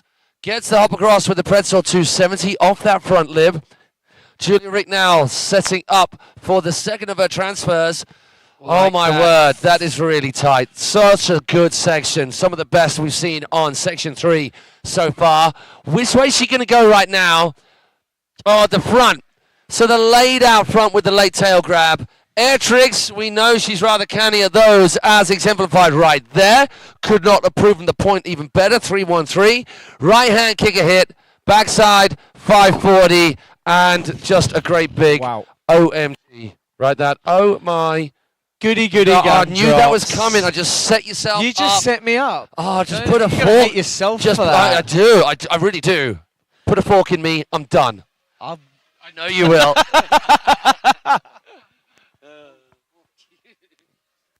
Yeah, insane. Yeah. First runs from Julia Rick, setting the bar high, of course, with no expectations, of course. Julia Rick stumping that run from start to finish. I really like that, you know, such a creative way, coming there double-handed in, kind of like the tantrum, but turning it into more of like the front roll. Super sick, super unique, and not. No one's flipped forward off the heels. No, far. exactly. Yeah, very uncommon hit. So at the moment, the way the scores are panning out is that we've got Elenia Vegni of Italy with a 42.53. She is out in front. Anastasia Sirova is there with a 36.25. And then Marie Rougier is a little way off the pace, so she's going to have to give it some beans on her second run. I'll be expecting, unofficially of course, that Julia Rick is going to squeeze somewhere into that top 2. And just as I spoke the words, the judges' ears were burning. They make it so. Julia Rick straight into the top spot, putting Elenia Vegni into that second place spot. And it is Elenia Vegni, 27-year-old from Italy, who is out on the water right now. So she's not safe. She is definitely not safe. She's got to go all in, but then comfortable with her kicker section. Yeah, her kicker section. I mean, it's scored pretty well, but it's fairly close on that section. That was tight. That's an improvement right there. Backside board slide over to backside lip slide, getting the full pull as well. Backside board, then 50-50. Backside 360, really slow and stalled out as well. Now right foot forward she goes into the transition rail. I love that. That's a standout hit for Maddie B, getting the frontside 360 into the bank. 50-50. Oh my god, it looked like there was a wobble there. That backside over, but landing in 50-50, which is an even harder way to be landing on the rail. Such minimal board contact to that rail. Steezy backside 1, rewinds it for a backside 3.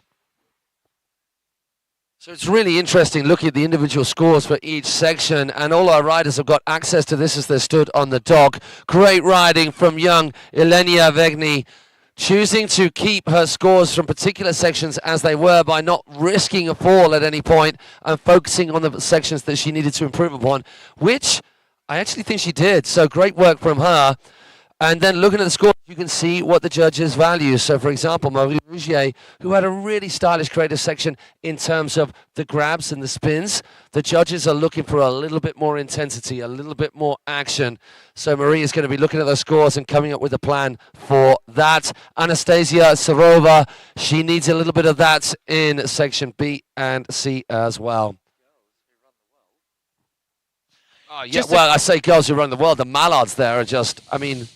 Hang on, there's only one. He's the boy. Check the ducks out. How many girls has he got in his flock? 1, 2, now 4, that is what 6, you call straight 8. up pimping. That he is high rolling, big 6 pimping. girls to 1 Mac male Daddy duck. Mallard right there. Yeah, that's right. He's actually just cutting a lap going, yeah, check it. Yeah, check it. He's check showing out his- this drip, yo. like a peacock strutting his yeah. stuff. He's This a is what wannabe I'm peacock. working with. He has 6 female ducks following Don't him. say, I don't think that's the technically correct term for female ducks is what you're about to say. Duckettes. Right, just a quick announcement to all pro ladies who have made their way through to the LCQs. You are going to be riding up next. So this is an announcement for all pro ladies through to the LCQ rounds. Could you please make your way down to the dock? Straight out the gate. Anastasia Sarova, 12 years old. Wow. How's that? Good work. That was sick. Getting that frontside 180, locking in the 50-50, and then going to that down rail. Now, Anastasia, like we said earlier, that textbook, back lip, and then shifty backside 1 out the end of that incline rail. Gets a moment before she clicks around to this. What? Front lip, 450 out the end. Now, right foot forwards, 50-50. Sorry, backside board slide. Rail to rail, nicely done from Anastasia.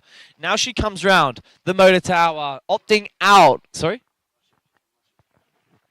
Doing it for Team Russia. Now she comes, taking it nice and cruisy through the creative section. Opting for the second half of section 1. Here she goes. Backside 5. Oh gosh. What? Yes. Wow. It was not small either. No. That was boosted. Big old back 5.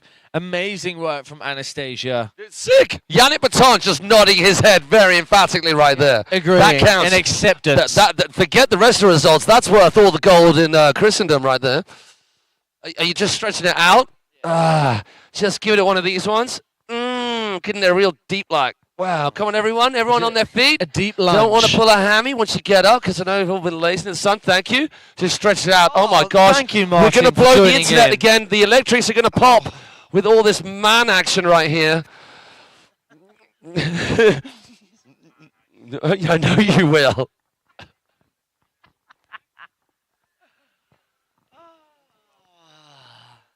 Yeah, so LCQ girls, those ladies who did not qualify, you know who you are. You need to get yourselves down to the dock because we're on to our third and final heat of the first round of qualifying for the girls. So obviously there'll be some girls to come from this. All right, Marie Rouget, come on you, missus.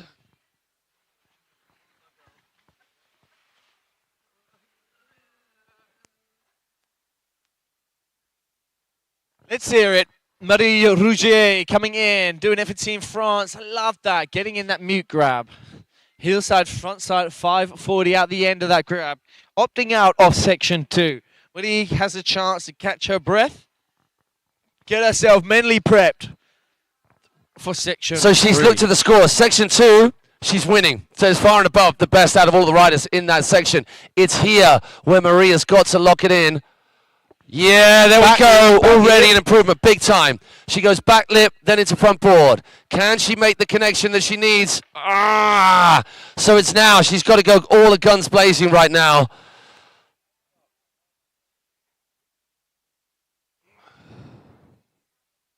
Loving that indie grab wraps. Sorry, that mute grab 3, rather. There it is! The crypt into the corner. Absolutely charging that crypt. One last kicker hit from Marie. What has she got? Hillside poked out. Poked out back in the backside shifty 180.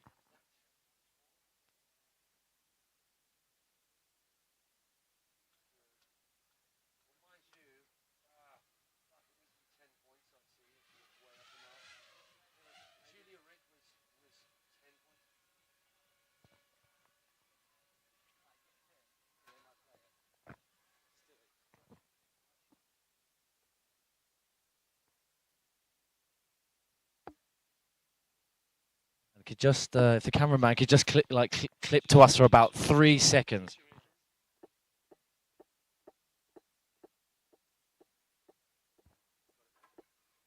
Cameraman. Okay,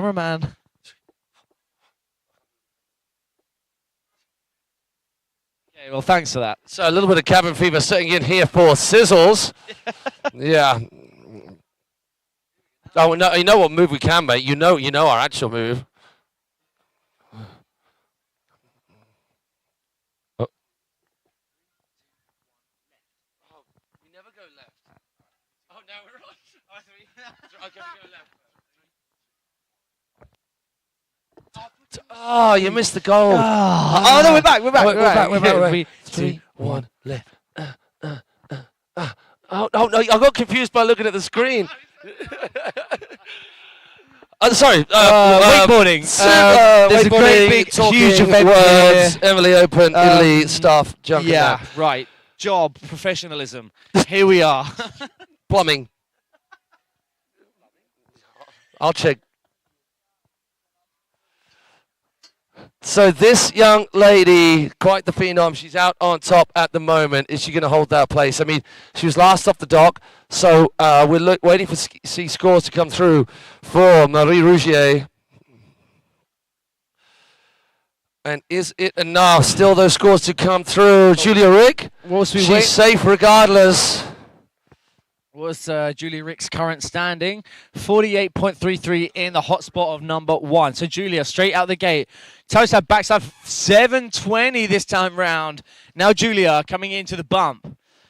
Gets a big, transfer up. Backside board slide over to backside lip side. A full pull as well, might I add.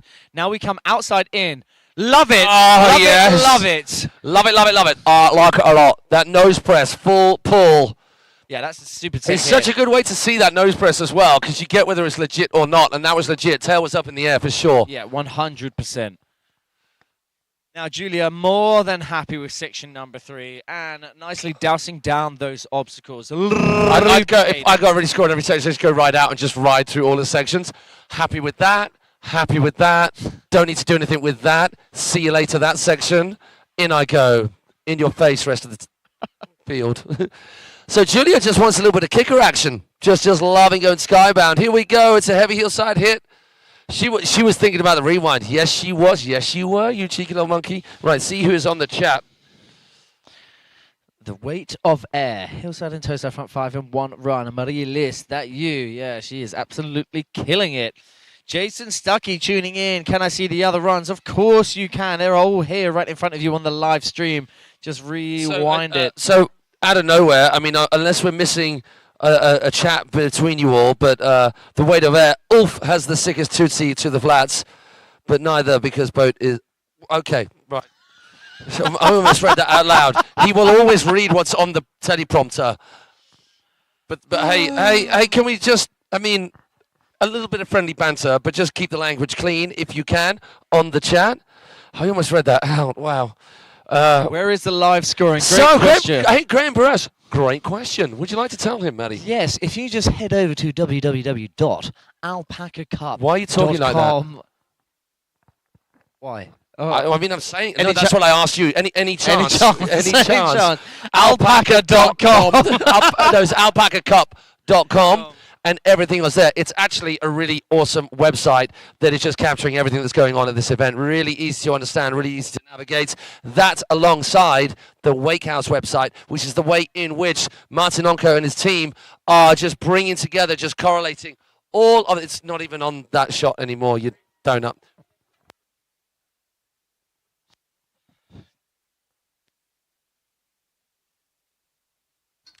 So yeah, check out Wake House, but also for you, Graham, and everyone else watching, and everyone else here on site to keep in tune with the live scoring. Get yourself to alpacacup.com, and if you want to know what alpacacup.com is, well, go to that website and it will explain all. But basically, it is a whole bunch of different events being brought together under one series. So lots of individual events, lots of individual series, like the Embily Open, which took place in Singapore, and the second of which is here right now at Awake Cablepark. What else have we got? Oh, nice work, Manny Branston. There's a link for you right there. Thank you also for those of you just getting in there to fill us in. As if Courtney Angus had not done enough work, she's out there just getting a good old slash on, because you know what? It's a day for it. Die for it, mate. Die for it. And we are in the sunset situation right here at Awake Cablepark. And we have got 2 more bouts of riding in terms of the categories left to take to the water. And those are, let's just get ourselves back to the timetable.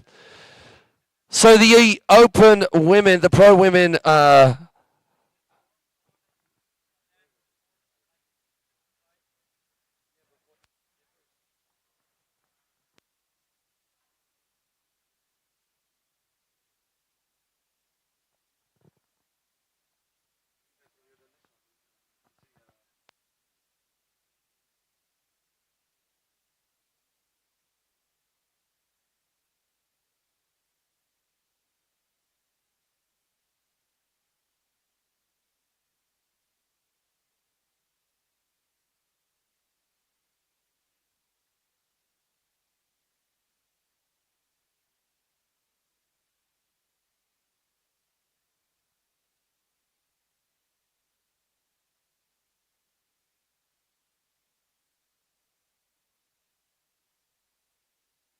we're going to sit tight. We are just rattling through all of the scoring, getting ourselves ready for the next round of riding. That next round of riding is going to be the last chance qualifiers for our pro ladies. You just saw them out there, but no rest for the wicked, right? Because they are going to be back at it again. Or rather, those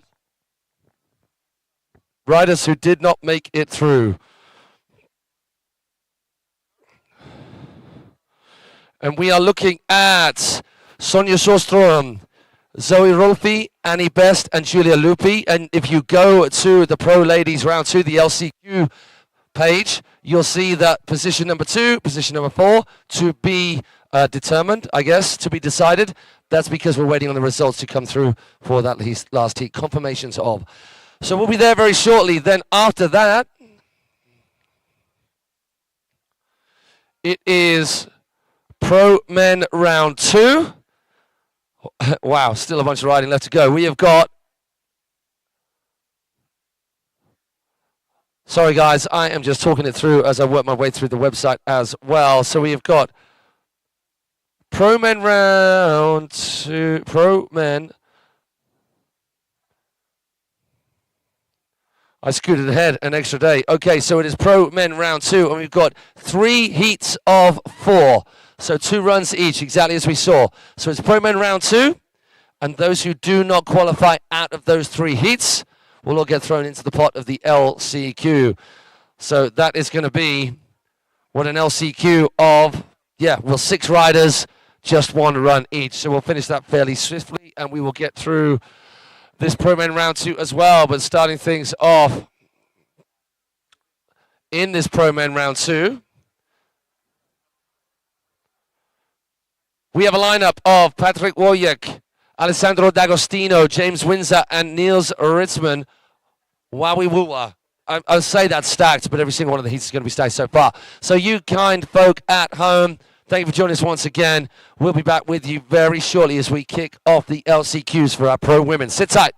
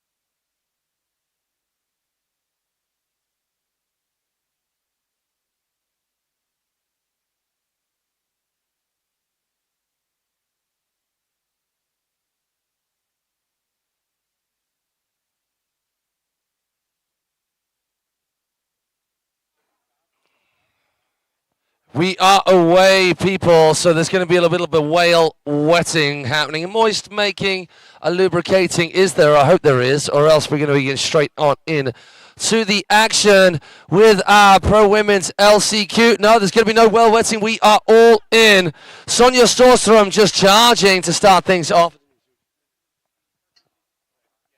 Coming in for a fully locked on. That was a backside one and then continuing that rotation into a three right the way through the Henshaw. Front board on. Short, sharp, stabby edge to get herself back in line with the incline. Section number 2, real nice. Now remember, you folks, look how beautiful that is right now. I was just about to say. I'm sure Dave A.V. is very aroused just looking at that shot that he's got right there. Nice little tippity tappy, not quite all the way across that she was hoping for, but so far this is solid. Sonia now coming into the creative section, going for the inside popper. 540, that was her undoing first run of the 2 in the qualifying rounds. That was even better than the first run, the first or second run rather, that she got that front flip, getting a little bit more height. Then heel side, 540, yes, Sonia. Now the pressure on in the LCQs.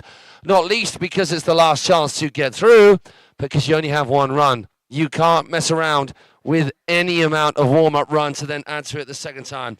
There's her classic toe front roll, but she didn't add the 180 on. This was solid on the Henshaw as well, getting a full pull there. So a pretty solid affair to start things off in this LCQ of 6. Marie Rougier up against Zoe Ruffy, Annie Best, Anastasia Sirova, and Julia Lupi, and it is the top 2 going through. Out of 6 with just one run. It's never fun ending up in the LCQs, but these girls have got to deal with it as best they can.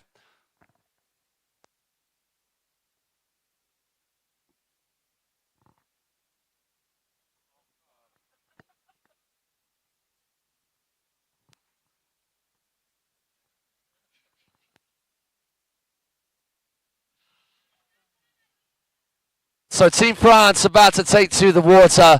For those of you still here with us on site, as well as those of you still with us online, wherever in the world you are watching this from, thank you to you hardcore crew for sticking with us for the duration. We are very much obliged, very much appreciative, and you know what, very much feeling privileged and honored to be part of, well, this incredible sport that a few of us have been involved in for a very long time. A few of us have involved for less time. But for those of us, and I'm just spitballing here, those who've been around on the planet who are a little older than the rest, obviously not me, it's a cool world to be part of. So to be part of it for so long and to be watching this unfold, like this young lady out here, Marie Rougier,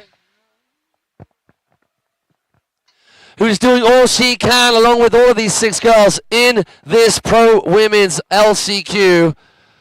Mute 5, super solid. The steeziest of 5s, amongst the steeziest of 5s that we've seen so far.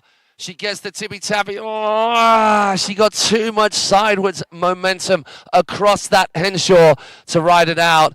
She gets that tap up the safety, then the backside tap. 3. Yeah, she went tap, safety, front 50-50 on the wall of the pipe, and then gets that backside 3. Oh, man, that's a shame missing out on that rail to rail. But nonetheless, staying strong. Right foot forwards, 50-50, 50. Oh, no! Damn it, God, that's a shame. That is a shame, considering one run only in the LCQ rounds. AKA, go big or go home. Now, Marie coming in. What? No! Oh, man, that bump and the nature Can we show this young... Yeah, that's what bumps do. Can we show Marie Rougier some love, please? Frustration aplenty, I am sure, from that young lady. Not seeing her come up with the best that we know that she's got in the tank.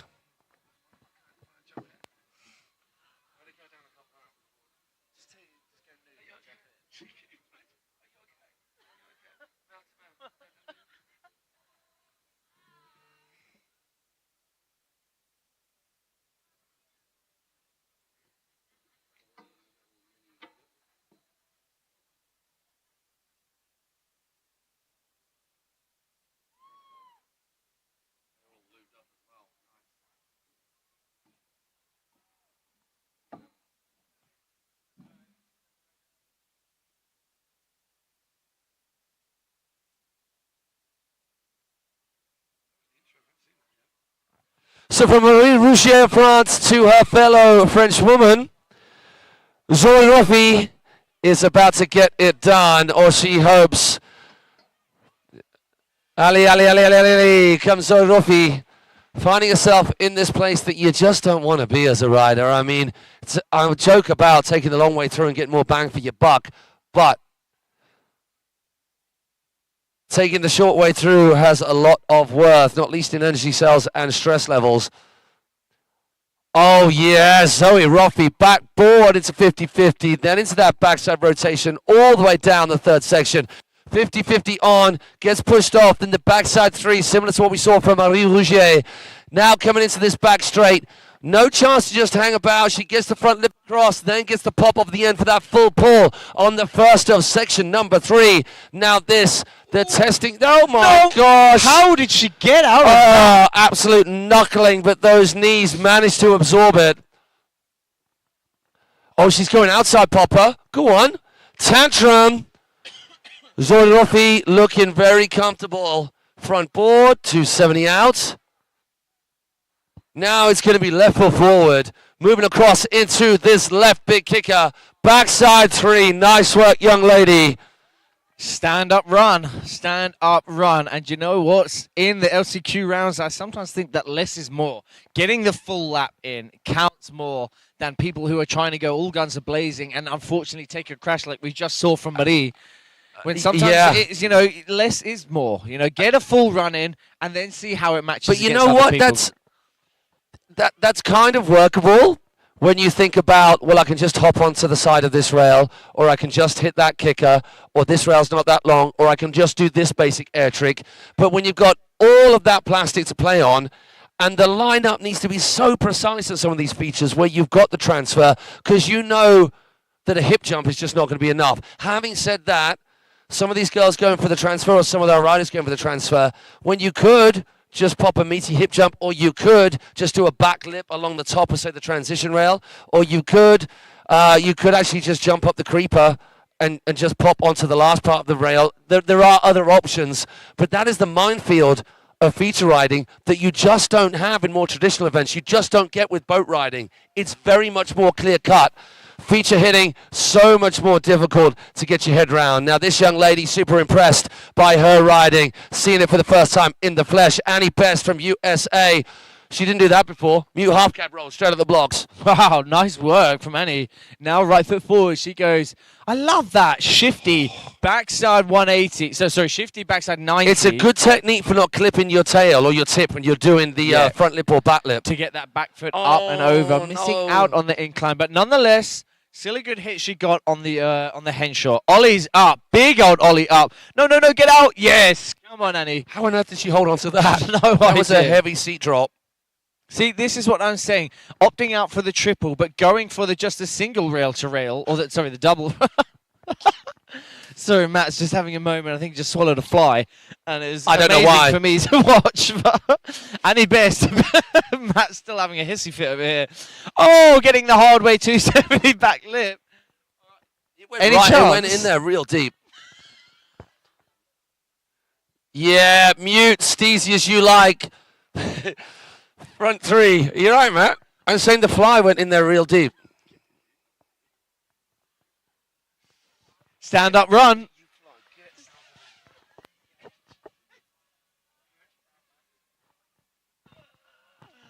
Annie Best, a stand up run, as we can see there in the action replay for you cats back at home. Backside board slide. Oh, risky biscuits. And this, how she got out of that one. Rail, gets that rail to rail. Just comes off ever so slightly to a little bit earlier for that rail to rail contact. Hard way 270, love that. Backside 90 out. And then ending off the run with the mute. Front side 360.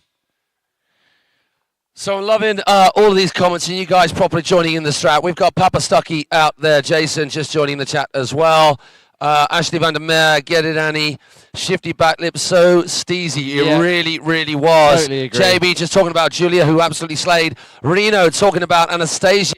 12 years old, and the meatiest backside 5 we've seen from any of our ladies so far. Yep. And as if, speaking of that riding devil, we have got that young 12-year-old Anastasia on the water right here and now.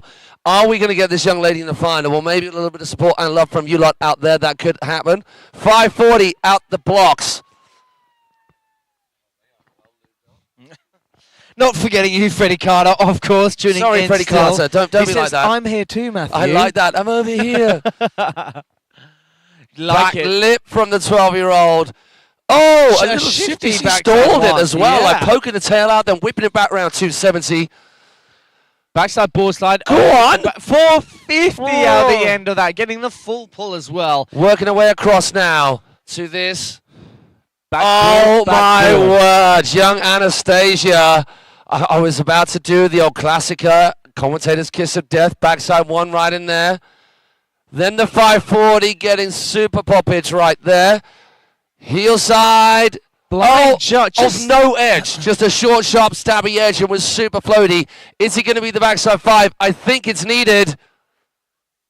Oh my God. Love to see it. Yes, Love young to lady. see it. 12 years of age, dropping backside 5s at such a big competition. This is up there, isn't it? This statue of this competition with all of these top riders here, and to be only 12 years of age dropping hammers like that. Wow. Oh So my I God. think the only wobble was in that section. Oh, But she then got she a made up grab for on it. She that. got a grab. But this 450 and a full pull right there. Here, getting that transfer that has been playing havoc with so many riders on that triple threat on the Jules Charot shape feature. So sorry about that, Freddie. I know you're important to us, okay? So don't worry. You're always in our thoughts. I love that. Ashley Vandermeer. Wow, we were. They would definitely needed that adjective right in there, even though it's not a real word.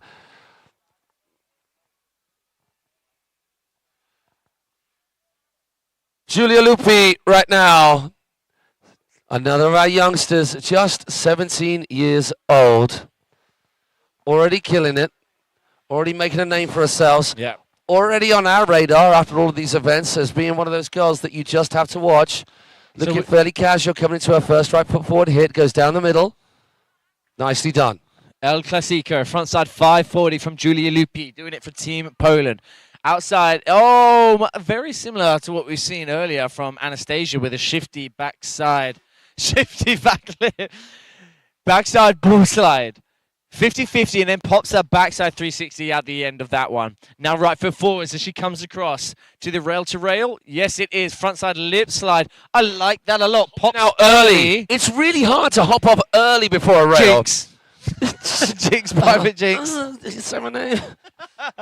Very nice on that full pull rail to rail out of that one. Now Giulia Lupi's coming into the bump. The inside bump. Locked in, super clean, super controlled, no wobbles to see for days.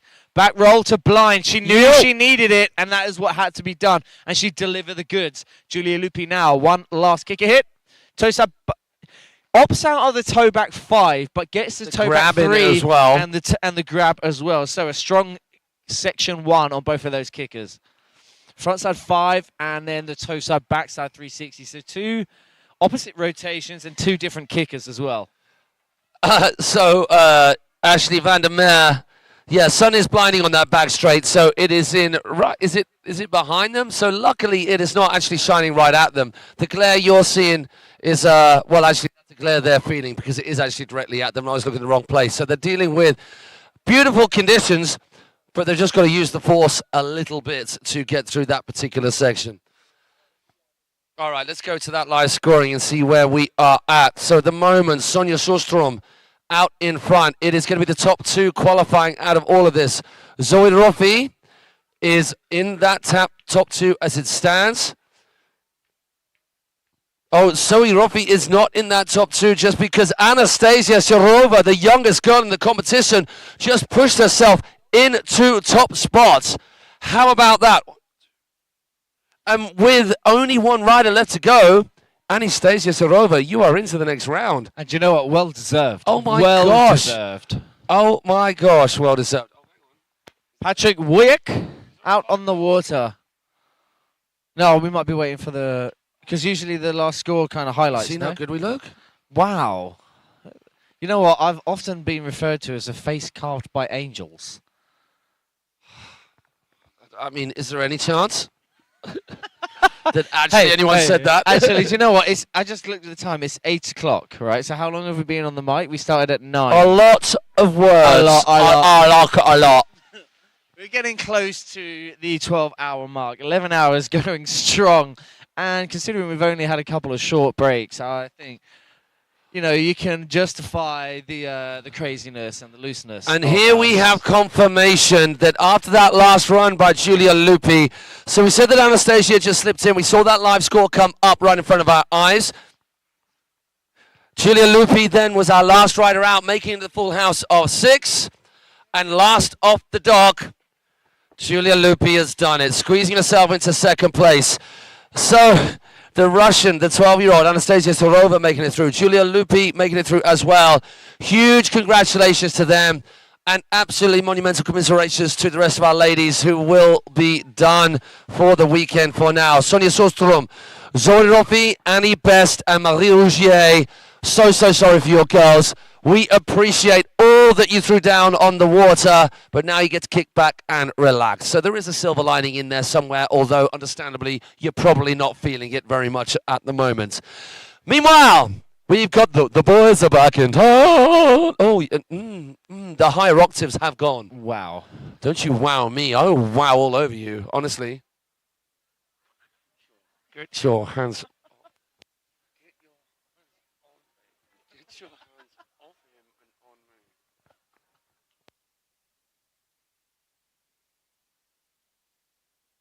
What is the next round that is coming up for our guys that are tuning in that don't have the Alpaca Cup website up in front of them? Well, firstly, I should suggest get the alpacacup.com website open.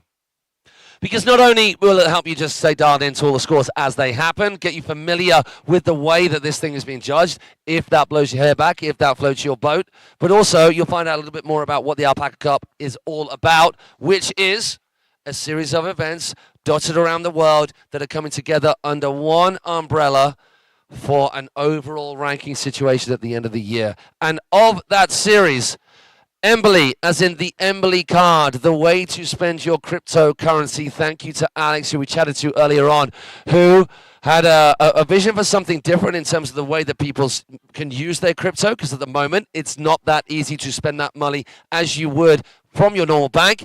Now hooked up with Visa, will be hooked up with MasterCard. They showed us that rather beautiful trophy card that you'll get. The winners will get an Embily card as well to transfer their money to and to spend, as we've just been describing. So Alex, who's been involved in action sports and sponsored a whole bunch of action sports, found wakeboarding out in Singapore, fell in love with it, met Victor Salmon, said, what can we do to help boost your sport? And also, understandably, do that with my brand, with my company, and give that a little bit of promotion as well to open it up to a new market.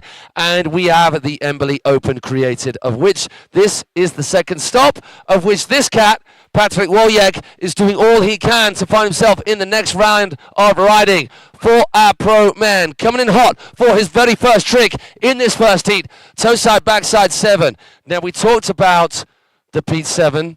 Now, this is not an LCQ. This is just our second round. So they do have 2 runs. He goes back to 70, then nollie pops like a skater out of that top to the flat, which wasn't what intended, but it was a good improv.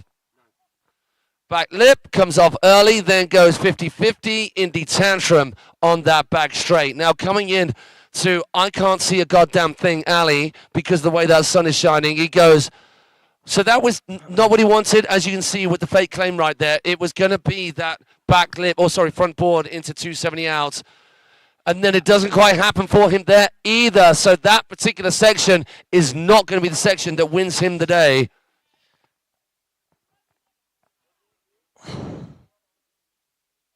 I love that. Just having a casual conversation half a second before it hits the bump to his crew on the team. On the sideline, big old roll to... No! Hot dogged. Did he get hot dogged? Still a big smile on his face, though. So I think... wow.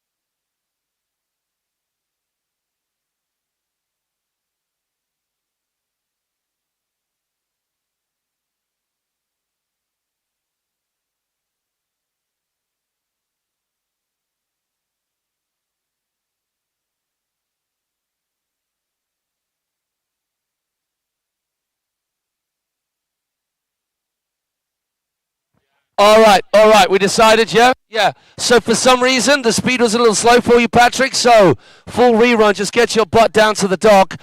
Can we tell all riders if there is something wrong with the setup, the speed, the handle, a feature, put your hand in the air. Do not just keep on riding.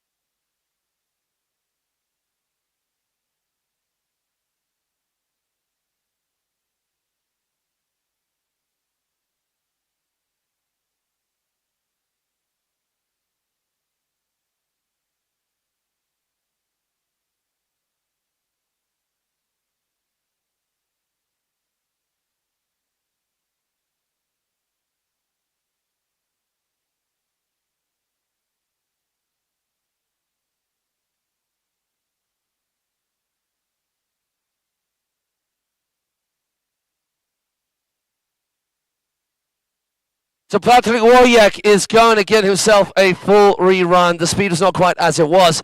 Please, riders, please, if there is something absolutely definitely up with a feature that is out of line, with the line length, with the handle, with the speed, do not keep on riding, because if you keep on riding, that is you acknowledging that everything goes okay. You stop still, or you keep on riding, but you keep on riding straight without hitting features, and you stick your hand in the air.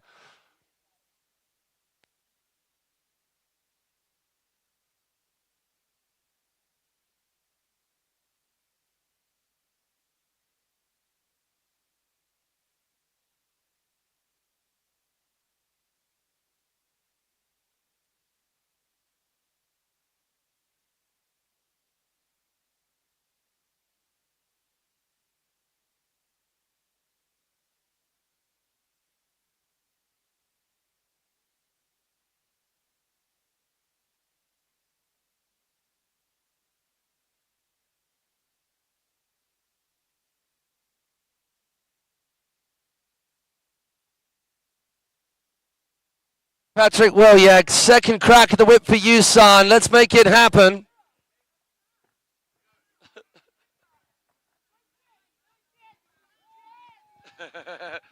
I can't wait to join in with the dancing right there. Let's get this wakeboarding done. Speedo, how are you resisting? Get yourself in there. Dive in. Dave, just film this. Don't go anywhere.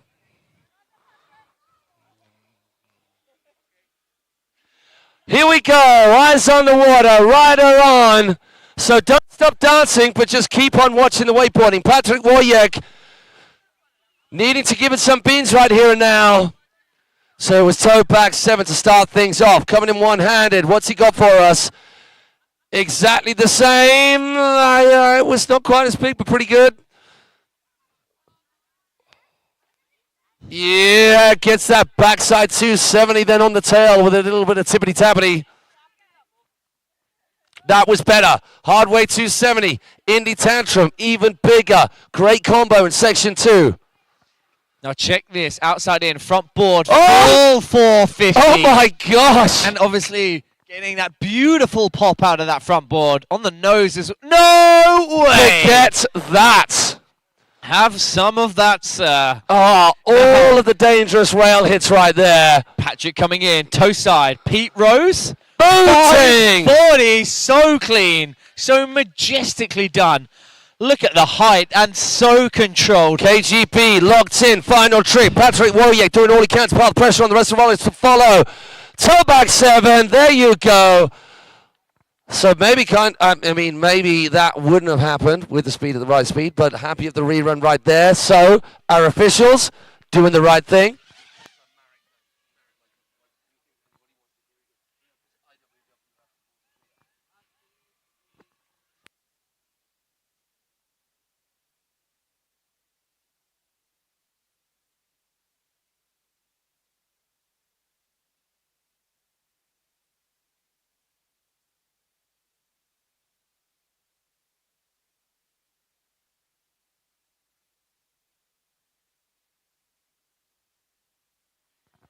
So great work, Patrick Wojek.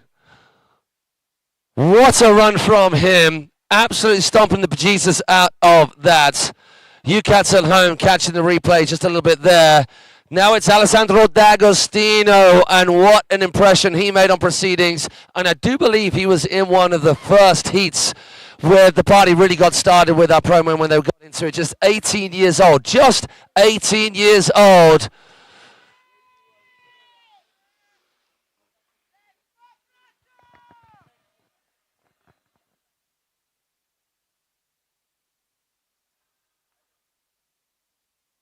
It's the craziest Moby Dick ever, that thing.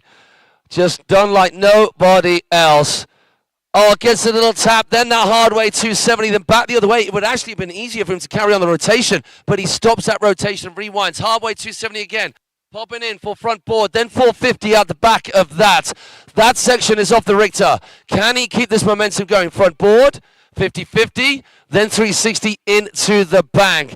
So similar hits on that first feature. Just about gets that 270 out of that transfer. Now coming round in front of us. Love that so much. Gets that tail glide, that manual into the Indy Tantrum. Then that solid roll to blind. Team Italia go crazy. Bosch. Oh, then gets the full mob, that 90 out. He didn't do that before. Final hit for Alessandro D'Agostino with just 2 places left. Stalls. Oh, that 3 into front rewind.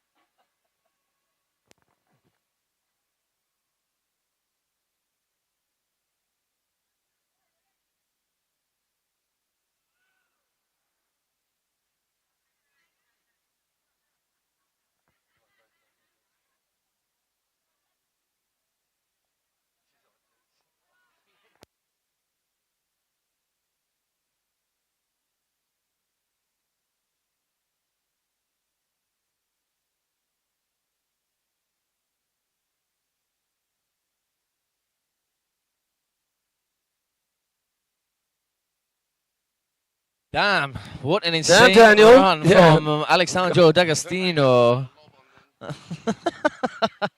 As you can see that in that replay, that beautiful heel back 3, rewind front 3. Now, no stranger to the competition scene. So good to see. Make some noise for James Windsor. Such a friendly chap here. Come on, Team Australia. Where was all the noise then? Cablepark for the It's a day Embily for Open it. here at 2023. Hillside backside. 720 and squeezes Cheeky the little grab in tickle. there. Cheeky little slap and little tickle on the end of that. Toe side in, front board. Over full 270 to 50-50 on the down rail. Full front side 360, then back lip, and then carries on that rotation for a backside 270 out. Now window is coming down.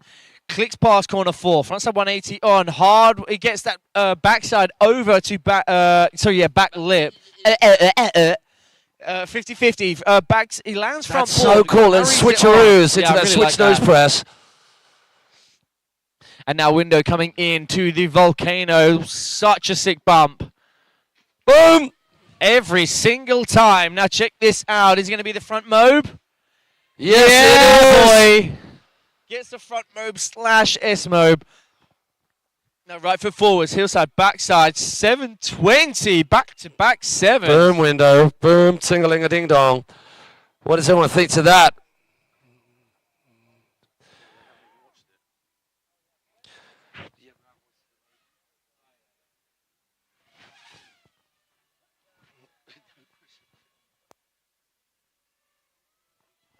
So just to answer for you, Bojan von M, did the Stockies have their session? No, not yet.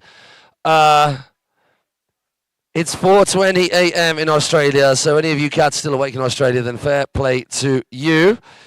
A little bit of fire there from JB O'Neill for the riding that we just saw from Mr. D'Agostino. And he is the man sitting out in front, Alessandro D'Agostino, in that top spot right now. with a score yet to come through for James Windsor. And our next rider, Niels Ritzmann. Oh my gosh. he's no slouch, is he, on a wakeboard? Niels Ritzmann, just 18 years of age as well. Probably out of all of the hits that we've seen today. On the Section 3 first feature, that hack up between that shape transition and the same incline beast. Got to be one of the best, most gnarly hits. If not the best. Out of everything that we've seen. Definitely on the gnarl front, it's out there. I tell you what I was really impressed with is how he hit that on his first slap, his bolts trick, and he didn't even, it was like, you know what, I've done it once, I don't need to do it. Forget that. Yeah. I don't need to do that. Solidifying his place through to the next round, of course. But now, Niels Ritzmann to kick things off. Left foot forwards, toes, going for the XXL kicker. Toe back 7 with a, starts off with a tail grab, and then goes toe back 7. Oh my God, that's insane. Hard way 180 up to the creeper ledge, off of the safety. Just and to fully take your knees off on that thing as well. Full pull as well. Ollie backside 360 on, drops down. Hard way 2. Gets a. Did he get a cross stop? There was a seatbelt grab it was, as well. yeah. The backside 270 out with that grab. Seatbelt grab. Now right foot forwards. Check this. Money mobe. Whoa, my God. Muscles his way out of that mini hole right there.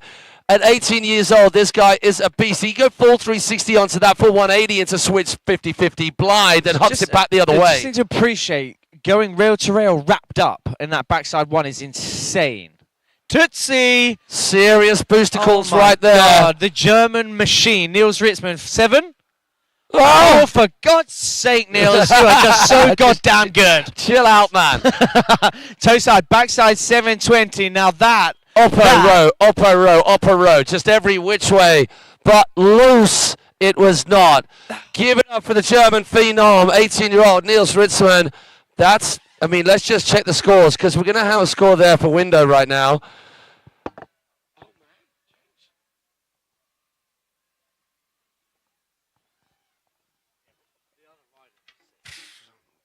So our score, so Window not in the top 3 at the moment. I'm going to hazard a guess. Sorry, no, in the top 3, in third place, I apologize, but not in our top 2, those qualifying spots at the moment. It's Alessandro D'Agostino, and if you take a look, the scores, the overall scores are starting to creep up as we move into the latter rounds. And it is Patrick Wojek in that second place spot. So Window's going to have to up his game in that second run. The slight reprieve, although none of our riders are going to relax about the situation and rely on this upcoming fact, there is an LCQ on offer for this second round of qualifying for our pro men. So currently, Patrick Wojek sitting on the bubble in second place with a score of 53.25. Alessandro D'Agostino sitting pretty in first place with a 61.58. So about a 8-point difference between him and Patrick Wojek. James Windsor currently sitting in third with a 49.52. We are currently awaiting the scores to come in from Niels Ritzmann, and I'm sure you can vouch for it. That was an insane run. That little incline here, of that side bank for that heel side, front side 720, you're an incline. Thanks, just a little bit of friendly banter between me and my co-host, Mr. Mateus. Wow. Sorry, Matt's just showing me mosquito bites, saying, look at this.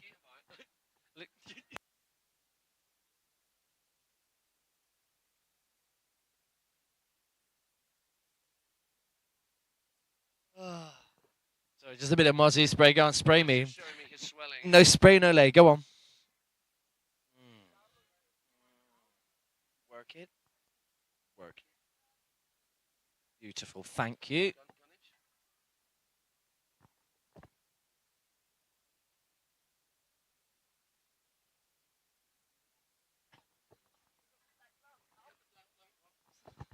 Next up, rider on the water, looks like Patrick Wojek. That is Patrick Wojek. Second run. I remember my first competition. Right. All right, just a little bit of friendly banter between me and my lover, Matthew. Toe side now. Toe side, backside. 900 out the gate. Oh. That deserves a goody gum drops. Come on. Now right foot forwards. Backside 360. Rewinds it 270 to front board down that rail. Now we click round corner 3. Hard way 270 back lip. 50-50. Gets a different, not the indie grab. The Grail grab. Grail grab Or this nuclear. time. One of the two. We'll have to check that on the replay. Happy More with than happy. this section. Not going to be doing anything right there. So if we track back to our scores, do you reckon? Do you reckon? Are you feeling it? I really think he's going to see it. Guys and girls, keep your eyes on the water right now. We have Patrick Warwick coming in. Toe side. Oh! Oh my God! No! Yes! No! After all that, Patrick, no. Oh, man. Hey, all of you lot, Holy guacamole! make That some was noise nuts. for Patrick Warwick. So our first rider of the day throwing a toe side back roll with a front side 720 in the middle. Couldn't have been any cleaner either. Could not have been any cleaner. The practice that's gone into this trick, Patrick Warwick is just absolutely And then he on had a whoopsie fire. on a 313, of all things. I know, and seeing Patrick in prior competitions is an insane air trick rider. Sorry, he's an insane rider all round, but air tricks, of course, are just seem like second nature for Patrick. So that is real uncharacteristic. Oh.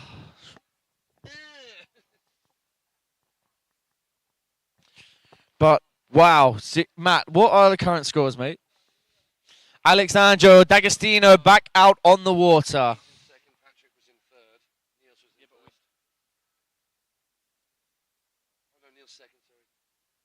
All right, Alessandro coming in hot.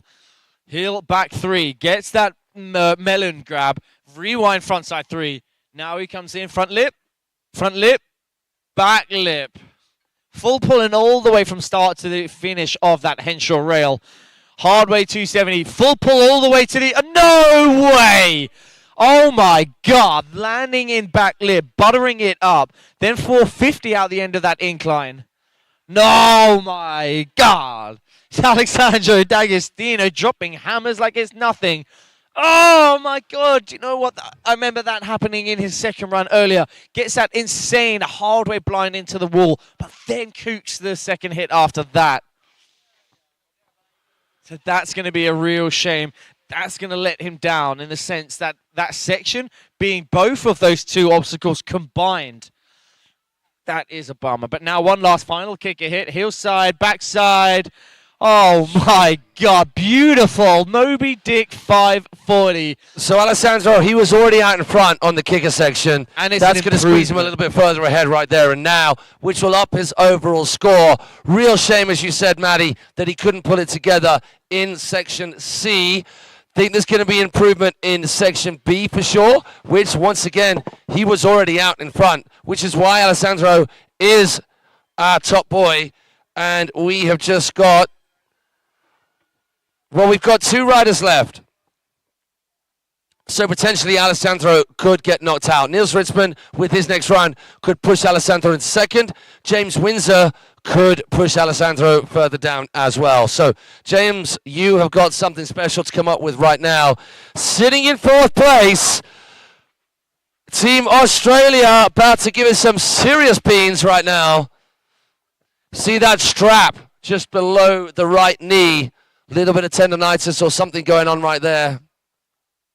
Gets that backside 7 off his comfortable foot forward, left foot forward with that leg grab.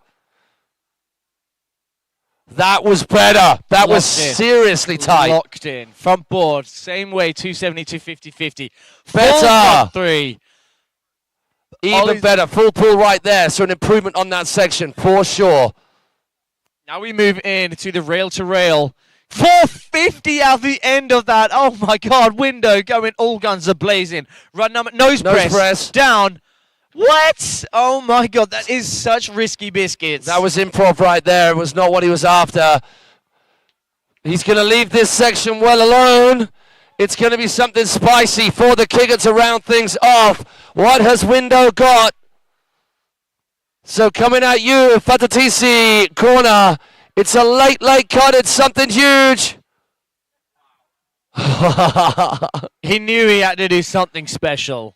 And oh my God, it was more of a front, wasn't it? The front to blind. Mate, that full slob grab front is the steeziest trick ever.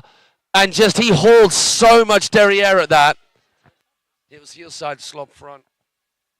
So yeah, heel side, front half with that late 180. Yeah, he definitely needed that, which is why he gave it so much of the beans. I don't think it's going to be enough. I'm going to watch it again in the action replay. I love that 450 out. He goes, rail, misses out on the triple rail, and a great bit of improv. Oh my There was just God. He could not have created any more tension in that cable for himself by edging that hard. Do you know what? The bar's been set very high by The bar? Alessandro. Oh, sorry. So please give James Windsor, as he walks on past, a tap on the back, a high five, a fist pump, a cuddle. Get your hands off.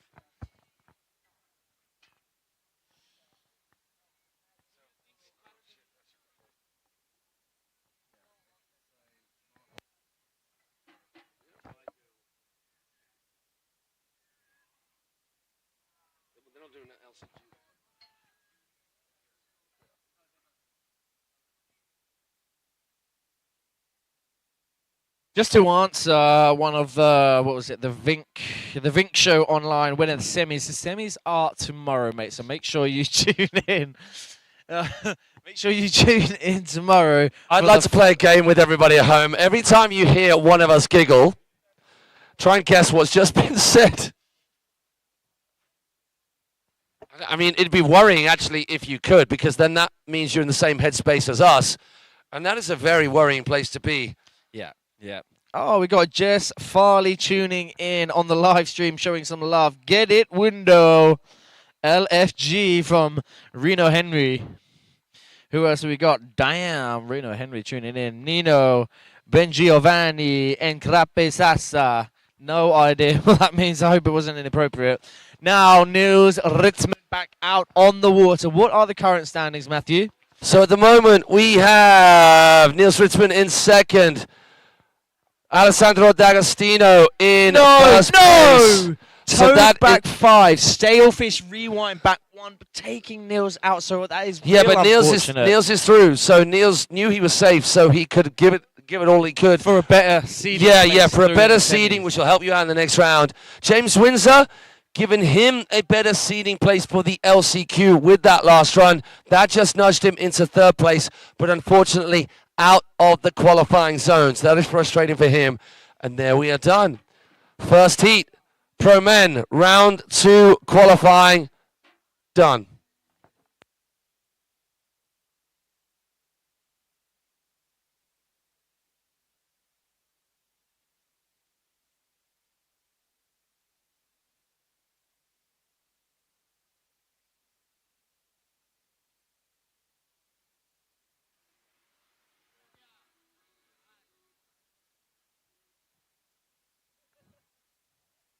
So it's going to be a little bit of moist making for our features out there.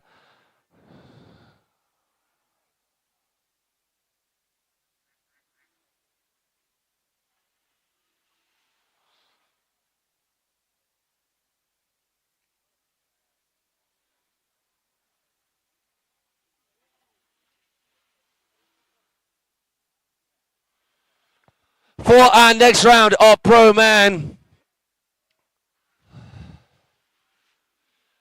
They're going to cut one lap, get everything doused down real good. We're going to do our very best to get through these 3 heats of Pro Men round 2 qualifying with the sunlight. But if the light is not there and it gets a little bit dangerous, as it can do this time, you're into twilight. It is calm waters. You can't quite see the landing. If it gets to that stage, then we will have to move it to the next day.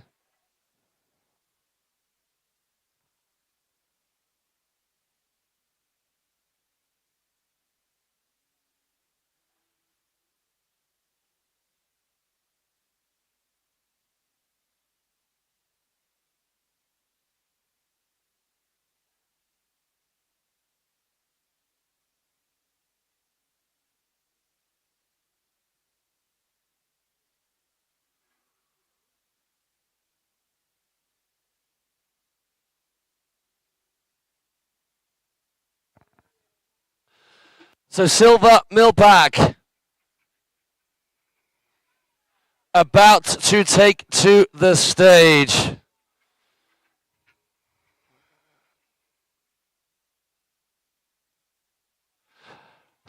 Estonia action about to unfold before your very eyes.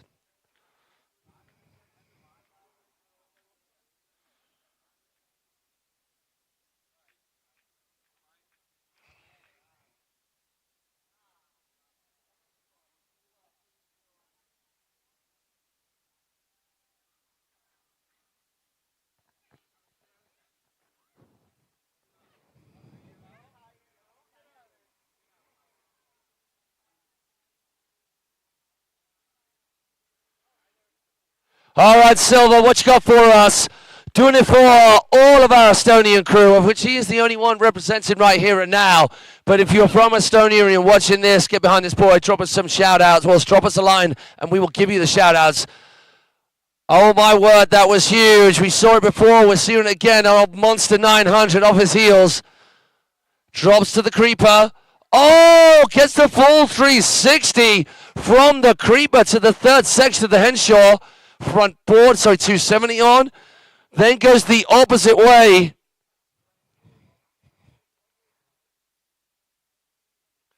Yes, like that. It goes back lip, oh sorry, front board, then hopping across, full 360. Into the bank. Then gets the full pull and that 270 out of that as well. Silva now going for the monstrous pump. Ah, he was going. Hey, maybe he wasn't. Maybe he just wanted the crow. 3-1-3 gets that clean enough. He's still got a second run, remember, so that is all to play for. Then the rewind.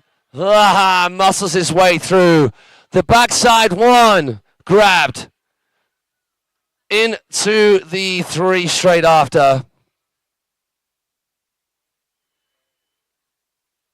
Toe back 1. It's a switch backside 3.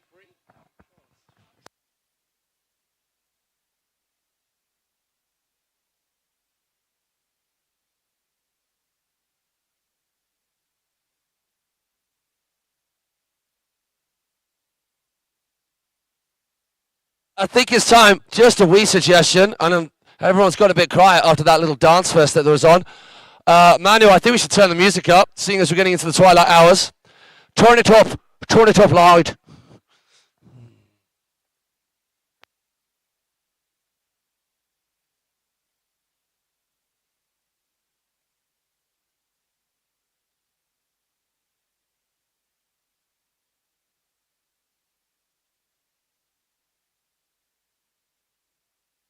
It's going to be something like that, or I'll eat you alive.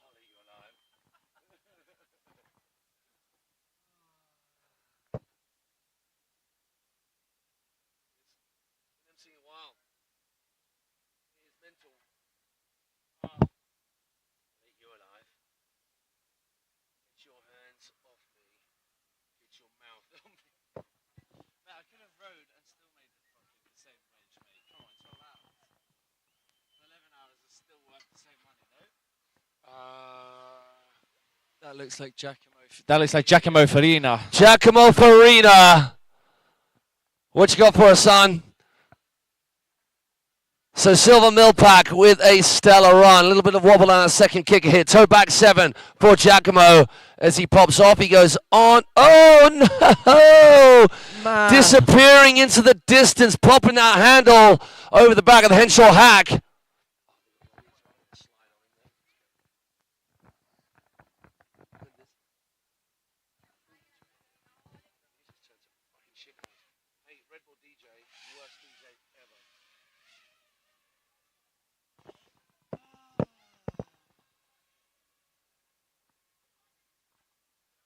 I'll phone it up, video on my phone first.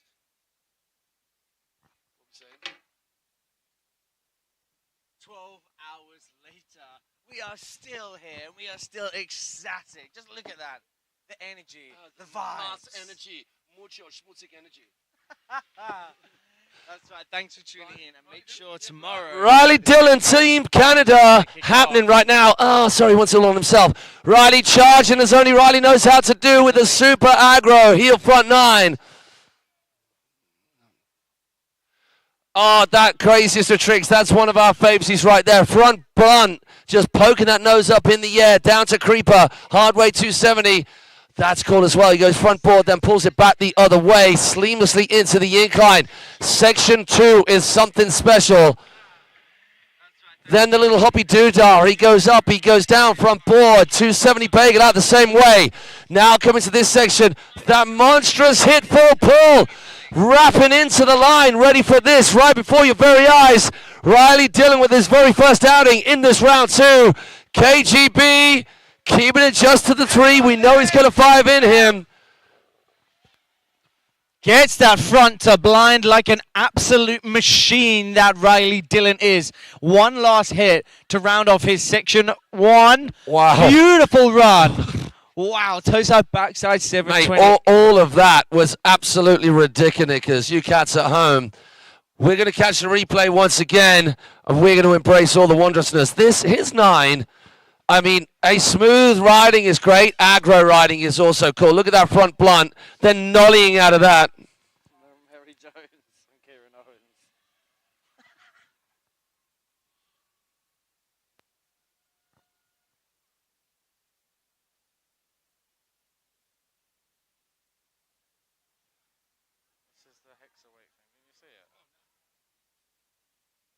Nice work, Riley. Absolutely stellar riding, as we come to expect from you, the Canadian cat.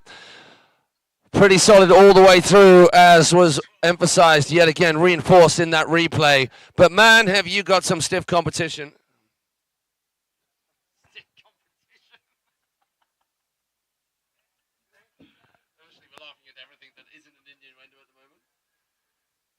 Busty done. Been there, done that. Can he do it again? Right here and now at Embily Open, stop number 2, Awake Cablepark.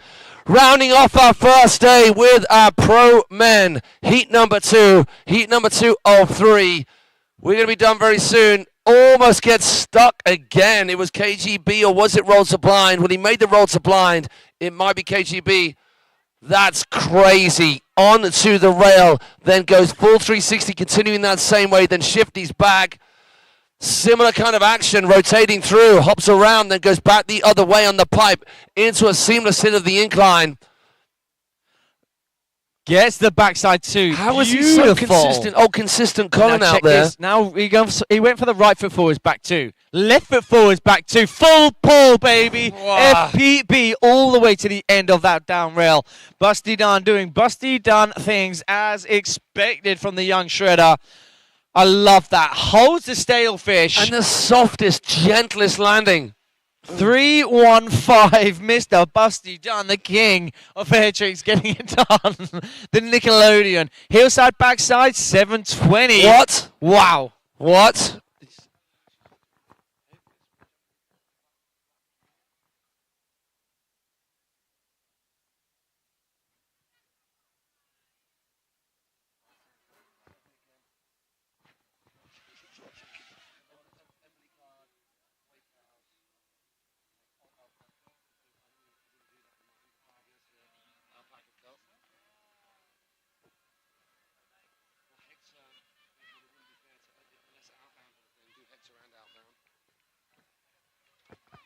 Big up Busty Dunn. That was something special once again from that cat. You're right, Dave. Get back in your safe space. Get back in there.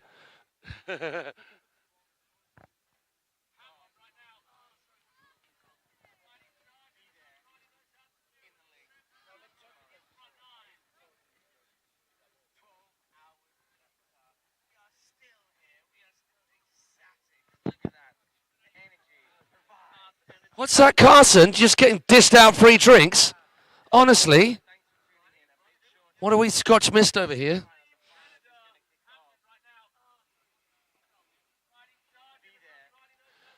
Man, you're not be able to run this third heat.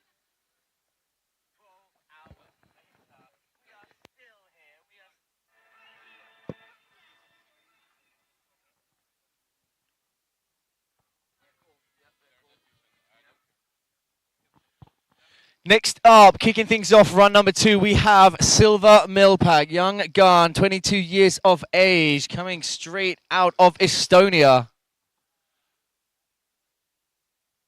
Definitely earning his worth here through to the next rounds. What is the current proceedings of the scores, Matt? So at the moment, Riley Dillon sitting out in front.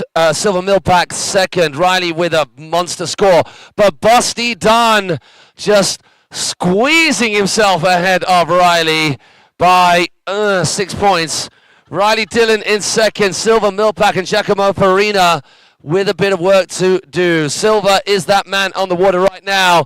Estonian excellence is what is needed. That's so good, that 9, man. I love it. It's monstrous as well. So big. So happy with this particular section. If we look at the scores, and you guys at home can do this too. Yeah, I mean, he would be near 19 points for that section, ahead of everybody else, so he doesn't need to do much more there. But this section 3, front board, 450 and into the back. smooth, locked in. Yeah. Getting a nice pop out of that front nose as well. Hard way 270 to back lip, then pops it over to front board. Now Silver comes across into the creative section. Now check this out, off of that lovely shape volcano we have here.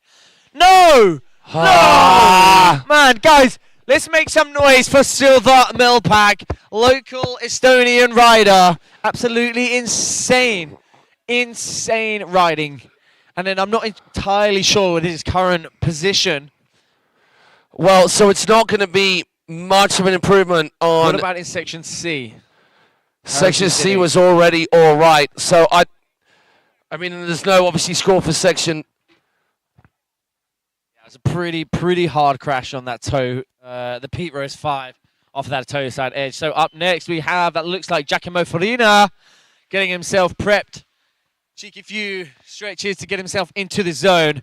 Now, Giacomo Farina absolutely kills this kicker section. Toe side, backside 720, clean as a whistle. Expect nothing less from Giacomo.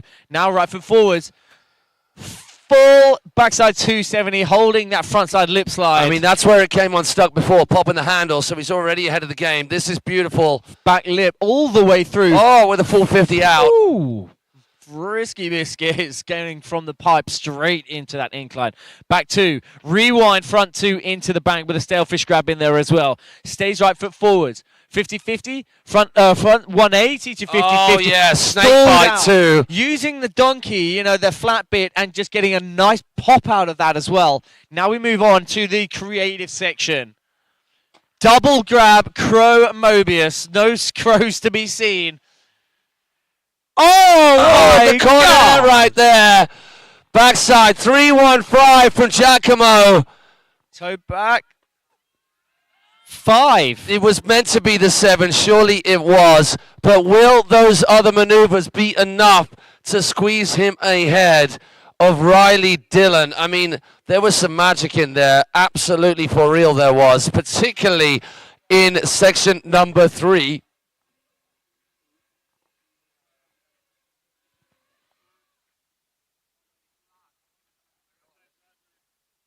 If we could maybe Turn it up a little bit. Turn it Anybody on the volume knob? Just give that knob a crank.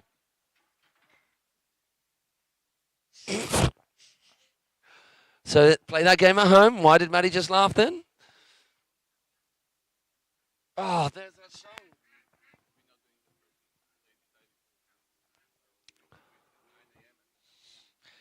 So this is going to be our last final heat of the day, with the nature of the time being and getting a little bit dark. We're going to be pushing forward the next heats that are scheduled for today to first thing for tomorrow morning. So just to confirm, heat number 3 in these round 2s.